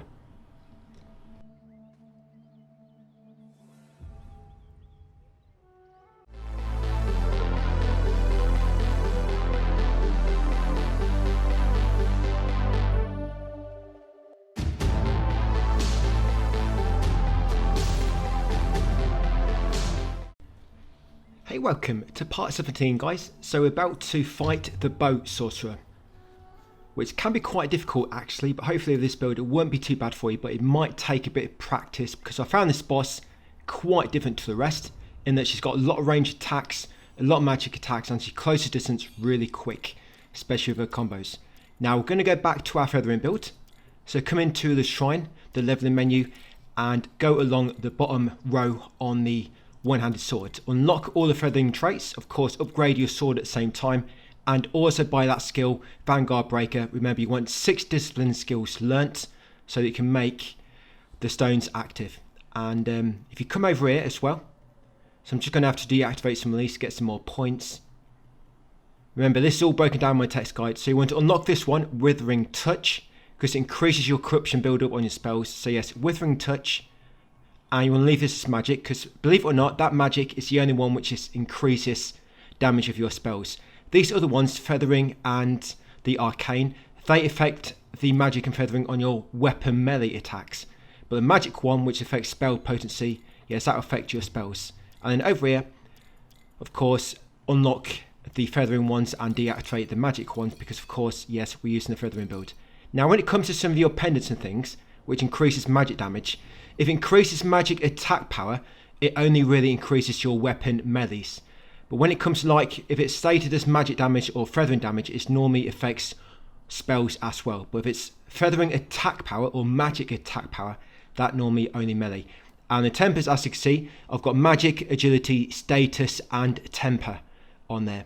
So yes, you want bone needle, magic, then shadow stones, agility, status, and temper. I don't think the status build up affects spells. I think it's only melee attacks, but we'll put it on anyway because the strength one isn't really going to make much difference. And then for our benedictions, so same we've already had, so it'll be Tri-Disciplinary Force, 6 Disciplinary Force, and Skyball Magic. And equipment, so any army you want. Like I say, she does a lot of magic attacks. We're using feathering build, so we want feathering spells. I'm going to be using the Crimson Pendant, Twin Infant, and Fiend Felling. And your spells, you want Echo of Lubinzang and Echo of Soulwood. And for your items, you want the Bone Whistle and Purple Camellia. You'll find out why shortly during the fight. So yes, for the pendants, like I say, sometimes I find the pendants, sometimes they work, sometimes they don't. I think sometimes there might be another buff or from another pendant. Sometimes it glitches up the effects, so sometimes the effect might not be working, so just bear that in mind. So Crimson Pendant, Twin Infant, and Fiend Felling. Echo of Lubinzang, Soulwood, and remember items, you got your Bone Whistle, and Purple Camellia, and of course, as always, Mana Vase and Temperance. Okay, so you don't want to call your ally until the second phase, because otherwise you'll just die really quick, and the second phase is harder. So before I go in, I'm going to buff my sword with my Temperance and go in. So we're going to use a combination of both those echoes, both those spells. So the Echo of Soulwood, it will only use one, so sometimes you can use that, and of course, the one way jump up in the air will use 2 might. Just be careful, because she can close distance really quick, and you might get attacked while trying to cast. Remember to keep using that evasive maneuver when you can. And what you'll find with this spell, so sometimes she'll walk towards you after certain attacks, and when she's walking towards you, each one of them spells will stun her, so it can allow you to basically knock out 4 or 5 at once when she's walking towards you, because each one will stun her, so you know it's not going to do an attack. And when you do build up corruption, as you can see, it does massive damage to her. But the problem is with this spell is it builds up corruption on yourself as well, so do not use it too much. And when you do build it up on yourself, use the Purple Camellia to cure it, of course, afterwards, and then go back to using the 2 might spell. Like I say, just use that one which builds up corruption every now and then, otherwise you're just going to run out of Purple Camellia. So yes, you might have to learn attacks a little bit, just so you know when you can dodge and when there's opportunities to attack. What I like to do is each time I dodge with evasive maneuver, I like to dodge back once or twice as well, because sometimes what you'll find, she'll do a combo, you use evasive maneuver, and before you can use it again you'll get hit. But if you dodge back afterwards, sometimes you'll dodge an attack anyway. So see, now she's walking, she almost always walks after casting, you know them ice balls, when she stops them like balls of ice, she almost always walks after casting 2 of those at once, as long as you're ready. And about half HP she'll do this. This will be a phase change, she'll summon these tornadoes. When she does this, if you're quick enough, summon your ally now. Summon the white robed elder to come and help you. But if you're not quick enough, just dodge these first, then get safety. You can actually go beyond this tree, but those attacks will go through it, as you can see, so keep that in mind. But melee attacks, the tree will get in the way. So now I'm going to use the bone whistle, and here it comes right at the back. So now of course she's going to switch between you and him. Just be careful when she's attacking you. And the thing is, when she's attacking your friend, you might not build up might as much, because of course you will not be dodging attacks. And you'll be moving out of the way quite a lot when you try and use that 1 might spell.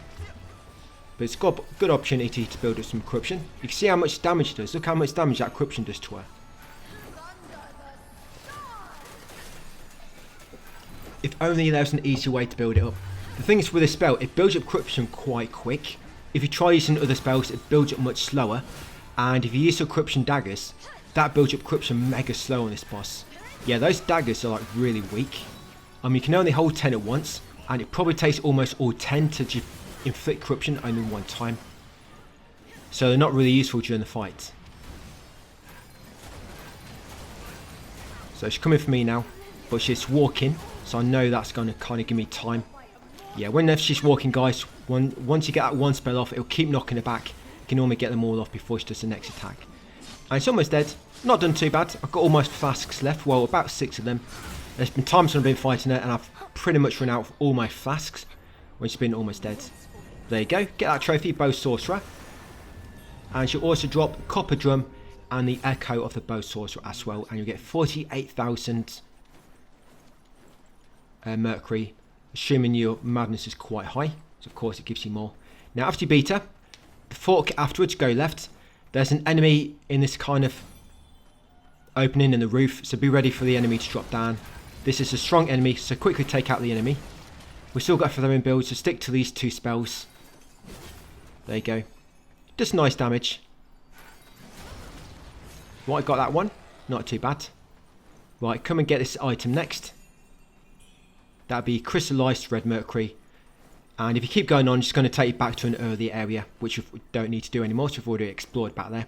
So once you've got the item, turn around and now come back in the opposite direction on the remaining path at the fork. Go back Purple Camellia and continue onwards. Yeah, that boss might, guys, it might take a bit of practice, but like I say, I didn't find that build too much once you learn how to work the fight. Yeah, so come and talk to this NPC. You'll find him just near Fork, where you can break some breakables in order to get outside. Go left at the fork, talk to the NPC, choose to let Buglio return. Yeah, choose to let him return, guys. Then continue on a bit more and grab that full grown red mercury. Once you've got a red mercury, come back on yourself and go left at the fork near the NPC to get back outside. Continue up the hill. Yeah, where that tunnel led us, guys, at the end. Don't worry, we're going to be exploring that area a bit later. So up here, it's a strong enemy. We have got a shrine coming up after this. This is the last enemy before a shrine. Yes, just be careful you don't die. You might have very, very low flasks from fighting that boss. There we go. So when you beat him, that strong enemy, he'll drop leech headwear and a mercury essence. Grab this item over here that you're scavenging, crystallized red mercury, and continue on up the hill, and it will take you into the camp. Going to talk to some NPCs again, some more dialogue. Then we need to walk to near the tomb to talk to the white-robed elder. So once you get to the end of this tunnel, on your right will be soft rush flowers. Near this tent over here, with the talisman stuck to it, is a Kong wine. Yes, and they kick down this shortcut ladder. The shortcut ladder just takes you to the lower part of the refugee camp. Basically where Shenying is. Just kick it down, do not go down it, then carry on along here. Grab this item near the child in a jar. Don't talk to him yet, he won't have much to say at the moment. Yeah, grab a crimson lantern fruit and talk to this NPC near the bridge, Nyan. Yeah, talk to Nyan, exhaust his dialogue, he'll give you fire pots times 3. Continue along this bridge, unlock the shortcut back to the refugee camp. Yeah, this will be near Tower Queen. Going to talk to him, we're going to give him the copper drum. He'll have some new items for sale. We're going to buy the peace pendant from him.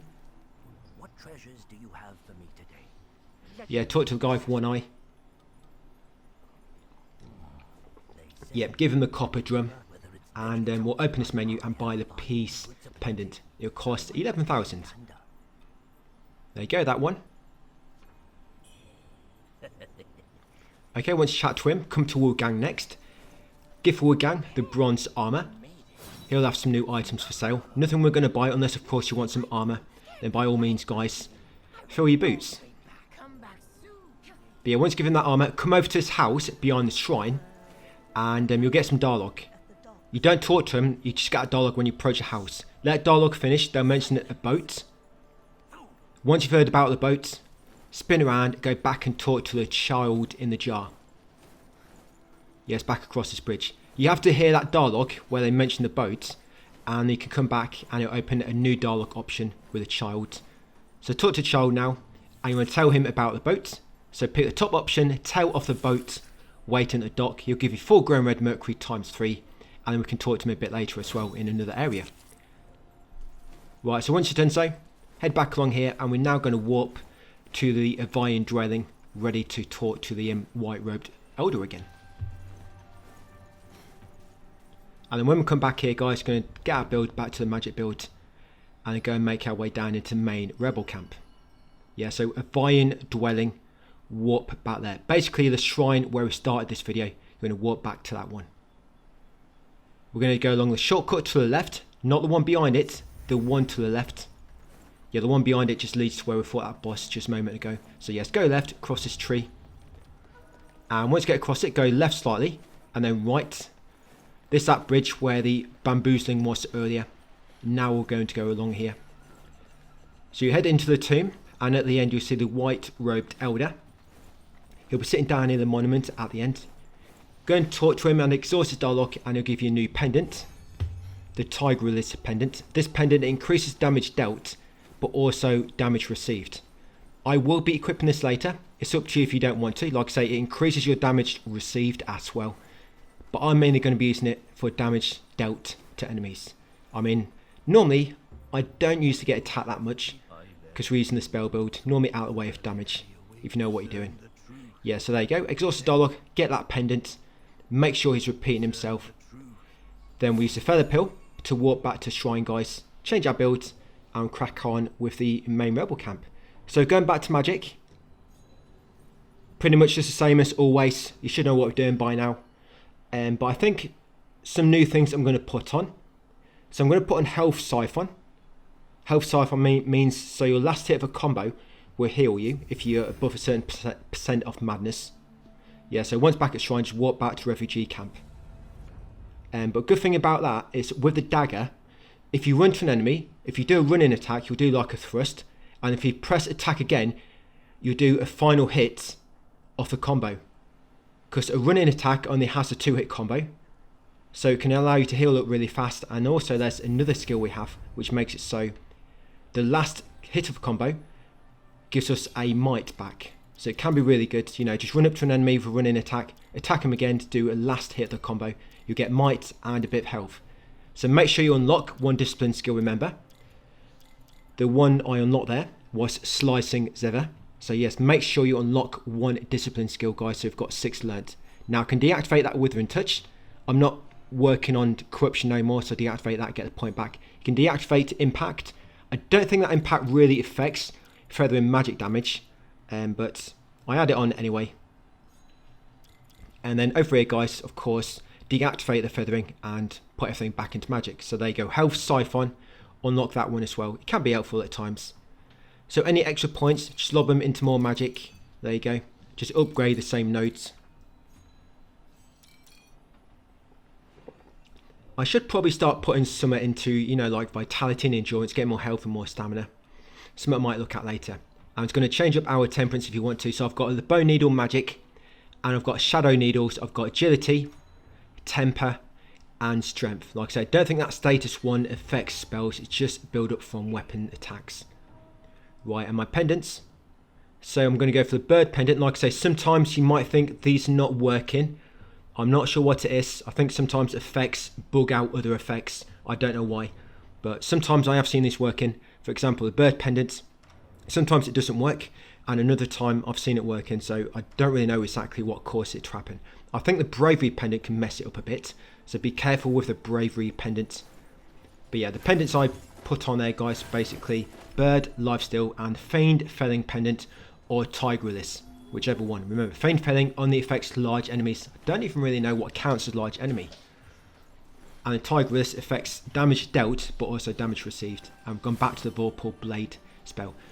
Okay, so once we're done, yes, come down the refugee camp slightly. Go down that path behind Shenying. Remember, this is where we fought that bird enemy earlier on and the inner demon. Come to the ladder on the left, kick it down, and this will take us to the main rebel camp. So you know that cave from earlier, where that NPC was, Buglio? It's just, if I look away from the ladder, it's just to my left slightly. So it basically just brings you here. Right, so once you come down, looking away from the ladder, first explore to the left, take out this enemy sitting down on this break. That's it, and then grab this item in the tent. Yeah, flame wood pill. Round the back of the tent will be a purple camellia. And then come out into this like central path and you want to turn left. There'll be one item down here and then it just takes us back to that tunnel from earlier. Of course, we've already explored the tunnel. Just grab this item. That's it, fire lotus seed, and then go back in the opposite direction along the central path. Now be careful, there's a lot of cannon enemies around and basically gun welding enemies. So just be careful where you go. There'll be quite a few trip mines as well around here. Now when you reach this tent in the middle, first we want to explore to the left. So take out a strong enemy, which will be kind of walking around this area patrolling. Yeah, take him out. Nothing better than defeating an enemy when it's about to attack you. So, like I say, explore to the left. So come in this area with this tent. Grab that Kong wine. Round the back of the tent will be 2 enemies chatting. Yeah, take them both out before they come up with some sinister plot to take you out. They'll go around the game destroying all your shrines. Yes, that item, I think one of them dropped that item. But yes, up here on this ramp will be a soft rush flower. Kill this enemy in the tent. That's it. And then go back into that middle bit. Just be careful, remember there's a lot of trip mines and enemies shooting cannons at you. Now go into this tent. Yeah, I just got caught by a trip mine there. Should eat my own words. In the small tent, in this big tent will be a small chest. In that small chest you'll find the thunder pendant. Make sure you grab that pendant, of course. Then we want to go around to the right side of the tent, where there'll be a fire burning, because that's basically what fires do, they burn. And near the fire will be 2 enemies chatting. Take them both out. Just be careful. If you look at the top left of my screen, there's an enemy on the upper platform. You can't kind of access him yet, but he'll loves to shoot you. You'll see him shooting soon. Here he goes. There you go. Watch out for him, guys. They do a lot of damage. I think it's like shooting firebombs at you or something. Yeah, once you kill them 2 enemies, grab a fiery flying daggers. Then come to this far right part on this side of the big wall. The big wall I'm talking about, you'll know what I mean very shortly. So we're going to go through it. Yeah, on the far right here, grab the health pill. And then come along here next. So this is a big wall. Do not go past the big wall yet or through it. Yeah, grab a fire pot, shoot that birdie on the top. And behind this cannon enemy, just going to take him out.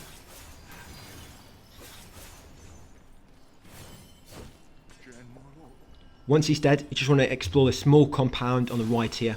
There should have 2 dogs behind it, by the way. And watch out for the cannon coming in. That guy at the top is still shooting at us. Yeah, take out 2 dogs.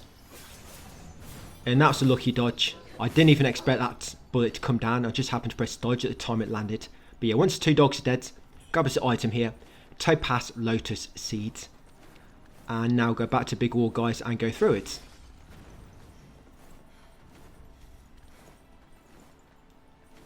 Now, once you get outside here, there's going to be another enemy with a cannon, so be careful. Make sure you're ready to dodge. The cannon can damage other enemies, by the way. And you know the NPCs which you can't damage? You know the NPCs with like the baskets on the back, you can't hit him. You can actually hit him with a cannon. I don't think that's like an oversight. So I was thinking what happens if you attack him with a cannon. So yeah, watch out for that cannon guy at the back there, guys. Because I was running around this area once and I heard an enemy get attacked and I was like, there's no enemies around. And I saw one of them NPCs with basket on. He'd been kind of stunned to obliterate. And I was kind of surprised. So I thought it made it so we can't damage him no more. But yes, they can still get damaged with a cannon. And wouldn't it be like break the game if you obliterate one of those enemies, which we can't damage anymore? I don't know, but yeah, once you kill these 2 enemies, grab this item over here. This is a brilliant red feather. That's it, grab that brilliant item over there. Open this door. And there's a shrine right at the top of them steps, by the way. We'll be going up there shortly. Yeah, right at the top of the steps is a shrine. If you're worried and you want to go straight up there now. So come in here, go right, take out the doggy. And around the side of this building. And this area after this, guys, well, this area actually is a bit of a nightmare to explore. Because there's so many different buildings, so you have to go up and down different buildings, find different routes and stuff. And you can very, very easily get knocked off the roof and die instantly. It's a bit annoying. But yeah, grab a flawless red mercury, grab a crystallized red mercury. Come up to this house, go right around the site. Grab this item, lantern fruit, kill a dog in this corner. Now be very careful, there's a strong enemy around here. I think it's one of them bagmen. And I was not careful. I mean, I knew I should have been, but I ran around the corner too much, I think. Or maybe I shouldn't have used my spell, should have waited. But yeah, just get his attention, guys, then back up and start shooting him. Don't go back around the other side of the building, because eventually you're going to run out of space. Yeah, get his attention, come down the steps into the courtyard, and of course just keep shooting him from a distance. Those red projectiles can be a good way to get might back, because you can dodge through them quite easily, and of course get perfect dodge and a might. Look at this. Yeah, you can just spam dodge when they come out, basically. As long as you miss the first one properly, you can normally just spam it afterwards to dodge the rest. Once I've got that bagman, once he's dead, go around the corner where the bagman come from, there'll be an item.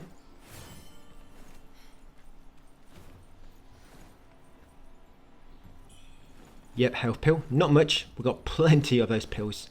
I wish they let us have like an infinite amount of items, you know, like when you can have like 99 of something. Yeah, it's a shame. So now come up the steps, go left, halfway up, kill this enemy. We're not going to explore to the right yet, because basically to the right, halfway up, is the path we need to go to progress. So get to the shrine first, and we'll start along that path on the right. The one opposite we're looking at now, we'll do that path in the next video. Like I say, that's a path to progress this area. So carry on to the top where the shrine is. Now this NPC, be very careful. I'll explain why in a moment. Yeah, grab an item around the back, then come and talk to the NPC. Now, tell him you're with the rebels. Yep, you're with the rebels. But do not show him the secret letter yet.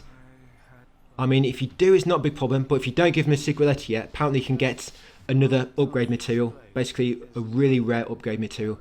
So when he asks, about secret letter, choose quit. There you go. Do not hand over the secret letter yet. Like I say, that will just allow us to get another item from him later on. So do not just quit. There you go. And then once ready, come to the shrine. We'll give him the secret letter later, just not now. Because of course, if we do, like I say, we'll miss out on a very, very rare upgrade material. I think that's what we miss out anyway. So I'm just going to upgrade my magic, so I've got enough essence to do so. There we go. And that'll be us part 17, guys. Yeah, between here and the next save point is quite a long stretch actually, that's why I've had to cut the video here. But yes, that'll be us done for part 17. Thanks for watching, and I'll see you on part 18 tomorrow.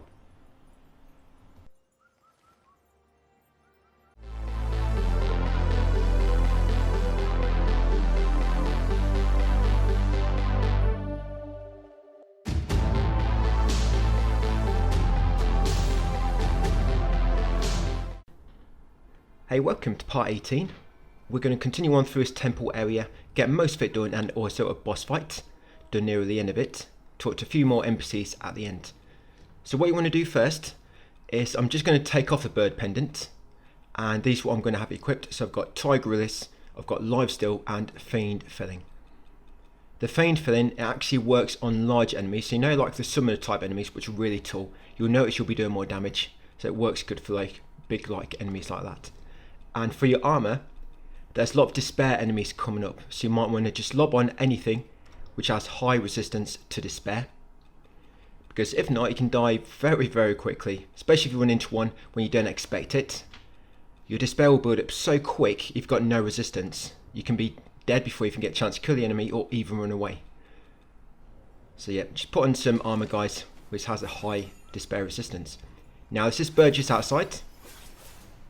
There you go, get that bird, carry on down the steps, and halfway down, take this path on the left. Grab that Mind Lotus Seed, kill the bird. In this next room, there's an enemy hiding behind these tables at the back. So just go over to it so the enemy breaks them, run away, and then attack the enemy. So all I'm doing here, I'm doing a dash, and then a 2-hit combo, and every last hit of that 2-hit combo, it will also be a combo ender, so you'll get 1 might as well, and it stuns enemies quite well. And you'll also find a Lotus Seed in there and a Mind Lotus Seed. Then you want to come upstairs, kill your 2 enemies at the top. There's 1 in the middle, there'll be 1 on this side, and there's also 1 more enemy in the far corner, waiting to ambush you. Yes, more around the back here. So kill him and then grab the item. Yep, Flying Dagger, and you've got Purple Chameleon at the back here. And then climb up this outside ladder to reach the roof. Now be very, very careful on the rooftops, it's quite easy to get knocked off. And if you get knocked off the roof, you'll go all the way down to the ground, guys, and likely die. Yeah, it's not like you land on any of the rooftops below, you'll just slide straight off the whole of the building and splatter on the floor.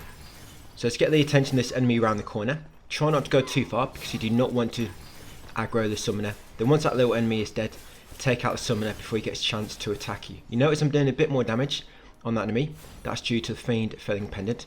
And through here, guys, is a despair enemy. So quickly take him out. You can see my despair is building up quite slowly. And another thing you might want to do, you might want to quick slot some fire pots. Yeah, quick slot some fire pots. Yeah, grab that flame ward pill, come down the stairs, go right. Watch out for these traps which keep alternating. Grab this item at the back here. Flawless Red Mercury, then go around the other side of the room and take out the pot enemy. Yeah, those despair enemies, it's quite rare, but I think they can do an attack which deactivates the ability to cast spells.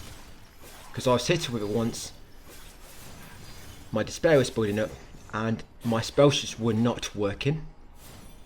And I think they just happened to like lock my spells, and that's where the fire pots come in useful. So if you come across despair enemy, your despair's building up fast, your spell's not working, you don't want to risk going too close to the enemy, lob fire pots instead. Probably take like 2 or 3 fire pots to kill one of those despair enemies, just as like a backup. So kick down that shortcut ladder after killing the pot enemy, climb this ladder, grab a Purple Chameleon and get ready because there's a bamboo shoot coming up. And if you don't miss this one, there'll be a good opportunity later to come back in here a bit quicker after unlocking a shortcut. So there it is, you want to quickly go left to avoid the cannons and then quickly take out a bamboo shoot. Like I say, if you don't get it in time, don't worry, because I'm going to show you the shortcut nearer the end of the video. So grab the item on the right, topaz lotus seed. Take out 2 cannon enemies. Just be careful, because these guys are pretty aggressive.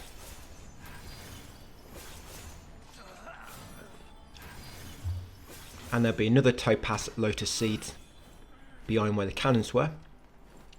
That middle platform has a strong enemy on there, so you might want to buff yourself with your temperance just to do a bit more damage. Yes, there he is on the middle. Take him out. Do not go too far left, because you'll trigger loads of summon enemies. There's actually 4 summon enemies in that little courtyard to my left. So just stick to this side. Take out this big guy as he walks towards you. Once he's dead, come up onto this like stage. Grab this glistening red mercury. There's an item on the right behind the crates. I'm going to get that later. Yeah, so I'm going to take out a summon enemy first. Like I say, there's 4 of these in this courtyard around the fire. Take out that first one. Come up here. Take out the dog. Take out another summon enemy. And then once he's dead, don't go near the middle yet. Instead, come up these steps, because this one's kind of like overlooking the courtyard. So once you go into the courtyard, he'll spot you. So take this one out next. So that's 3 summoners down, 1 more to go. And you've also got an enemy over here, just like a small enemy around this cooking pot. And there's the final summoner enemy.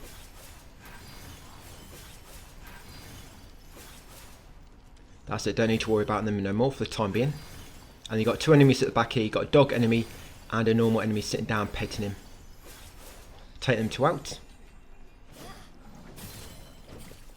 There is a spell in this courtyard, by the way. I do come and get it a bit later in the video. I just forgot to right now. I come back and get it later when we're not shortcut. It's in the corner of the courtyard near where that first dog was. There's just a spell where you run into and it kind of floats and you absorb the spell. It's ethereal form, really good one. But yeah, take out that bird on that pole. Then come over here, go right to this building, and around the back of it will be another item. So you've got fire lotus seed, and you come in the building opposite. Yes, over here you got a flawless red mercury, and you've got an ice enemy here. I know it's got like a little fire lamp, but I'm pretty sure it uses ice attacks. So yeah, take out this enemy next. I think it counts as a large enemy as well, so your feigned felon pendant will make you do a bit more damage to him. Right, once he's dead, grab anything he drops.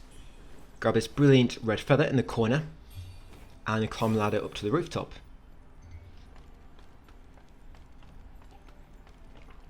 I've died so many times routing this, basically falling down, so just be very, very careful guys when you're navigating these buildings.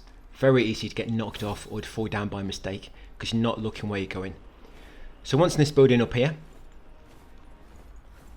we're going to come to the far corner, grab the feather pill, then we'll go downstairs. Downstairs will be 1 kind of like humanoid type enemy.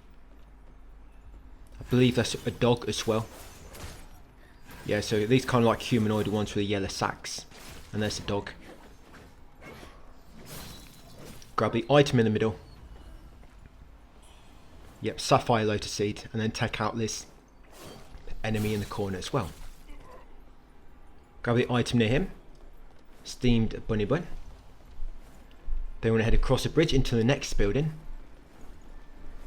Take out this enemy right in front of you, and then be ready to quickly kill that exploding enemy before he jumps for you. Once he's dead, grab the item. Yep, flame white pill, and then we're going to come around the outside balcony. But watch out for these spike traps. Now these alternate. That's it, there's a few more around this side. And at the end of it, it's a quest item. So we need to make sure we get this. So there you go, Tome of Silver Seeking. Again, watch out for these spikes. They alternate. And then once back to the main room, you're going to go beneath the stairs. There'll be an enemy and an item. Take him out, grab the item, and then carry on to the top floor. Yes, there's the enemy, and this will be Emerald Lotus Seed ×2.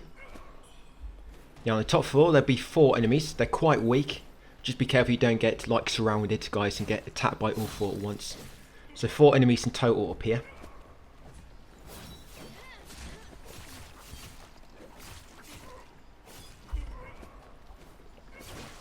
And then there's one item hidden in the corner near that bell.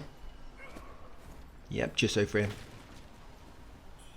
Mind Lotus Seed. Now we're going to head down the ramp into the next building. Got that thundering flying dagger in front of you. And this fire enemy, so he can't actually get to you, so it's like a small drop here. So do not drop off his platform. Just get his attention, shoot him from distance. He'll still be able to hit you with some of his fireball attacks, but he will not be able to actually get to you. Because like I say, there's a small ledge. Yeah, so just watch out for those. Yeah, so he's running, but he can't actually get to me. Yeah, take him out. Once he's dead, drop down the small ledge, go right, and grab the fixed origin pill. Open the big chest at the back to find a forgotten remembrance.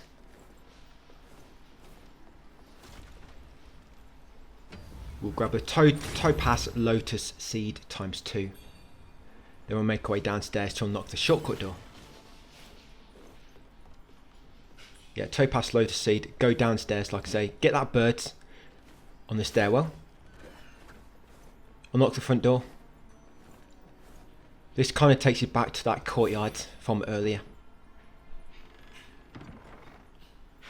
Right, and around the back here is a glistening red mercury. Right, once you've got all that and the shortcut is open, now you want to make your way to the top floor, but just before you go up the final set of stairs, around the side of it will be another item. Yep, that'll be a health pill. Now up here will be a strong enemy, so make sure you're ready to take him out. Try not to do what I've done here, so I kind of bottlenecked myself into a corner. I think I thought I could get in him in time. I guess technically I did, but it's very, very tight. So yeah, kill that strong enemy, grab anything he drops, grab this item on the right here. Yes, flawless red mercury. Round the back here is a mind lotus seed, and you want to climb up the exterior ladder out the back. Now get ready, because there's a despair enemy coming up. Now this is the enemy where I had my spells kind of like locked. I'm not sure why it happened. There's actually some despair enemies on this roof, but we can't access them yet. So try to take out this guy really quickly. But like I say, if he does lock his spells, resort to using your fire pots. You might want to just have them quick slide ready just in case. Once he's dead, carry on into the next room, get the bird. There may be another despair enemy here, so make sure you're ready. You see despair slowly building up, or is that from the one before? But there he is. He's running behind that middle like column. So you're going to pull this mechanism to lower the bridge. Grab a blight dagger beside it. And then as the despair enemy runs around that middle column, yeah, take him out. Sometimes he just dies. I think sometimes he gets caught in the bridge when you lower it. So he might be dead. So look out for the top right, see if you get any mercury when you lower the bridge. If he did, then he probably got killed. I don't know why it's locking onto that enemy up there. But yeah, once you lower the bridge, grab the item on that middle bit, fix the origin pill, make way to the opposite side of the room, go down the stairs on your right, and there'll be an NPC down here. So we're going to exhaust the dialogue. As long as you progress all the quests up to this point, she should be here waiting for you, and she should help us in a fight later. So fix the origin pill. There you go, grab this item at the back. A health pill. Just make sure she is repeating herself. And make way down to the bottom, guys, down here. Now be very careful, there is a pot enemy in the far left corner. Yep, there it is. And there's lots of poison pots here, so watch out for all those poison projectiles coming for you. Even the pot himself will be spitting poison at you. So once he's dead, so of course he drops loads of goodies. There's 2 items scattered amongst the pots as well. Carefully grab these. And just be careful in this next room, there's a very strong enemy down there. And there's also one of those annoying bird enemies. Yes, you got a steamwood pill, I think it was. And a purple camellia. So kick down this shortcut ladder. And now climb down it. Now you've got plenty of space to kill a strong enemy, but the problem is the birds. Because those bird enemies, when they do that grab, they just come flying forward. and they cover so much distance. So what I do with a bird enemy, I actually climb back up a ladder and kill him from above. Some of his attacks can still catch you, but it's a lot safer, so you don't have to worry about a grab attack. But what you can also do if you want to, before you kill this guy, get the attention of the bird enemy outside. He'll normally charge at you when you go near the doorway, then they can fight each other. But of course, as you can see what I'm doing, I'm just fighting a strong enemy by himself. But yeah, if you go outside that front door, guys, the bird enemy will come in and they will actually fight each other if you want to try doing that. This guy's, he's stronger than the bird enemy, he's got more health. But the bird enemy, it's just like I say, its attacks, they're worse because it does that grab attack and it just covers so much distance. There you go, when you kill him, you get a radiant red feather and a red mercury essence. Grab this item on the floor at the back, flawless red mercury. Come around to the shrine at the front, grab the item on the corner, crimson lantern fruit, and then come to this gesture pot and you want to do worship. So do the worship pose. There you go, and you'll get 2 items from that. Zenru Temple Elixir times 2. There you go, just wait for the text to finish.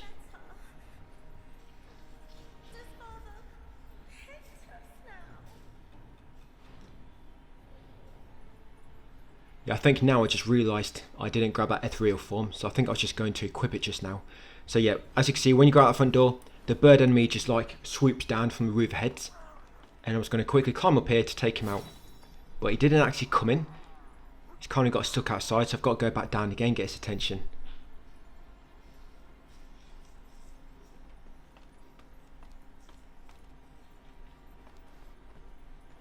I've actually climbed that ladder before and they've both been fighting each other. So you can still climb a ladder to avoid him, even when they're both fighting, and then just take out whoever's remaining at the end.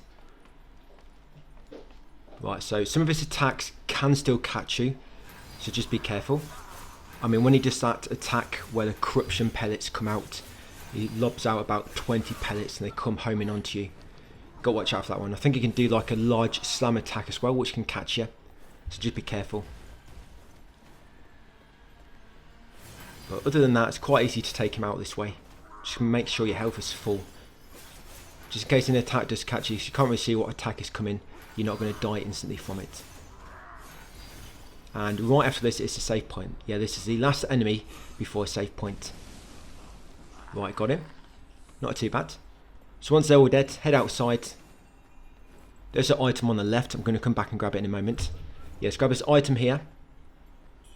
Yep, fire pots. You've got a bird over there. Take out the bird. And this item I almost forgot around the corner.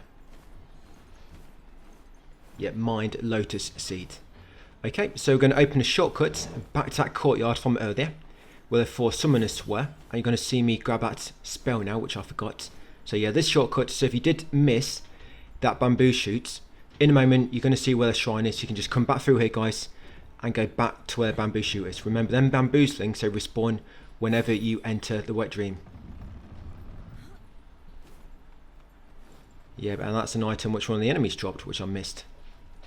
So there's the spell. Make sure you grab the spell, guys. It's really good. It's basically like evasive maneuver, but you cast it as a spell, and it lasts a tiny bit longer, but it's the same kind of thing. You cast it, and you basically can auto-dodge any attack, and when you auto-dodge, you also get your might back as well. Yeah, grab that item there behind the crates, Flame Ward Pill.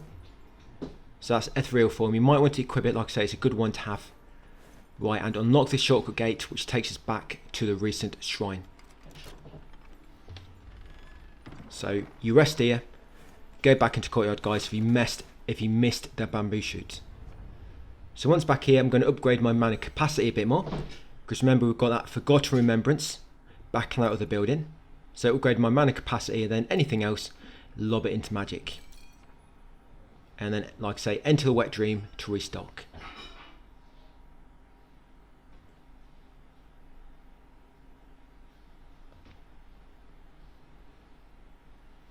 Okay, so once we're good to go, we're going to explore the next area. And there's a boss fight coming up. I say it's actually very imminent. But this boss ain't too bad, so just going to stick to the same build, the magic build. So come out here to this big courtyard, just using incense there. So a bunch of enemies are fighting each other. I'm going to take out this enemy first, get that bird on that small roof. Then while these enemies are fighting, I'm just going to go and grab a loot. And I'm going to join in. There's 2 strong enemies here. And of course 2 of the strong bird enemies, so just be careful. There's 2 normal enemies just sleeping at the back here. Take these 2 out. Do not go up any stairs nearby though yet. Say kind of take us to the boss. And we don't have to fight the boss yet. Just want to explore this courtyard first. So I'm just going to help take out these enemies. You can come back here if you want. If you want, just go and grab all the loot first. Then come back and take out whoever's remaining. The thing I don't like is sometimes they can follow you. Like when they've killed the other enemy, their opponent, they'll come following you. And they can catch you when you're not expecting it. There you go, got them all, not too bad. So 2 strong bird enemies and 2 strong enemies there. Right, grab this item here. Yes, fixed origin pill. Take out the sleeping enemy. And you got another sleeping enemy over here. And then you got a strong enemy, that kind of like little gazebo type thing in the middle. Yeah, there she is. Take her out next. So you should be able to defeat her before she gets too close to cast any of her own attacks. I've no idea what attack she does because I've never let her get close enough to me to attack. Right, once she's dead. Yes, come down here. And this that annoying enemy from earlier, which is shooting us when we were in the rebel camp earlier. So I'm going to knock him off. Because it just feels it's quite satisfying knocking him off his platform. And I have no idea how he survived. Seems to have landed on the top of the tent and it cushioned his fall. But yeah, grab a brilliant red feather. Then make our way back up here. And climb this ladder. This is going to take us to the roof of the shrine building. And it will allow us to drop down onto the statue in the middle and get a pendant. But that bird enemy is still up here. You know that bird enemy which came through the temple earlier when we went out the doorway. Because of course we enter the wet dream and he's respawned. But if you run around here near his front, he kind of swoops down to the front door again. If you approach him from behind, it won't work. But yeah, grab this item here. Then like I say, approach the enemy from the front. Just come to this corner. There he is. And he swoops down again. So I guess he's programmed. If he detects you at a certain angle. If you come directly from behind, he won't do that. But if you come at that angle, he normally swoops forward. And it gives you an easy kill. Because look how far away he is now. So yeah, quickly kill him. There we go. Right, then come this hole in the roof. Grab this item around here. Yes, fix origin pill. Kick down this shortcut ladder. Make sure you kick it down first. And then drop onto the statue in the middle. That's it. Drop down where I am. It might take you an attempt or 2. But yeah, grab the demon pendant in the statue's hand. Once got the demon pendant.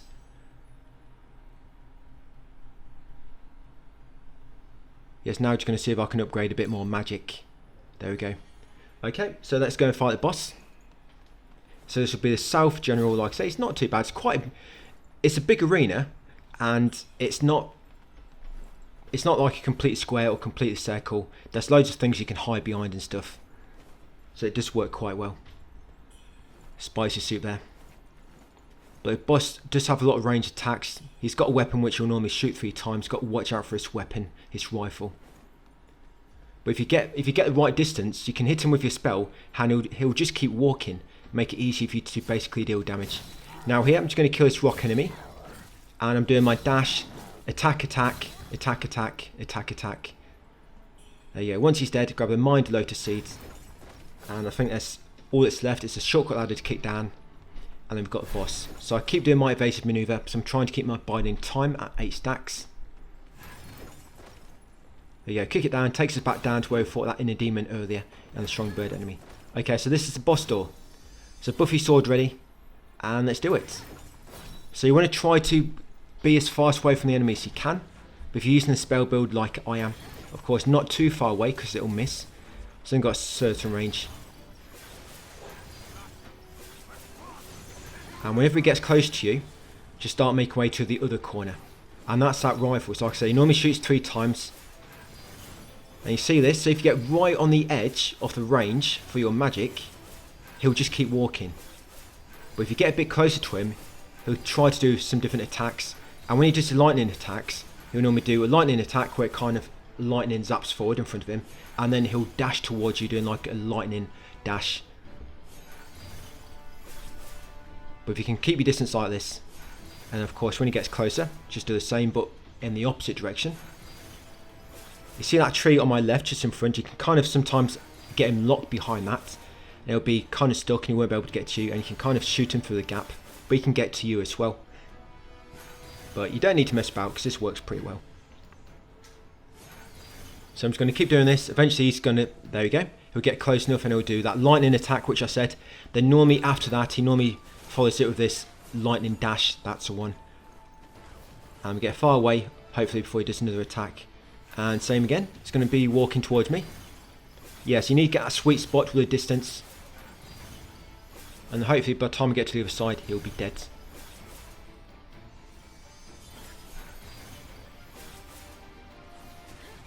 Yeah, watch out for this rifle. If you just keep moving left or right, you should miss. But it's only going to do that if you get a bit closer to him.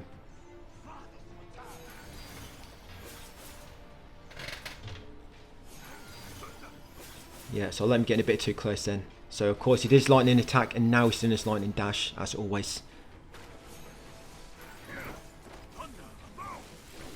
Remember you use evasive maneuver. You can also get ethereal form if you want to use that. Yeah, sometimes you'll just keep attacking as you try to run past him guys, and it won't really work. So sometimes it can take a few attempts to get far enough away where he starts walking. I've about got him. Right, one more spell I think, and that should TKO him. There you go, flawless victory. South General, so you get loads of goodies when you beat him. 24,000 mercury, a temple key, true origin pill, Thunder's Call, I think that's a weapon you get. Is it a weapon or a spell? You get a South General set, and you also get a secret missive. So once he's dead, you want to come up back here, all these steps, take out the bird in front of you. That's it, come this ramp next to the rooftops. There will be one item on the left rooftop. This one here. I almost got it. Yeah, so just over the rooftop in the corner. Yes, a fire pot. Right, grab this. Make way to the next fork. On the walkway, you want to go left. You'll see an NPC. Take out the bird on that gate. Then talk to the NPC guys. He'll help you during the boss fight as well. Yeah, Nyan. So exhaust this dialogue and open this gate using the temple key which the boss just dropped. And this actually leads you back to the refugee camp. Right, we're going to end the video here. We're going to do a few NPC quests first. Bit of dialogue to do. Okay, so come into the camp. Go and talk to WUCHANG. And you want to give him the Tome of Silver Seeking. And he's going to have some new stones for sale. And some spells. So I'm going to buy those. So yes. Give him the Tome of Silver Seeking. And then you want to buy that stone, that new one. Tar Combustion. Also buy 2 new spells. Lotus Lantern and Cinder Incantation. I don't quite have enough, so I'm going to have to sell some of my consumables. Sell or use, either way will work.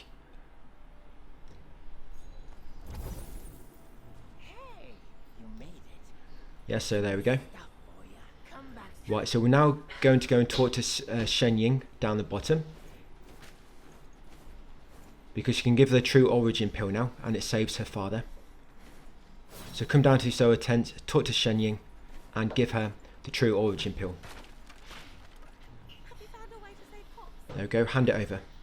Now once you've done that, exhaust the dialogue, then go back up to Shrine, you need to enter the wet dream to refresh the area. And then come back down, and there'll be some more dialogue with her. And then that should progress her quest, and then she'll appear somewhere else a bit later for us to chat to. So back to Shrine. Rest, just check I've got anything in donation box. Looks like I missed a header where somebody dropped.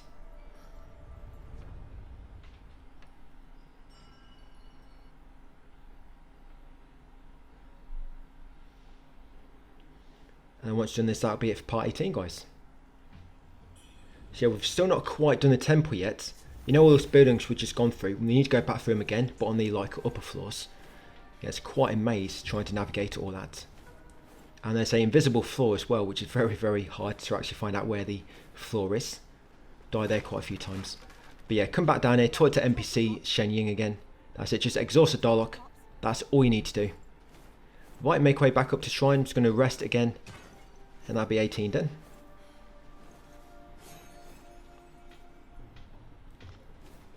We're getting very, very close to a part soon which will kind of lock you out of a certain area, but I'll let you know when we come across it. But we've done all the important steps so far anyway, so we should be okay. So yes, just enter the dream, and that'll be us done for part 18, guys. If you've got any more Mercury, you can upgrade your magic a bit more, but I think I'm all out due from buying those items.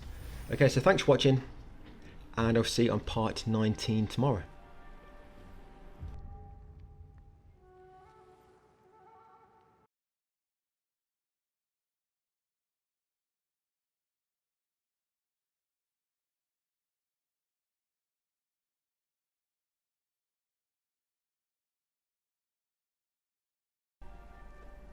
Hey, welcome back to my platinum guide for WUCHANG So from the refugee camp, guys, just going to carry on back into the temple area and continue on through there.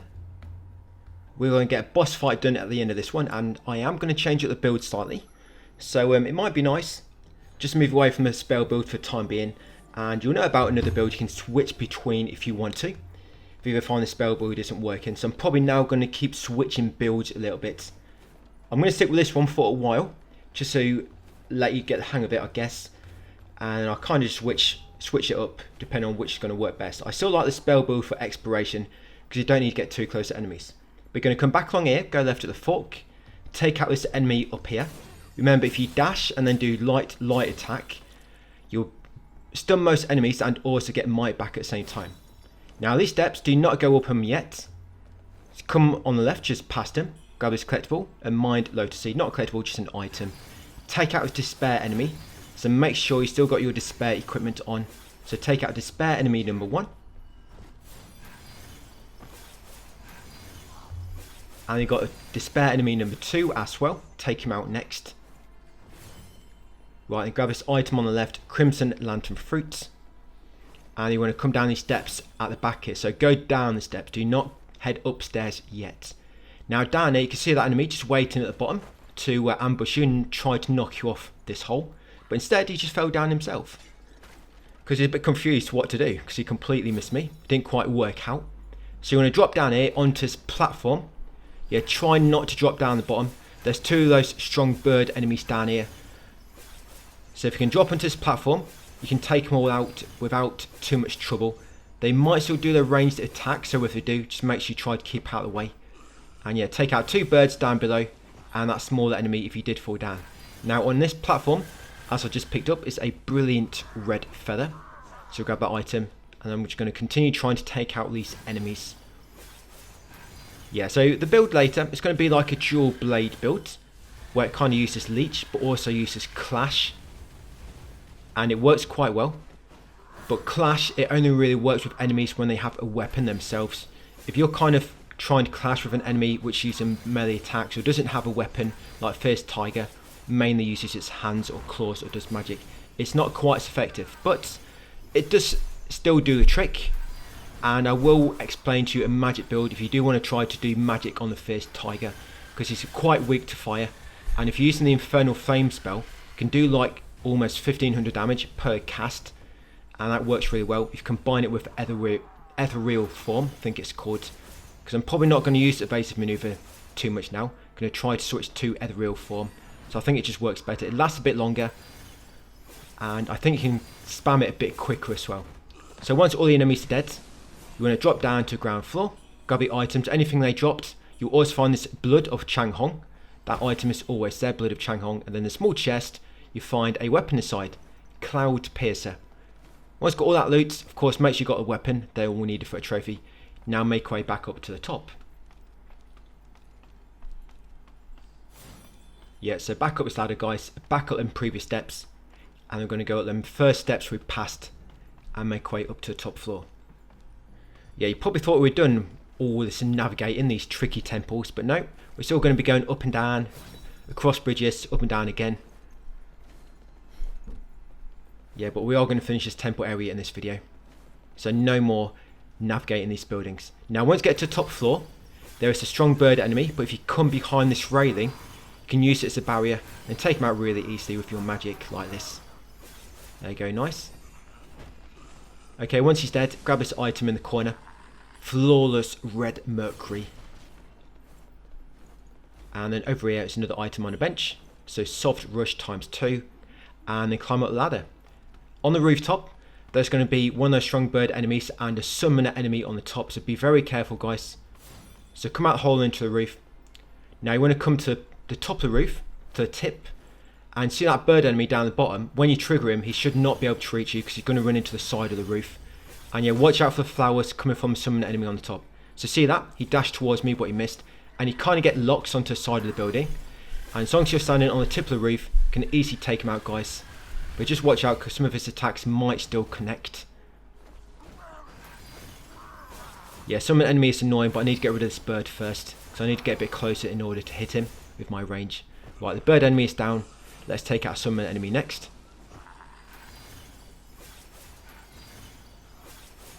And you don't actually get that rooftop till a bit later. It's a little bit annoying actually, that rooftop just there. But yeah, take out that summoner enemy. Take out this bird down here. And then pause mechanism to lower the bridge. There is a despair enemy on the lower platform on that column, but we'll take him out in a moment. So come across the bridge, go left. Take out this next bird. And then drop down the hole behind him. Just be very careful. Yes, take out the bird. There you go. Drop down here slightly. Drop down again.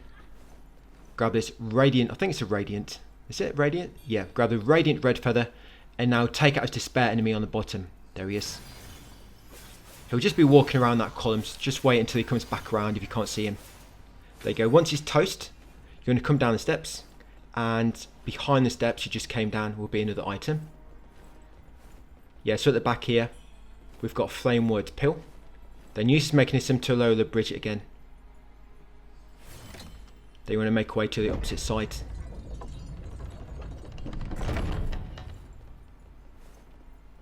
Yeah, now be very careful. These stairs going down, it's broken. And I actually fell to my death here once.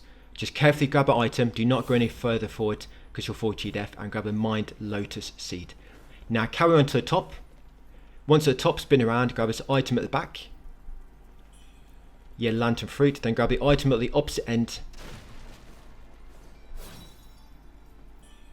Yes, emerald lotus seed. Then pause mechanism. We're not going to go across a bridge yet.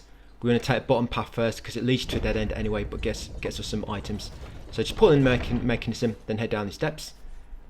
Once you're down the steps, go out the broken hole in the side of the building. And then turn right, and around this corner you find Sapphire Lotus Seed. I don't think I've missed anything in this area. If you think I have missed anything, guys, let me know. But I think I've been pretty thorough. Yeah, now down here, on this walkway at the bottom, you'll find a Soul Grass. Once got them, you're going to go back up to that mechanism now. And we're now going to go along the bridge we lowered. So yes, back up steps. First of all, come across this trap. That's it. Be very careful. But remember, them traps do alternate. And take out this fire enemy. You should be able to take him out before he gets a chance to attack you, but if he does, just use them pillars as obstruction to block his projectiles. So yeah, quickly take him out, guys. There you go. He's got like a little tiny stride when he runs towards you. Little baby legs. Right, and loot small chest. I believe there is a benediction in here. There you go. Lightning Force. I think that one's called. One's got a stone, so now we'll go back upstairs. Remember to watch out for this spike trap though, and they alternate. So back upstairs, and now we'll go across the bridge. So go across it and then go into the room on the right. Now there's an enemy hiding behind this partition. So come around here, around the back. There he is, because if you try and go along the front way, he's going to ambush you. But this is a nice, easy way to get rid of him. Just a dash, light, light attack. Dash, light, light. Right, in this corner, you find a Divination Crescent. And now be very, very careful in a moment. We'll go down the elevator first, but in a moment we're going to go across a invisible platform. And it's very easy to die. I probably died about 4 times trying to figure out the correct way around this. I mean, it kind of makes sense in the end, the way they want you to take, but it takes you a while to kind of realise. Now, you want to drop down here. Did you see that item in the corner glowing on this smaller ledge? That item over there? So as you come down the elevator, look out for this item, and once you get to the ledge at the same level, drop off and grab that radiant red feather. If you miss it, don't worry, you can just go back up and try again. So grab the radiant red feather and then drop down and go back up the same elevator. So now we'll go across the invisible platform. Like I say, be very, very careful here. Yeah, there's notes you have to read, and it kind of like says go forward. And if you look at the way the note is laid down, it means directly past it. As if you like stepping over the note. So walk to this glowing stone, walk to it, turn right, walk to the nearest note, this one here, turn left, walk straight to the next note, there you go, and now walk directly to each stone. And that's how you get across this one. You've got to be very careful. Like I say, I must have died here about 4 times. That's it, just take your time, grab this item, I think it's a flawless red mercury, is it flawless? Yeah, and then open this benediction door. When you open this, you're going to get a benediction stone as well. Yep, so you get Way Blight Wood. Sorry, Shan Blight Wood. Now come inside and kill this despair enemy. Don't go too far forward because there's a dog on your left. So take him out first. Then once he's dead, run to the left and take out the doggy. There you go. Take him out. Grab this item on the left here. That's a Kong wine. Grab the feather pill near the chest and then loot the chest, and inside you'll find a forgotten remembrance.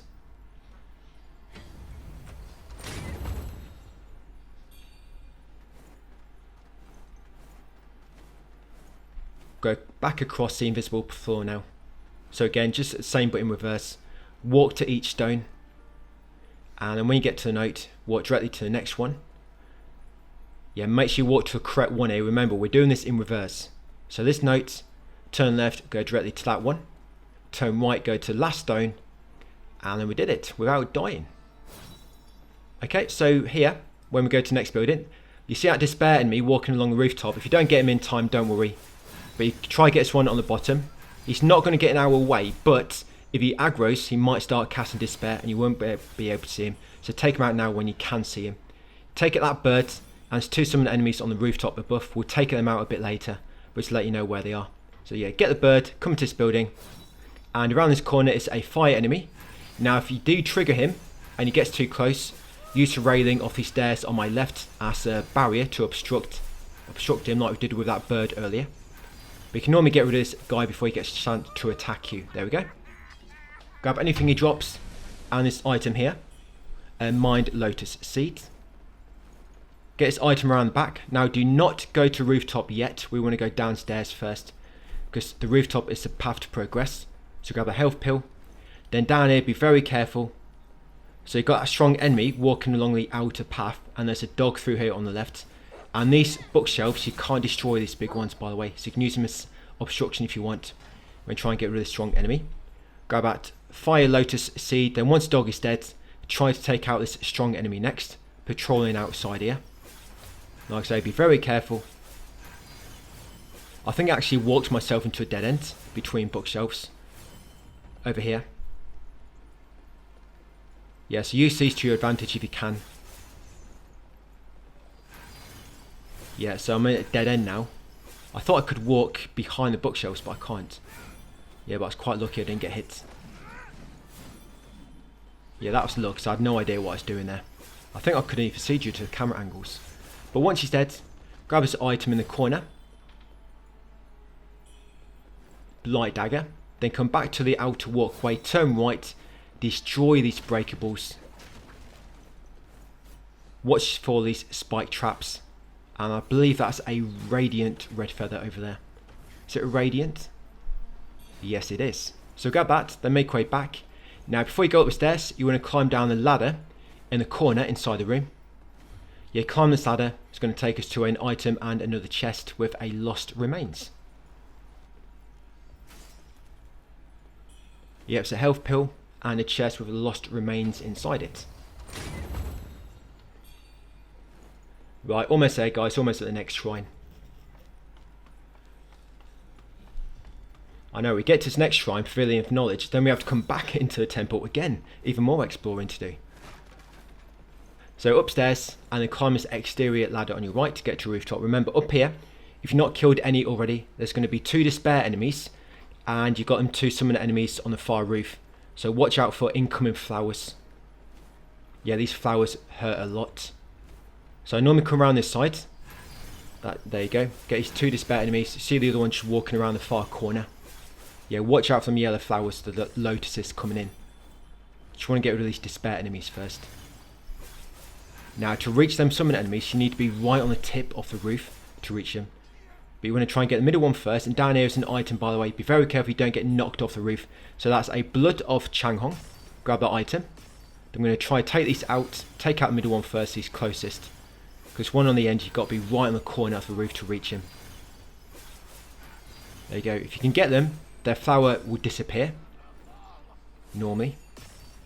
Right, so if they're doing their attacks, it's hard to find a window. So you want to kind of like de-aggro them, so stop shooting the flowers at you. So just come over here for a moment, just so he loses track. There you go. And then once you stop firing, quickly get into place and try to kill him quickly. So you need to be right in this corner to kill him. You can just reach him in time, and if I can kill him, his flower's going to disappear. There we go. Right, got them all. And you don't actually reach that rooftop until after reaching this next shrine. So you're going to come in here next and be very careful here. So there's a bird on the top of that column in the middle. Take out the birds. And then come around this small gap. And there's an enemy waiting around the right. Take him out. Dash, light, light. Remember, works really well. Dash, light, light. And then you can just keep doing light, light, light, light, light, light. And you keep doing that combo. Get might back at the same time as stunning enemies. Grab a soft rush flower ×2. Now at the end here in the right corner is an enemy shooting you. He's got very, very low HP, by the way. So that enemy over there, try to take him out as soon as you can, guys. Be careful you don't get knocked off. There you go. Once he's dead, grab this item here. Fire pot. And there's another enemy, last one on your left, hiding. So take him out before you go too far, otherwise he's going to knock you off. There he is.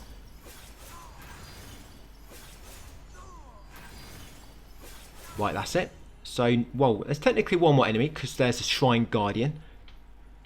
That's the item he dropped. Right, carry on down this bridge into this cave to find the next shrine. So this shrine enemy, if you equip your, I forget the name of it now, it's one of the echoes, but you equip the fire spell, which is like the big axe, you can kill him really quick before he gets a chance to attack you, as long as you've got 5 might. There you go, Echo of Datanga. And if you press this twice in quick succession, you do like a second attack like this. It does like massive stagger damage. There you go, kill him really quick with that spell. Got him, nice. So now we're going to use the shrine. And then you can upgrade, so you can upgrade your mana capacity again. Your potency and the swift blade, because you've got more radiant red feathers right now. So again, you can upgrade your mana capacity, potency, and swift blade again. And any of the points, just put more into magic. We'll change our build just for the boss. So mana capacity, mana potency. And in order to access the next node to upgrade your sword, you might need to put a few points into it. So you need 1 more point to reach it. I take it from here. There you go. I just put 4 into that one. Right, so I've got my 1 point I need. So I'm going to come down here. Here we go. And there's the other swift blade. There you go, so 1 of 3. So I've only got to upgrade it 2 more times to get a max upgraded weapon. Okay, so we're going to use an incense, complete steps, and talk to the storyteller. And I'm going to use that light. Some lights, you can see they actually do illuminate the area quite well. So I'm going to talk to the storyteller, exhaust his dialogue. Now you want to choose why have you come. Once he's finished reading this like a little nursery book. So why have you come? And then you want to choose heed the warning. So why have you come, and then heed the warning. There'll be quite a bit of dialogue, and then he's going to give you another bamboo shoot. Now next time you find the storyteller, you got to be very careful, because if you tell him you want to continue, it will trigger like a point of no return and you'll miss access to a few areas.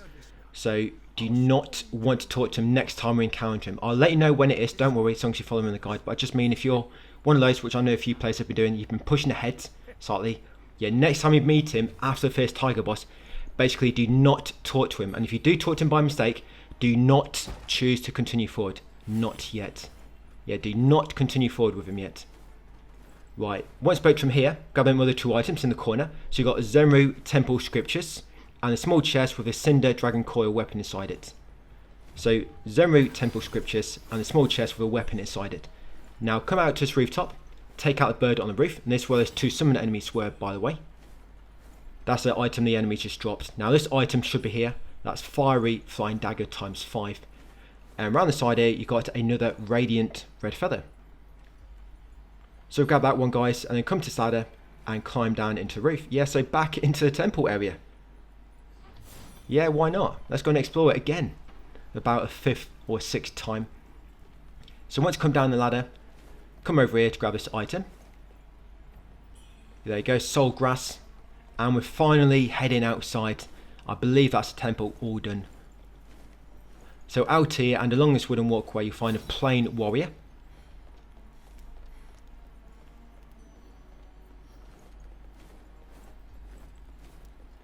Yeah, talk to a plain warrior S and she'll give you a plumed branch.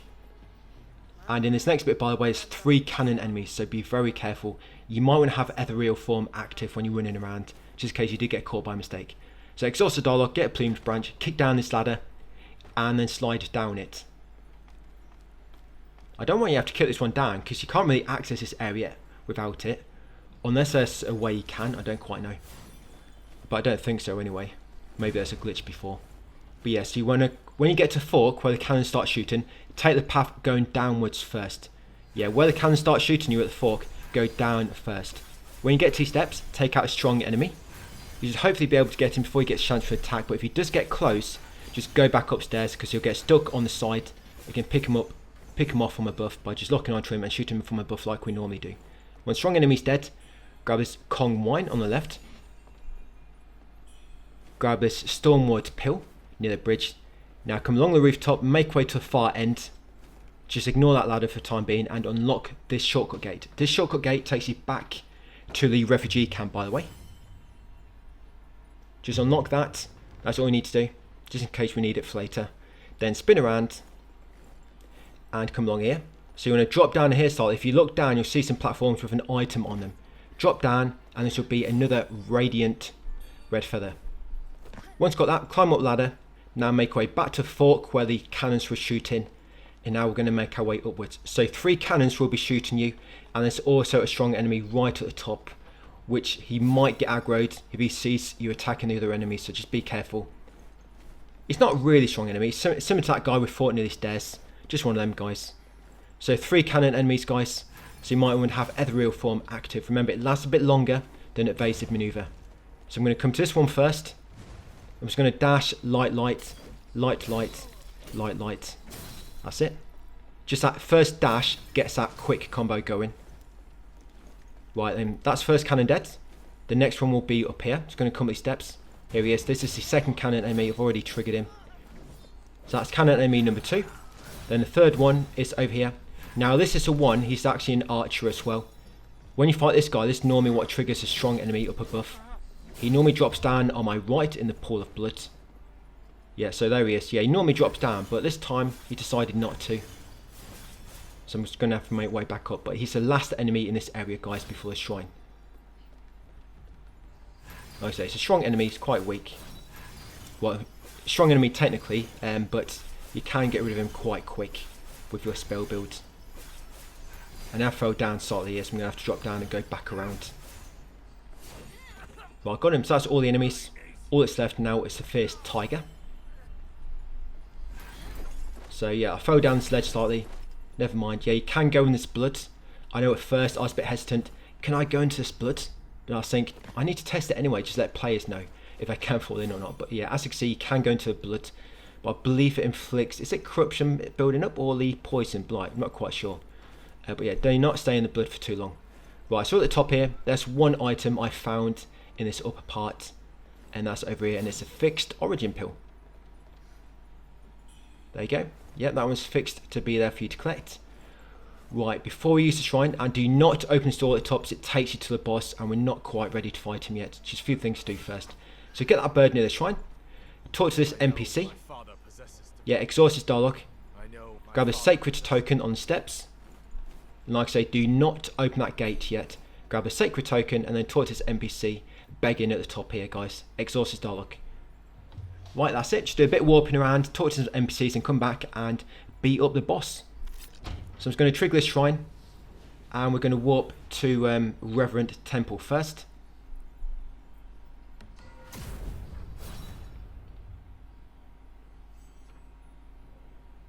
Yep, so Reverend Temple. As you can see, there's an NPC icon.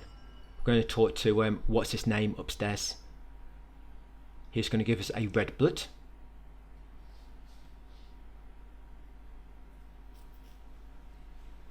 Then we go to refugee camp, talk to Magalhães, and he's going to give us a really useful ointment. Yeah, a lot of these items you get are not really good. They're just like consumables. There's so many of them as well. So you talk to this guy, give him the temple scripture. There you go. Like I say, if you do decide to push on guys past the first tiger boss, do not talk to storyteller. And if you do by mistake, do not choose to continue forward. Just tell him, I think the other option is just to decide later or something like that. Yeah, do not continue forward if you do pass by the first tiger boss fight. And do come across a storyteller. So walk back to refugee camp. And I got his NPCs mixed up. For some reason I was thinking I had to go and talk to Tal Quing, but no, it's Magalhães on the right of the shrine, because you're going to give him a sacred token which we got near Buglio.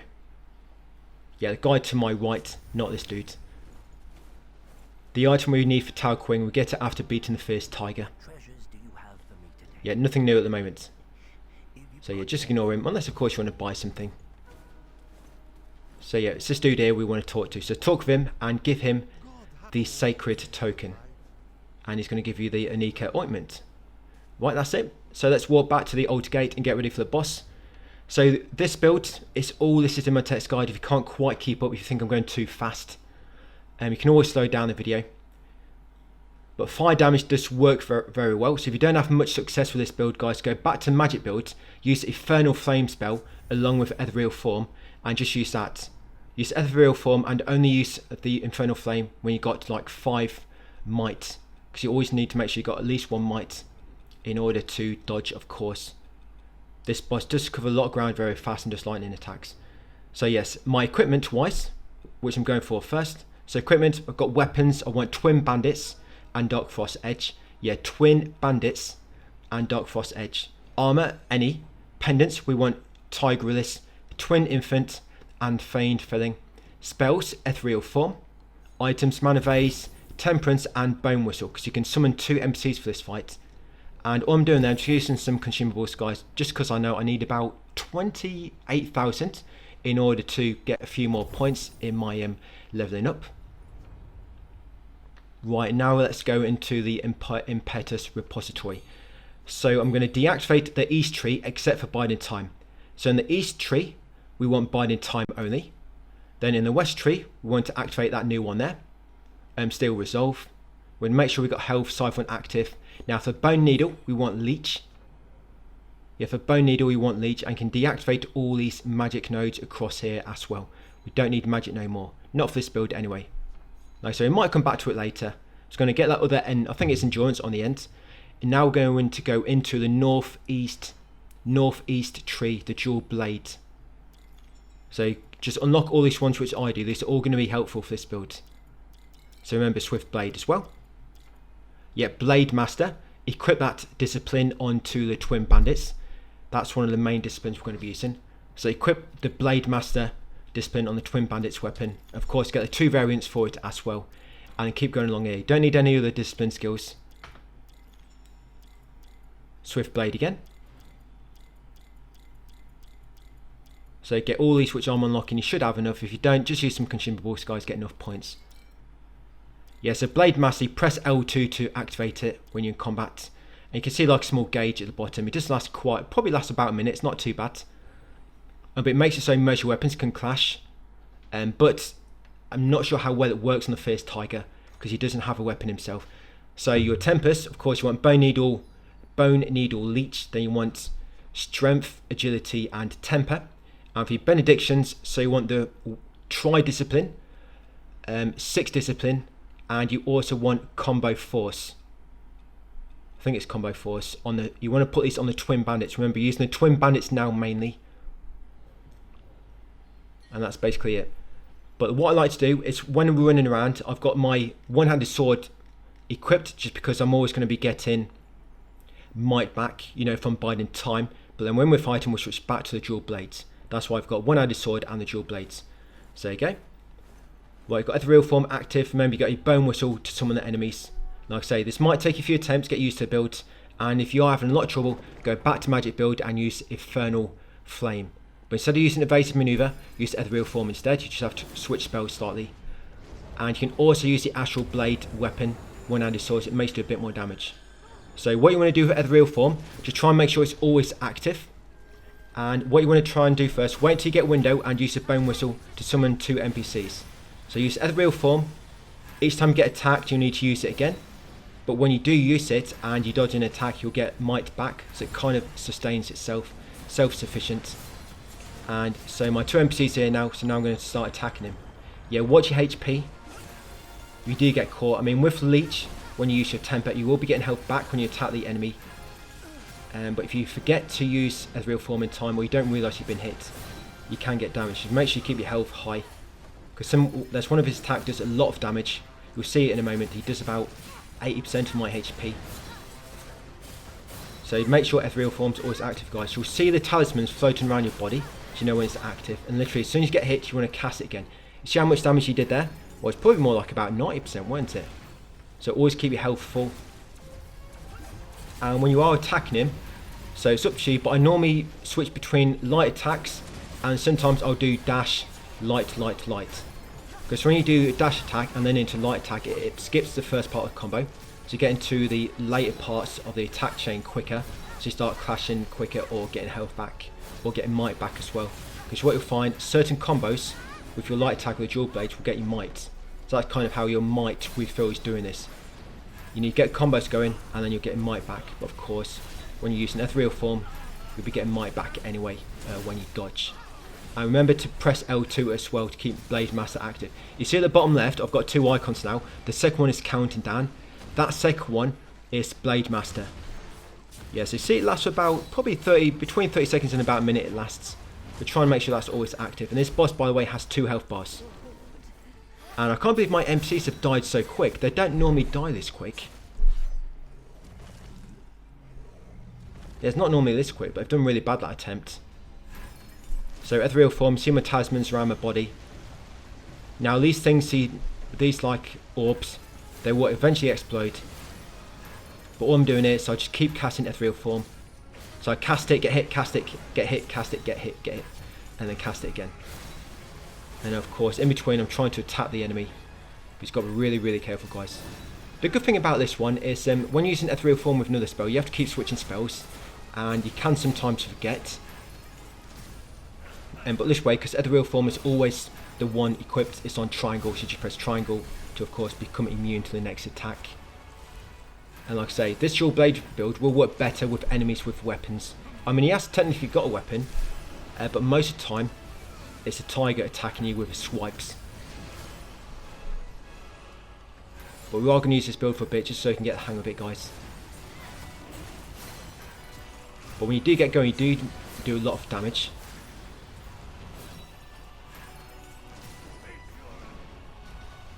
And it's weak to fire, that's why the Infernal Flames build as well. So if you do want to use magic, yeah, so Infernal Flame. But the problem with magic on this boss is because when he starts attacking your NPC enemies, your allies, you might eventually run out of might. So you need to get close in order to get might back. If you are doing light build, you can do dash light to get a bit of might. Or just intentionally go up to him and try to get attacked and dodge to get might back that way. Because Infernal Flame uses 2 might at a time, I normally wait till I get 5, I get back, I cast it twice, and then wait till I build up 5 might again before repeating it. But like I say, Infernal Flame does massive damage to him.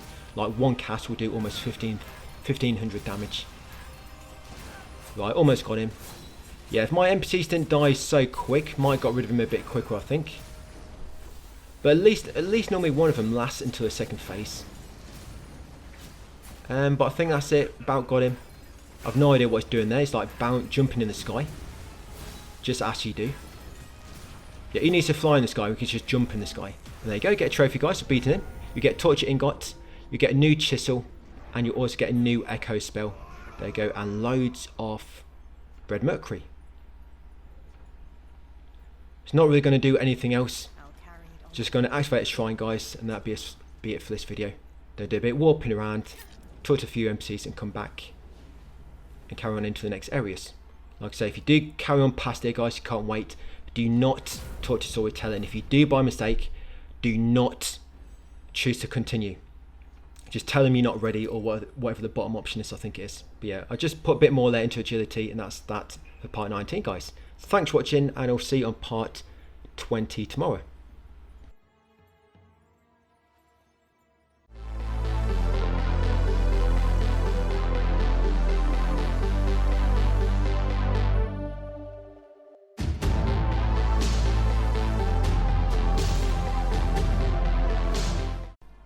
Welcome to part 20.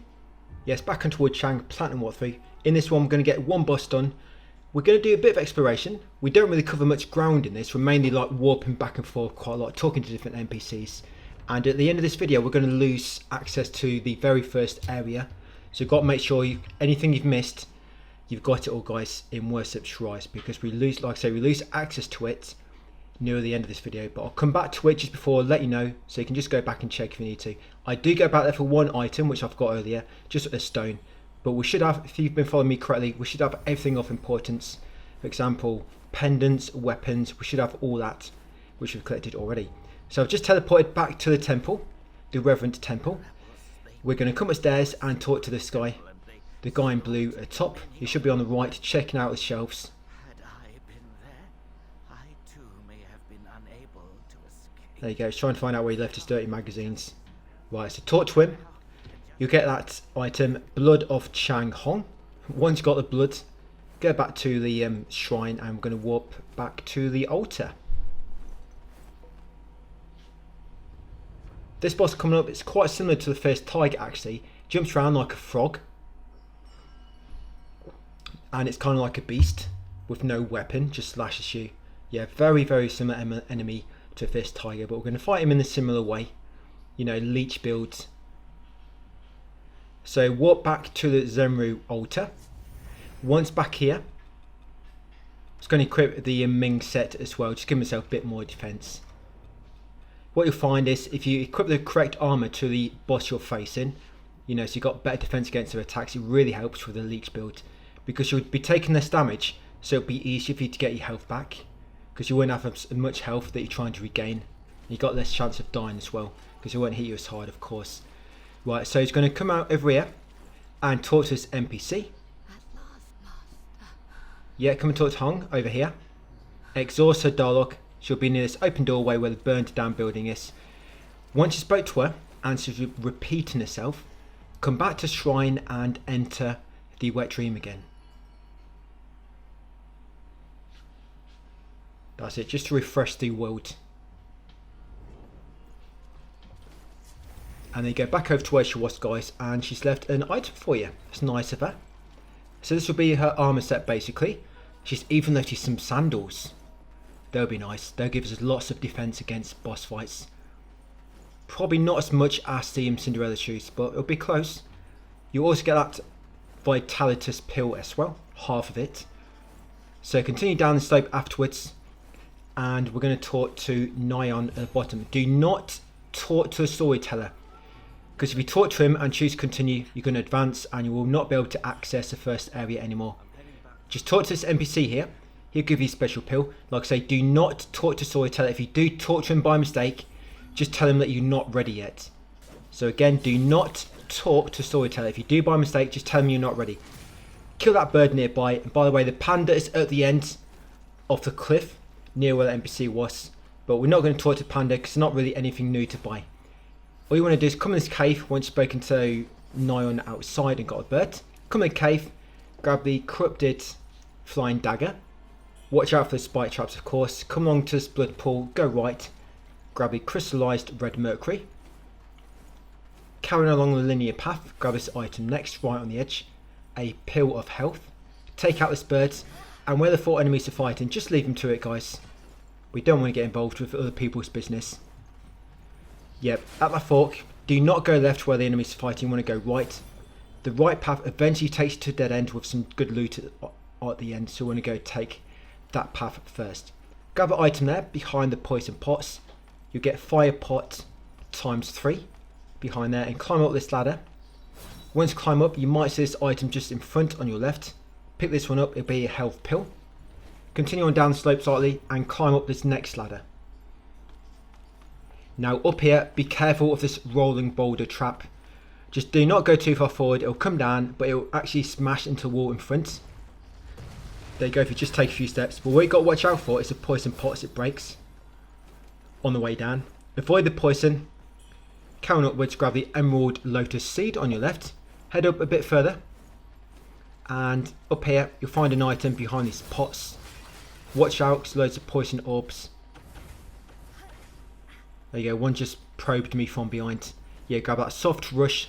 Continue upwards and take out his 2 enemies. So again, I'm just using my dual blade leech build. You don't really need to use the temperance, only use that for strong enemies. You know, where they're going to be hitting you hard and you need to get the health back quick. Normally you can just press L2 to use Blade Master and cast Ethereal Form at the same time as well. At the top here, kill that last enemy on the left before he explodes and then grab that crystallized red mercury beneath that table, but watch out for the spike trap and then climb up this ladder. I think this is the last ladder. So up here, grab the feather pill. On the shelf on the far right, grab a stormwood pill ×2. Now up here, it's a normal enemy and a strong enemy fighting, one of those red-eyed enemies. So now you want to use your temper. So dual blades, temper your swords, use Blade Master with L2. Use Ethereal Form, guys, and then just keep spamming your R1 attacks, that's it.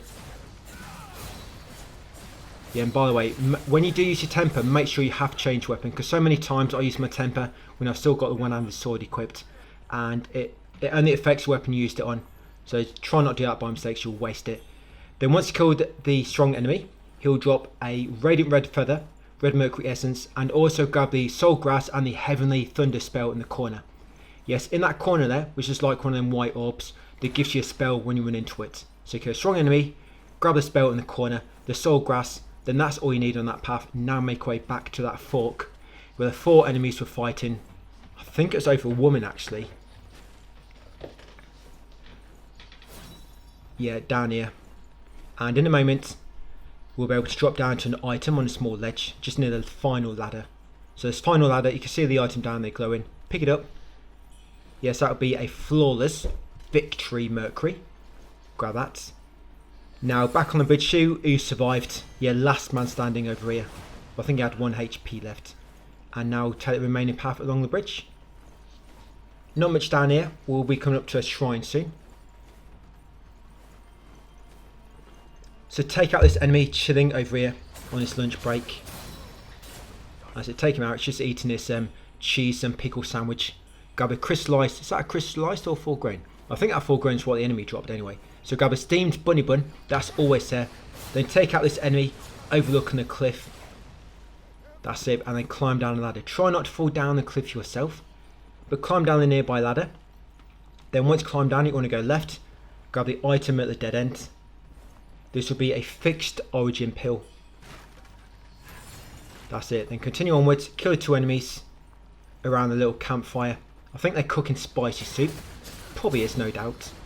Take out 2 enemies, grab a Kong wine on the table. That's it, grab anything they drop, then carry on downwards. And at the bottom, you want to turn left, take a sharp left back on yourself, and you'll find a chest behind this cart. In the small chest will be a stone. This will be tar, swift poise break. Continue onwards, get back outside, and get this new shrine. This will be the Ferry Overlook.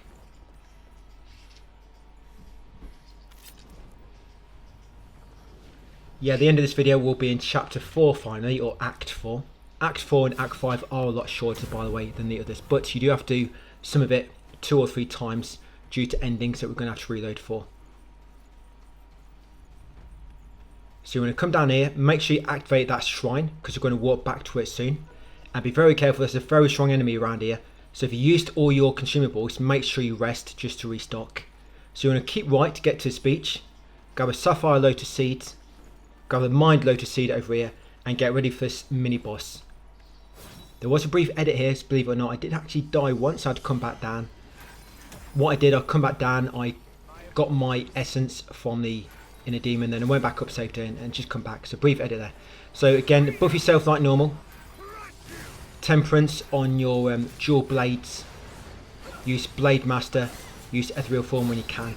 And he likes to open up with some massive like magic attacks. So what you might want to do first, avoid his first 3 attacks. Then once he's kind of stopped that first opening combo, then go to town on him. So like I say, avoid his first combo and then start attacking him. That normally works better for me. I mean, he almost got me then. It's quite lucky.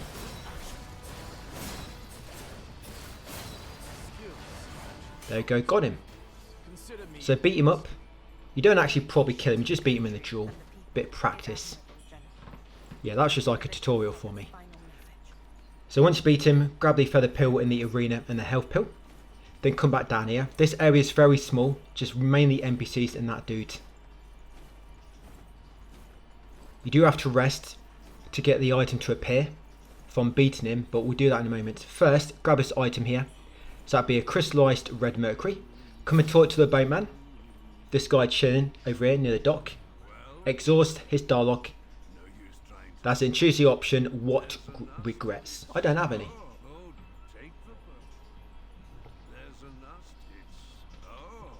My regret is not covering this game when it first came out. But maybe it's better doing it now anyway. You know, because of course it's been updated and whatnot.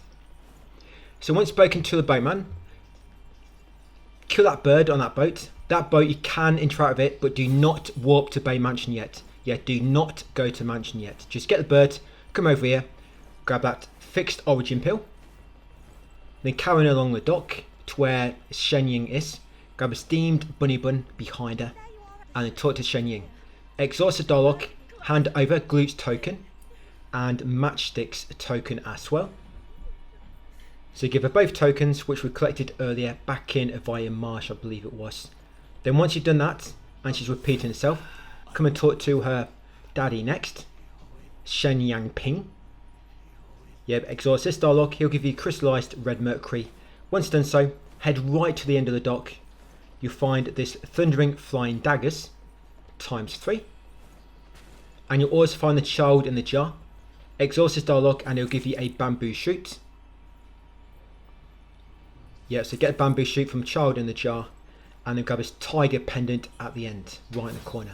Then once got all those items, spoke to all those NPCs, we're now going to use a feather pill, guys, to warp back to the shrine, to refresh the area, make some other items spawn. So I've got that tiger pendant equipped now. So yes, use feather pill, guys. I think I've got a feather pill, tiger pendant. It increases your damage or something for this build we're using. Can't remember exactly now. Okay, but after using a feather pill, and you spawn back at the shrine, go down the slope back to the dock. So a few things will have changed now, because of course we refreshed the area. If you go right where we fought that mini boss, there'll be a few enemies there now, but I'm not going to go fight them. I think it's just like 2 dogs and a clam enemy. So come down here and talk to this dude, Sun Kawang. Yeah, exhaust his Darlock.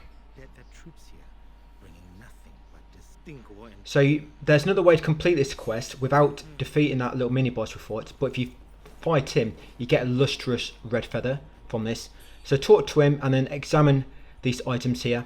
So you get a letter, you get the serpent fang, and you get a lustrous red feather, which is the max upgrade item. And like I say, you only get it if you fight him. That's why I wanted to fight him.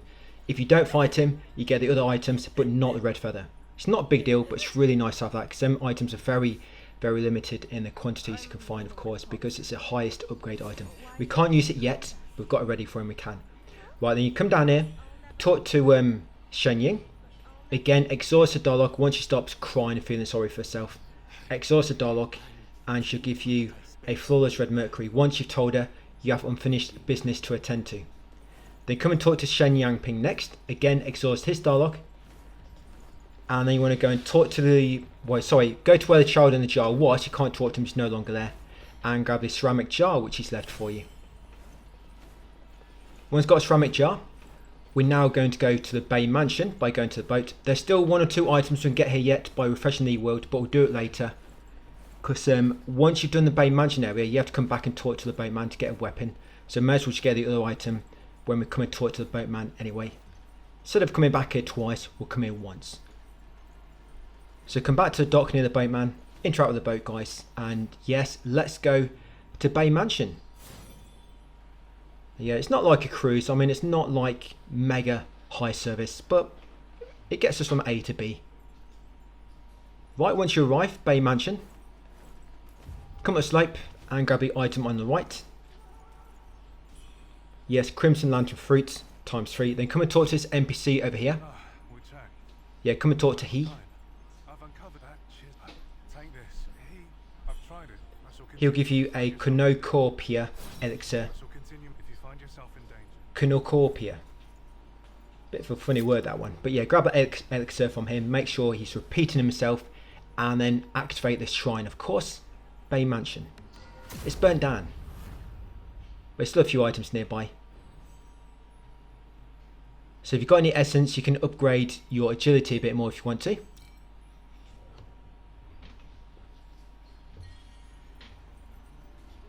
So first, come to the right from the shrine.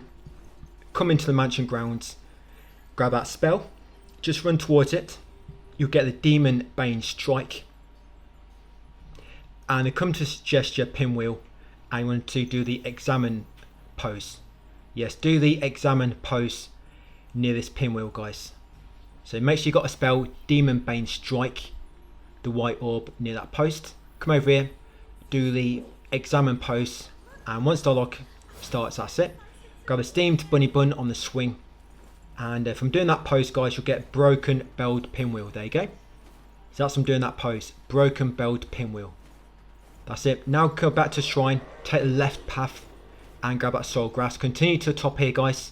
There is a boss fight coming up, so make sure you're ready. If you do need to rest, you can go back now and of course rest, but it should be okay.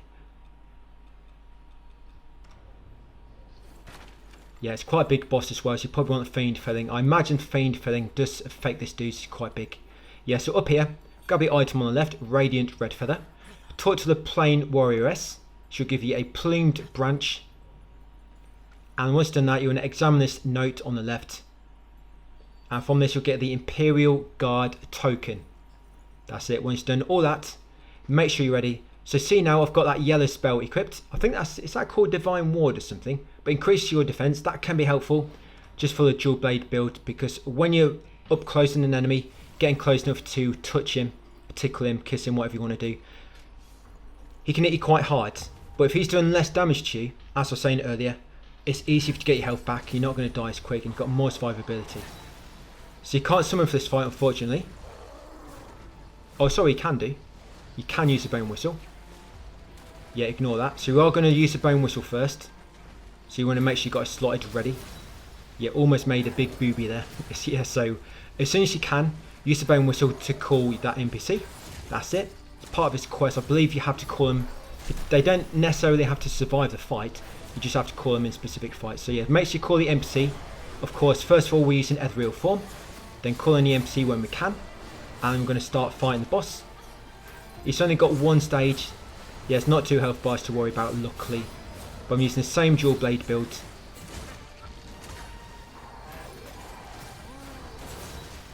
I think fire might be effective on this guy. I mean, he's got feathers. Fire normally works well on feathered enemies. I mean, he's quite bare, but he's got like big feathers on his arms. But it's dual blade build. It works quite well for me. I mean, if you want to go back to magic, you can do.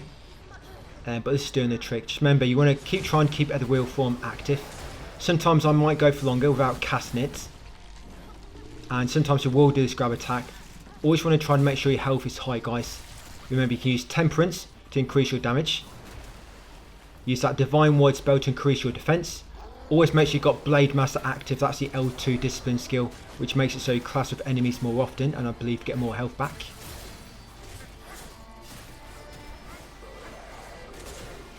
That's it. And of course, make sure your madness is high as well, because if your madness is too low, some of the effects from this build might not work. And yeah, just keep doing that. So you don't seem to be doing much damage. I mean, it takes a long time to knock his health bar down. I'm not quite sure if that's just because I'm doing too little damage or because he's got a massive health pool.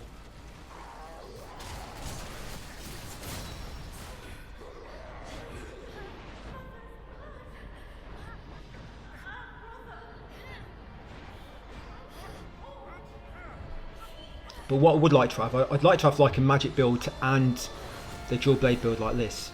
You know, like a mix of them. So I can switch between them when I want without having to keep going through the skill tree all the time. I can have the dual blade build, but have magic slotted as well. So I can kind of combine melee attacks with a bit of magic, melee attacks with a bit of magic. That'd be nice. And of course, you kind of need to anyway. If you want to get 12 discipline skills in order to get a bonus from having them 3 stones equipped, you know, the 3, 6 and the 9. You need to have 12 skills. You can't get all them just from one tree. You have to go through a second tree. And I mean, if you're going to do that, you might as well go through the magic one. Because then you can get more magic damage out of it. Or feathering damage, whichever one you want to go for. But I've almost got him.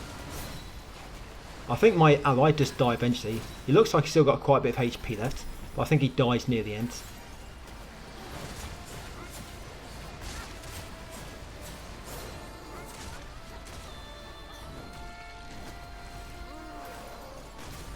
Just keep an eye on that ethereal form, guys. Remember, you have the talismans floating around your body when it's active. And it normally lasts for about 3 seconds. But it only works for one attack. Yeah, it only works for one attack. And when it's attacking like this, I mean, if he's in place doing any kind of attacks, try to get behind him. And I think my allies just died. He's either died or he's just gone out for a quick toilet break or something, I don't quite know. It's kind of just like disappeared. Right, but I've about got him. See, a bit of magic would be nice now. Just get that last bit of health off him. Without me having to get close and personal. Risk a bit of damage. Because these normally when I go wrong. When the boss got a tiny bit of health left, so I just stop defending myself and start whacking him. And then I get caught and I could come back and get killed. So I've always got to be really careful when the boss has a tiny bit of health. Do not get greedy. And this is actually the end of this area. So once he's dead, of course, he gets some goodies. And his name is the Toddler. Yeah, when I kept dying to him earlier on, I think my kids were saying I've been getting beat up by a baby. So you get about 70,000 mercury. You get research journal, scrap 2, ivory seal, and you get the echo of Bay Crew. You also get trophy, monstrous toddler. So now at that shrine,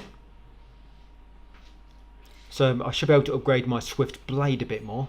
Well, I think I might have forgot actually. And I'm actually going to unlock 3 more discipline skills now. So you don't equip them, you want Blade Master equipped, but just unlock 3 more, there you go. So unlock 3 more discipline skills in this tree, should be able to. There you go, because we're going to get that 3rd stone soon, which gives you more damage if you've got 9 skills learned. We're going to get that soon.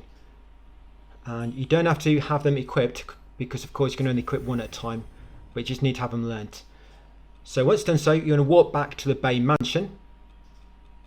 Yes, walk back to Bay Mansion. I'm going to talk to this guy again to update his quest. He's going to give you a cured jerky. Make sure he's repeating himself. They want to warp to the Reverend Temple. Yeah, Reverend Temple next. We're going to go and talk to X again. Yeah, it's going to give you the blood of Wang Di. What do you think is better, blood of Wang Di or the blood of Chang Hong? I don't know, both sound quite nice. So he's just outside here. Finally, we do not have to go upstairs again. There you go. Just chat with him, guys. You get blood of Wang Di. And then we're going to warp to Corpse Pits.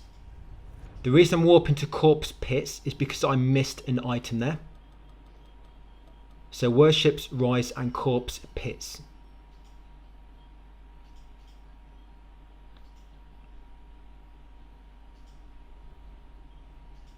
Right, so once you're at the Corpse Armpits, we're going to continue up the slope.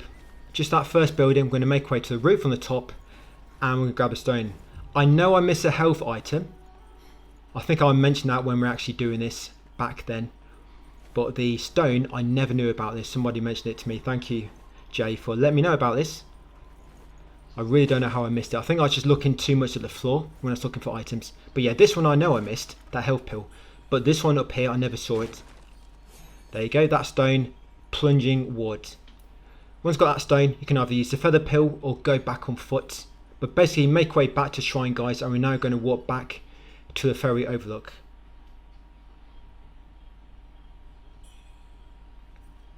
And soon we're going to lose access to this whole first region.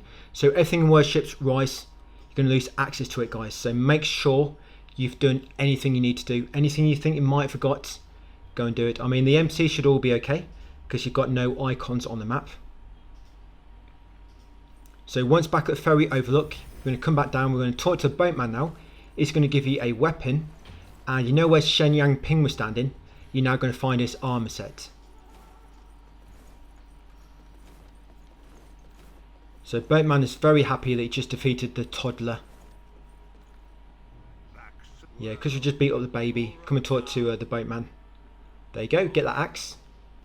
Lei Yao's Fang. Okay, go to where Shen Yang Ping was standing. Get his headset, I mean his armor set. There you go. Don't think technology quite there at this time for headsets. There you go, it's armor set, but there's Shen's headdress, robes, bracelet and boots. Okay, I'm just going to use a feather pill to walk back to shrine. If you don't want to waste a pill, just run back up the hill, guys. It's completely up to you. And we're now going to warp to Zermil Altar. So I'm about to go into chapter 4. Once we do this, you cannot come back to Worship's Rise, because basically a change happens, you'll see shortly. So make sure there's nothing else you want to do, because I'm about to do it, guys. So you've been warned, I've mentioned it enough times. We're going to go and talk to Storyteller now, and then we're going to lose access to Worship's Rise. In this state, anyway, how it is now. So back down the hill, talk to Storyteller. You want to tell him, continue forwards, and you want to choose I press ever onwards. If at any time you want to back out, then you can just run away or choose quit. Run away normally stops the dialogue chain, even without picking anything. You can just turn around and run. So choose continue forward. Continue forward. There you go, top option. And then I press ever onward. Once you do this, that's it. Worship's Rise has gone. We cannot access it anymore in its basically normal state. We're back in now, but it's kind of changed. So when you come to this room on the right, there'll be an item. Yes, health pill ×2. So you might remember this area from earlier. So when you come out the doorway, go right, talk to Tang Qing. We want to give him 2 items, give him the turquoise ingot. This is Act 4 now, by the way. Give him the turquoise ingot and the ivory seal. And we're then going to buy the Kylin pendant. And by the way, a bit later, I'm going to buy all the armor, which we probably should have done a long time ago, because it's just useful to have. You need all weapons for a trophy, but I don't think you have all armors, but it's just nice having them after, so you can change between armors when you can. And you've already got them there to look at their stats and whatnot. So I'm just going to use a few consumables, so I don't quite have enough to buy this new pendant. So yeah, you give them the turquoise ingot and the ivory seal. And then we're going to buy the Kylin pendant for 15,100 mercury. Yeah, 15,100 mercury it'll cost. Like I say, later on we're going to buy all the armor from him. And I'll probably start buying it from after that, every time there's some more armor available. So once you bought that, we're then going to come over here. These are to the left of the doorway, we just came out, if you're looking away from the door. So talk to these 2 NPCs, important. So you've got Fang Yao, and he is here again. So talk to these 2, exhaust the dialogue. You'll get soul grass ×1 and another cornucopia elixir. Basically an elixir, I'll just say that in future. So talk to them both, guys, exhaust their dialogue, make sure they're repeating themselves, and then when we come around the back here, we're going to go down the slope on the far left. If you remember, we fought an inner demon here earlier in the game, but the big panda's going to be down here now, not the inner panda, just the panda, guys. And he actually got that new stone for sale, which increases your damage if you've got 9 discipline skills learnt. So come and talk to the panda. He's just chilling out like normal. You don't do much, this guy. There you go. Buy that stone. Weigh 9 disciplinary force. Nice. Buy that one. Once you've got that stone, continue up the slope. Talk to a few more NPCs. Get a bit more loot, guys, and that'll be it. And the storyteller in this area, by the way, do not talk to him. because it's going to lock in certain endings if you do. I mean, if you do by mistake, just quit or run away before you choose any options. But yeah, the storyteller, do not talk with him until later.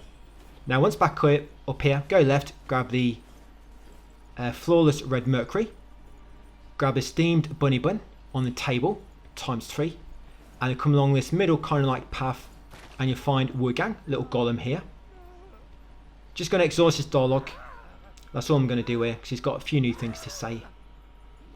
Right, and like I say, we're going to go past storyteller in a moment, but do not talk to storyteller at all until I advise to at some point in the guide. He basically has two options, and each locks into a different ending or different ending paths, and we want to get them both, so we are going to have to use safe backups, but we want to do it later, right at the latest time, so you have less work to do. So that's the storyteller, guys. Do not talk with him. That's it. I've mentioned it enough times. I'm not going to tell you again for quite a while, until we're back here anyway. So come down this hill afterwards. We've done everything we need to do in that small courtyard for now. Talk to Magohe. He'll give you another ointment, and then activate his shrine, and that'll be it for part 20. So if you haven't learned those 3 discipline skills yet, make sure you have. If you open your discipline skill inventory screen, you should have 9. That means that stone will be active. But we actually equip that stone in the next video, guys. So thanks for watching, and I'll see you on part 21 tomorrow.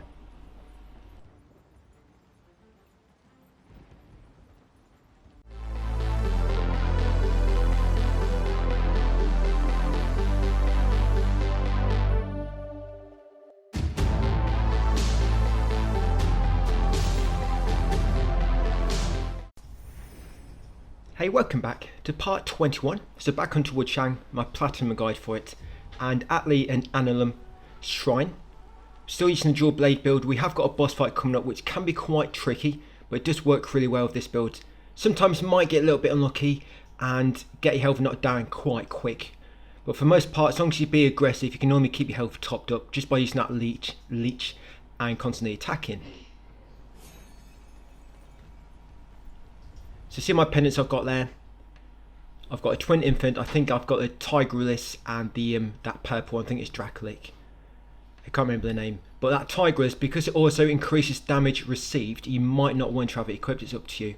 And of course, make sure you put on that new stone which is got from the panda. So there you go, 9 discipline force. Yes, put on that new stone, guys, and also make sure you've got 9 discipline skills learnt. If you come into your menu, you should have 9, and there we are. So I've got 9. Make sure you've got 9, otherwise it will not have any effect. You do get a bonus effect for having 12, but we don't quite have enough points to get a good build and also get 3 more skills from another tree at the moment. That's something we'll work on for later. So I'm going to continue down this hill, grab this item, flawless red mercury, continue down a bit more. So kind of making our way back towards Shu Sanctum now, but you find a lot of paths will be locked off. They'll be kind of like new paths revealed in order to access areas in a different way, but still more or less the same kind of area. So this one enemy here, so you've got to take him out. That other guy seems to be on your side, so you can't attack him. There you go, carrying across this bridge. There'll be an item just past it, another flawless red mercury. The next video, by the way, we're going to get an ending trophy out of the way, and there'll be 3 boss fights. So this video is a bit shorter, but tomorrow's one is going to be quite a bit longer. So the time we're loosening this one, we'll make it back up in tomorrow's. Yeah, like I say, we're going to get 2 or 3 boss fights done in tomorrow's, and also get one of the endings out of the way. Assuming you've got means to back up your save. If not, I'll kind of let you know what to do if you can't back up your save. The ending you probably want to make sure you do on this playthrough. And of course, you're going to have to do more playthroughs later to get all the other endings out of the way. But yeah, get those 2 enemies, grab the item you passed. Yes, I think it was a fire pot and steamed bunny buns. Take out this strong enemy. There's also an enemy at the back as well, beneath the beneath that upper platform near the small chest. The enemy's normally sleeping, and he normally wakes up when you go and loot a small chest. So take out a strong enemy before you open the chest. Yes, take out this enemy first. And that kind of glowing monument, I'm not quite sure what they're supposed to be. It looks like you can destroy him, but no, I don't think you can. But yeah, loot that small chest, guys, to grab that tar, blazing, burn stone inside it. Company steps. There'll be a bunch of people here fighting. Most of them are on your side. The only one you need to kill is this big large enemy. Yeah, the others are on your side. Yeah, so now finally the humans want to help us.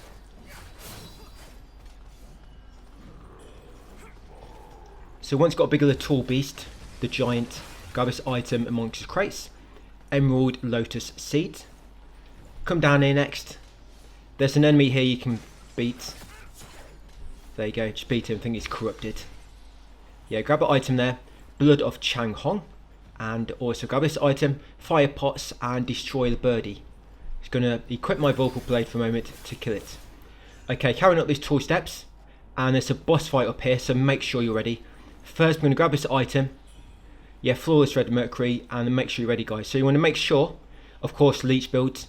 So we're going to be using temperance, we're going to be using ethereal form, and you might also want to use divine ward, just because it gives you more defense. There you go. So divine ward costs 3 might to use, so make sure you've got loads built up. And then ethereal form, just try and cast it when it runs out. So there you go. Temperance, always do temperance first, it lasts longest.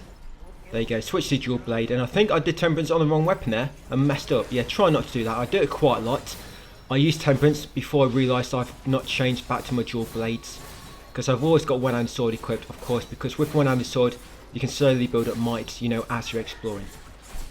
But yeah, before tough fights you need to make sure you switch back to dual blades. So as you can see, he's knocking my health down quite quick at times, because I'm just applying the pressure always, pretty much. I mean, not right now, I'm kind of dodging out of the way to just recover slightly before I'm going to go back in and start assaulting him again with all my attacks. There you go. So this way divine ward comes in useful, because it gives you just a bit more defense, so the enemy is not quite doing as much damage, and it just allows you to build up that health back. You know, you're getting more health back than what the damage the enemy is doing to you, and that's kind of what you got to look at. And of course I'm deflecting a lot. You need to make sure you always press L2, keep that blade master buff active. You'll see it in the bottom left corner. Blade Master, press L2, remember, as long as you've got a discipline skill slotted. And also make sure you've got max madness, because a lot of your effects will not work if your madness is not high enough. Right, and almost got him, the Nightmare Demon. There's a worse version of this later called Demon of Obsession, but we'll cross that bridge when we come to it, I think. I think that'll be the best option. We'll have more spells at our disposal by then anyway, so hopefully get some good builds going. So almost got her. Not done too bad, still got 10 flasks left almost. So it's good when it gets going, guys, when you just keep spamming the attack and you just keep getting all your health back. Right, and looks like I've got her. Sweet, there you go, you get bow blood, you get the continuity temperance, which ain't bad, because it makes it so your temper lasts for longer. So you always want the continuity temper equipped. And of course we've got about 80,000 mercury, which weren't bad. Okay, so once done, there's nothing else in that boss arena, it's just like a dead end. Yeah, come back down here, go left, grab this item, and then go across a bridge into Shu Sanctum. There you go, grab that Blood of Chang Hon, and also shoot this bird.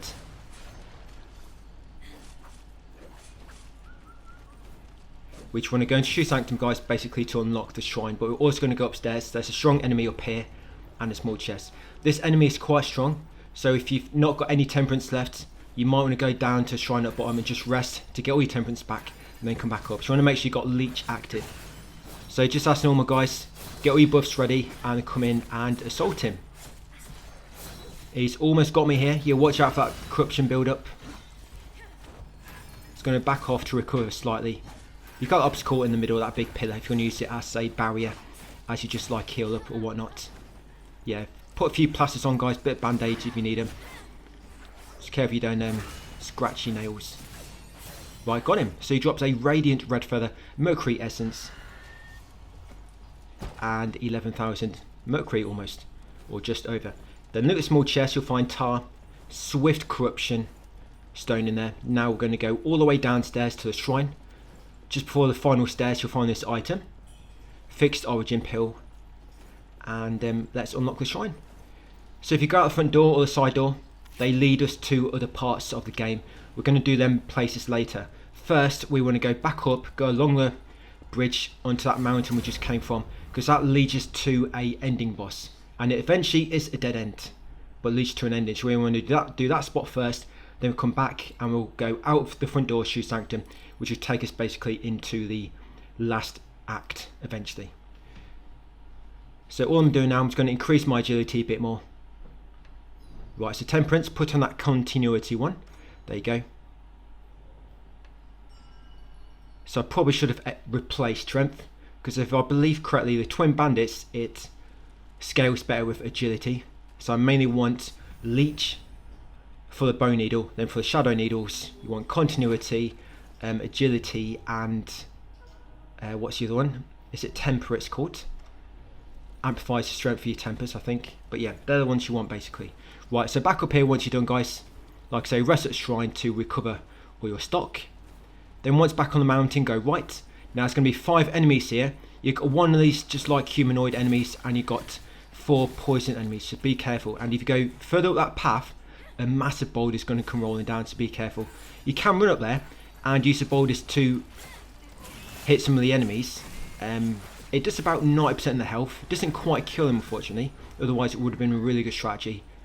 But yeah, it takes about 90% of the health down. But the problem is you trigger all the enemies.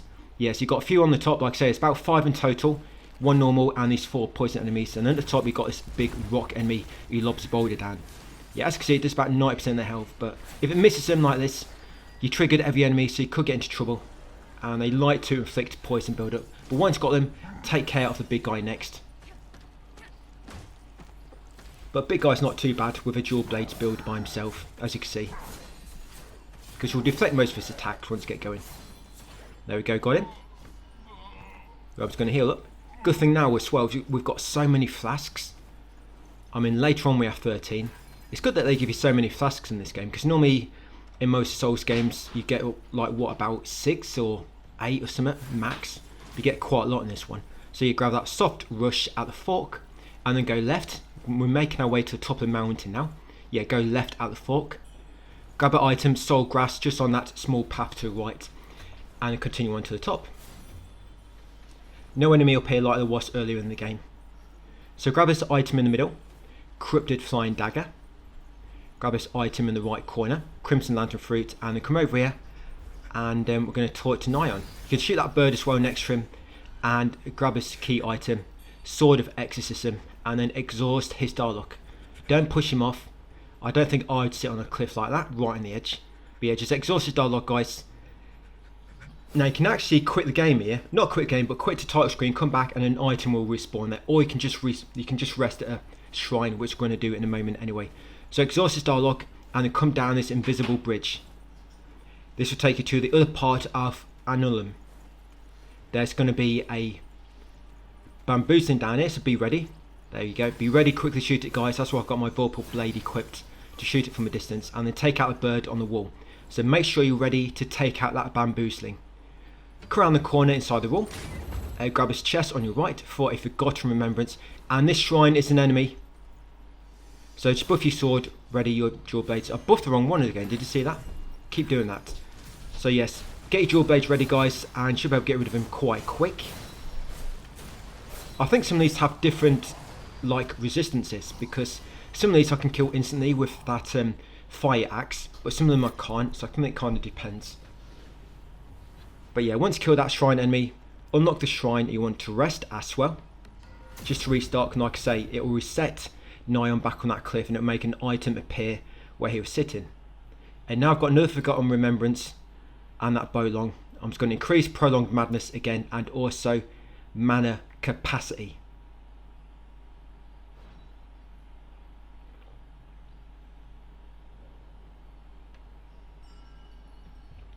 And then once you're done, just enter the wet dream. So Nyan, he should now be in this house. He doesn't really say much, but just want to chat with him anyway. There you go, interact with the door, guys, and he'll just like mumble. It'll sound something like that's it. That's all he'll say to you for now.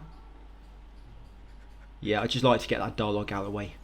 Man of very few words, but when he talks, people listen to him, especially if you want trophies. So continue back up here now, and where he was sitting, there'll be an item there. It's a very, very warm item. but you actually get quite a lot. All these items you get, so you get the Zanlu's sword, you get his champion's set, and you also get a sword of judgment key item. So there you go, grab that sword of judgment key item, there you go.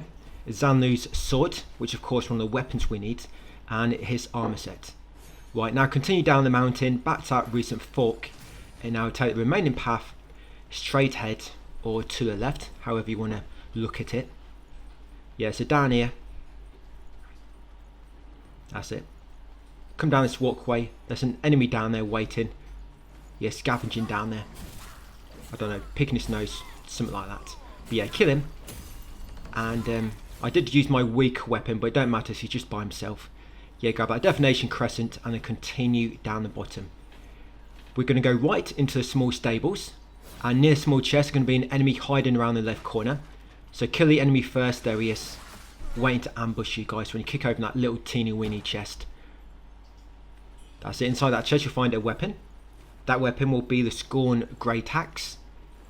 Once got that weapon, continue onwards, grab these two items, Flawless Red Mercury and a health pill. Continue up here. So one of these is your friend, and one of them is the enemy. Yeah, the enemy of my enemy is my friend. So we're going to take him out. There you go. And just be careful when you go into the drained pool area, because there'll be like a mage which will start shooting you from a distance. Grab that item there. Purple Camellia. Right, so it's up to you if you want to take out these enemies now or come back later, or just leave them all together. So like I say, there will be a mage trying to shoot you with a ranged magic. So the big guys are the one you need to watch out for, of course. So you want to make sure you're using ethereal form for this, and of course just go to town with your dual blades.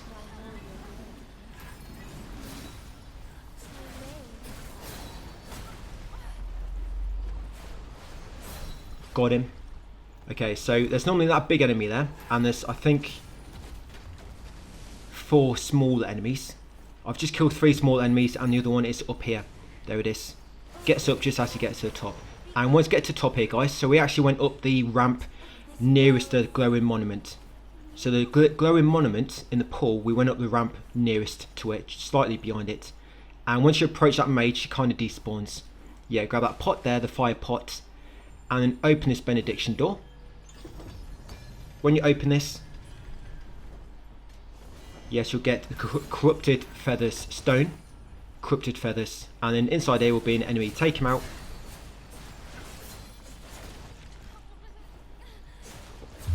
This boss coming up, by the way, start of the next video, it's actually quite hard.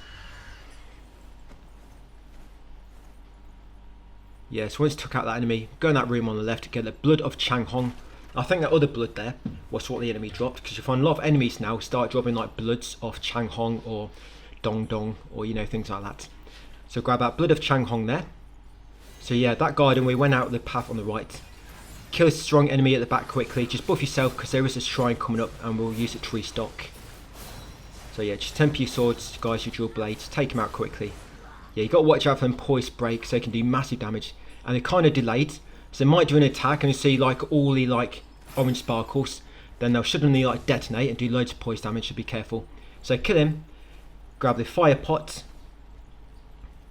and the blood of Chang Hong. Then you want to come back in this garden, interact with this NPC there. Yeah, I don't know why the NPC is lying in this grave, so just exhaust this dialogue. Then once you chat to that NPC inside the grave, come in and attack the shrine, another shrine enemy. So again, dual blades, just go to town on him, guys. Hopefully get rid of him before he gets a chance to attack, because when you first attack him, it normally takes him a few moments to stand up, because he was kind of hibernating. And then we're going to unlock the shrine. Yeah, so we are going to rest up, upgrade agility if you have any more essence, and of course time for you to have a wet dream. So head in there.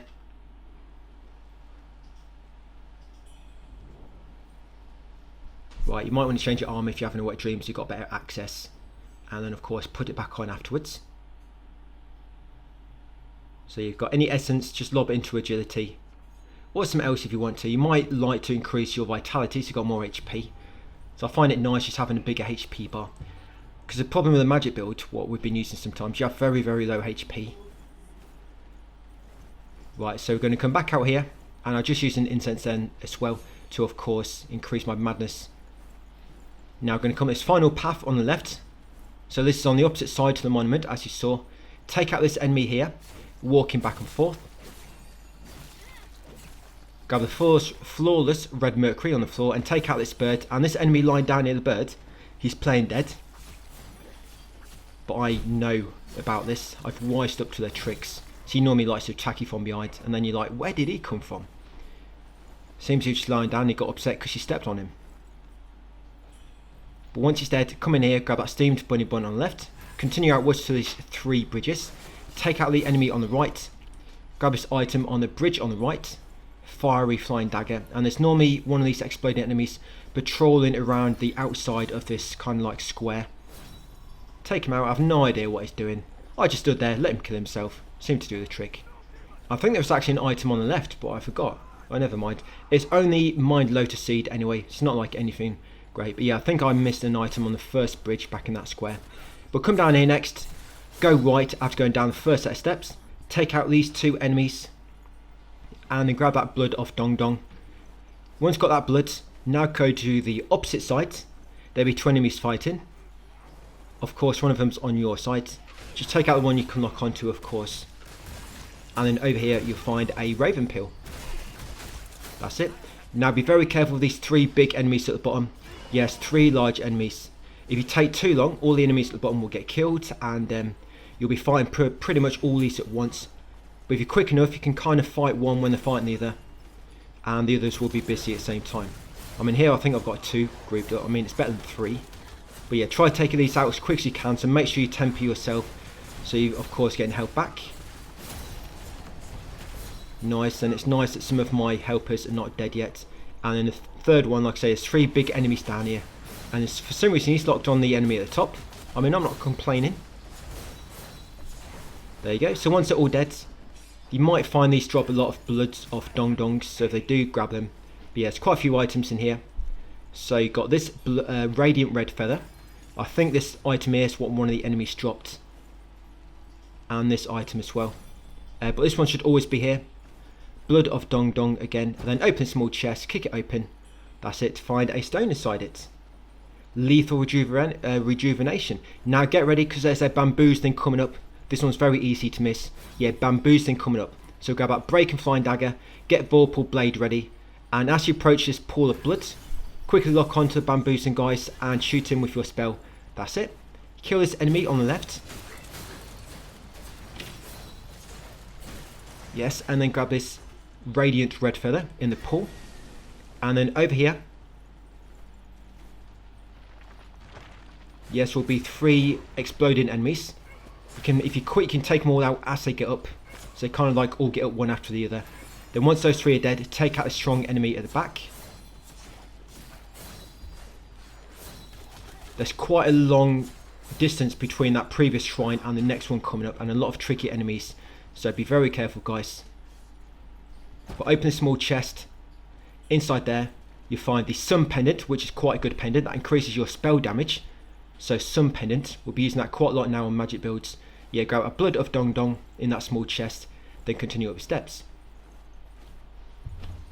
Climb down a ladder. Outside here is another large enemy, and this bit coming up, you got to be very, very careful, guys. What I find is best is to just run straight through it and come back after reaching the shrine to get all the enemies I missed. You'll find out why in a moment. But take out a strong enemy first.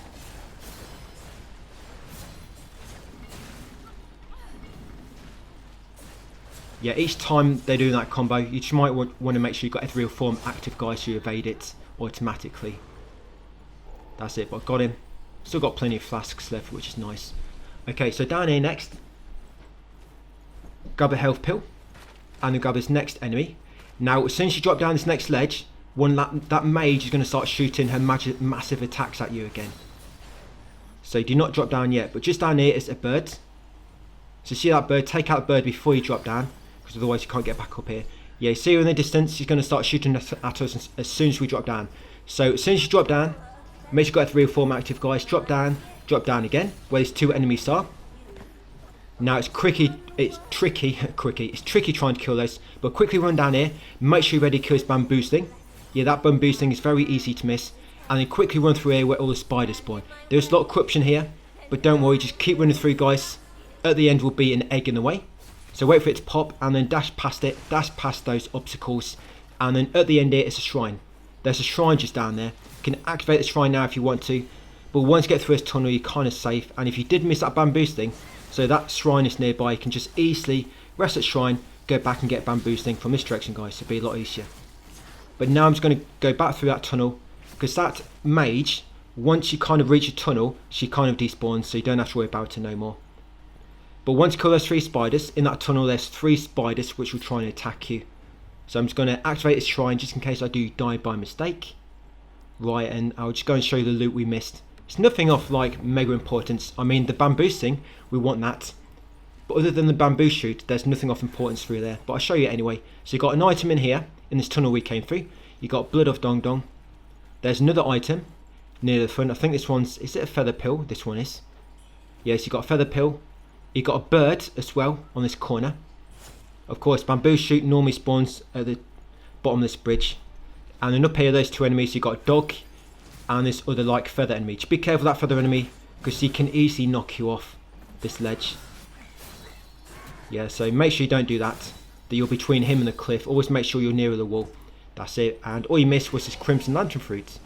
This item is what an enemy dropped. So crimson lantern fruit. And that's it, guys. That's all you really miss. But like I say, it's best to just drop down and sprint straight away through here and to the shrine, because otherwise it's quite easy to get killed there due to the mage and the enemies attacking you on the narrow platform. And of course you don't really have anywhere to run to, because that tunnel with all the corruption and spiders, especially when you're low in health and other enemies chasing you.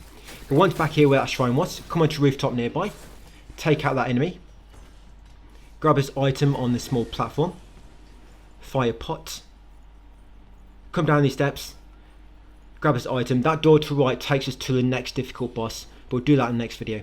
But grab that blood of Dong Dong, use the shrine, and I'm just going to show you where a strong enemy is. So this door opposite the shrine, as soon as you open this, a strong enemy is going to attack you, so make sure you're ready.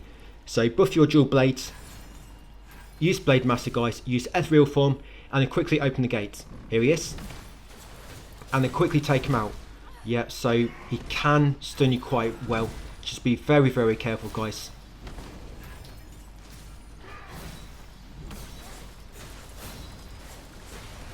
Yeah, but good thing is, at least it's right near a shrine. And there you go. When you beat him, you'll get Radiant Red Feather. You get a Red Mercury Essence. And some other goodies. So in that small chest, you find a twin pendant and also lantern fruit nearby. So yes, grab the pendant in that small chest, guys, and the lantern fruit. Then come back to a shrine. That's basically going to be us for that part. So for this boss coming up, we are going to be using a magic build. The dual blade build doesn't really work as well, because he attacks you with his feathers quite a lot, and I don't think Clash works for them. So I use a magic build, but you'll see when we get there in the start of the next video. So that's it, done for part 21. Thanks for watching, and I'll see you on part 22 tomorrow.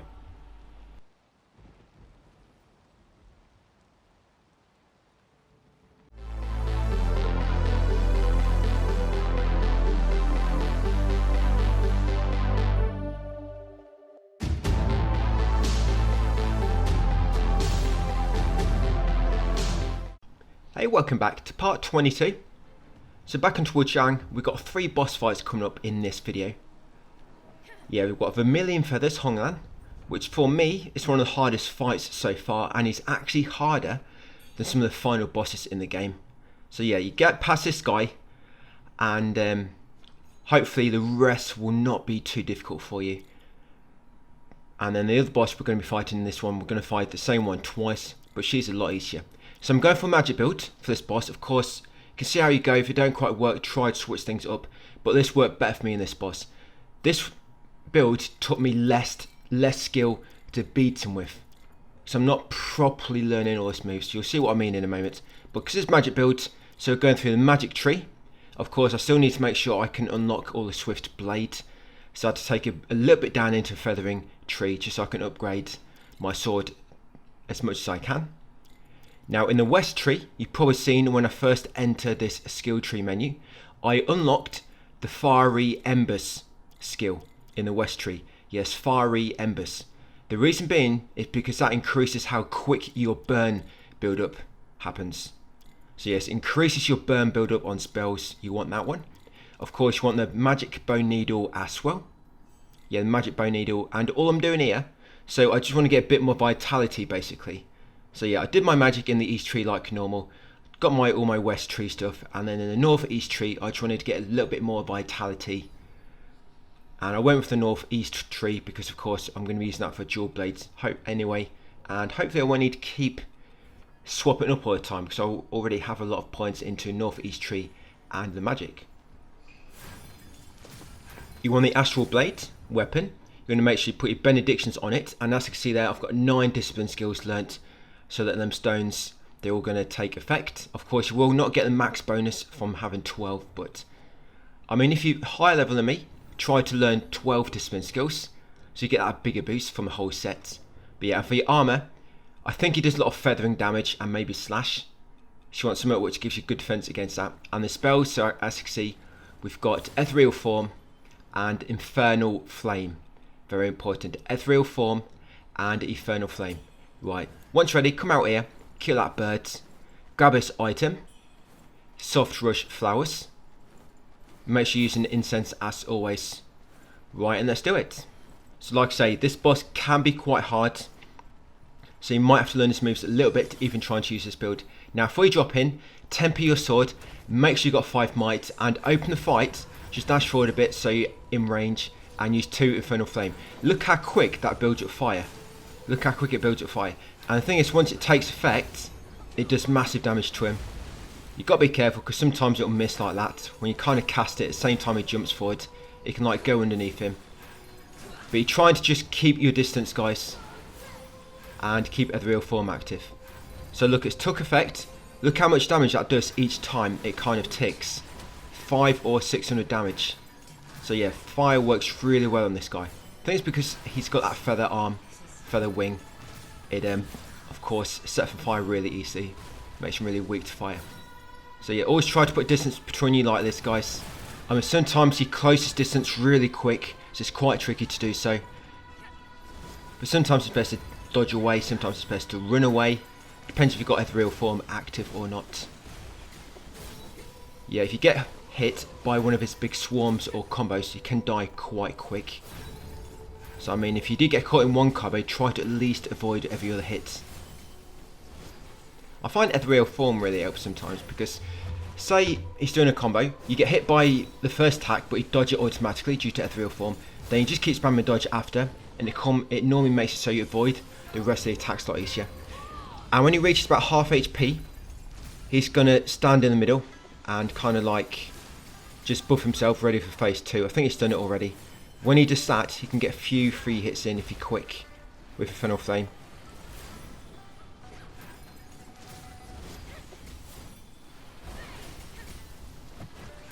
And when he does do phase 2,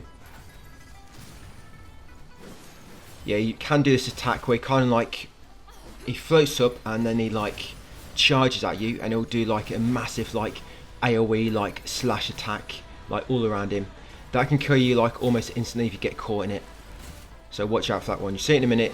There you go. Yeah, watch out for that attack. Reminds me of the attack in Devil May Cry 5, which can spam with, is it Virgil? Yeah, so now he's kind of going into phase 2. I think, was that it? When he kind of stops for a moment. But you want to try and be ready for that, guys. So you've got 3 hits in with your Infernal Flame.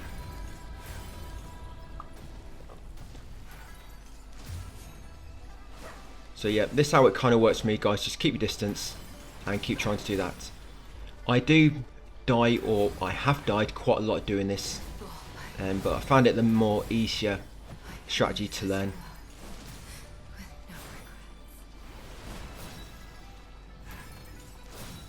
Because you're so far away, I mean, a lot of times attacks will not even hit you, or it won't be meleeing you as much. You know, be doing them ranged attacks, and they're a bit easier to avoid. I think the problem comes with when he gets close, getting away from him again. That's where the problem comes. There you go, but Ethereal Form just coming very useful. And when I do use Infernal Flame, what I like to do, I wait until I've got 5 might, and then I cast it twice, and then move away. Wait until I've got 5 might, cast it twice, move away. Unless sometimes he's very, very slow to be burning. Then I try to just get one more off if I can, just inflict burn on him, so it does massive damage. But yeah, so we got him, guys. Like I say, that's one of the hardest bosses I've come up to so far. This boss coming up is easier, and two of the final bosses are much easier, so you can kill them almost instantly. So for now, there's not going to be any bosses like that one. Probably not until we come across Eternal Glory and Demon of Obsession. But that's for another ending. But anyway, once beat him, you get the goodies from him. Open that door to warp to this part of the beach. Grab that purple camellia and then talk to Boatman, and it will give you a blood of Ding Dong. Yeah, when you beat the Vermilion Feathers boss, by the way, Honglin, so it gives you 90,000 mercury. You get the ice crystal, lovely brocade bag, and the echo of Honglin, of course, which is quite a good spell. We're actually going to use that echo for the next boss. And then after talking to the boatman, kill the bird you come across next, and then activate the shrine. Now this enemy up that bridge on my right, it actually respawns and it gives you loads of mercury. So it would be a good farming spot if you can kill him quick with fire, because this enemy is weak to fire, but it's a giant enemy. So when you approach him, he kind of jumps out, so make sure you're ready to dodge or use the other real form. It's a giant enemy, but as you can see, fire, it inflicts burning on him almost straight away. Burning unfortunately doesn't do much damage, but if you've got a way to kill this enemy quick, you can farm him, guys. Yeah, this guy respawns, so I don't want to get too close. I don't want to risk too much. I'll be honest, I've never really been up close with this boss, this enemy. Every time I've triggered him, I've always come down here, because he stops attacking you, and use my magic build. But it's going to take me a moment to build it back up. So yeah, I've not tried it myself, but if you get a fire, perhaps a fire melee build going, so you can kind of run up to him, avoid his first attack when he first emerges from the ground, and then just bam attacks on him. I mean, you can't really use feathering build or a magic build, because each time you rest to respawn him, you're going to have no might, and you'd have to wait for it to build up again. So you'd really need to use like a melee build. But I'll leave it up to you. I mean, I've not really had farm at all, because I've been killing every enemy, and it's been working out so far. So when you kill him, he won't always drop that item, but it will give you about 24,000 mercury. You want to grab this item here, the Gilded Axe. That is for WUCHANG. Grab this Blood of Wang Di, and up here is another spell. There we go. So that will be a Spiritual Flames. And we will be making a save backup soon. But what I'm going to do, we're going to get as close to the boss as we can, and then we're going to do a save backup. Because when it comes to save backups, I like to make them a last possible time, you know, in order to make as much progress as possible, so less we have to repeat. Yeah, I don't like to repeat stuff unless of course we have to, so backups at the last possible opportunity is what I like to try and do. So I'm going to go back to my dual blade build just for these enemies coming up, because magic can work on them, but problem is it's very like narrow walkways, and there's loads of like fence railings in the way, and you'll find a lot of your magic will just be hitting walls or hitting like railings or invisible walls. That's why I find the dual blade build better. So yes, back to dual blades.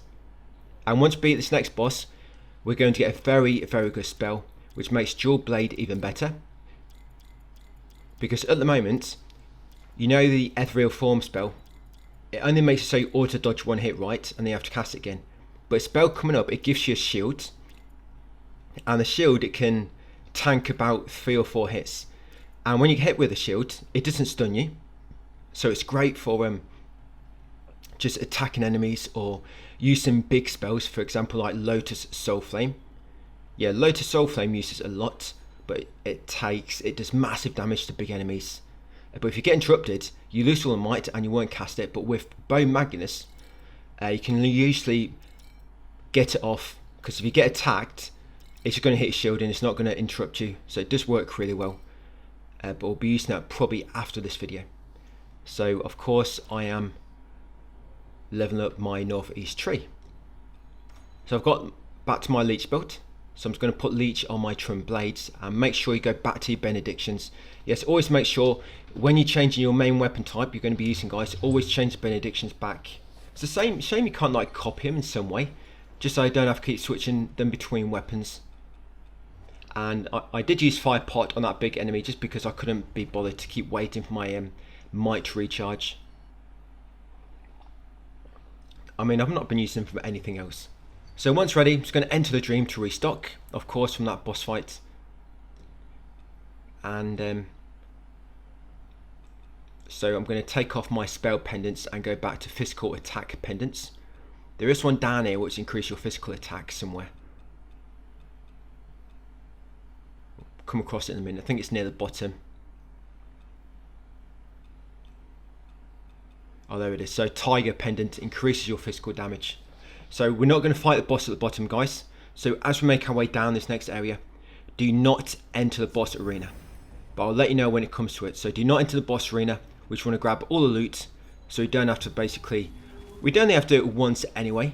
But this way you can use all the loot for the next boss and for when we fight her again. You'll get another lost remains down here, which is nice. So both times we fight this boss, we're going to have better mana potency. So down here, kill these 3 enemies. Of course, grab the item just before them, which was Topaz Lotus Seed. So yes, those 3 enemies, you can just dash and light with your one-handed sword. Yeah, dash, light, they're weak enemies. Then come in the shaft, take out the bird. Of course, using incense first. So take out a bird, I just lobbed a throw knife at it. Then you want to come back outside, grab that Crimson Lantern fruit, guys, and get your dual blades ready and drop down here. So take out that enemy, carry on around the corner. You want to go up the slope first. Just grab this item on the platform, do not drop down to any more. Just grab the item, thunder daggers, and then come back outside and keep going right around the building. Take out that enemy, you got a large enemy over here. Be careful because this one can kill you quite quick. So each time it kind of swings or stomps, you probably want to make sure you've got ethereal form active, because you can't really clash those attacks. But this is where Bowmaga's shield would come in handy, because I could just keep attacking while it's hitting my shield. Take out this small enemy next, grab this item here, Raven Pill, and then drop down this ladder and be ready to quickly kill 2 enemies on the right. Or it might be 3 enemies actually. But again, you've got another big guy. Take him out.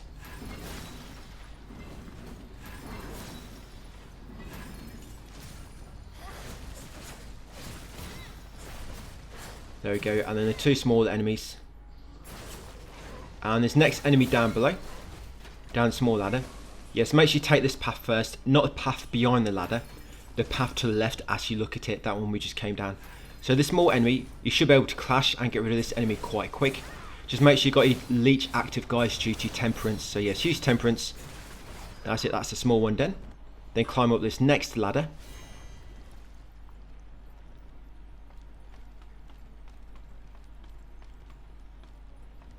You got some weak enemies, 3 weak enemies. Then that kind of like medium-sized enemy we just fought, we got one of those again, then one of the large enemies close together. But hopefully you can kill the medium-sized enemy quickly before you trigger the big guy. Yeah, so here he is. So watch out for that big guy. Try to kill him before you get close. So you don't want to trigger these both at once. Right, he's down. Now for the big guy. And that's basically the hard-hitting enemies before the boss. All that's left is some very weak enemies. Got him already. That weren't bad. Okay, so grab this item. A radiant red feather. Got more than I need of those. And then when you get that, you want to go back to the 3rd ladder. So 1, this is number 2. And this 3rd ladder, go past it this time. So go behind it. That's it. Kill this weaker enemies along here. So remember this area from way back in the game. Of course, now we've been forced to go through it in reverse. So grab a feather pill, come inside here, and grab a chest on your left. In here is a lost remains. Sorry, forgotten remembrance. Yeah, grab that one. I also get another mana base after that. So grab a forgotten remembrance, guys. Drop down to that ledge. Grab a fixed origin pill. Drop down again. Take out these 2 enemies. Now do not go too far down this slope, so it'll be the boss. Just come outside briefly, go right, and grab this blood of Wangdi. That's all you need. Like I say, do not go down the slopes, you're going to trigger the boss. Now once you've got that, we're going to use the feather pill. and warp back to Shrine, and then I'm going to warp to Annullum. Do a few things, I'm going to make a save backup. So this is basically the latest time you can make a backup for these 2 endings. And if you do not have the means to save backup, by the way, then skip this very first thing we're going to do in a moment. Yeah, so if you do not have the means to back up your save, and you're planning to play this game multiple times, or you're just playing this once but you want to try and get the best ending out of the way, then ignore this first part we're doing. Yeah, I'll let you know the steps you want to follow for the good endings where we're going to get most loot. And for the boss coming up, we are going to be using a feathering build now. Yeah, feathering build. So I'm going to go back to magic. That magic bone needle will affect feathering and magic, by the way, because it as you read the description, it increases spell damage. So you want the magic bone needle, whether it's feathering or magic, and I want the feathering nodes, of course, because I'm trying to focus on my feathering damage. And I still want to make sure I've got enough discipline skills unlocked in order to get those buffs from benedictions. Upgrade your weapon as well.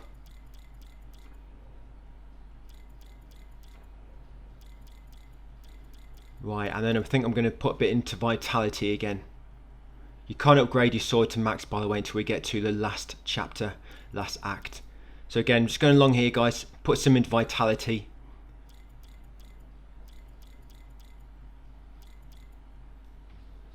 So I need 1 more flat. But you know, that should do the trick. I'll go for that one there, because then big ones give you 5, the small ones give you 1. So make sure you apply your temperance again. Benedictions, change it. So we're using a magic or feathering weapon. So go back onto your astral blade and put your benedictions on it. To be honest, if you use some feathering, there might be a better weapon than astral blade. But it's what I'm using for now anyway. So yes, put your benedictions on your weapon of choice again. Like I say, we're going to use feathering build. So you want to put a sun pendant on. You probably don't want Tigrelis. The thing about Tigrelis is you take more damage as well. I mean, it's nice to do more damage to the enemy, but sometimes I think that gets me killed. So you want the Echo of Hongland spell and Ethereal form. And for your pendants, so I've got a sun pendant, I've got Dracolic and Tigrelis, but you probably want to change Tigrelis for something else. So yes, warp to Annullum, this spot here. Do not talk to Storyteller yet, we'll do it in a moment. So we're using a feathering build, guys. Then you're going to want to come and talk to Talquing, hand it over the ice crystal. And I'm now going to buy every piece of armor. So you probably wondered why I haven't leveled up yet. Yeah, I want to buy all the armor finally. Yeah, I'm just going to buy everything, just so I've got it all to choose from, guys, when we are going to be switching up armor. So this is what should come useful in some of the final fights. But the next ending we're going to be doing, so we're going to do this ending in this video. In part 24, we're going to get another ending out of the way, where we fight the final 2 bosses. But those bosses go down really quick. There's not really many boss fights left, if I'm honest. So yes, Talquing, give him the ice crystal, buy all the armor. Then we're going to go and talk to WUCHANG. Yeah, WUCHANG next. We're going to hand over the Gilded Axe. Then again, we're going to buy all the armor from WUCHANG as well. And we're also going to buy the new stone from him called Corruption Ward. So yeah, buy all the armor. You don't think you need to buy the weapons. Believe we already have those weapons. They're just ones you can find in one of the very first areas. So buy all the armor pieces, guys, and the new stone he's got for sale, the Corruption Ward. And of course, any points left over, we'll just go and put it into feathering likely. So a lot of this armor which WUCHANG sells, this drops from normal enemies, so you might already have some of it, but I'm just buying it all just because it's easier to do it that way than trying to figure out which I've already got. And of course, Talquing sells like boss armor. So once done all that, guys, bought all the armor if you've not done so already. Right, come to Storyteller.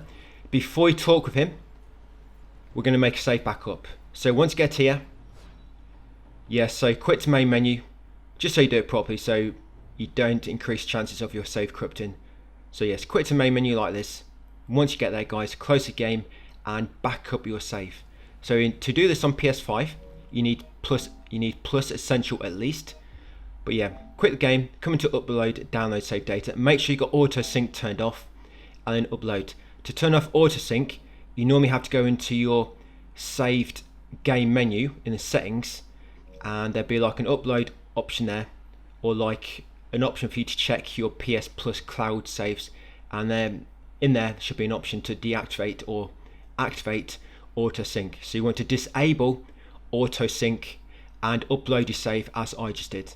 So yeah, make sure you quit the game, upload your save, guys, ready for this next ending. Now, like I say, if you do not have the means to back up your save, then ignore this very first part. First, we're going to refuse to help. Then the second time, we're going to agree to help. If you're only doing this once, you want to choose agree first. But because we're backing up our save, we're going to choose refuse first. So that takes to the bad ending and kind of like finishes the game quite early. Yeah, you miss the final area completely if you choose this bad ending. So yes, if you only got one means, or you're going for one ending, so you don't have the means to back up your save, guys, ignore this very first part. Basically skip past until we've beat this boss first time. Then when I download the save, that's when you want to follow from. So if you only doing this one time because you can't back up save, follow from when I download the save. Okay, so for those which can back up your save, once you back in after uploading your save and auto sync is turned off, talk to a storyteller and you want to tell him you want to refuse.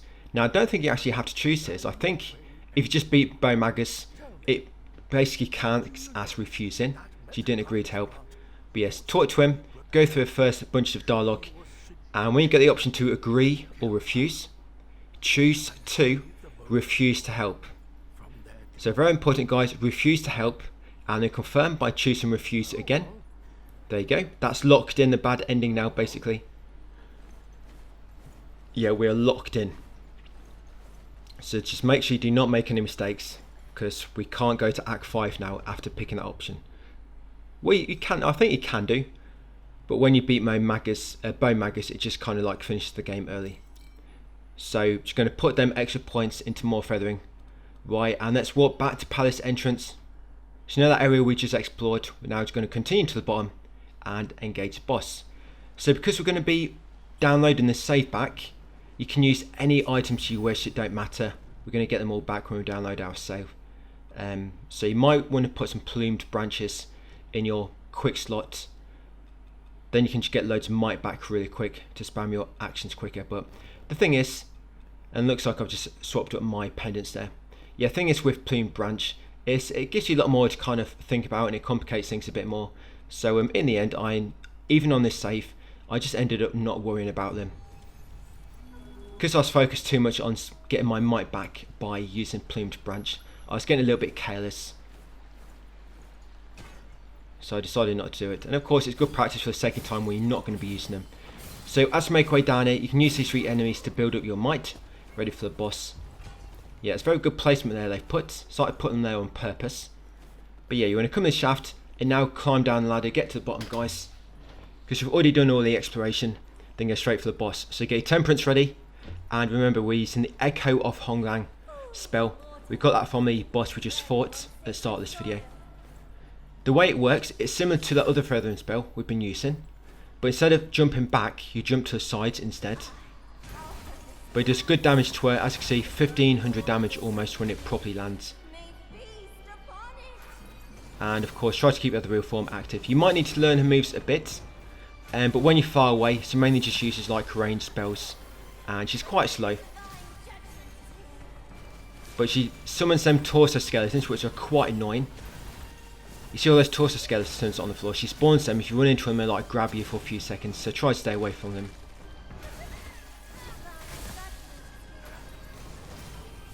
There are a few attacks you really need to watch out for. So she'll float into the sky, lob that spear at you, and not all the time, but sometimes after lobbing the spear, she'll dash towards you with a grey spear out, so watch out for that. Sometimes she'll summon these large enemies. They normally swing in combos of 3. So yeah, when she spawns large enemies, guys, they're like the after images of them. They'll normally attack in 3 stages, so watch out for those. They normally just do like a wide sweeping arc. And after so long, the boss will do this. She'll go and stand near the entrance and float up into the sky. When this happens, you want to get in this far corner where I am. So right behind her, as we're looking, is the entrance. So if you're looking away from the entrance, it's the far right corner. So come and wait in here for you to do that massive attack, otherwise you'll die instantly. And then just run up to her, guys. She won't always do this, sometimes she dances around trying to tease you. So summon in 3 enemies again like she does. So 3 times normally. There we go. And eventually she's going to spawn a shield. And she'll start doing this attack a lot more now. So watch out for that. If you get caught in them swings that she does herself, that can kill you really quick. Yeah, so be very careful with that one, guys. It's got a massive range on it. And sometimes what you'll find when you're using this spell is you can dodge the first one, but you'll fall into attack when she's doing it. And then you'll get hit by next, you'll get hit by one after that and you'll be dead. So just be very careful when you're using your magic spell, your Echo of Honglan, and she's doing that sweeping attack. Yeah, it's quite easy to just fall into it, guys, and get hit once or twice before you get a chance to really do anything. And eventually she's going to summon a shield. You'll see it in a moment. And this is the spell you get from her, to summon a shield yourself. Yeah, it's a really good spell, guys. So just keep doing the same thing, using the ethereal form, and using the Echo. So whenever she comes close, that large sword sweep, you probably want to dodge away from it. Yeah, don't risk using your Echo when she's doing that, because like I say, if you land in it, you're probably going to die. Right, summoning 3 enemies again to do the large sweeps. Right, and she's teleported near the door, so you know what's coming. She's going to float up into the sky and do that massive attack. I'm surprised not got a chance to pull out her shield yet. So there you go. Yeah, whenever she teleports near the door, guys, and just stands there, she's probably going to do this attack. So remember, run to the far right corner as you look away from the entrance. Right, and then afterwards, just run up to her and start attacking again. While you're waiting there, you can actually get your temperance ready. You could even use a... I mean, if this is your first time and you are going to be downloading the save, you could even use a plumed brand to get all your might back. So here's the shield. So with a shield, you can use just the Echo twice and it will destroy it. There you go, just use the Echo twice to destroy it, guys, like this. And that shield, yeah, really, really good when you get that spell. So here comes the big sweep. Like I say, when she does that, try to just get away quickly. She will do that sometimes. She'll kind of like float in the air and then dash towards you and then do a few sweeping attacks. And pretty much got her. And it's going to be the same for the second time as well. The fight does not change, guys, depending on the ending. It's always the same. So I do not want to get cocky. I know she's almost dead, but I'm just going to play it safe. There we go. Bow Magus, you'll get a trophy for beating her for the first time, and also successor of the bow. Yeah, that's for achieving the successor of the bow ending. Right, there we go. And basically, once you've done that, it'll end the game pretty much straight away. You get a few cutscenes, you'll be in the credits, and you're basically forced into New Game Plus. And if you was doing this ending without a backup, you'd lose out on all that loot near the end of the game. I think you also lose out on a spell, and this way you do not want to do that ending first. If you're not backing up with save. Yeah, if you're not backing up with save, you want to try to get the true ending probably out of the way, because you get all the good loot then ready for your other New Game Plus files. Okay, so once back on the main menu, come back into your save and download it. Do not upload it by mistake. I've done that a lot of times. You want to download your save back. So take your time doing this. Make sure you pick the correct options. Yeah, so you want to go from cloud storage to console storage. You want to download your save back. There you go. And this will be before we spoke to Storyteller and locked in our choice. So very, very important, guys. Yeah, download your save back. So now we're going to talk to Storyteller, and we will now agree to help. We're going to agree to help now. And if you're not backing up your save, this is what you want to choose. So choose agree to help. Then what will happen, we'll beat the same boss again. We'll beat the same boss again, but now the game will not end when you beat her. You get the spells from her, you get some other goodies, and then you can move on into the final area. And this is how we want to do it. Yeah, you get the Magus eyepiece, get the Echo of Bow Magus, and you get 96,000 Mercury. And you get another shrine, because of course, We got trophies for getting all shrines, for giving all the items to Tao Queen, and this is one of the items we need for that Magus eyepiece. And like I say, the Echo of the Bow Magus is a really good spell to have. Probably going to be using that now more than the ethereal form.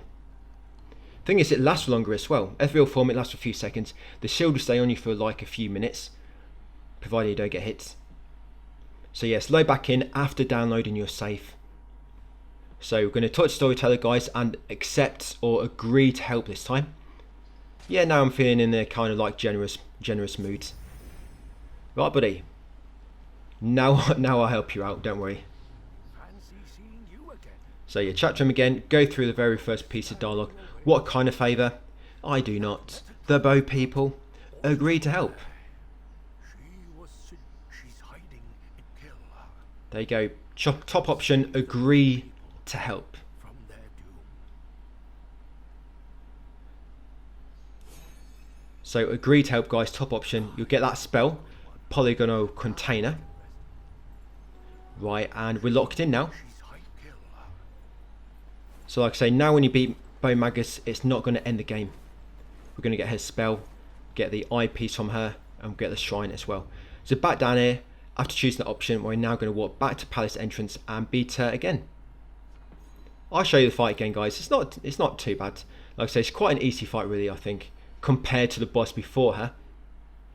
You can still die quite quick. Like I say, every time I die to her, it's always on that like large sweeping attack with her weapon.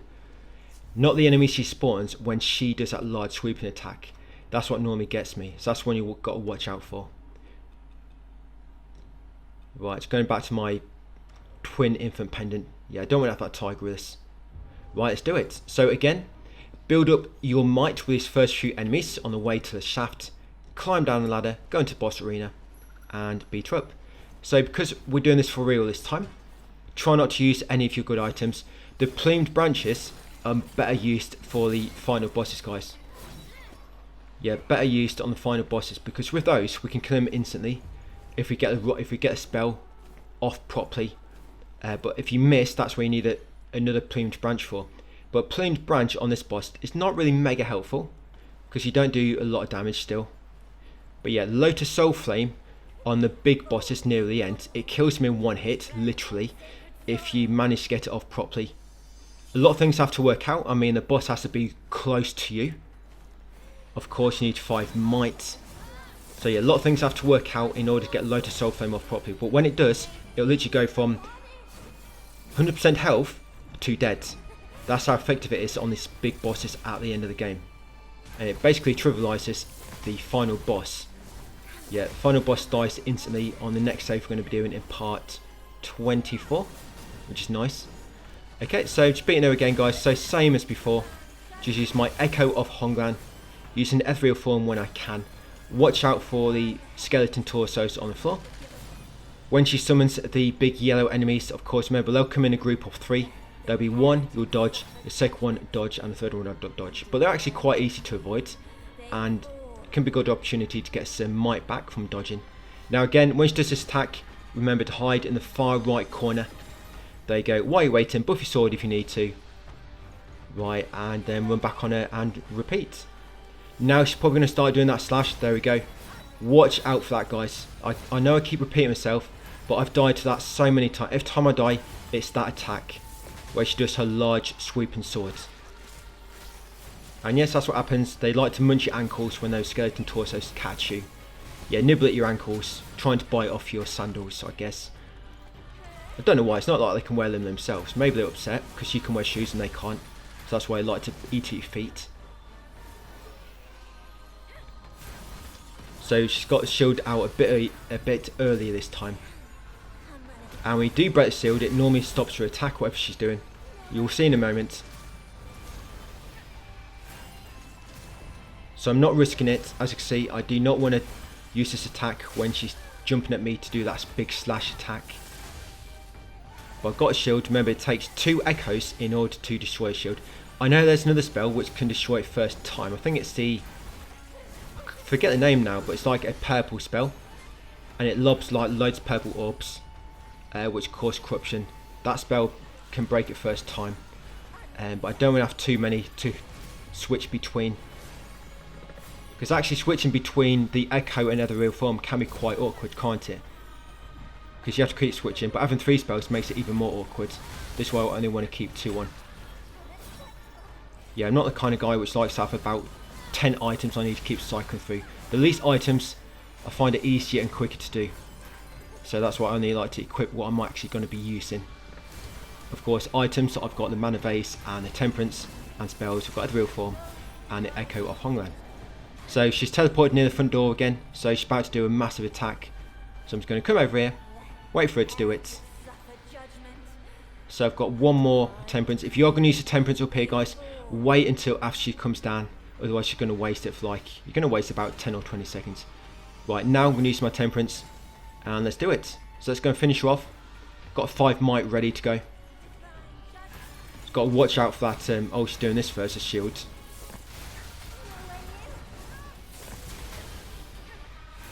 Right, see how much damage she did there. If I got hit again, I'd be dead. Right, that's quite easy to dodge through and get some might back. And that attack as well, where she dashed at you with the silver light spear out. So yeah, watch out for that one. That's a big one you need to watch out for.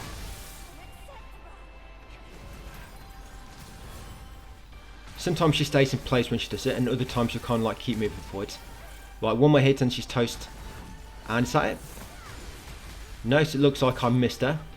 She's just dashed forward as I happen to do that attack. I like that the magic all like locks on into enemies, that's quite good. But yeah, when you're beaten out, so for the proper time, when you agree to help, you get of course 90,000 Mercury about, you get Magus Eyepiece and the Echo of the Bow Magus. So now we can use that as a shield. Like I say, that's a really good spell. You just need a good way to quickly build up might, because it costs 3 might to use. So what you normally do, you cast it, attack the enemy to build up might back, so when it does get knocked off, you can cast it again straight after. You want to activate this shrine next. This is the Bow Shrine. That's it, we're going to teleport Shoe Sanctum, ready for part 23 tomorrow. But yeah, that's one of the endings out of the way, guys, and we're now going to make our way to the next 3 endings. So yes, teleport to Shoe Sanctum. You can go to Annulum now and give Tao Quing the Magus Eyepiece, but all you're going to get is 1 new arm set, so we'll do it a bit later when we go to give him something else. Right, so once here, that'll be it, guys. So once spawning, it's going to give you my worship post to say thank you, and that'll be it for another part. So thanks for watching, and I'll see you in part 23 tomorrow.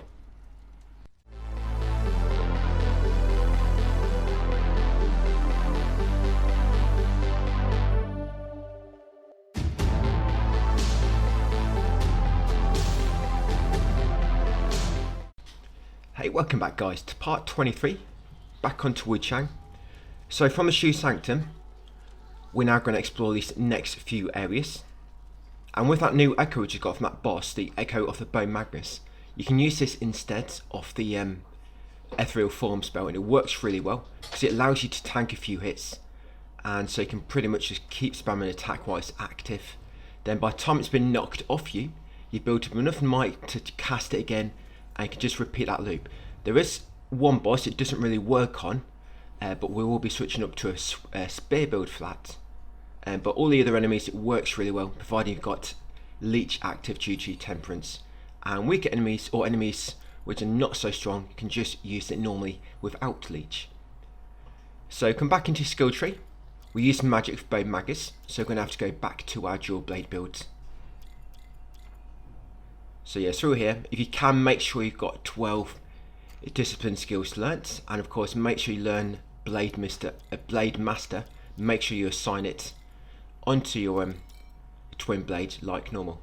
By the way, good news is this guide is pretty much done. I've got it all recorded, not quite recorded, so I've got it all routed on the text guide. I'm just going to add that extra few parts today. Should be 26 parts in total, I think. So very close to the end. The last area, we pretty much get it done in 2 parts, because I'm going to be skipping most of the enemies. Yeah, we've been killing all the enemies up to this point, but I mean, if you do want to farm, there's about 4 enemies right at the end, and they each give you 25,000 each. Probably more if you wear the ceramic jar helmet, so that increases your mercury gain. So yeah, all the others, just going to run past them in the final area, except for unique enemies. Unique enemies which drop something unique, for example, a radiant red feather or red mercury essence. I will kill those still. But just random generic enemies, yeah, it's going to run past most of them unless it's a troublesome enemy which can get in the way while you're doing something else. So still in my skill tree. Putting a bit into magic, of course, because I need to get them extra discipline skills. So I've got 12 learnt.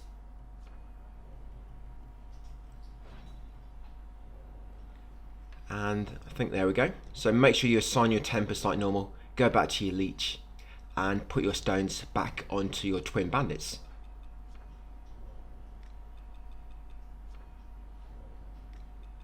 There is no more bosses in this video, I don't think, because what I wanted to do, video 25, or sorry 24, is quite a short video, but in that one we're going to do a quick ending, and I wanted that all done in one video. So for those which can't save back up, I can just say at the end of this video or the start of the next, I can say if you can't back up your save, skip this video and go straight into part 25. I can just, part 24.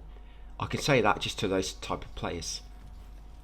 But everything is shown. I didn't really have to skip anything or edit anything out. All the ending backups, everything, guys, is all left in for you. Yeah, 27 parts in total. So once you're ready to move on, come out the side door, grab that blood of Ding Dong, carry on down here, kill this enemy on the left.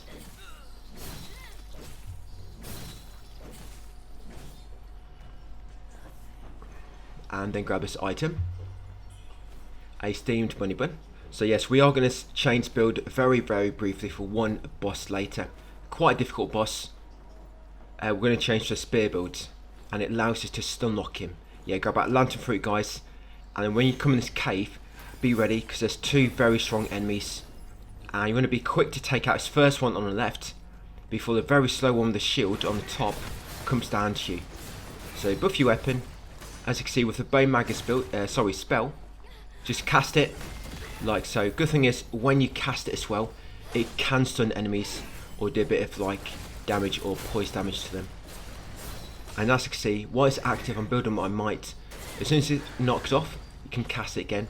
Or what you might want to do is once you get back to 5 might, just cast it again, even if it's not knocked off, to refresh it. That way, when the enemy's about to knock it off you, you've basically instantly casted it again anyway. So that's what I like to do. Cast Bone Magus, attack the enemy, once you get 5 might, cast it again. Attack the enemy, once you get 5 might, cast it again, and repeat. So as you can see, those two enemies dropped Radiant Red Feather each, and Red Mercury Essence. Continue up here, get a small chest, and inside there is another stone.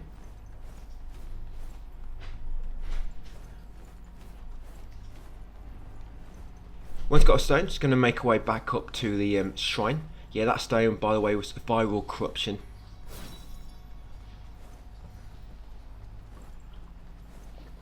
So back up to the shrine, Shoe Sanctum, and we're now going to go out the front door. Front door is basically a story path we need to carry on with if you're going for these other endings. Now this enemy down here can be quite strong, so you do want to make sure you buff yourself. Yeah, grab this item on the left as you go down the steps. That'd be Definition Crescent. So yeah, this big dude, he does give you quite a lot of experience as well, or mercury. So if you do want to farm him, this is a good spot to do, guys. I think it gives you like almost 24,000 or something.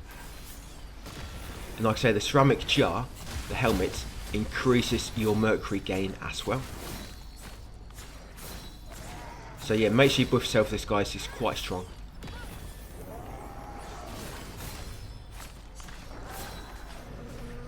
Yeah, you're going to like the spear build later for the Demon of Obsession boss. Just basically still knocks him. It's not my strategy.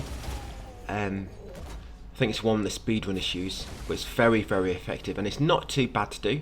I mean, I was a bit worried about it, but on the second attempt I got a strategy down, so it worked quite well. Now when you beat him, there's 5 items in this area. You got Blood of Ding Dong, Corrupted Flying Dagger, Purple Camellia, Steamed Bunny Bun, and Lantern Fruit. Now come across this invisible bridge nearby. Take out these 2 enemies at the end of it. Yeah, so go across the invisible bridge, take out 2 enemies, grab this item beside him. That'd be Mind Lotus Seeds. Once got them, go onto the building's porch nearby and go around the left side of the porch. Kill this next enemy you reach. Then go through this path on the right, so it will take you to a dead end and a chest. In this corner, take out this crying enemy before he attacks you. And you want to grab a raven pill nearby and a chest, Forgotten Remembrance. Yeah, there's a raven pill, and this chest, there's a Forgotten Remembrance inside. All the trophies popped fine on my other account, so I'm just hoping they all pop fine on my main account. I'm pretty sure we didn't miss anything, and I don't think there's many bugs in this game. All the trophies work pretty well. So go back to where you killed that enemy with a long beak, go right down the steps, turn right at this fork, and kill that enemy knocking on the door, and grab the soft rush. Kill that bird on that stone. Now sometimes there's some enemies fighting here, they don't always appear, or they might be further up. But that fork where the bird is, go left, grab that blood off Wang Dai when you drop off that carriage. Then kill these two enemies here. There's nothing edge these two enemies, but I didn't want to miss them. I couldn't leave everybody else dead, but lose two alive. That just would not be fair of me. And you know, I'm quite a fair chap. So once them two are dead, come back to the recent fork, and now go left to where them residents were much earlier in the game. So I'm going to take out his two enemies first. There was a dog laying down on the left. I took him out first. And then continue left, take out his two enemies. Go for the exploding one first, of course, because he's your most imminent danger. Once they're both dead, grab the item nearby. Yep, a topaz lotus seed. I love getting items I'm never ever going to use. Nothing better than that feeling of grabbing those sorts of items. Take out a strong enemy here. Probably not so strong, didn't drop anything unique. But yeah, take out 3 enemies and grab this item at the end. Yes, this one. And that is a blood of Wang Dai. Now this bridge on the right, it just leads back to where we killed that large enemy, so don't bother going across it. What we want to do is make our way back to recent fork and take the last remaining route on your left. This one here. At the next fork, there'll be a bamboo thing, so be ready to shoot it. There he is. Yeah, be ready to shoot that bamboo thing, guys. Got him. It's a bamboo shoot there. If you missed him, don't worry. There is a save point coming up inside the temple, so you can get back to that point really easily. Now, take the first path on the right, up your steps, kill the 2 dogs, grab a crimson lantern fruit, come back to the fork, and go right again. Up here will be 2 giant enemies fighting, so we're going to gate crash their party and take them both out.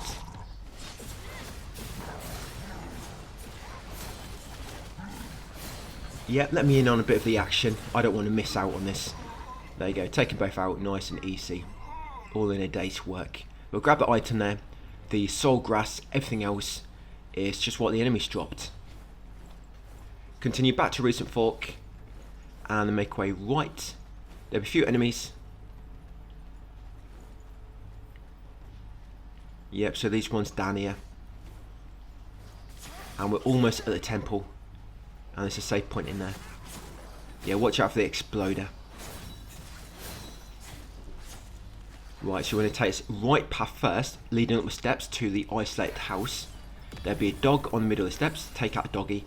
And there's a strong enemy in this building, so make sure you buff yourself with your temper. Remember to use Blade Master with L2. Then break into this building, guys, and take him out before he wakes up. There you go. He gets really upset because you put his fire out. And he got immediately cold.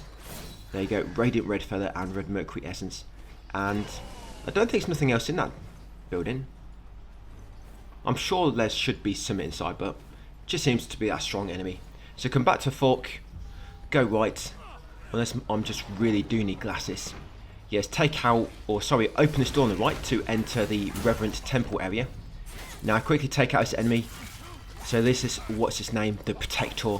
But it's not really protecting much. There you go, take him out, get Radiant Red Feather and Red Mercury Essence. Now I'm going to explore this area in a anti-clockwise route. So of course, you know some of the enemies near, not enemies, but some of them are on your side, they're your allies. Take out that enemy, grab a fire pot, and I've got this bird. Luckily I could hear it tweeting. Yeah, I put his tap. I didn't, it was a bird. And take out this enemy next. So like I said, we're going around this area in a anti-clockwise route. It's 50-50 what way I'm going to take. So I'm going to be clockwise or anti-clockwise. Yeah, a bit of a tip there for you for next time. So once he's dead, grab this enemy, grab this item. Yeah, it's a very funny looking enemy there. Could have been a mimic. Actually, I'm surprised there's no mimics in this game. Yeah, purple camellia, and then take it as 2 enemies next. Yeah, why is there no mimics? There's pretty much always a mimic in a Souls-like game.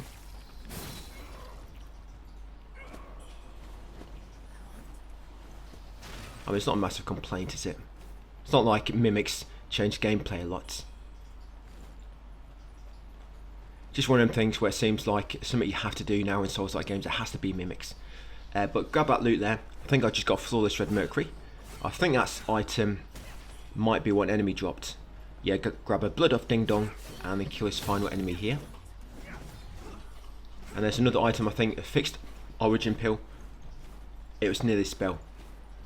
So once done so, we're now going to go upstairs. So just explore the courtyard first. Then once it's explored, then go upstairs. Once upstairs, go right near the shrine to where the tents are. Yeah, just standing there for a moment, guys, because I was just reading some of my text guides. So come around the corner near the tents, grab a Kong wine ×2. Take out this exploding enemy first on your left. Take out the enemy near the tent. He's been locked out. I think he doesn't realise that it's just a sheet. Can easily get in. Yeah, grab the blood of Ding Dong. Take out this enemy next, knocking on the door. And grab a special pill. Go back around to the shrine. We're going to unlock it. There's a lot of items beyond this shrine and they're all kind of like hidden in pots. They're quite easy to miss actually if you don't break the pots. If you're one of those which don't like to break things, you know, show a bit of respect for people's belongings, you probably never find these. Me, not so much. I just like to demolish everything. Sometimes I have been known as the demolition man. So on the top there you've got a bird. Break that pot on the right to find a divination plate. Break these pots, as you can see, loads of items inside them. Inside those pots you're going to find Wishbone Pendant, dough figurine of Yang, and another item, longevity necklace and medicine residue. Then talk to Fang Yao next, and exhaust a dialogue. Get a very, very important key item here related to endings. So talk to Fang Yao. There you go, exhaust dialogue, you get them items, research journal scrap 3 ×1, and Ring of Samsara, the course version ×1. So that Ring of Samsara, that's related to endings, so very important you make sure you get that from Fang Yao. Right, once done so, over to the shrine, going to level up a bit. So I was putting a bit into magic, well I think I was initially intending to put a bit into magic, just so in case I do need to use it as a secondary option. And another discipline skill there, because I think I only had 11. I was missing one. Right, and you can upgrade your mana capacity again, because remember we've got Forgotten Remembrance in that near that bamboo path area. And once done so, up your steps. See, now I've got 12 learnt. Yeah, it's very easy to kind of think you've got 12, but you haven't, so you always want to double check. So talk to this NPC, you, in the front of the temple. Exhaust a dialogue, and you want to show her the Imperial Guard token. You can show her either, not both, only one or the other. But the lovely bag, she doesn't seem to give you anything, but when you give her the guard token, she gives you a radiant red feather. So of course, that's probably a better option. So carrying up to the top, and on the right here, you find Stormward Pill. In this corner is another spell. That spell is the Crimson Edge Incantation. It's very similar to Vorpal Blade. That one gives you a bit of health back when you use it. Now come up here and talk to he who remains. Yeah, so talk to him, guys, exhaust his dialogue, and you then want to choose the following options. So you seem to have forgotten something. No, it wasn't a Forgotten Remembrance. I want all those. Not really. And then show research journal scrap 3, and then ask him what's wrong, and he'll give you the next ring. So Ring of Samsara effect, he'll give you that version. So those 2 rings, we need them for endings. So he'll give you Ring of Samsara effect, and from Fang Yao we've got Ring of Samsara Course. Because course and effect, of course. But you have to combine them later and complete the game. Then you have to reload, complete the game again after using it. And that both gets you 2 different endings. So now carrying up the path behind the temple, near to where we started the game. Got about blood of Ding Dong, kill the bird in the tree, and continue upwards. So we're back at the burning cave. Now I think they changed the name of this, but they didn't change it properly. Because the name of the shrine has been changed. But as you can see, what just popped on my screen, the actual location name hasn't. That's all called Burning Cave, but the shrine is called Burning Cavern. So I'm not quite sure the reason for the change, but they didn't really implement it properly, unless they did that on purpose. The shrine they just wanted to rename, but not the actual location. So interact with the shrine, and do not talk to the NPC beside the shrine yet, guys. So that NPC beside the shrine, do not talk to him. He's related to endings. Yep, and if you choose specific dialogue now, you're going to miss out on either 1 or 2 endings. So do not talk to NPC near the shrine. Once at the shrine, activate it, and you want to warp back to Annulum. So walk back to Annulum, talk to Talquing, and hand over the Magus eyepiece. There you go, we have a few new things for sale. Basically the Bow Magus set, so we're going to buy it. So you go buy the bogey set, and I'm going to talk to Fang Yao in a house, and then walk back to there, and I will just explore this next area before the upcoming boss, when we're going to make a safe backup. Yes, talk to Fang Yao there. She doesn't say much, guys, but she's exhausted her dialogue, so I believe her icon is on the teleport menu, but it no longer is, because we just chatted to her.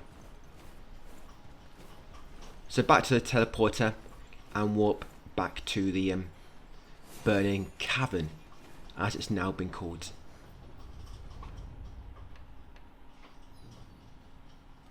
There you go, Burning Cavern. 2 NPCs here. Like I say, do not talk to the NPC beside the shrine, guys. Very, very important. Do not talk to him yet. If you do by mistake, do not choose any options. Just run away to cancel the conversation. He'll be okay. He won't take it personally, guys. If you do chat by mistake, just run away to end it. Do not choose any dialogue options. What we're going to do first, come into this area. Just going to buff myself briefly. We don't want to engage a boss. We just want to explore this area first, get all the loot. Then we'll go back, save the game, and get rid of safe backups. So kill this enemy first. This enemy is probably the strongest enemy in this area. So take him out, and this swamp does inflict corruption, so you might want purple camellia active, guys, all ready to use. Grab an item on that red root. What's that? I was going to say spring onion, but it's a special pill. Right, come this other side of the pool. Grab an item on the red root. Crimson lantern fruit. Take out this enemy here, sitting down, and the exploding enemy which gets up nearby, who is hiding in the swamp. There you go.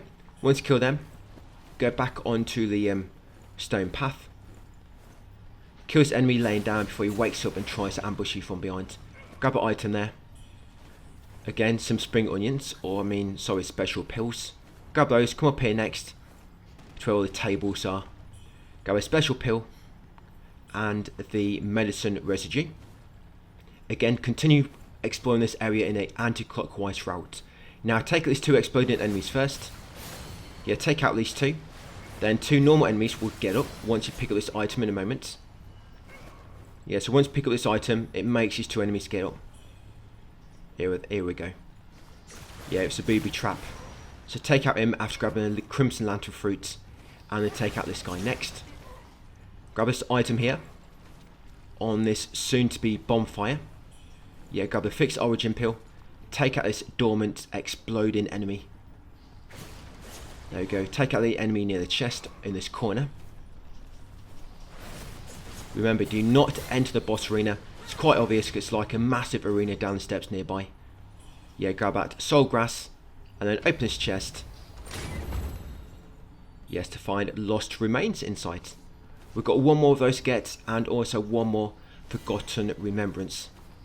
So ignore the path going down the steps for a moment. Now take out these 2 slightly tougher enemies on this side.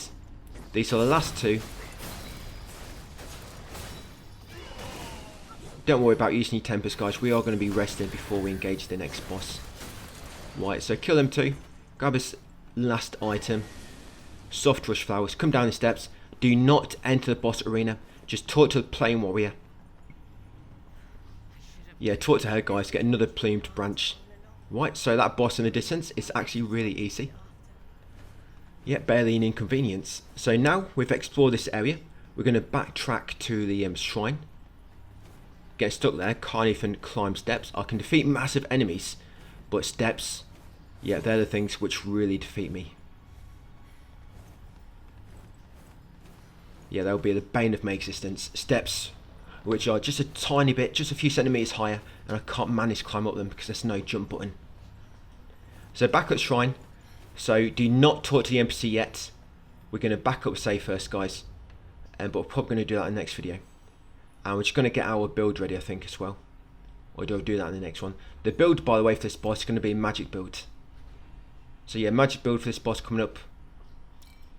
And I've just used my other lost remains there to increase my mana capacity again. Or sorry, mana potency.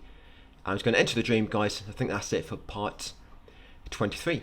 So if you can't back up your save, you're going to come back up part 25. So that leads you to better endings and more loot.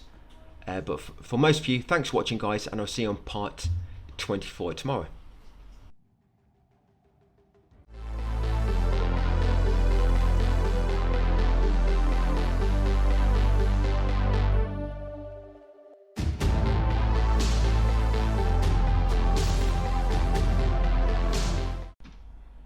Hey, welcome guys to part 24. Yeah, back onto WUCHANG. So in this video, it is quite a short one because we're just going to do a save backup, complete an ending, and then download the save again.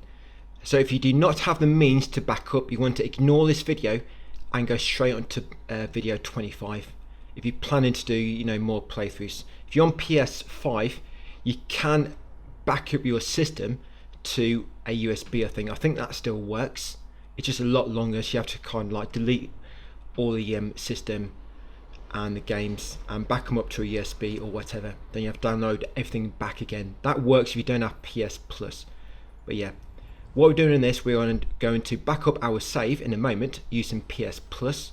So what I'm doing first, just get my build ready so that when we download it, we don't have to change the build again, just so we're doing it once. We're going to be using the magic builds. And as you can see, it's got to change it up slightly. So you still want to make sure we've got 12 discipline skills learnt, so that we get those bonuses from the stones. And then we'll go in the magic through the eastern tree. And in the western tree will also trigger specific nodes as well, which will increase our magic builds. There's another one called Skyborn Resilience, I think, skill in the west tree. It makes it so when you cast a spell which costs more than 4 might, there's less chance of getting staggered, and you want to make sure you activate that because this spell we're going to be using, it costs about 4 might, or sorry, 5 might it costs, yeah. So it's going to be really helpful for that. And this spell can kill the boss in 1 hit. It's really, really good, guys, for this build, but it only works on giant enemies. So if you temper, go back to the magic temper, and I think I've just gone past that node actually. So yeah, I'm doing these magic ones here. Make sure you've got your flasks, of course. Yes, it's just on the right there. Skyborn Resilience. I think that's the name. Like I say, it makes it so when you cast a spell which costs 4 might or more, you've got less chance of being interrupted. Make sure you activate that one as well, guys. I don't think I did there, so I think I forgot about it. But yeah, that will be helpful as well. Make sure you put your stones back onto the astral blade, of course. Remember, this is going to be a magic build. And some of my pendants, so we've got Sun Pendant, Feigned Feminine Pendant, and that purple one, Dracolic, I think. Spells, you've got Lotus, Soul Flame, Bone Magus spell, and for the items, of course, you've got a flask, your temper, you've got a bone whistle, and you've also got the plumed branch. Then once done all that, you just want to quit the target screen first so your save don't get corrupted. I mean, it's highly unlikely, but you don't want to increase the chances, right? So yeah, quit the main menu, then quit the game, and now upload your save. Do not download it by mistake. Upload your save right now. Now, like I say, if you don't have the means to back up for whatever reason, maybe you're playing on Xbox and you don't quite know the trick there to do it, so it's a bit more complicated on Xbox or you're on another system, then skip part 24 this video and go straight into part 25, because all this video is going to be with backing up our save, going to go and complete the game, then download our save, then the video will end, then it'll be part 25 when we'll begin the next part.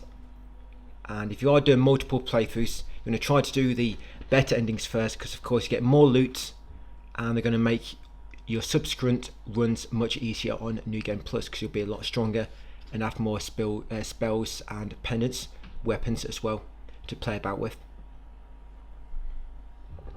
So after uploading your save, come and talk to this dude nearby, and you want to hand over the jade feather chisel. So very important, choose to hand over the jade feather chisel. Yeah, give it to him. Give him the chisel, guys.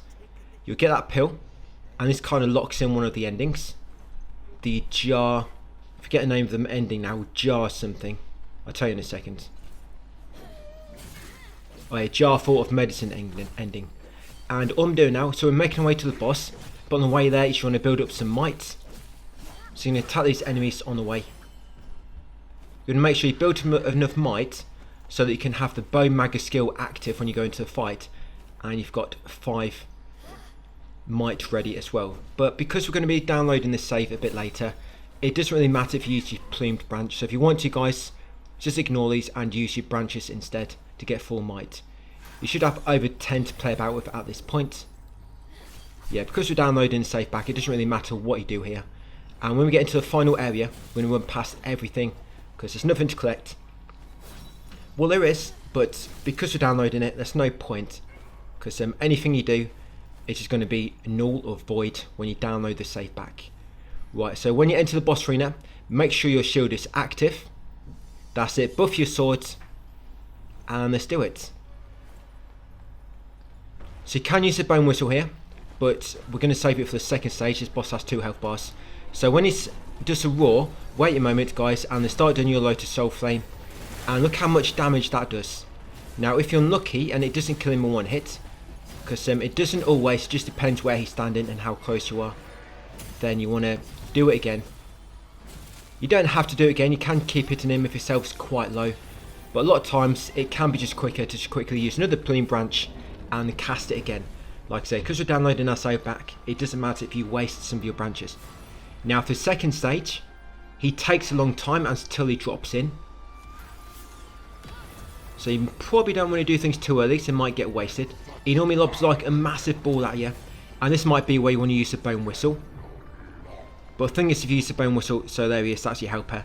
Sometimes he might go for him and it can mess things up. You could, because you're expecting him to come to you, then you'll get Lotus Soul Flame ready and it will miss him, because it only works when the enemy is close by. So that massive fireball that explodes, and they'll do an attack, he might lob some like sword energy beams at you, so watch out for those. And then once you're ready, you want to use your bone magger shield, guys, use the plume branch and use your Lotus Soul Flame. Look how much damage that does. And again, when you've knocked him down, if you don't kill him in one go, it's up to you. You can just keep knocking yourself down with your sword, or use another plume branch and do it again. And there you go, you get that trophy when you beat him the first time. So the reason I use bone maggers before I use that spell, because it makes less chance of you getting interrupted.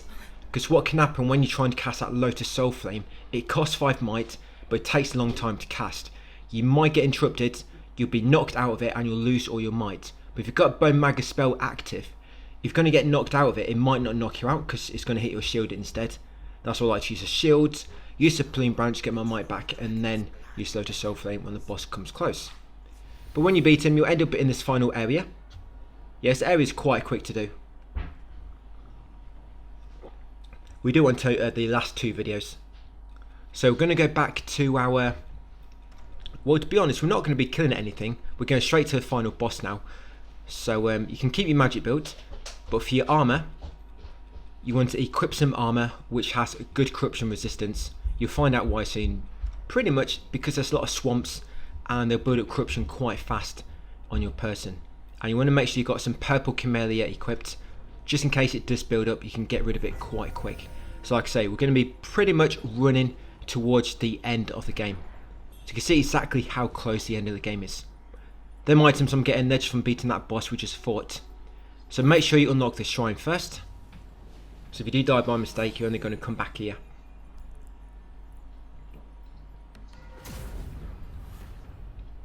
And now what we can do, so with that chisel we can beating the boss, you can now fully upgrade your weapon. So come into the last one, there you go, and you get that trophy guys, a welder of power. Of course you do that now because it also increases your damage a bit. So yes, do your final upgrade on your weapon. Just if you're doing the one-handed sword, do swift blade again. And I'm just going to increase my magic a bit more. I probably should have unlocked that Skyborn resilience skill. But never mind, it's not going to make a massive difference. But once you're ready to move on, while looking at the shrine, go right and then look right again after a few steps, and you'll see this slope leading down into this cave. Carry on down here, go along this kind of like a bone bridge, and we're going to use the elevator at the end. All these other paths we're running past, we'll explore them guys in part 25 and 26. We have got to do one more save back up again after, no sorry, two more after this, but then ones are very quick to do. I mean this one we have to back up, run to the end and then download. But yeah, the other ones you pretty much have to upload a save, it takes about 2 minutes, then you download it again. Yeah, them ones are very quick to do. So once you come down here on the elevator, on the bottom level, head towards this massive white tree in the middle. And then once you get a bit closer to it guys, you want to go left, because we have to pull 2 levers in order to get these like shards, in order to make a bridge to the final part of the game. So yes, come in steps on the left. Always want to try and keep Bone Magus active guys if you can.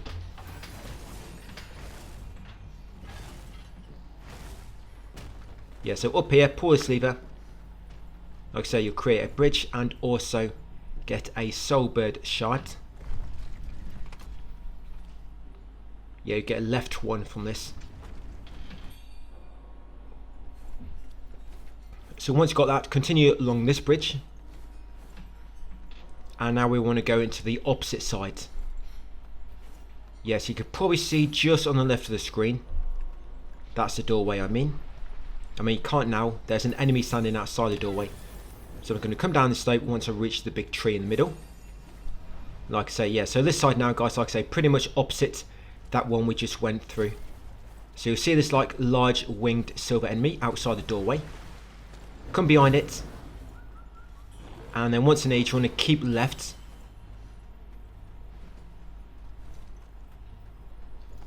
Yes, the swamp here is going to build up corruption, so make sure you're ready. Yeah, keep left, you'll come in this next part and eventually you'll go through this doorway in the corner. Go up some steps and you'll reach the next lever.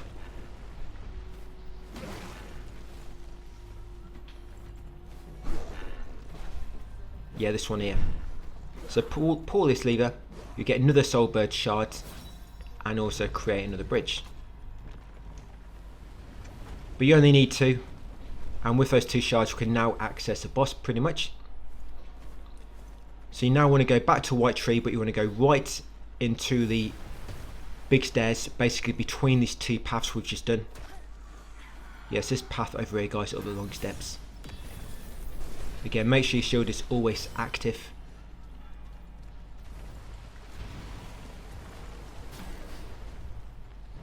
Yeah, so up here, you're going to interact with a tile in the middle, and you can use those 2 shards we just collected, and you'll make a bridge to that final area, the Forbidden Lands. Pretty cool once you reach this area because the music changes, gets quite dramatic, and it's a very nice looking area. So there we go. You make this bridge, carry on across. If you do want to farm, I mean, probably not now, because you're going to be downloading. But in part 25 and 26, if you wanted to kind of like just get to this part quickly to farm, and they do all the exploration afterwards, yeah, you can still do that. Yes, there's 4, I think it's about 4 enemies. They each give you like 25 to 30,000 mercury per kill if you've equipped the ceramic jar helmet, and of course your madness is really high. So as long as you've got a quick way to kill them, you can get mercury really quick from these.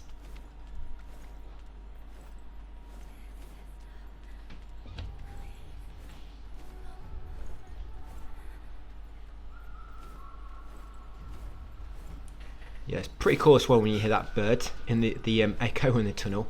I think they're actually called cuckoos. them birds. But yeah, this is basically the end of the game. So you see these big enemies kind of like praying. Yeah, they will not attack unless you attack them first. But yeah, they drop a lot of experience. And I think they're basically being put there to farm. Yeah, it's another one up here. So like I said, it's about 4 of these. You basically run down, kill them all, then run back up here to the shrine, rest and repeat. But there's really no need to farm at all. I've not farmed at all in this game. I think I'm going to finish about level 90. Once all is said and done. And I've not had too much trouble with the bosses. I don't think leveling up would have made much difference anyway. So yeah, get a shrine. This is the last shrine before the final boss. So activate it, guys. And same again. So you know how we fought that last boss? This one is going to be exactly the same. So yeah, plumed branch ready. Yeah, exactly the same magic build. Lotus soul flame again. There's an item there, but of course we don't need it. So open this door. And let's do it.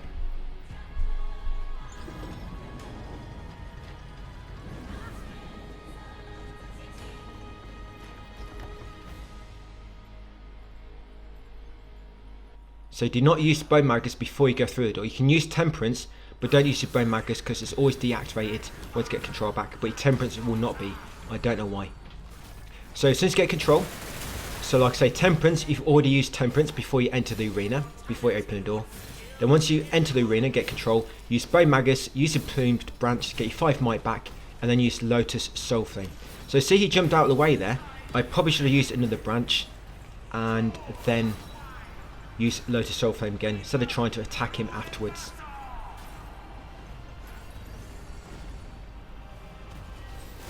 But yeah, got him, guys. So nice and easy to kill.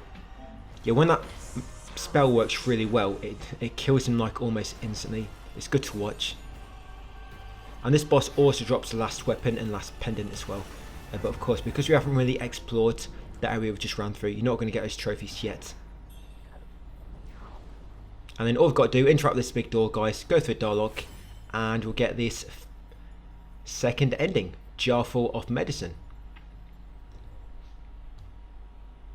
Yeah, you'll choose enter the stream of samsara, and then no turning back. There you go, jar full of medicine.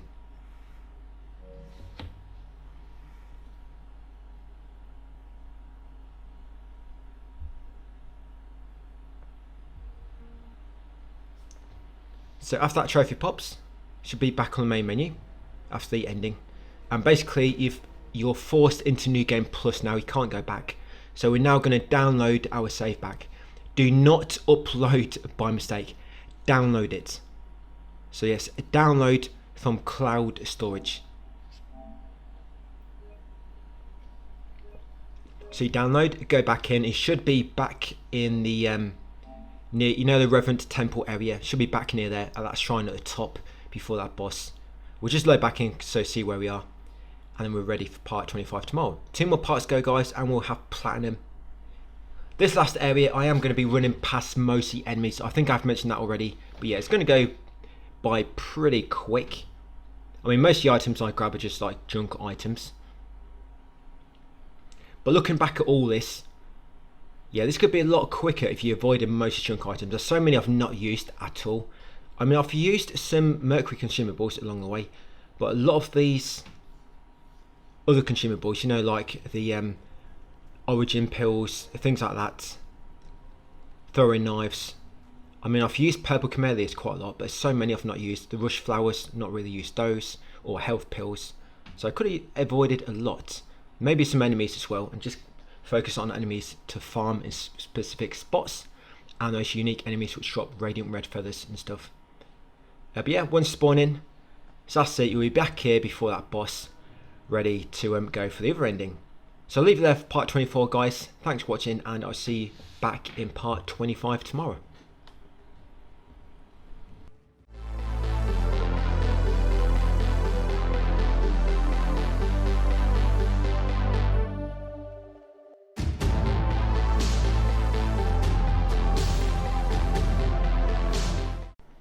Hey, welcome to part 25, guys. Back onto WUCHANG.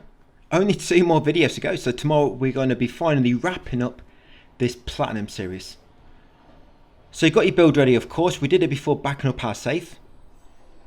But if you just want to double check, so I don't know where you're joining me from, this is basically my build. So if you want to slow this video down, see exactly what I'm showing you, you can do. So you can see what's unlocked and what isn't. It's a magic build, so you want to make sure you've got the magic needle, the bone needle.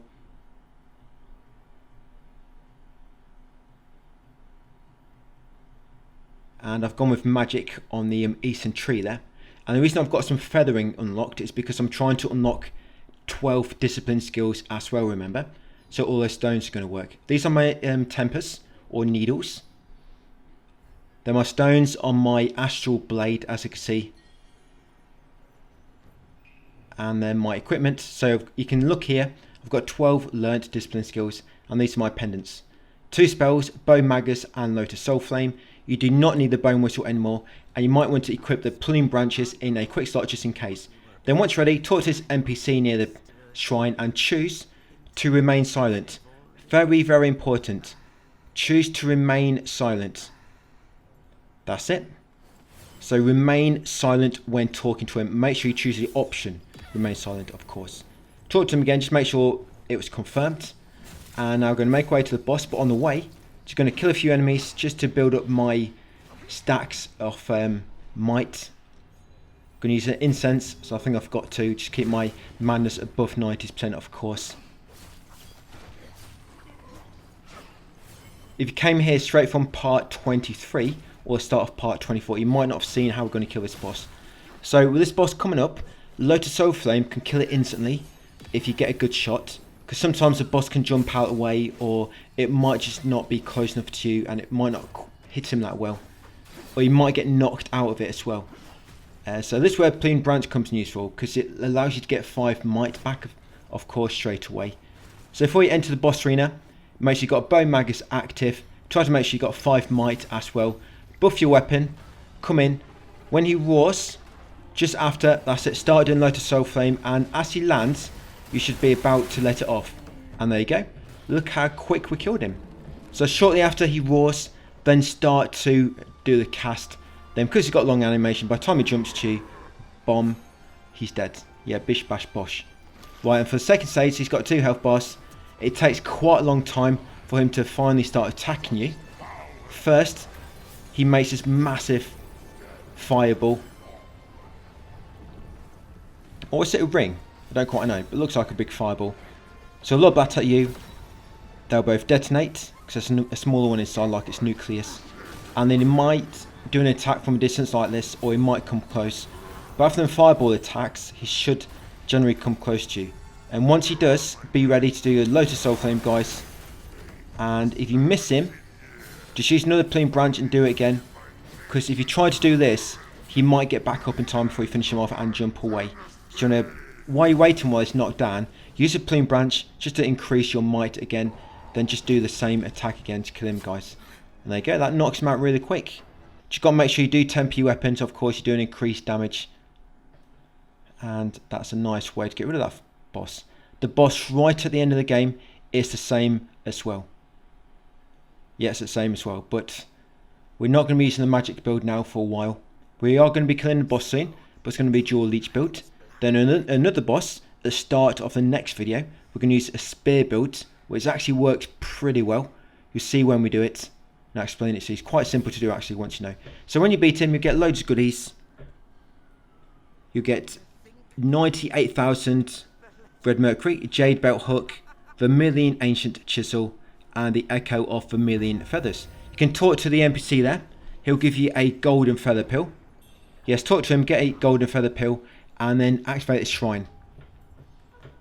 When you activate the shrine, we're going to warp to the Divine Dwelling, because there's a boss we can fight now, and you have to fight this boss in order to make the Demon of Obsession appear a bit later. And it gives you, I think it gives you trophy as well anyway, and some other things we need for other trophies. So warp to the Divine Dwelling in Mount Zemru. Yeah, Divine Dwelling. Yeah, warp there, guys. And assume you've unlocked all the shortcuts you should have when we came through here much earlier in the game. We want to go across the shortcut log to the left of the shrine, not the one directly behind it, to the left. But before we do so, I just want to change our build. So we're going back to the usual dual blade build, dual blade. If you need to slow the video down, see what I'm doing, of course do so. Or you can also look in the text guide. Yeah, a bit more information there about build. I've not wrote out every single thing for this build because we've done it a few times now, you know what we're doing. But when we change to spear build later, I do write all that out just because it's a new build and to make sure you get all the correct things I do. So going back to the leech needle, that's probably the most important thing you need to change. Make sure you get that steel resolve as well. So leech needle. And then we're of course going to be going into the northeast skill tree mostly for the dual blade build. All I wanted from the eastern tree is to unlock a few more discipline skills in order to make those stones active on my weapon, remember. Because for one of them you need 3, 6 and 9, but then for the bonus you need 12. And now you can also fully upgrade any weapon. But because we've got a chisel now, we can now fully upgrade any weapon, guys, assuming you've got lustrous red feather. So yeah, make sure you fully upgrade the dual blade as well. That's it. Once you unlock them all, going to go into tempering and put the bone needle leech on my weapon. Going to put the stones, of course, now back on the dual blades. And this fight's actually not too bad if you use Bone Magus spell. This build we're going to be using on Demon of Obsession later might have worked really well on this boss. But it's not like we really need it. You'll see how just easy it is. So this is my build. Of course, it is a physical weapon build, mostly physical attack. So you want pendants which reflect that. Just make sure I've got 12 skills learned. Because sometimes I make a mistake and I've only got 11. Okay, so like I say, across this left shortcut branch on the left. And make sure you use an incense if you need to. Just make sure madness is high enough. Right then, when you go left after the branch, go right across this wooden bridge. I'm going to make our way to the tomb, which you might remember from earlier. Did we come here earlier in the game? I think we did. But yeah, come to the end here, and now, once you approach the big meadow, there's going to be a boss fight. Excuse my back creaking. So as you approach the area, you can use a flower if you want like this, just increase your stamina regain, but you don't really need to. So make sure you got your Bone Magus shield active, then make way to the boss. Remember, make sure you equip the dual blade when you're about to temper, so you do not waste it. So many times I tempered the wrong weapon before I changed. Yep, so all you're going to do, just keep spamming attack, guys. Always make sure you got temperance active. Remember, blade master as well with L2. And your Bone Magus shield, what I like to do is whenever I get 5 might again, I just cast it. So what normally happen then, even if it's not quite popped, normally by the time I've summoned another one, it's popped, so I've kind of got a new one, or it'll just refresh it. But I like to do it just when I get 5 might, because what you find, if you take too long, you can get killed quite quick. So I'm going to try and make sure you've always got a shield active if you can. And if you don't, you can always dodge around a bit while I try and look for an opportunity to cast it again. But yeah, this is basically it, guys, so you just keep attacking him. And when you do stagger him like this, make sure you do the staggering attack or obliterate to do some massive damage.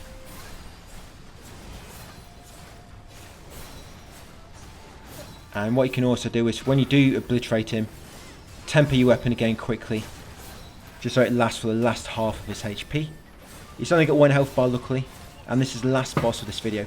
All we've got left to do, guys, is 2 boss fights for the rest of the game. And they're really easy bosses as well.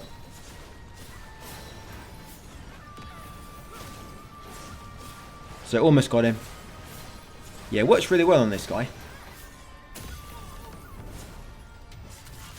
But you see the build later with Demon of Obsession. That build could have worked really well with him. Maybe better than this one. But this one still did the trick quite easy. Okay, so when you beat him, of course you get a trophy, Eternal Glory. You also get 91,000 Mercury, the Shoe Army Board, which is an item we need to give to, I think, Tao Qing. We get the Cyan Feather Chisel and the Echo of Zhao Yun. Then you want to unlock this shrine. Then once you unlock it, you want to enter the Wet Dream. Yeah, do not enter it for too long though. So enter the Wet Dream. This will make the white-robed elder appear near the shrine.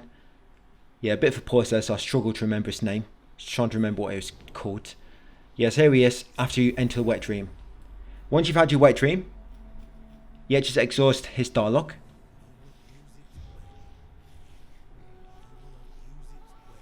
And then if you've got it in you guys, we're going to enter a wet dream again.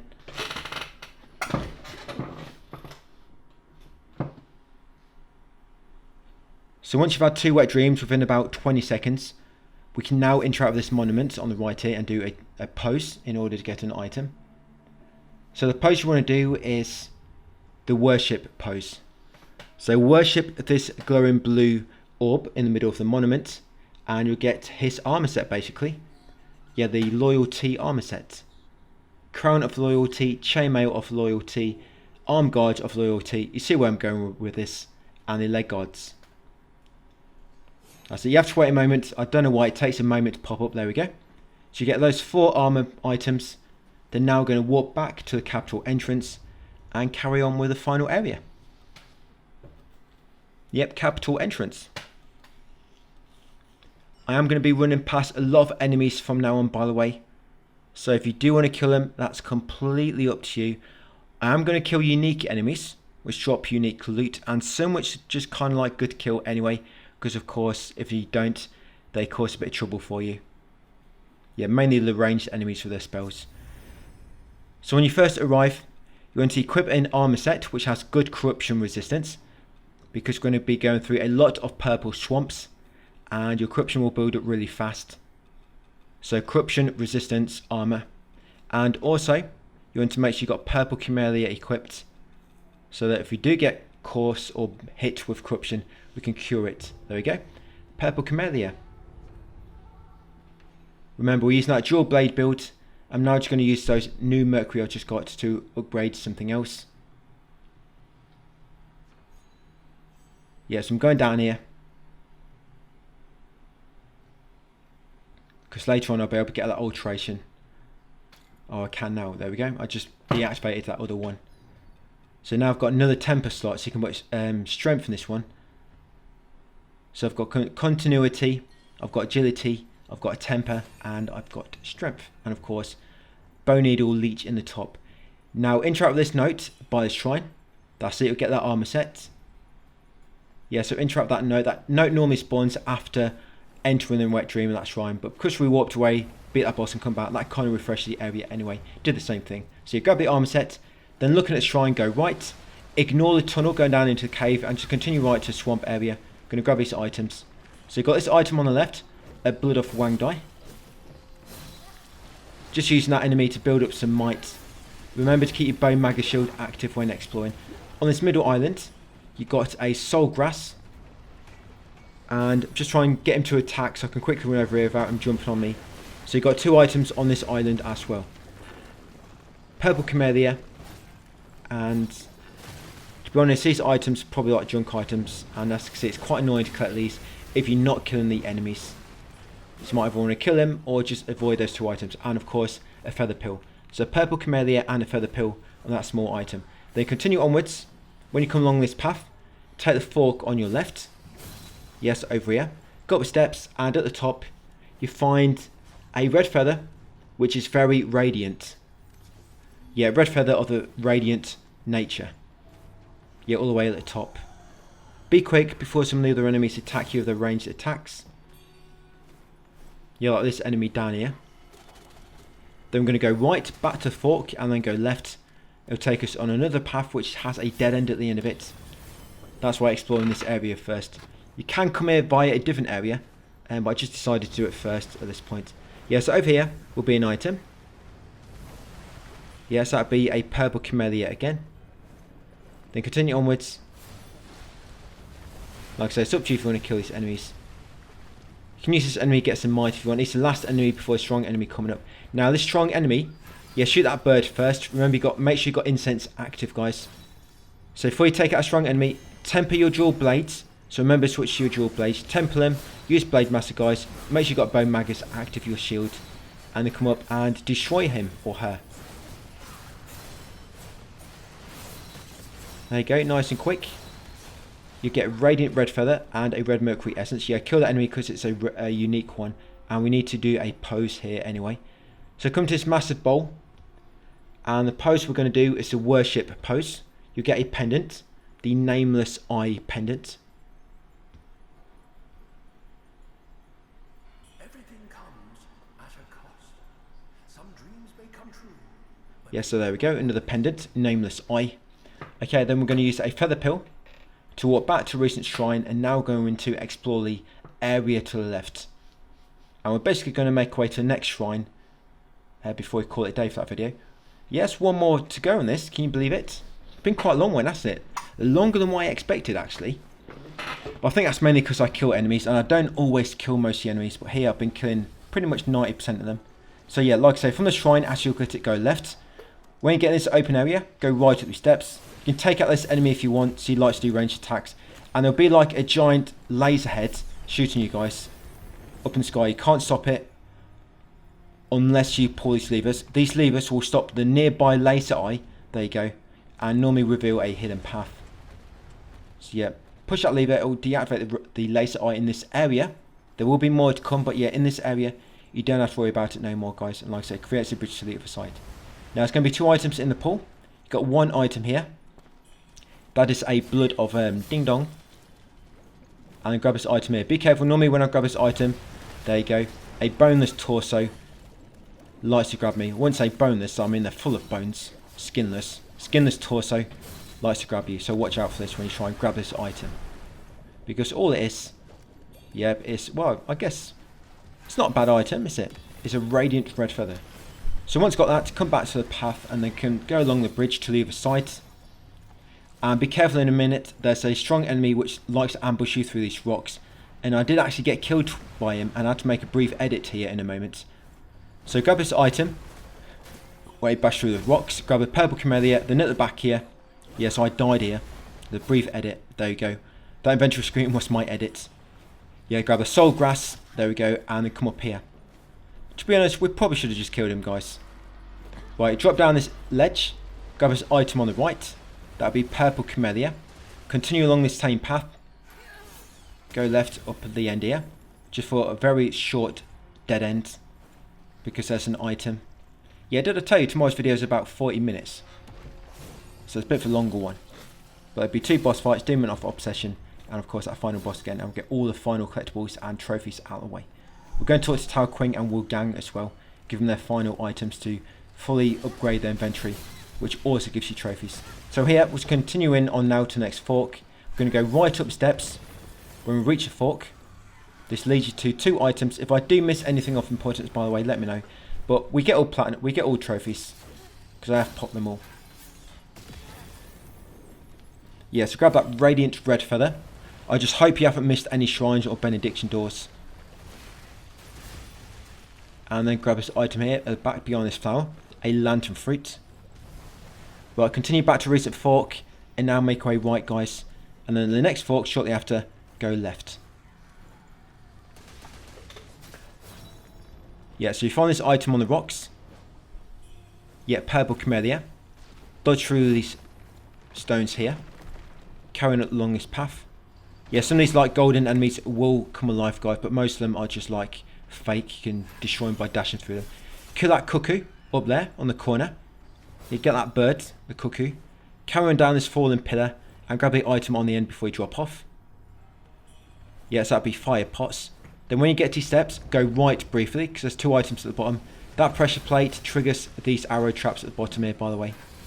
You can watch out, because there's another giant laser eye shooting at you occasionally. So grab that blood of Wang die, grab this feather pill, guys, and now spin around and make way up the top of these steps. There will be an item on the right in a moment, and here it is. Yeah, fire pot again. Continue upwards and push the lever. This should deactivate the nearby giant laser eye. Yep, so that's deactivated. And it'll create a bridge there so you can progress. Right, so from here, you want to continue going upwards once you push that lever. Yes, grab that crimson lantern fruit on the right. And further up on that small bridge we just moved will be another small item. That's a thunderous flying dagger. Right, for this elevator, do not use it. Well, activate it and stand on it just to send it downwards, guys, but do not use it yourself. That's a shortcut, by the way, back to the recent shrine. So just make sure you activate it so it's unlocked. Now grab a Blood of Ding Dong near the edge and come up this red root bridge. You have to get in the Blood of Ding Dong. Now up here will be a bamboo sling, so make sure you're ready to get this bamboo sling right at the top. There it is, guys. There you go. Quickly get a bamboo sling. If you missed it, don't worry, because we will be coming back here soon. Not soon, but it'll be in the next video. And you can get it then. Just remember to keep it in mind, guys, that when we come back here, remember Invisible Bridge. Because we come back there for an invisible bridge. You can't access it yet, but there's an invisible bridge right near where that bamboo sling is. So if you did miss it, remember, when I mention invisible bridge later in tomorrow's video, that means you're going near where that bamboo sling spawns. You can get it then. So you want to kill these two enemies, because one of these is a unique one, and I'll kill the other one anyway, because he annoys me. Just be careful though, because I think I did almost die here a few times. Yeah, one of the golden enemies probably followed you up here. Well, these big winged enemies drop so much mercury. You can actually farm them. They're the ones you can farm right at the end. But when you kill him, he normally drops a Blood of Wang die, of course. The unique enemy dropped a Radiant Red Feather. And there's a Storm Ward pill in the middle where they're fighting. Yes, Storm Ward pill. Grab those and then continue on to the next fork. Then in the next fork, you want to go right and make your way up here. I'm going to use that elevator in the far right corner. Yeah, this one here. And we have got a safe backup coming up in this video. So when you go down this elevator, there will be a ledge you can drop onto. So keep looking down and around and you'll see it. There it is. See this ledge? Drop onto it. This leads you to 3 items. At least to the same spot as the elevator anyway. So go that first one, Blood of Ding Dong. Drop down again carefully. Make sure you can see the ledge below you before you drop down. Drop down again. Go this next item, item number 2, as you're dropping down these platforms. Yeah, that'll be another Flunder Dagger. Drop down again, then drop down to the right when you reach the 2 enemies on the narrow path.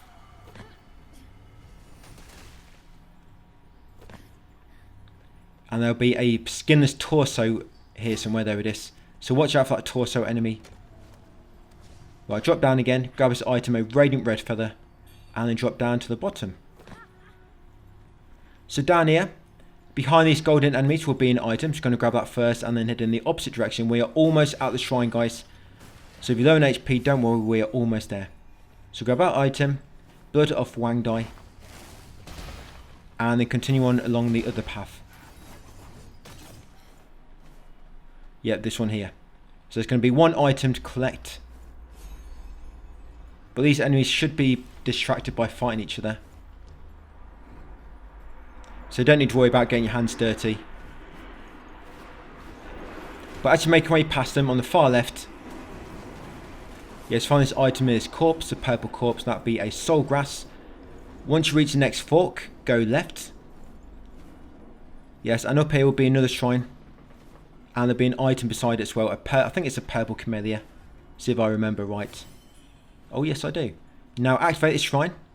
But do not interact that door to the left yet. See that door behind me on my left? Do not use it yet. That's the final riddle door. And we need to do a backup before we do this. So save your game at the shrine just by activating it, guys. And then you want to quit to main menu. Once you quit to main menu, you want to quit the game. And then you want to upload your save to the cloud. Now if you don't have the means to back up your save for whatever reason, you want to avoid this very first thing we're going to do, and you want to go straight on to the second. The second, what I mean is we're going to choose the wrong answer, and this first one we're going to choose the correct answer. So if you can't back up your save, skip the correct answer one and go straight onto the part where we do the wrong answer. Yeah, just keep that in mind, guys. But of course, most of us which can save back up, we're going to choose a good answer, get a trophy, then reload or download our save and then get the wrong answer, which leads us to some hidden boss fights which you need for platinum. So just load it back in. Remember, upload your save then. So that was a save upload.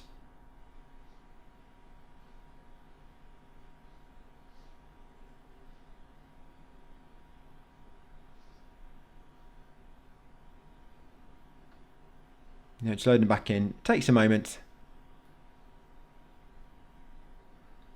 I deleted this game from my PS5 today.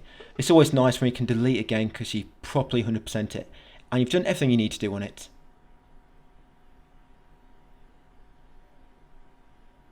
It's taken quite a while to load up. So like I say, we're going to pick the correct answer first. You'll get a trophy. I'll show you what else you can get if you collect the correct answer. It's not much. For some reason, the wrong answer here leads you towards all the good stuff and even better endings. You just need to do the correct answer once in order to get a trophy of getting all three riddles correct. We've done 2 already. This will be a third and final one. So when you spawn back in, remember, make sure you've uploaded your save before you do this. Upload your save before you do this. So interact with the riddle door and choose top option, the grand dream fades. So interact with the riddle door and choose top option, the grand dream fades. You'll get a trophy, guys. Sage. Answer all riddles correctly. The other 2 were much earlier in the game. And all you get, if you get a correct answer, so you get that trophy, and the boatman will be here, like this. Just exhaust the star lock. And that's all you get. You get like a really rubbish stone. A green one. It's not even my favourite colour. Could at least been a really good colour. Right, so once you've got that trophy out of the way, you don't need to talk to the boatman. I just want to show you what's behind the door. So download your save back. Very important. Download it. Do this slowly. Make sure you do not choose upload by mistake. So you want to quit to main menu, quit the game, and download your save. And all we're going to do, going to get into the next area, and we'll leave it there. So I'll show you what happens if you choose the wrong choice now. Maybe this happens when you've, I don't know, when you've done 2 riddle doors and you pick. And you get a question wrong on the final one. I don't quite know really actually. If it's specifically this door, which happens when you pick the wrong question, or it happens after picking the wrong question on the 3rd door. Some I don't really know. But all I know is when you pick the 3rd wrong answer on this door, or the 3rd door, you should pick the wrong answer on that one. It warps you to another area which has a side boss or optional boss need, because it leads to some other trophies, by the way. You do get some good loot as well, like you get one of the best armor sets in the game apparently. So a lot of players say. Well, I've not dabbled with armor sets too much if I'm honest. Right, so once you spawn back in, so now the door is going to be closed again, of course, because we downloaded our save we made before opening it. So yes, the door is now closed again. Now you want to choose the incorrect answer, which would be the bottom choice. So the wheel turns anew. Yeah, so choose the bottom answer, the incorrect answer. The wheel turns anew. Very important, guys. Make sure you choose that bottom one because it's the incorrect answer. What happens, as you can see, you get warped away to a hidden area. This is called the Shrine Dwelling. All there is here, there's one boss fight and one strong enemy, and then a bit of more loot at the end. We have to do a few things. Yes, like I say, come around this corner, grab the soft rush flowers near the shrine, guys, and then activate the shrine. We'll get a build ready at the start of the next video because we're going to be changed to a spear build now. So you go, just activate the shrine to make sure it's ready and saved, and that'll be it for that one. So thank you for watching, guys, and I'll see you on the final video tomorrow, and hopefully a bit of Bond.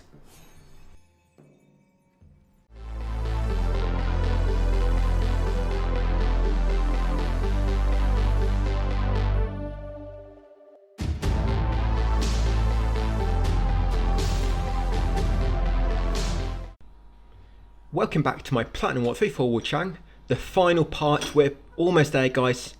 This is the last one to go, and then we should have a Platinum. So what we want to do first is we just want to come to the shrine. We are changing to a spear build. So you want to deactivate all your eastern tree except for the biding time. And for this one, in my northeast tree, I'm not really using the dual blade. Just want to make sure I've got enough discipline skills activated. You don't need many because in the spear tree there's actually quite a lot. And then in the spear tree, which is the weapon we're using for this boss, the southeast tree, you're going to unlock most discipline skills, because of course you still need to learn 12. Make sure you learn all these ones I do. And so this discipline skill here, upward force, you want to make sure you learn that and assign it to the steam powered spear, and also unlock the 2 variants for it. So yeah, the upward force, make sure you unlock the other 2 upgrades for it, because that's a discipline skill we're going to be using. We only use it once, but it allows you to start the fight off really well. And then of course going for everything else, like I say, we're still unlocking the discipline skills, see, even the ones we're not using, because we need 12 to be learnt. I'm not worrying about magic, that's why I left the magic nodes. And that's what I've got in the southeast tree, guys, the spear build. Then in the western tree, so this is what you're going with. Now with your bone needle, you can go with corruption. So go with corruption bone needle, just give you a bit more damage. And then this is how we're looking over there. Now for your tempers, you want of course your corruption temper, your bone needle. And for your stones, just your normal ones, continuity, temper, strength and agility. And your stones, put your stones on the steam powered spear. That was our weapon of choice. So the 3 discipline, the 6 discipline and the 9 discipline stones, put those all on the steam powered spear. And like I say, make sure it's got the upward force discipline skill assigned to it. And then equip the steam powered spear along with the astral blade. You still want the astral blade because it allows you to get might back automatically, of course. Just wait for it to build up. And for your pendants, so we're going with physical damage mainly. So I've got tiger pendant, tigerless, and the other one, forget the name. And so we've still got the one-handed spear out for the moment. You want to make sure you've got 5 might ready. And so this is all explained in my text guide if I go a bit too quick. But buff your spear, come inside, make sure you've got 5 might. So buff your spear, come inside your temper, dodge your first attack, and then do upward force, followed by 2 light attacks. And you want to do L1, light, light, L1, light, light, L1, light, light. L1 attack is steam chain. It's exclusive to this spear, the steam powered spear. And when you do the combo again, so you only do upward force once, remember you dodge, upward force, light, light, and then when the boss is staggered or knocked down, wait till the boss is about to stand up and then start the combo again. And the combo is steam chain, light, light, steam chain, light, light. So L1, R1, R1, L1, R1, R1. And you can do L1, R1, R1 close together. You can just spam those. But when you go back to L1 again, you want to pause for a brief moment. Do not just spam every single button, because what you find sometimes the boss will have iframes and miss it. And over here, guys, we're going to do a pose. We're going to do the sacrifice pose to get a blood of Wang Dai, and of course the boss drop loads of goodies as well. So let's repeat that strategy again, guys. So you go in, steam power spear, dodge the first attack, do upward force, then do light, light. Then when the boss is standing up, start your L1, R1, R1. And then when you go back to L1 again, wait until you pull a spear back. That's normally what I do. Like I say, you can spam the rest, but when you go back to the start of the cycle, L1, R1, R1, L1, R1, R1. When you go back to start a cycle, a brief pause. And here is a bamboozling, guys. So make sure you're ready when you come around this corner. Get that bamboozling at the start of the stairs when it's about to run away. And up here, it's a strong enemy. So you can fight this enemy in the same way as that boss. Just unlock it. Just again, L1, R1, R1 to unlock it. Yeah, it works really well. So you always need to pause it, guys, between that last attack and when you go back to the steam chain. Because like I say, if you do it too quick, the steam chain, the boss can kind of like recover and have iframes as it does another attack. And then up here, we're going to kill all these birds. There's about 4 birds here. So get his first 3. Then come to this emote aura. And you want to do the sacrifice emote again. So sacrifice, you'll get blood off Wang Dai. Like I said, if you think I didn't explain that build good enough, guys, or it's too quick, it's all explained in more detail in my text guide. So you can just read it there in your own time. So everything will be broken down there. Now when you've got all the birds, you've got the emote, come over to this and interact with this stone. And you want to offer the Ring of Samsara and reform casuality. So offer the Ring of Samsara, guys. It will combine them both. That's the cause and effect ones. It will combine them both to make the rebirth. You actually need that for some endings. So there you go. You see in my inventory, got the rebirth. Then once you've done that, use a feather pill to warp back to Recent Shrine. And then once you're back there, guys, we're going to warp back to the depths of the capital to continue on exploring the area. Yeah, that steam powered spear build, it works really well for like human-like enemies. So it could have been good for some bosses a bit earlier. But of course, I didn't really look about implementing that build until now, I guess. Because I didn't find this too bad.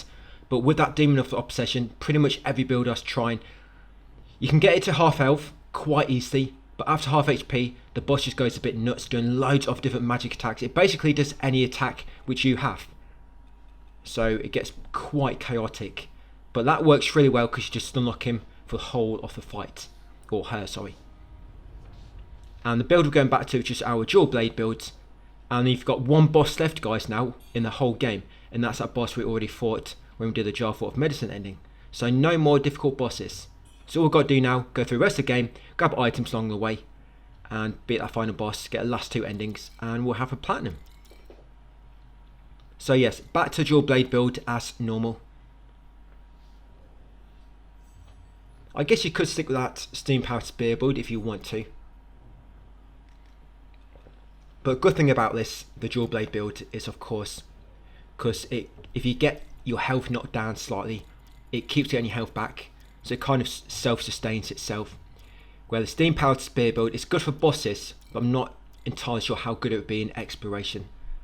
I still think the magic build is really good for exploration, especially at the start of the game, because you don't have to get too close. You can fight the enemies from a distance, so you don't even have to really learn their attacks, because they don't even do any attacks because they're dead before they get close to you. And then back to the eastern tree. So that's northeast tree all done. Remember, you still want to get 12 discipline skills learnt, so you trigger the buffs of those stones.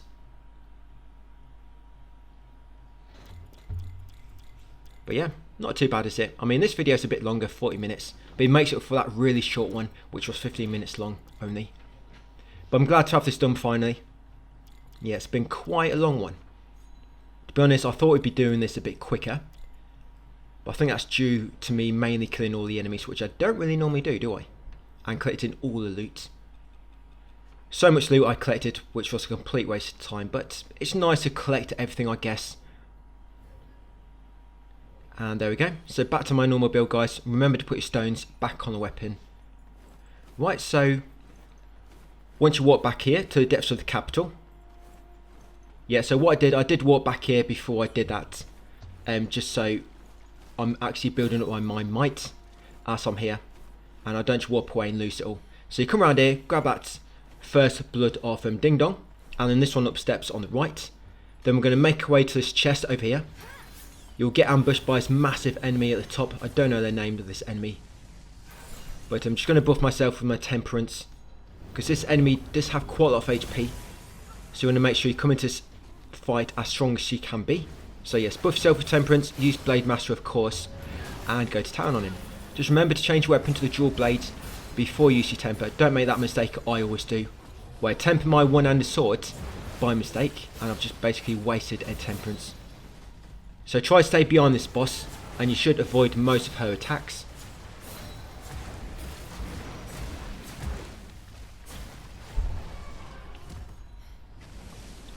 And then once she's defeated, we'll loot this chest, and inside here you'll find a Forgotten Remembrance. I believe this is the last one in the game. Yeah, so all those remaining trophies, there's still quite a lot we haven't popped yet. They will all come in this video. Now, as an item here, I'm going to use this enemy to build up some might or help get my health back.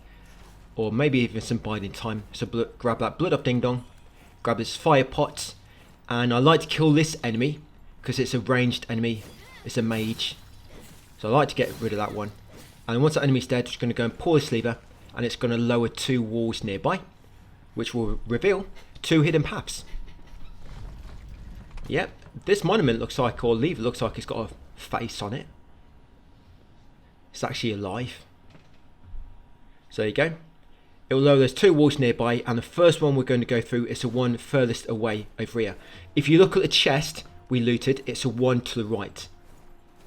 Yeah, if you look at the chest, it's the one to the right we want to go through first. Now get ready for a bamboozling. There it is. Get that bamboozling, guys, and that's the last one. You get a trophy bamboozling return. Defeat 20. If that trophy didn't pop, then I think it's because you've missed one. I mean, hopefully you've not. Grab that purple camellia. And then take out a strong enemy. This enemy is a unique one because he gives you a radiant red feather, I believe. So yes, we are going to take him out, but hopefully you've still got your temperance active from that previous giant enemy, so you don't have to waste another use. There you go, got a radiant red feather and a mercury essence, and then unlock this benediction door. This leads us back to a previous area. It's like a shortcut gate, but you have to unlock all of these anyway for a trophy. So there you go, you get a stone, blood force. Now go back to that lever, go on the opposite wall, and I'm going to go up on the elevator to the upper area.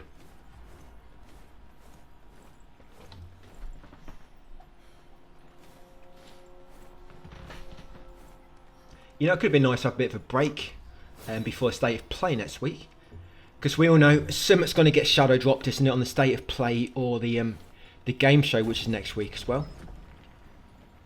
So I want to hopefully be ready, so whatever gets shadow dropped, if it's going to be a popular game or something interesting, hopefully I can jump straight on that, because I would have liked to have jumped straight onto God of War, Sons of Sparta when it shadow dropped, but of course I couldn't, so I was in the middle of another guide. You know, it is what it is. Not really much I can do about that when games are shadow dropped. But hopefully this time I will be ready for it. So I don't think Bond's going to take too long. And I can crack on with it a bit more once this guide is complete. Now once you get to the top here, make sure you've got a Bone Maga spell active. Because once you get to the top, there's a giant laser eye, likes to shoot you and knock you off a platform. And you not dash off this elevator too early, so it's quite easy to actually miss that ledge. You see laser, just shot me as I got to the top, but Bone Maga stopped it from knocking me off. Now come along here, go right, in that small alcove, go back Crimson Lantern Fruits, come up this red root bridge, go right at the top, and on the left here will be an item. So that is a soul grass, and over here is a lever. This is going to deactivate that giant laser eye and also lower some bridges, and the invisible bridge. You know that invisible bridge I mentioned in the previous video? We're going to go to that now. Remember, there's a bamboo thing near this invisible bridge if you missed it earlier. So I'm just going to leave that giant enemy. Go left here. Yeah, it's a bamboo thing just over here, guys, if you missed him earlier. We did get him in the previous video, but it should be just there on the left if you missed him. Now, invisible platform here, of course. Grab this item on that hard platform. Continue across. And then go left. You can't go on that invisible path until you turn that monument we just turned recently. Now grab this item on the edge here. Thunder Dagger, and continue down to the bottom. There is going to be a shrine enemy down here. We're going to kill it, and this isn't actually like a proper shrine, but I use it anyway. It acts like a shortcut back to Worship's Rice in Ruins. We can come straight back, but good thing about this is it resets. It acts like resetting the area, so it gives you all your temperance back and stuff. So buff yourself ready, that's normal.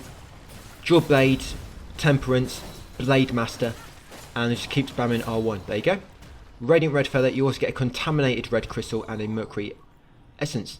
Now interact with this inactive shrine and return to Worship's Rice. Then we're going to come straight back. Like I say, the reason we did this is because it refills all your flasks and temperance and stuff. I mean, it will respawn all the enemies, but it doesn't matter, so we're not really going back on ourselves. So yes, once you spawn in, so use the shrine, guys, and go back to where we just came from, back to Bow Capital. I don't know why they put that shortcut there. A bit of a weird one, really.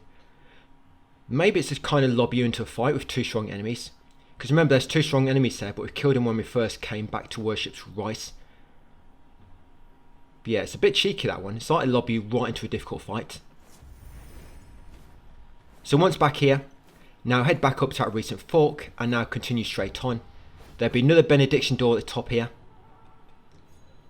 Can't remember if this is the last one.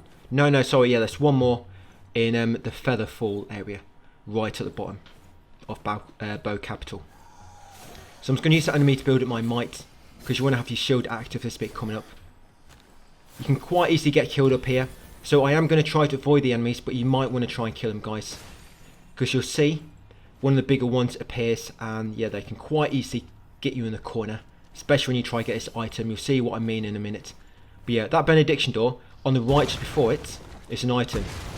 But yeah, if you're not careful, you can get stuck in this corner, so you might want to kill the enemies first, or just leave this item. It's only a blood of Wang die. And then open this benediction door, guys. There's one more of these to go. Of course, you'll get a stone when you open this. There you go. Combo ward. Continue through. Go left. That big enemy can't come through it because he's too big. He needs to lose a few pounds first. Yeah, go left. And grab that blood of Ding Dong. Then come over here. Back to Red Route. And then you'll be back in this area from much earlier in the game. We're just going to go right out this fork. And then left. Back up that slope to that switch. And then go right along the remaining path. So here, back where that strong enemy was. Remember, if you go right from here, will be that invisible bridge. So go left up the slope. There's the switch. So go right. And now go straight on. And this is the last path of this area. Of this upper area anyway. The depths of the capital. So just run past all these enemies. There is another giant eye shooting at you. So watch out for that. But this fork, we're going to go right. Kill this enemy at the top here. You'll find out why in a moment. Yeah, this enemy here, take him out. Now down below is two enemies. You're going to take out this ranged enemy from above, just with your Vorpal blade. So yeah, take him out. And then this enemy just below this bridge, drop down and kill him. If you drop down and do like a falling attack, you can almost kill him anyway by knocking off half his HP. There you go. And let's finish him off. Nice, got him. Right, once he's dead, grab this item here. The reason I like to kill that ranged enemy before I drop down, because he likes to shoot you in the back and interrupt your attacks. You can get killed really quick if you're not careful. Grab a soul grass, grab the feather pill. Come up here, kill this bird. Remember, make sure you're using your incense, guys, so your madness stays really high. Pull this monument lever. This will lower a bridge, and I think this is the last one. It deactivates that giant laser eye. But yeah, this last bridge leads us to a panda, and also the last chest with lost remains inside it. So once you've done that, come right, take out this bird as well. Grab this item on the end of this ledge before you drop down. That's a blood of Ding Dong. Grab this item here, but watch out for these golden enemies, the fire daggers. Then go left, back along here, and now we will go along the bridge. Because now we've lowered the far bridge. Normally this takes you to like a dead end because the bridge is elevated. But now we pull that switch, we've lowered the bridge. Just run past all these enemies. They won't attack you unless you tickle them first. Grab this item on the start of the bridge. Yes, blood of Ding Dong. Continue to the end and we're going to see the panda. We are going to buy the items from the panda. You would have thought this panda would sell more things, but it just doesn't really sell much. So what I'm going to buy is I'm going to buy the lustrous red feather. I never use it, but just in case you want it, and buy the panda hood. And if you want to spend the rest, buy some feather pills. So yes, buy the lustrous red feather and the panda mask. Open this door, benediction door, grab your skyborn rejuvenation stone, go left, yeah, take the left path, soft rush flowers, continue along this bridge. In here, you find an NPC, the storyteller. He's going to tell you a few more stories. Exhaust this dialogue. Who on earth are you? What is this place? Yes, those shards. And he can now be summoned in the final fight. But we don't really need him, so that boss dies so quick. And he'll give you that spell, guys. The golden scepter. So grab that spell from him after exhausting his dialogue. Once you've done so, make sure he's repeating himself. Grab this item here. Radiant red feather. Come down the slope, go left, and the final chest, I think it's the final one. Yep, lost remains inside it.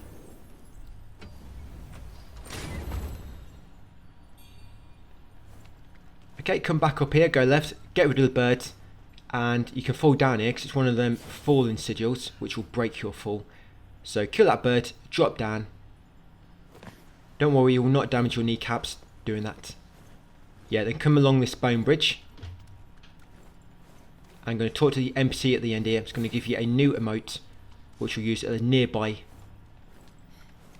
emote spin wheel, and all this one does actually only gives you a bit of dialogue. So yeah, talk to he who remains, talk to him here, exhaust his dialogue. Yep, and there you go, you get build pinwheel and the twirl the pinwheel emote. Then come to this pinwheel nearby and use the new emote you just obtained. There you go, twirl the pinwheel. There you go, it takes me back to my childhood days, that does. That's something we want to take to Meadow where we fought Eternal Glory. Go to Meadow and play that emote a few times. Yeah, be nice and peaceful. But once done so, come to this elevator. Yeah, all that does, it gives you a bit of dialogue. It doesn't really give you an item, that one. So once you come down the elevator, these items around the back, you might want to leave them, because there's quite some tough enemies when you try and get them. But yeah, I'm just going to go around here, show you some items. Like I say, you might want to leave these items and just crack on towards the big white tree. So over here, on the left, I'm going to cross this area in a clockwise route, by the way. So Crimson Lantern Fruit, and a Blood of Ding Dong. 3 items there. Then come over here next. Make sure you always got a Bone Magus spell active, remember. Grab this item at the edge, Purple Camellia.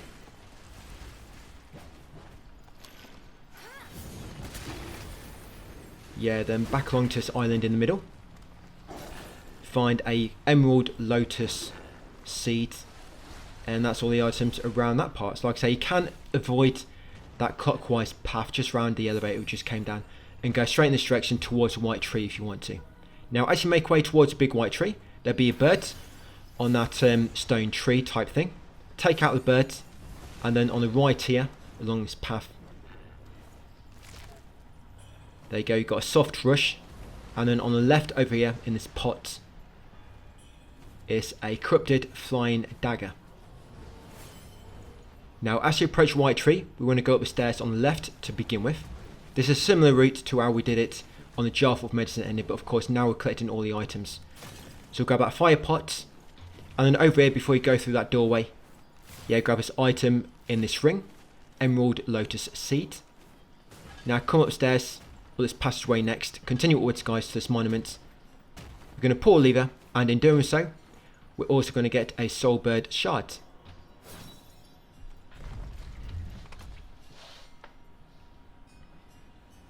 You reveal that bridge, yes, and like I say, get a Soulbird Shard. I think is this the left one? Yeah, left. Now, near that bridge, at the start of it, will be a health pill. And you want to go down this path over here. There'll be a ledge you can drop down. So drop down this ledge at the side. Do not go along that bridge. Now watch out for that big giant enemy in the middle. You might want to take him out. I mean, I'm just going to try and run past him. Now grab this item here, a flying dagger. And keep going left, just follow the left wall. Grab an item from the pot, Radiant Red Feather. Then the last 2 items in this zone is 2 items in that lake. Yeah, just watch out for that giant enemy. So you got an item here. I think I just missed an item actually on my right. So you got a Feather Pill. You've got Blood of Ding Dong, or maybe it's just some like weed sticking up. So Feather Pill, Blood of Ding Dong. Then come to this Benediction door. This is the last Benediction door and it should pop a trophy for you.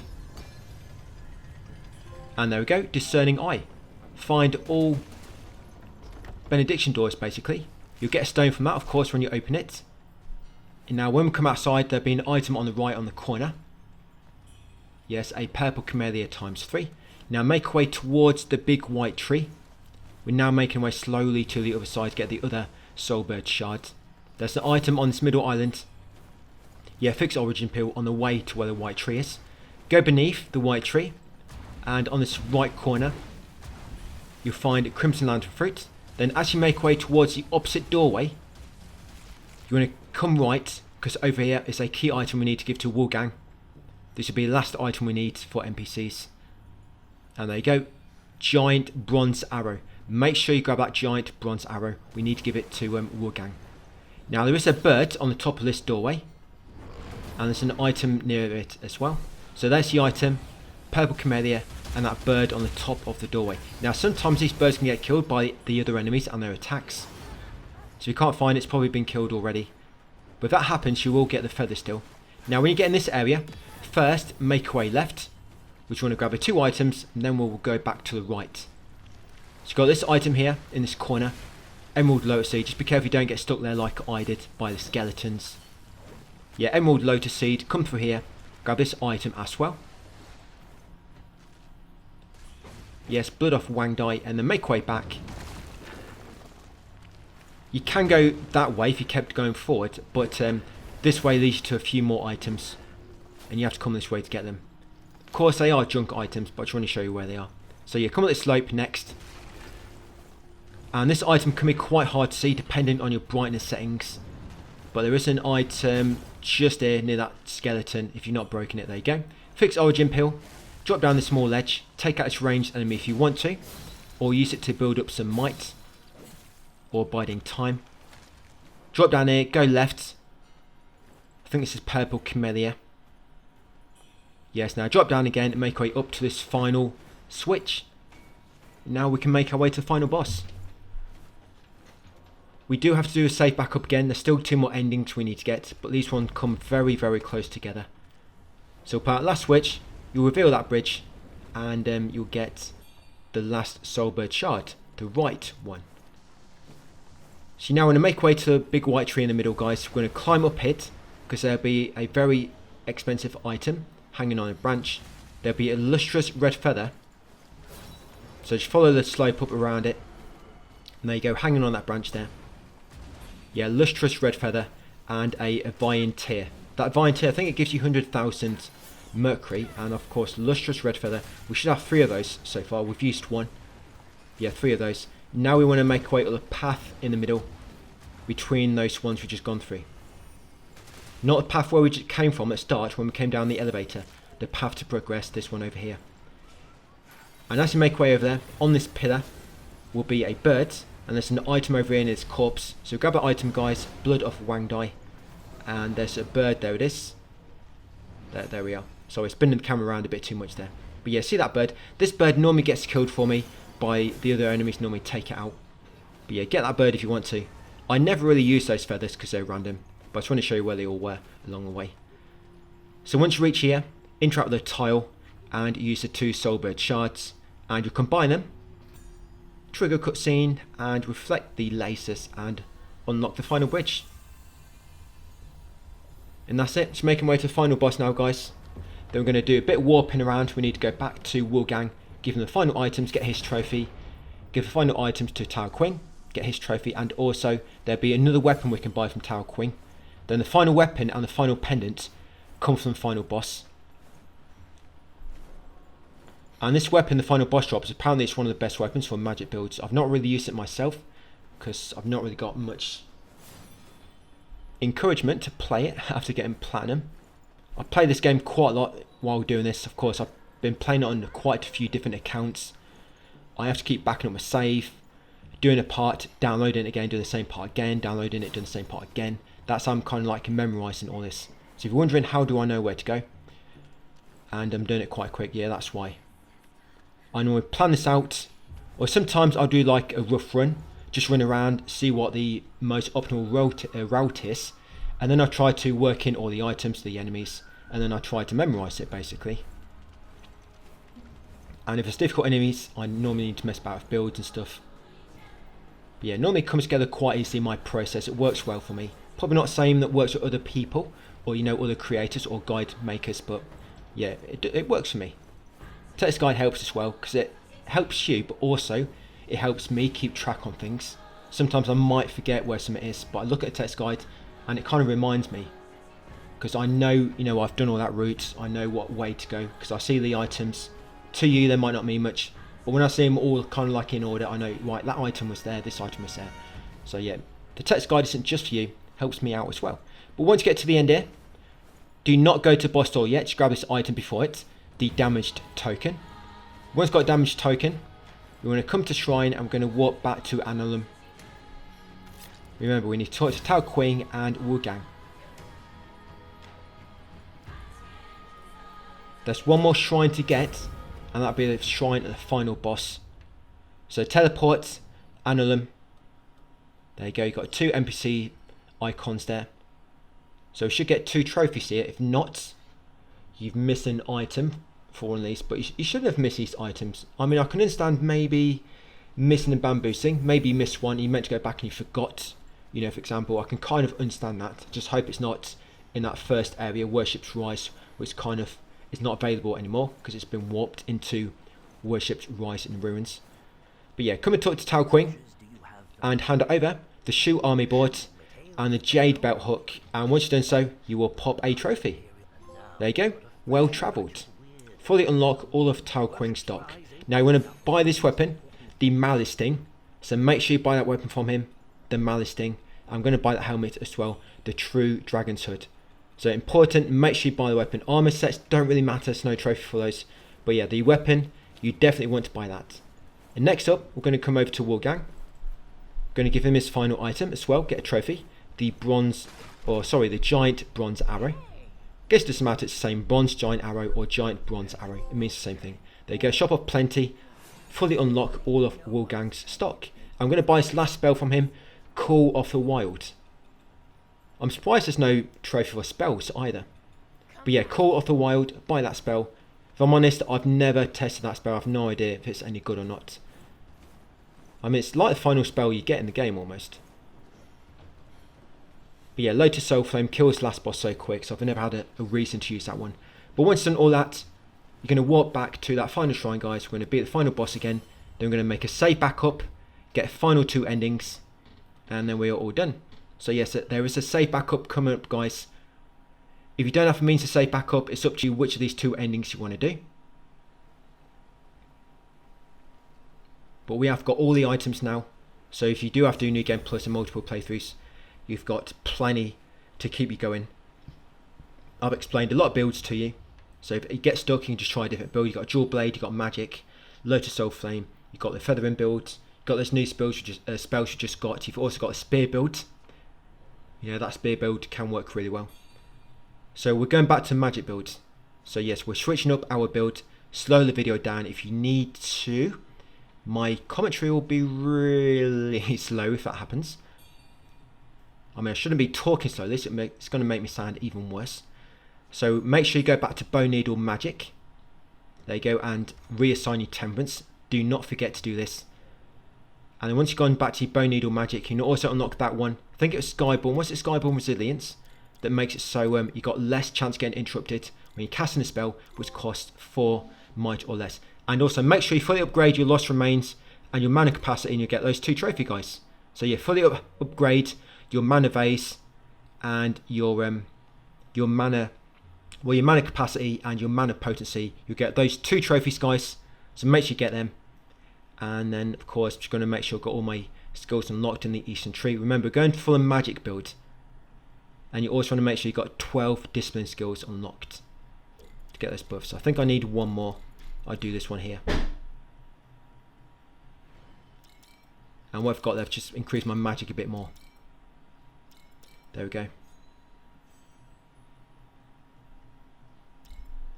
Right, let's do it. So final boss, one more time. You need to make sure you put your stones back into the Astral Blade, of course. And also change out your pendants. Remember, you want some pendant now mainly. And this boss shouldn't really be doing much damage to you. So, I mean, if you want to, you can have that pendant equipped, one which makes sure you do more damage but also receive more damage, so it won't be too bad. And because it's the final boss, you can equip plumed branches as well.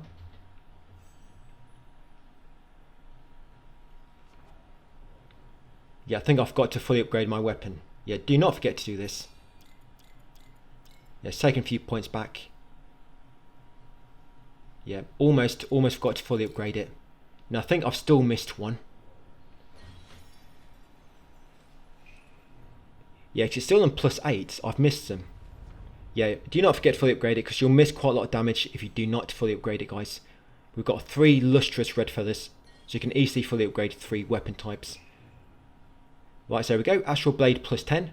Like I say, you want the Sun Pendant. Feigned Felon Pendant. It's a large enemy, remember. And probably a Tigris, but looks like I've got a purple one equipped instead. So you want Lotus Soul Flame, a Bow Maga spell, and you want Plumed Branch equipped. Remember, make sure you got a Temperance slotted as well correctly. Now a Bone Whistle, yeah, you can summon an NPC, but he's probably just going to get in your way, so you probably want to avoid summoning him, guys. It's just going to mess it up. So do not use Bow Magas before you go in, because after the cutscene it'll be automatically deactivated, but you can temper your sword. That will go through, but the Bone Magus spell won't. I don't know why the temper works, but that doesn't. So temper your sword and open the boss door, guys, to jump in. So as soon as the fight starts, I'm going to use my Bone Magus, followed by a Plume Branch to get all my might back, and then Lotus Soul Flame when the boss gets close. Do not be shy about using more Plume Branches, guys. It's the final boss of the game. So it doesn't matter if you use all those up. Not all of them, but most of them anyway. So I completely missed that. So I'm just going to use the Plume Branch again, get my might back, and go for another go. Yeah, sometimes the boss will just jump out of the way. Not really much you can do about it. But I knocked him down, so I'm going to do it again. Hopefully this is it. There we go, nice, got him. Pendant Gatherer, so that's for finding all the pendants, and also Legendary Collector for finding all the weapons. And I am going to show you all these in a moment, guys, in my menus. So if you are missing any because you missed a trophy, you just find out which one you're missing.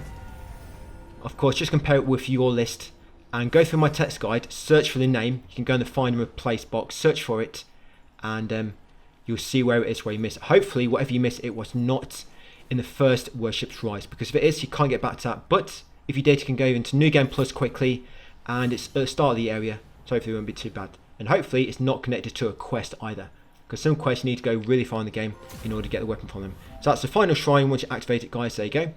Radiant Faith. So unlock that final shrine.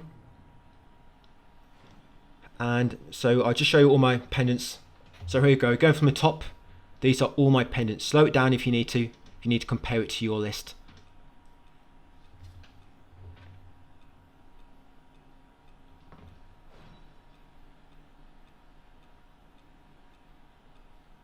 That's it. I don't know how these are ordered, if it's always the same. I probably should have made a note and checked between both my accounts if they're always the same order. And now for all the weapons. So these are all the weapons you should have. There are some weapons you can buy from WUCHANG, but the weapons you should have found anyway. So yeah, these are all the weapons, guys.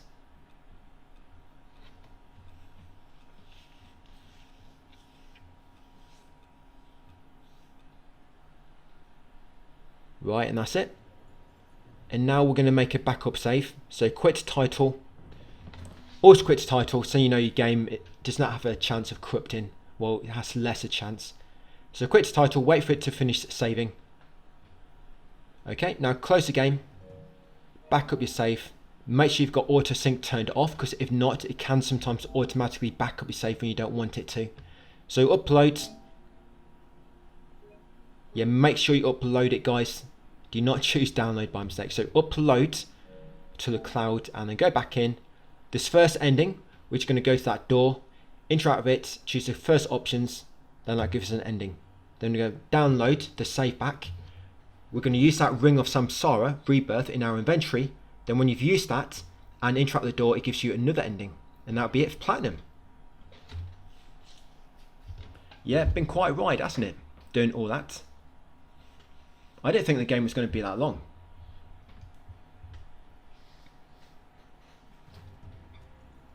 So yeah, load back in. And let's do it. So final two endings we are about to do. Yeah, so we'll get Dreams Sweet Deceit. Achieve the Dreams Sweet Deceit ending. We'll also get Bound by Fate's Threads for achieving the Bound by Fate's Threads ending. And also Fallen Feathers. Obtain all trophies. Right, so yes, unlock the door, guys. Just interact with it and choose to enter the realm of Wet Dreams. And no turning back. Like I say, that'll get us the Dreams Sweet Deceit ending. There we go. So that's for remaining silent and not using the Ring of Samsara, I believe. Yeah, that's for remaining silent. Or remain silent, or just not talking to him at all. You know, when it comes to that guy before, I forget his name now, but the guy who wants a jade chisel. So now go back, download our save. So download the save you just made. Download it, guys. Do not upload. Download. Yeah, so download it. Go back in.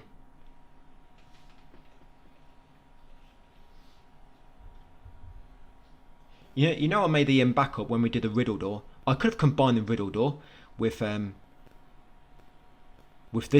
Dream Sweet Deceit ending, or maybe even the Jar Full of Medicine. Yeah, but it didn't really make a difference, did it really? Because if we still went there, we still had to unlock the shrine at some point anyway, so just did it then. And it's a very quick reload to do. So you download your save, go back in, and like I say, now open your inventory and use the Ring of Samsara Rebirth. So continue. So final ending, guys, about to drop, and also the final trophy.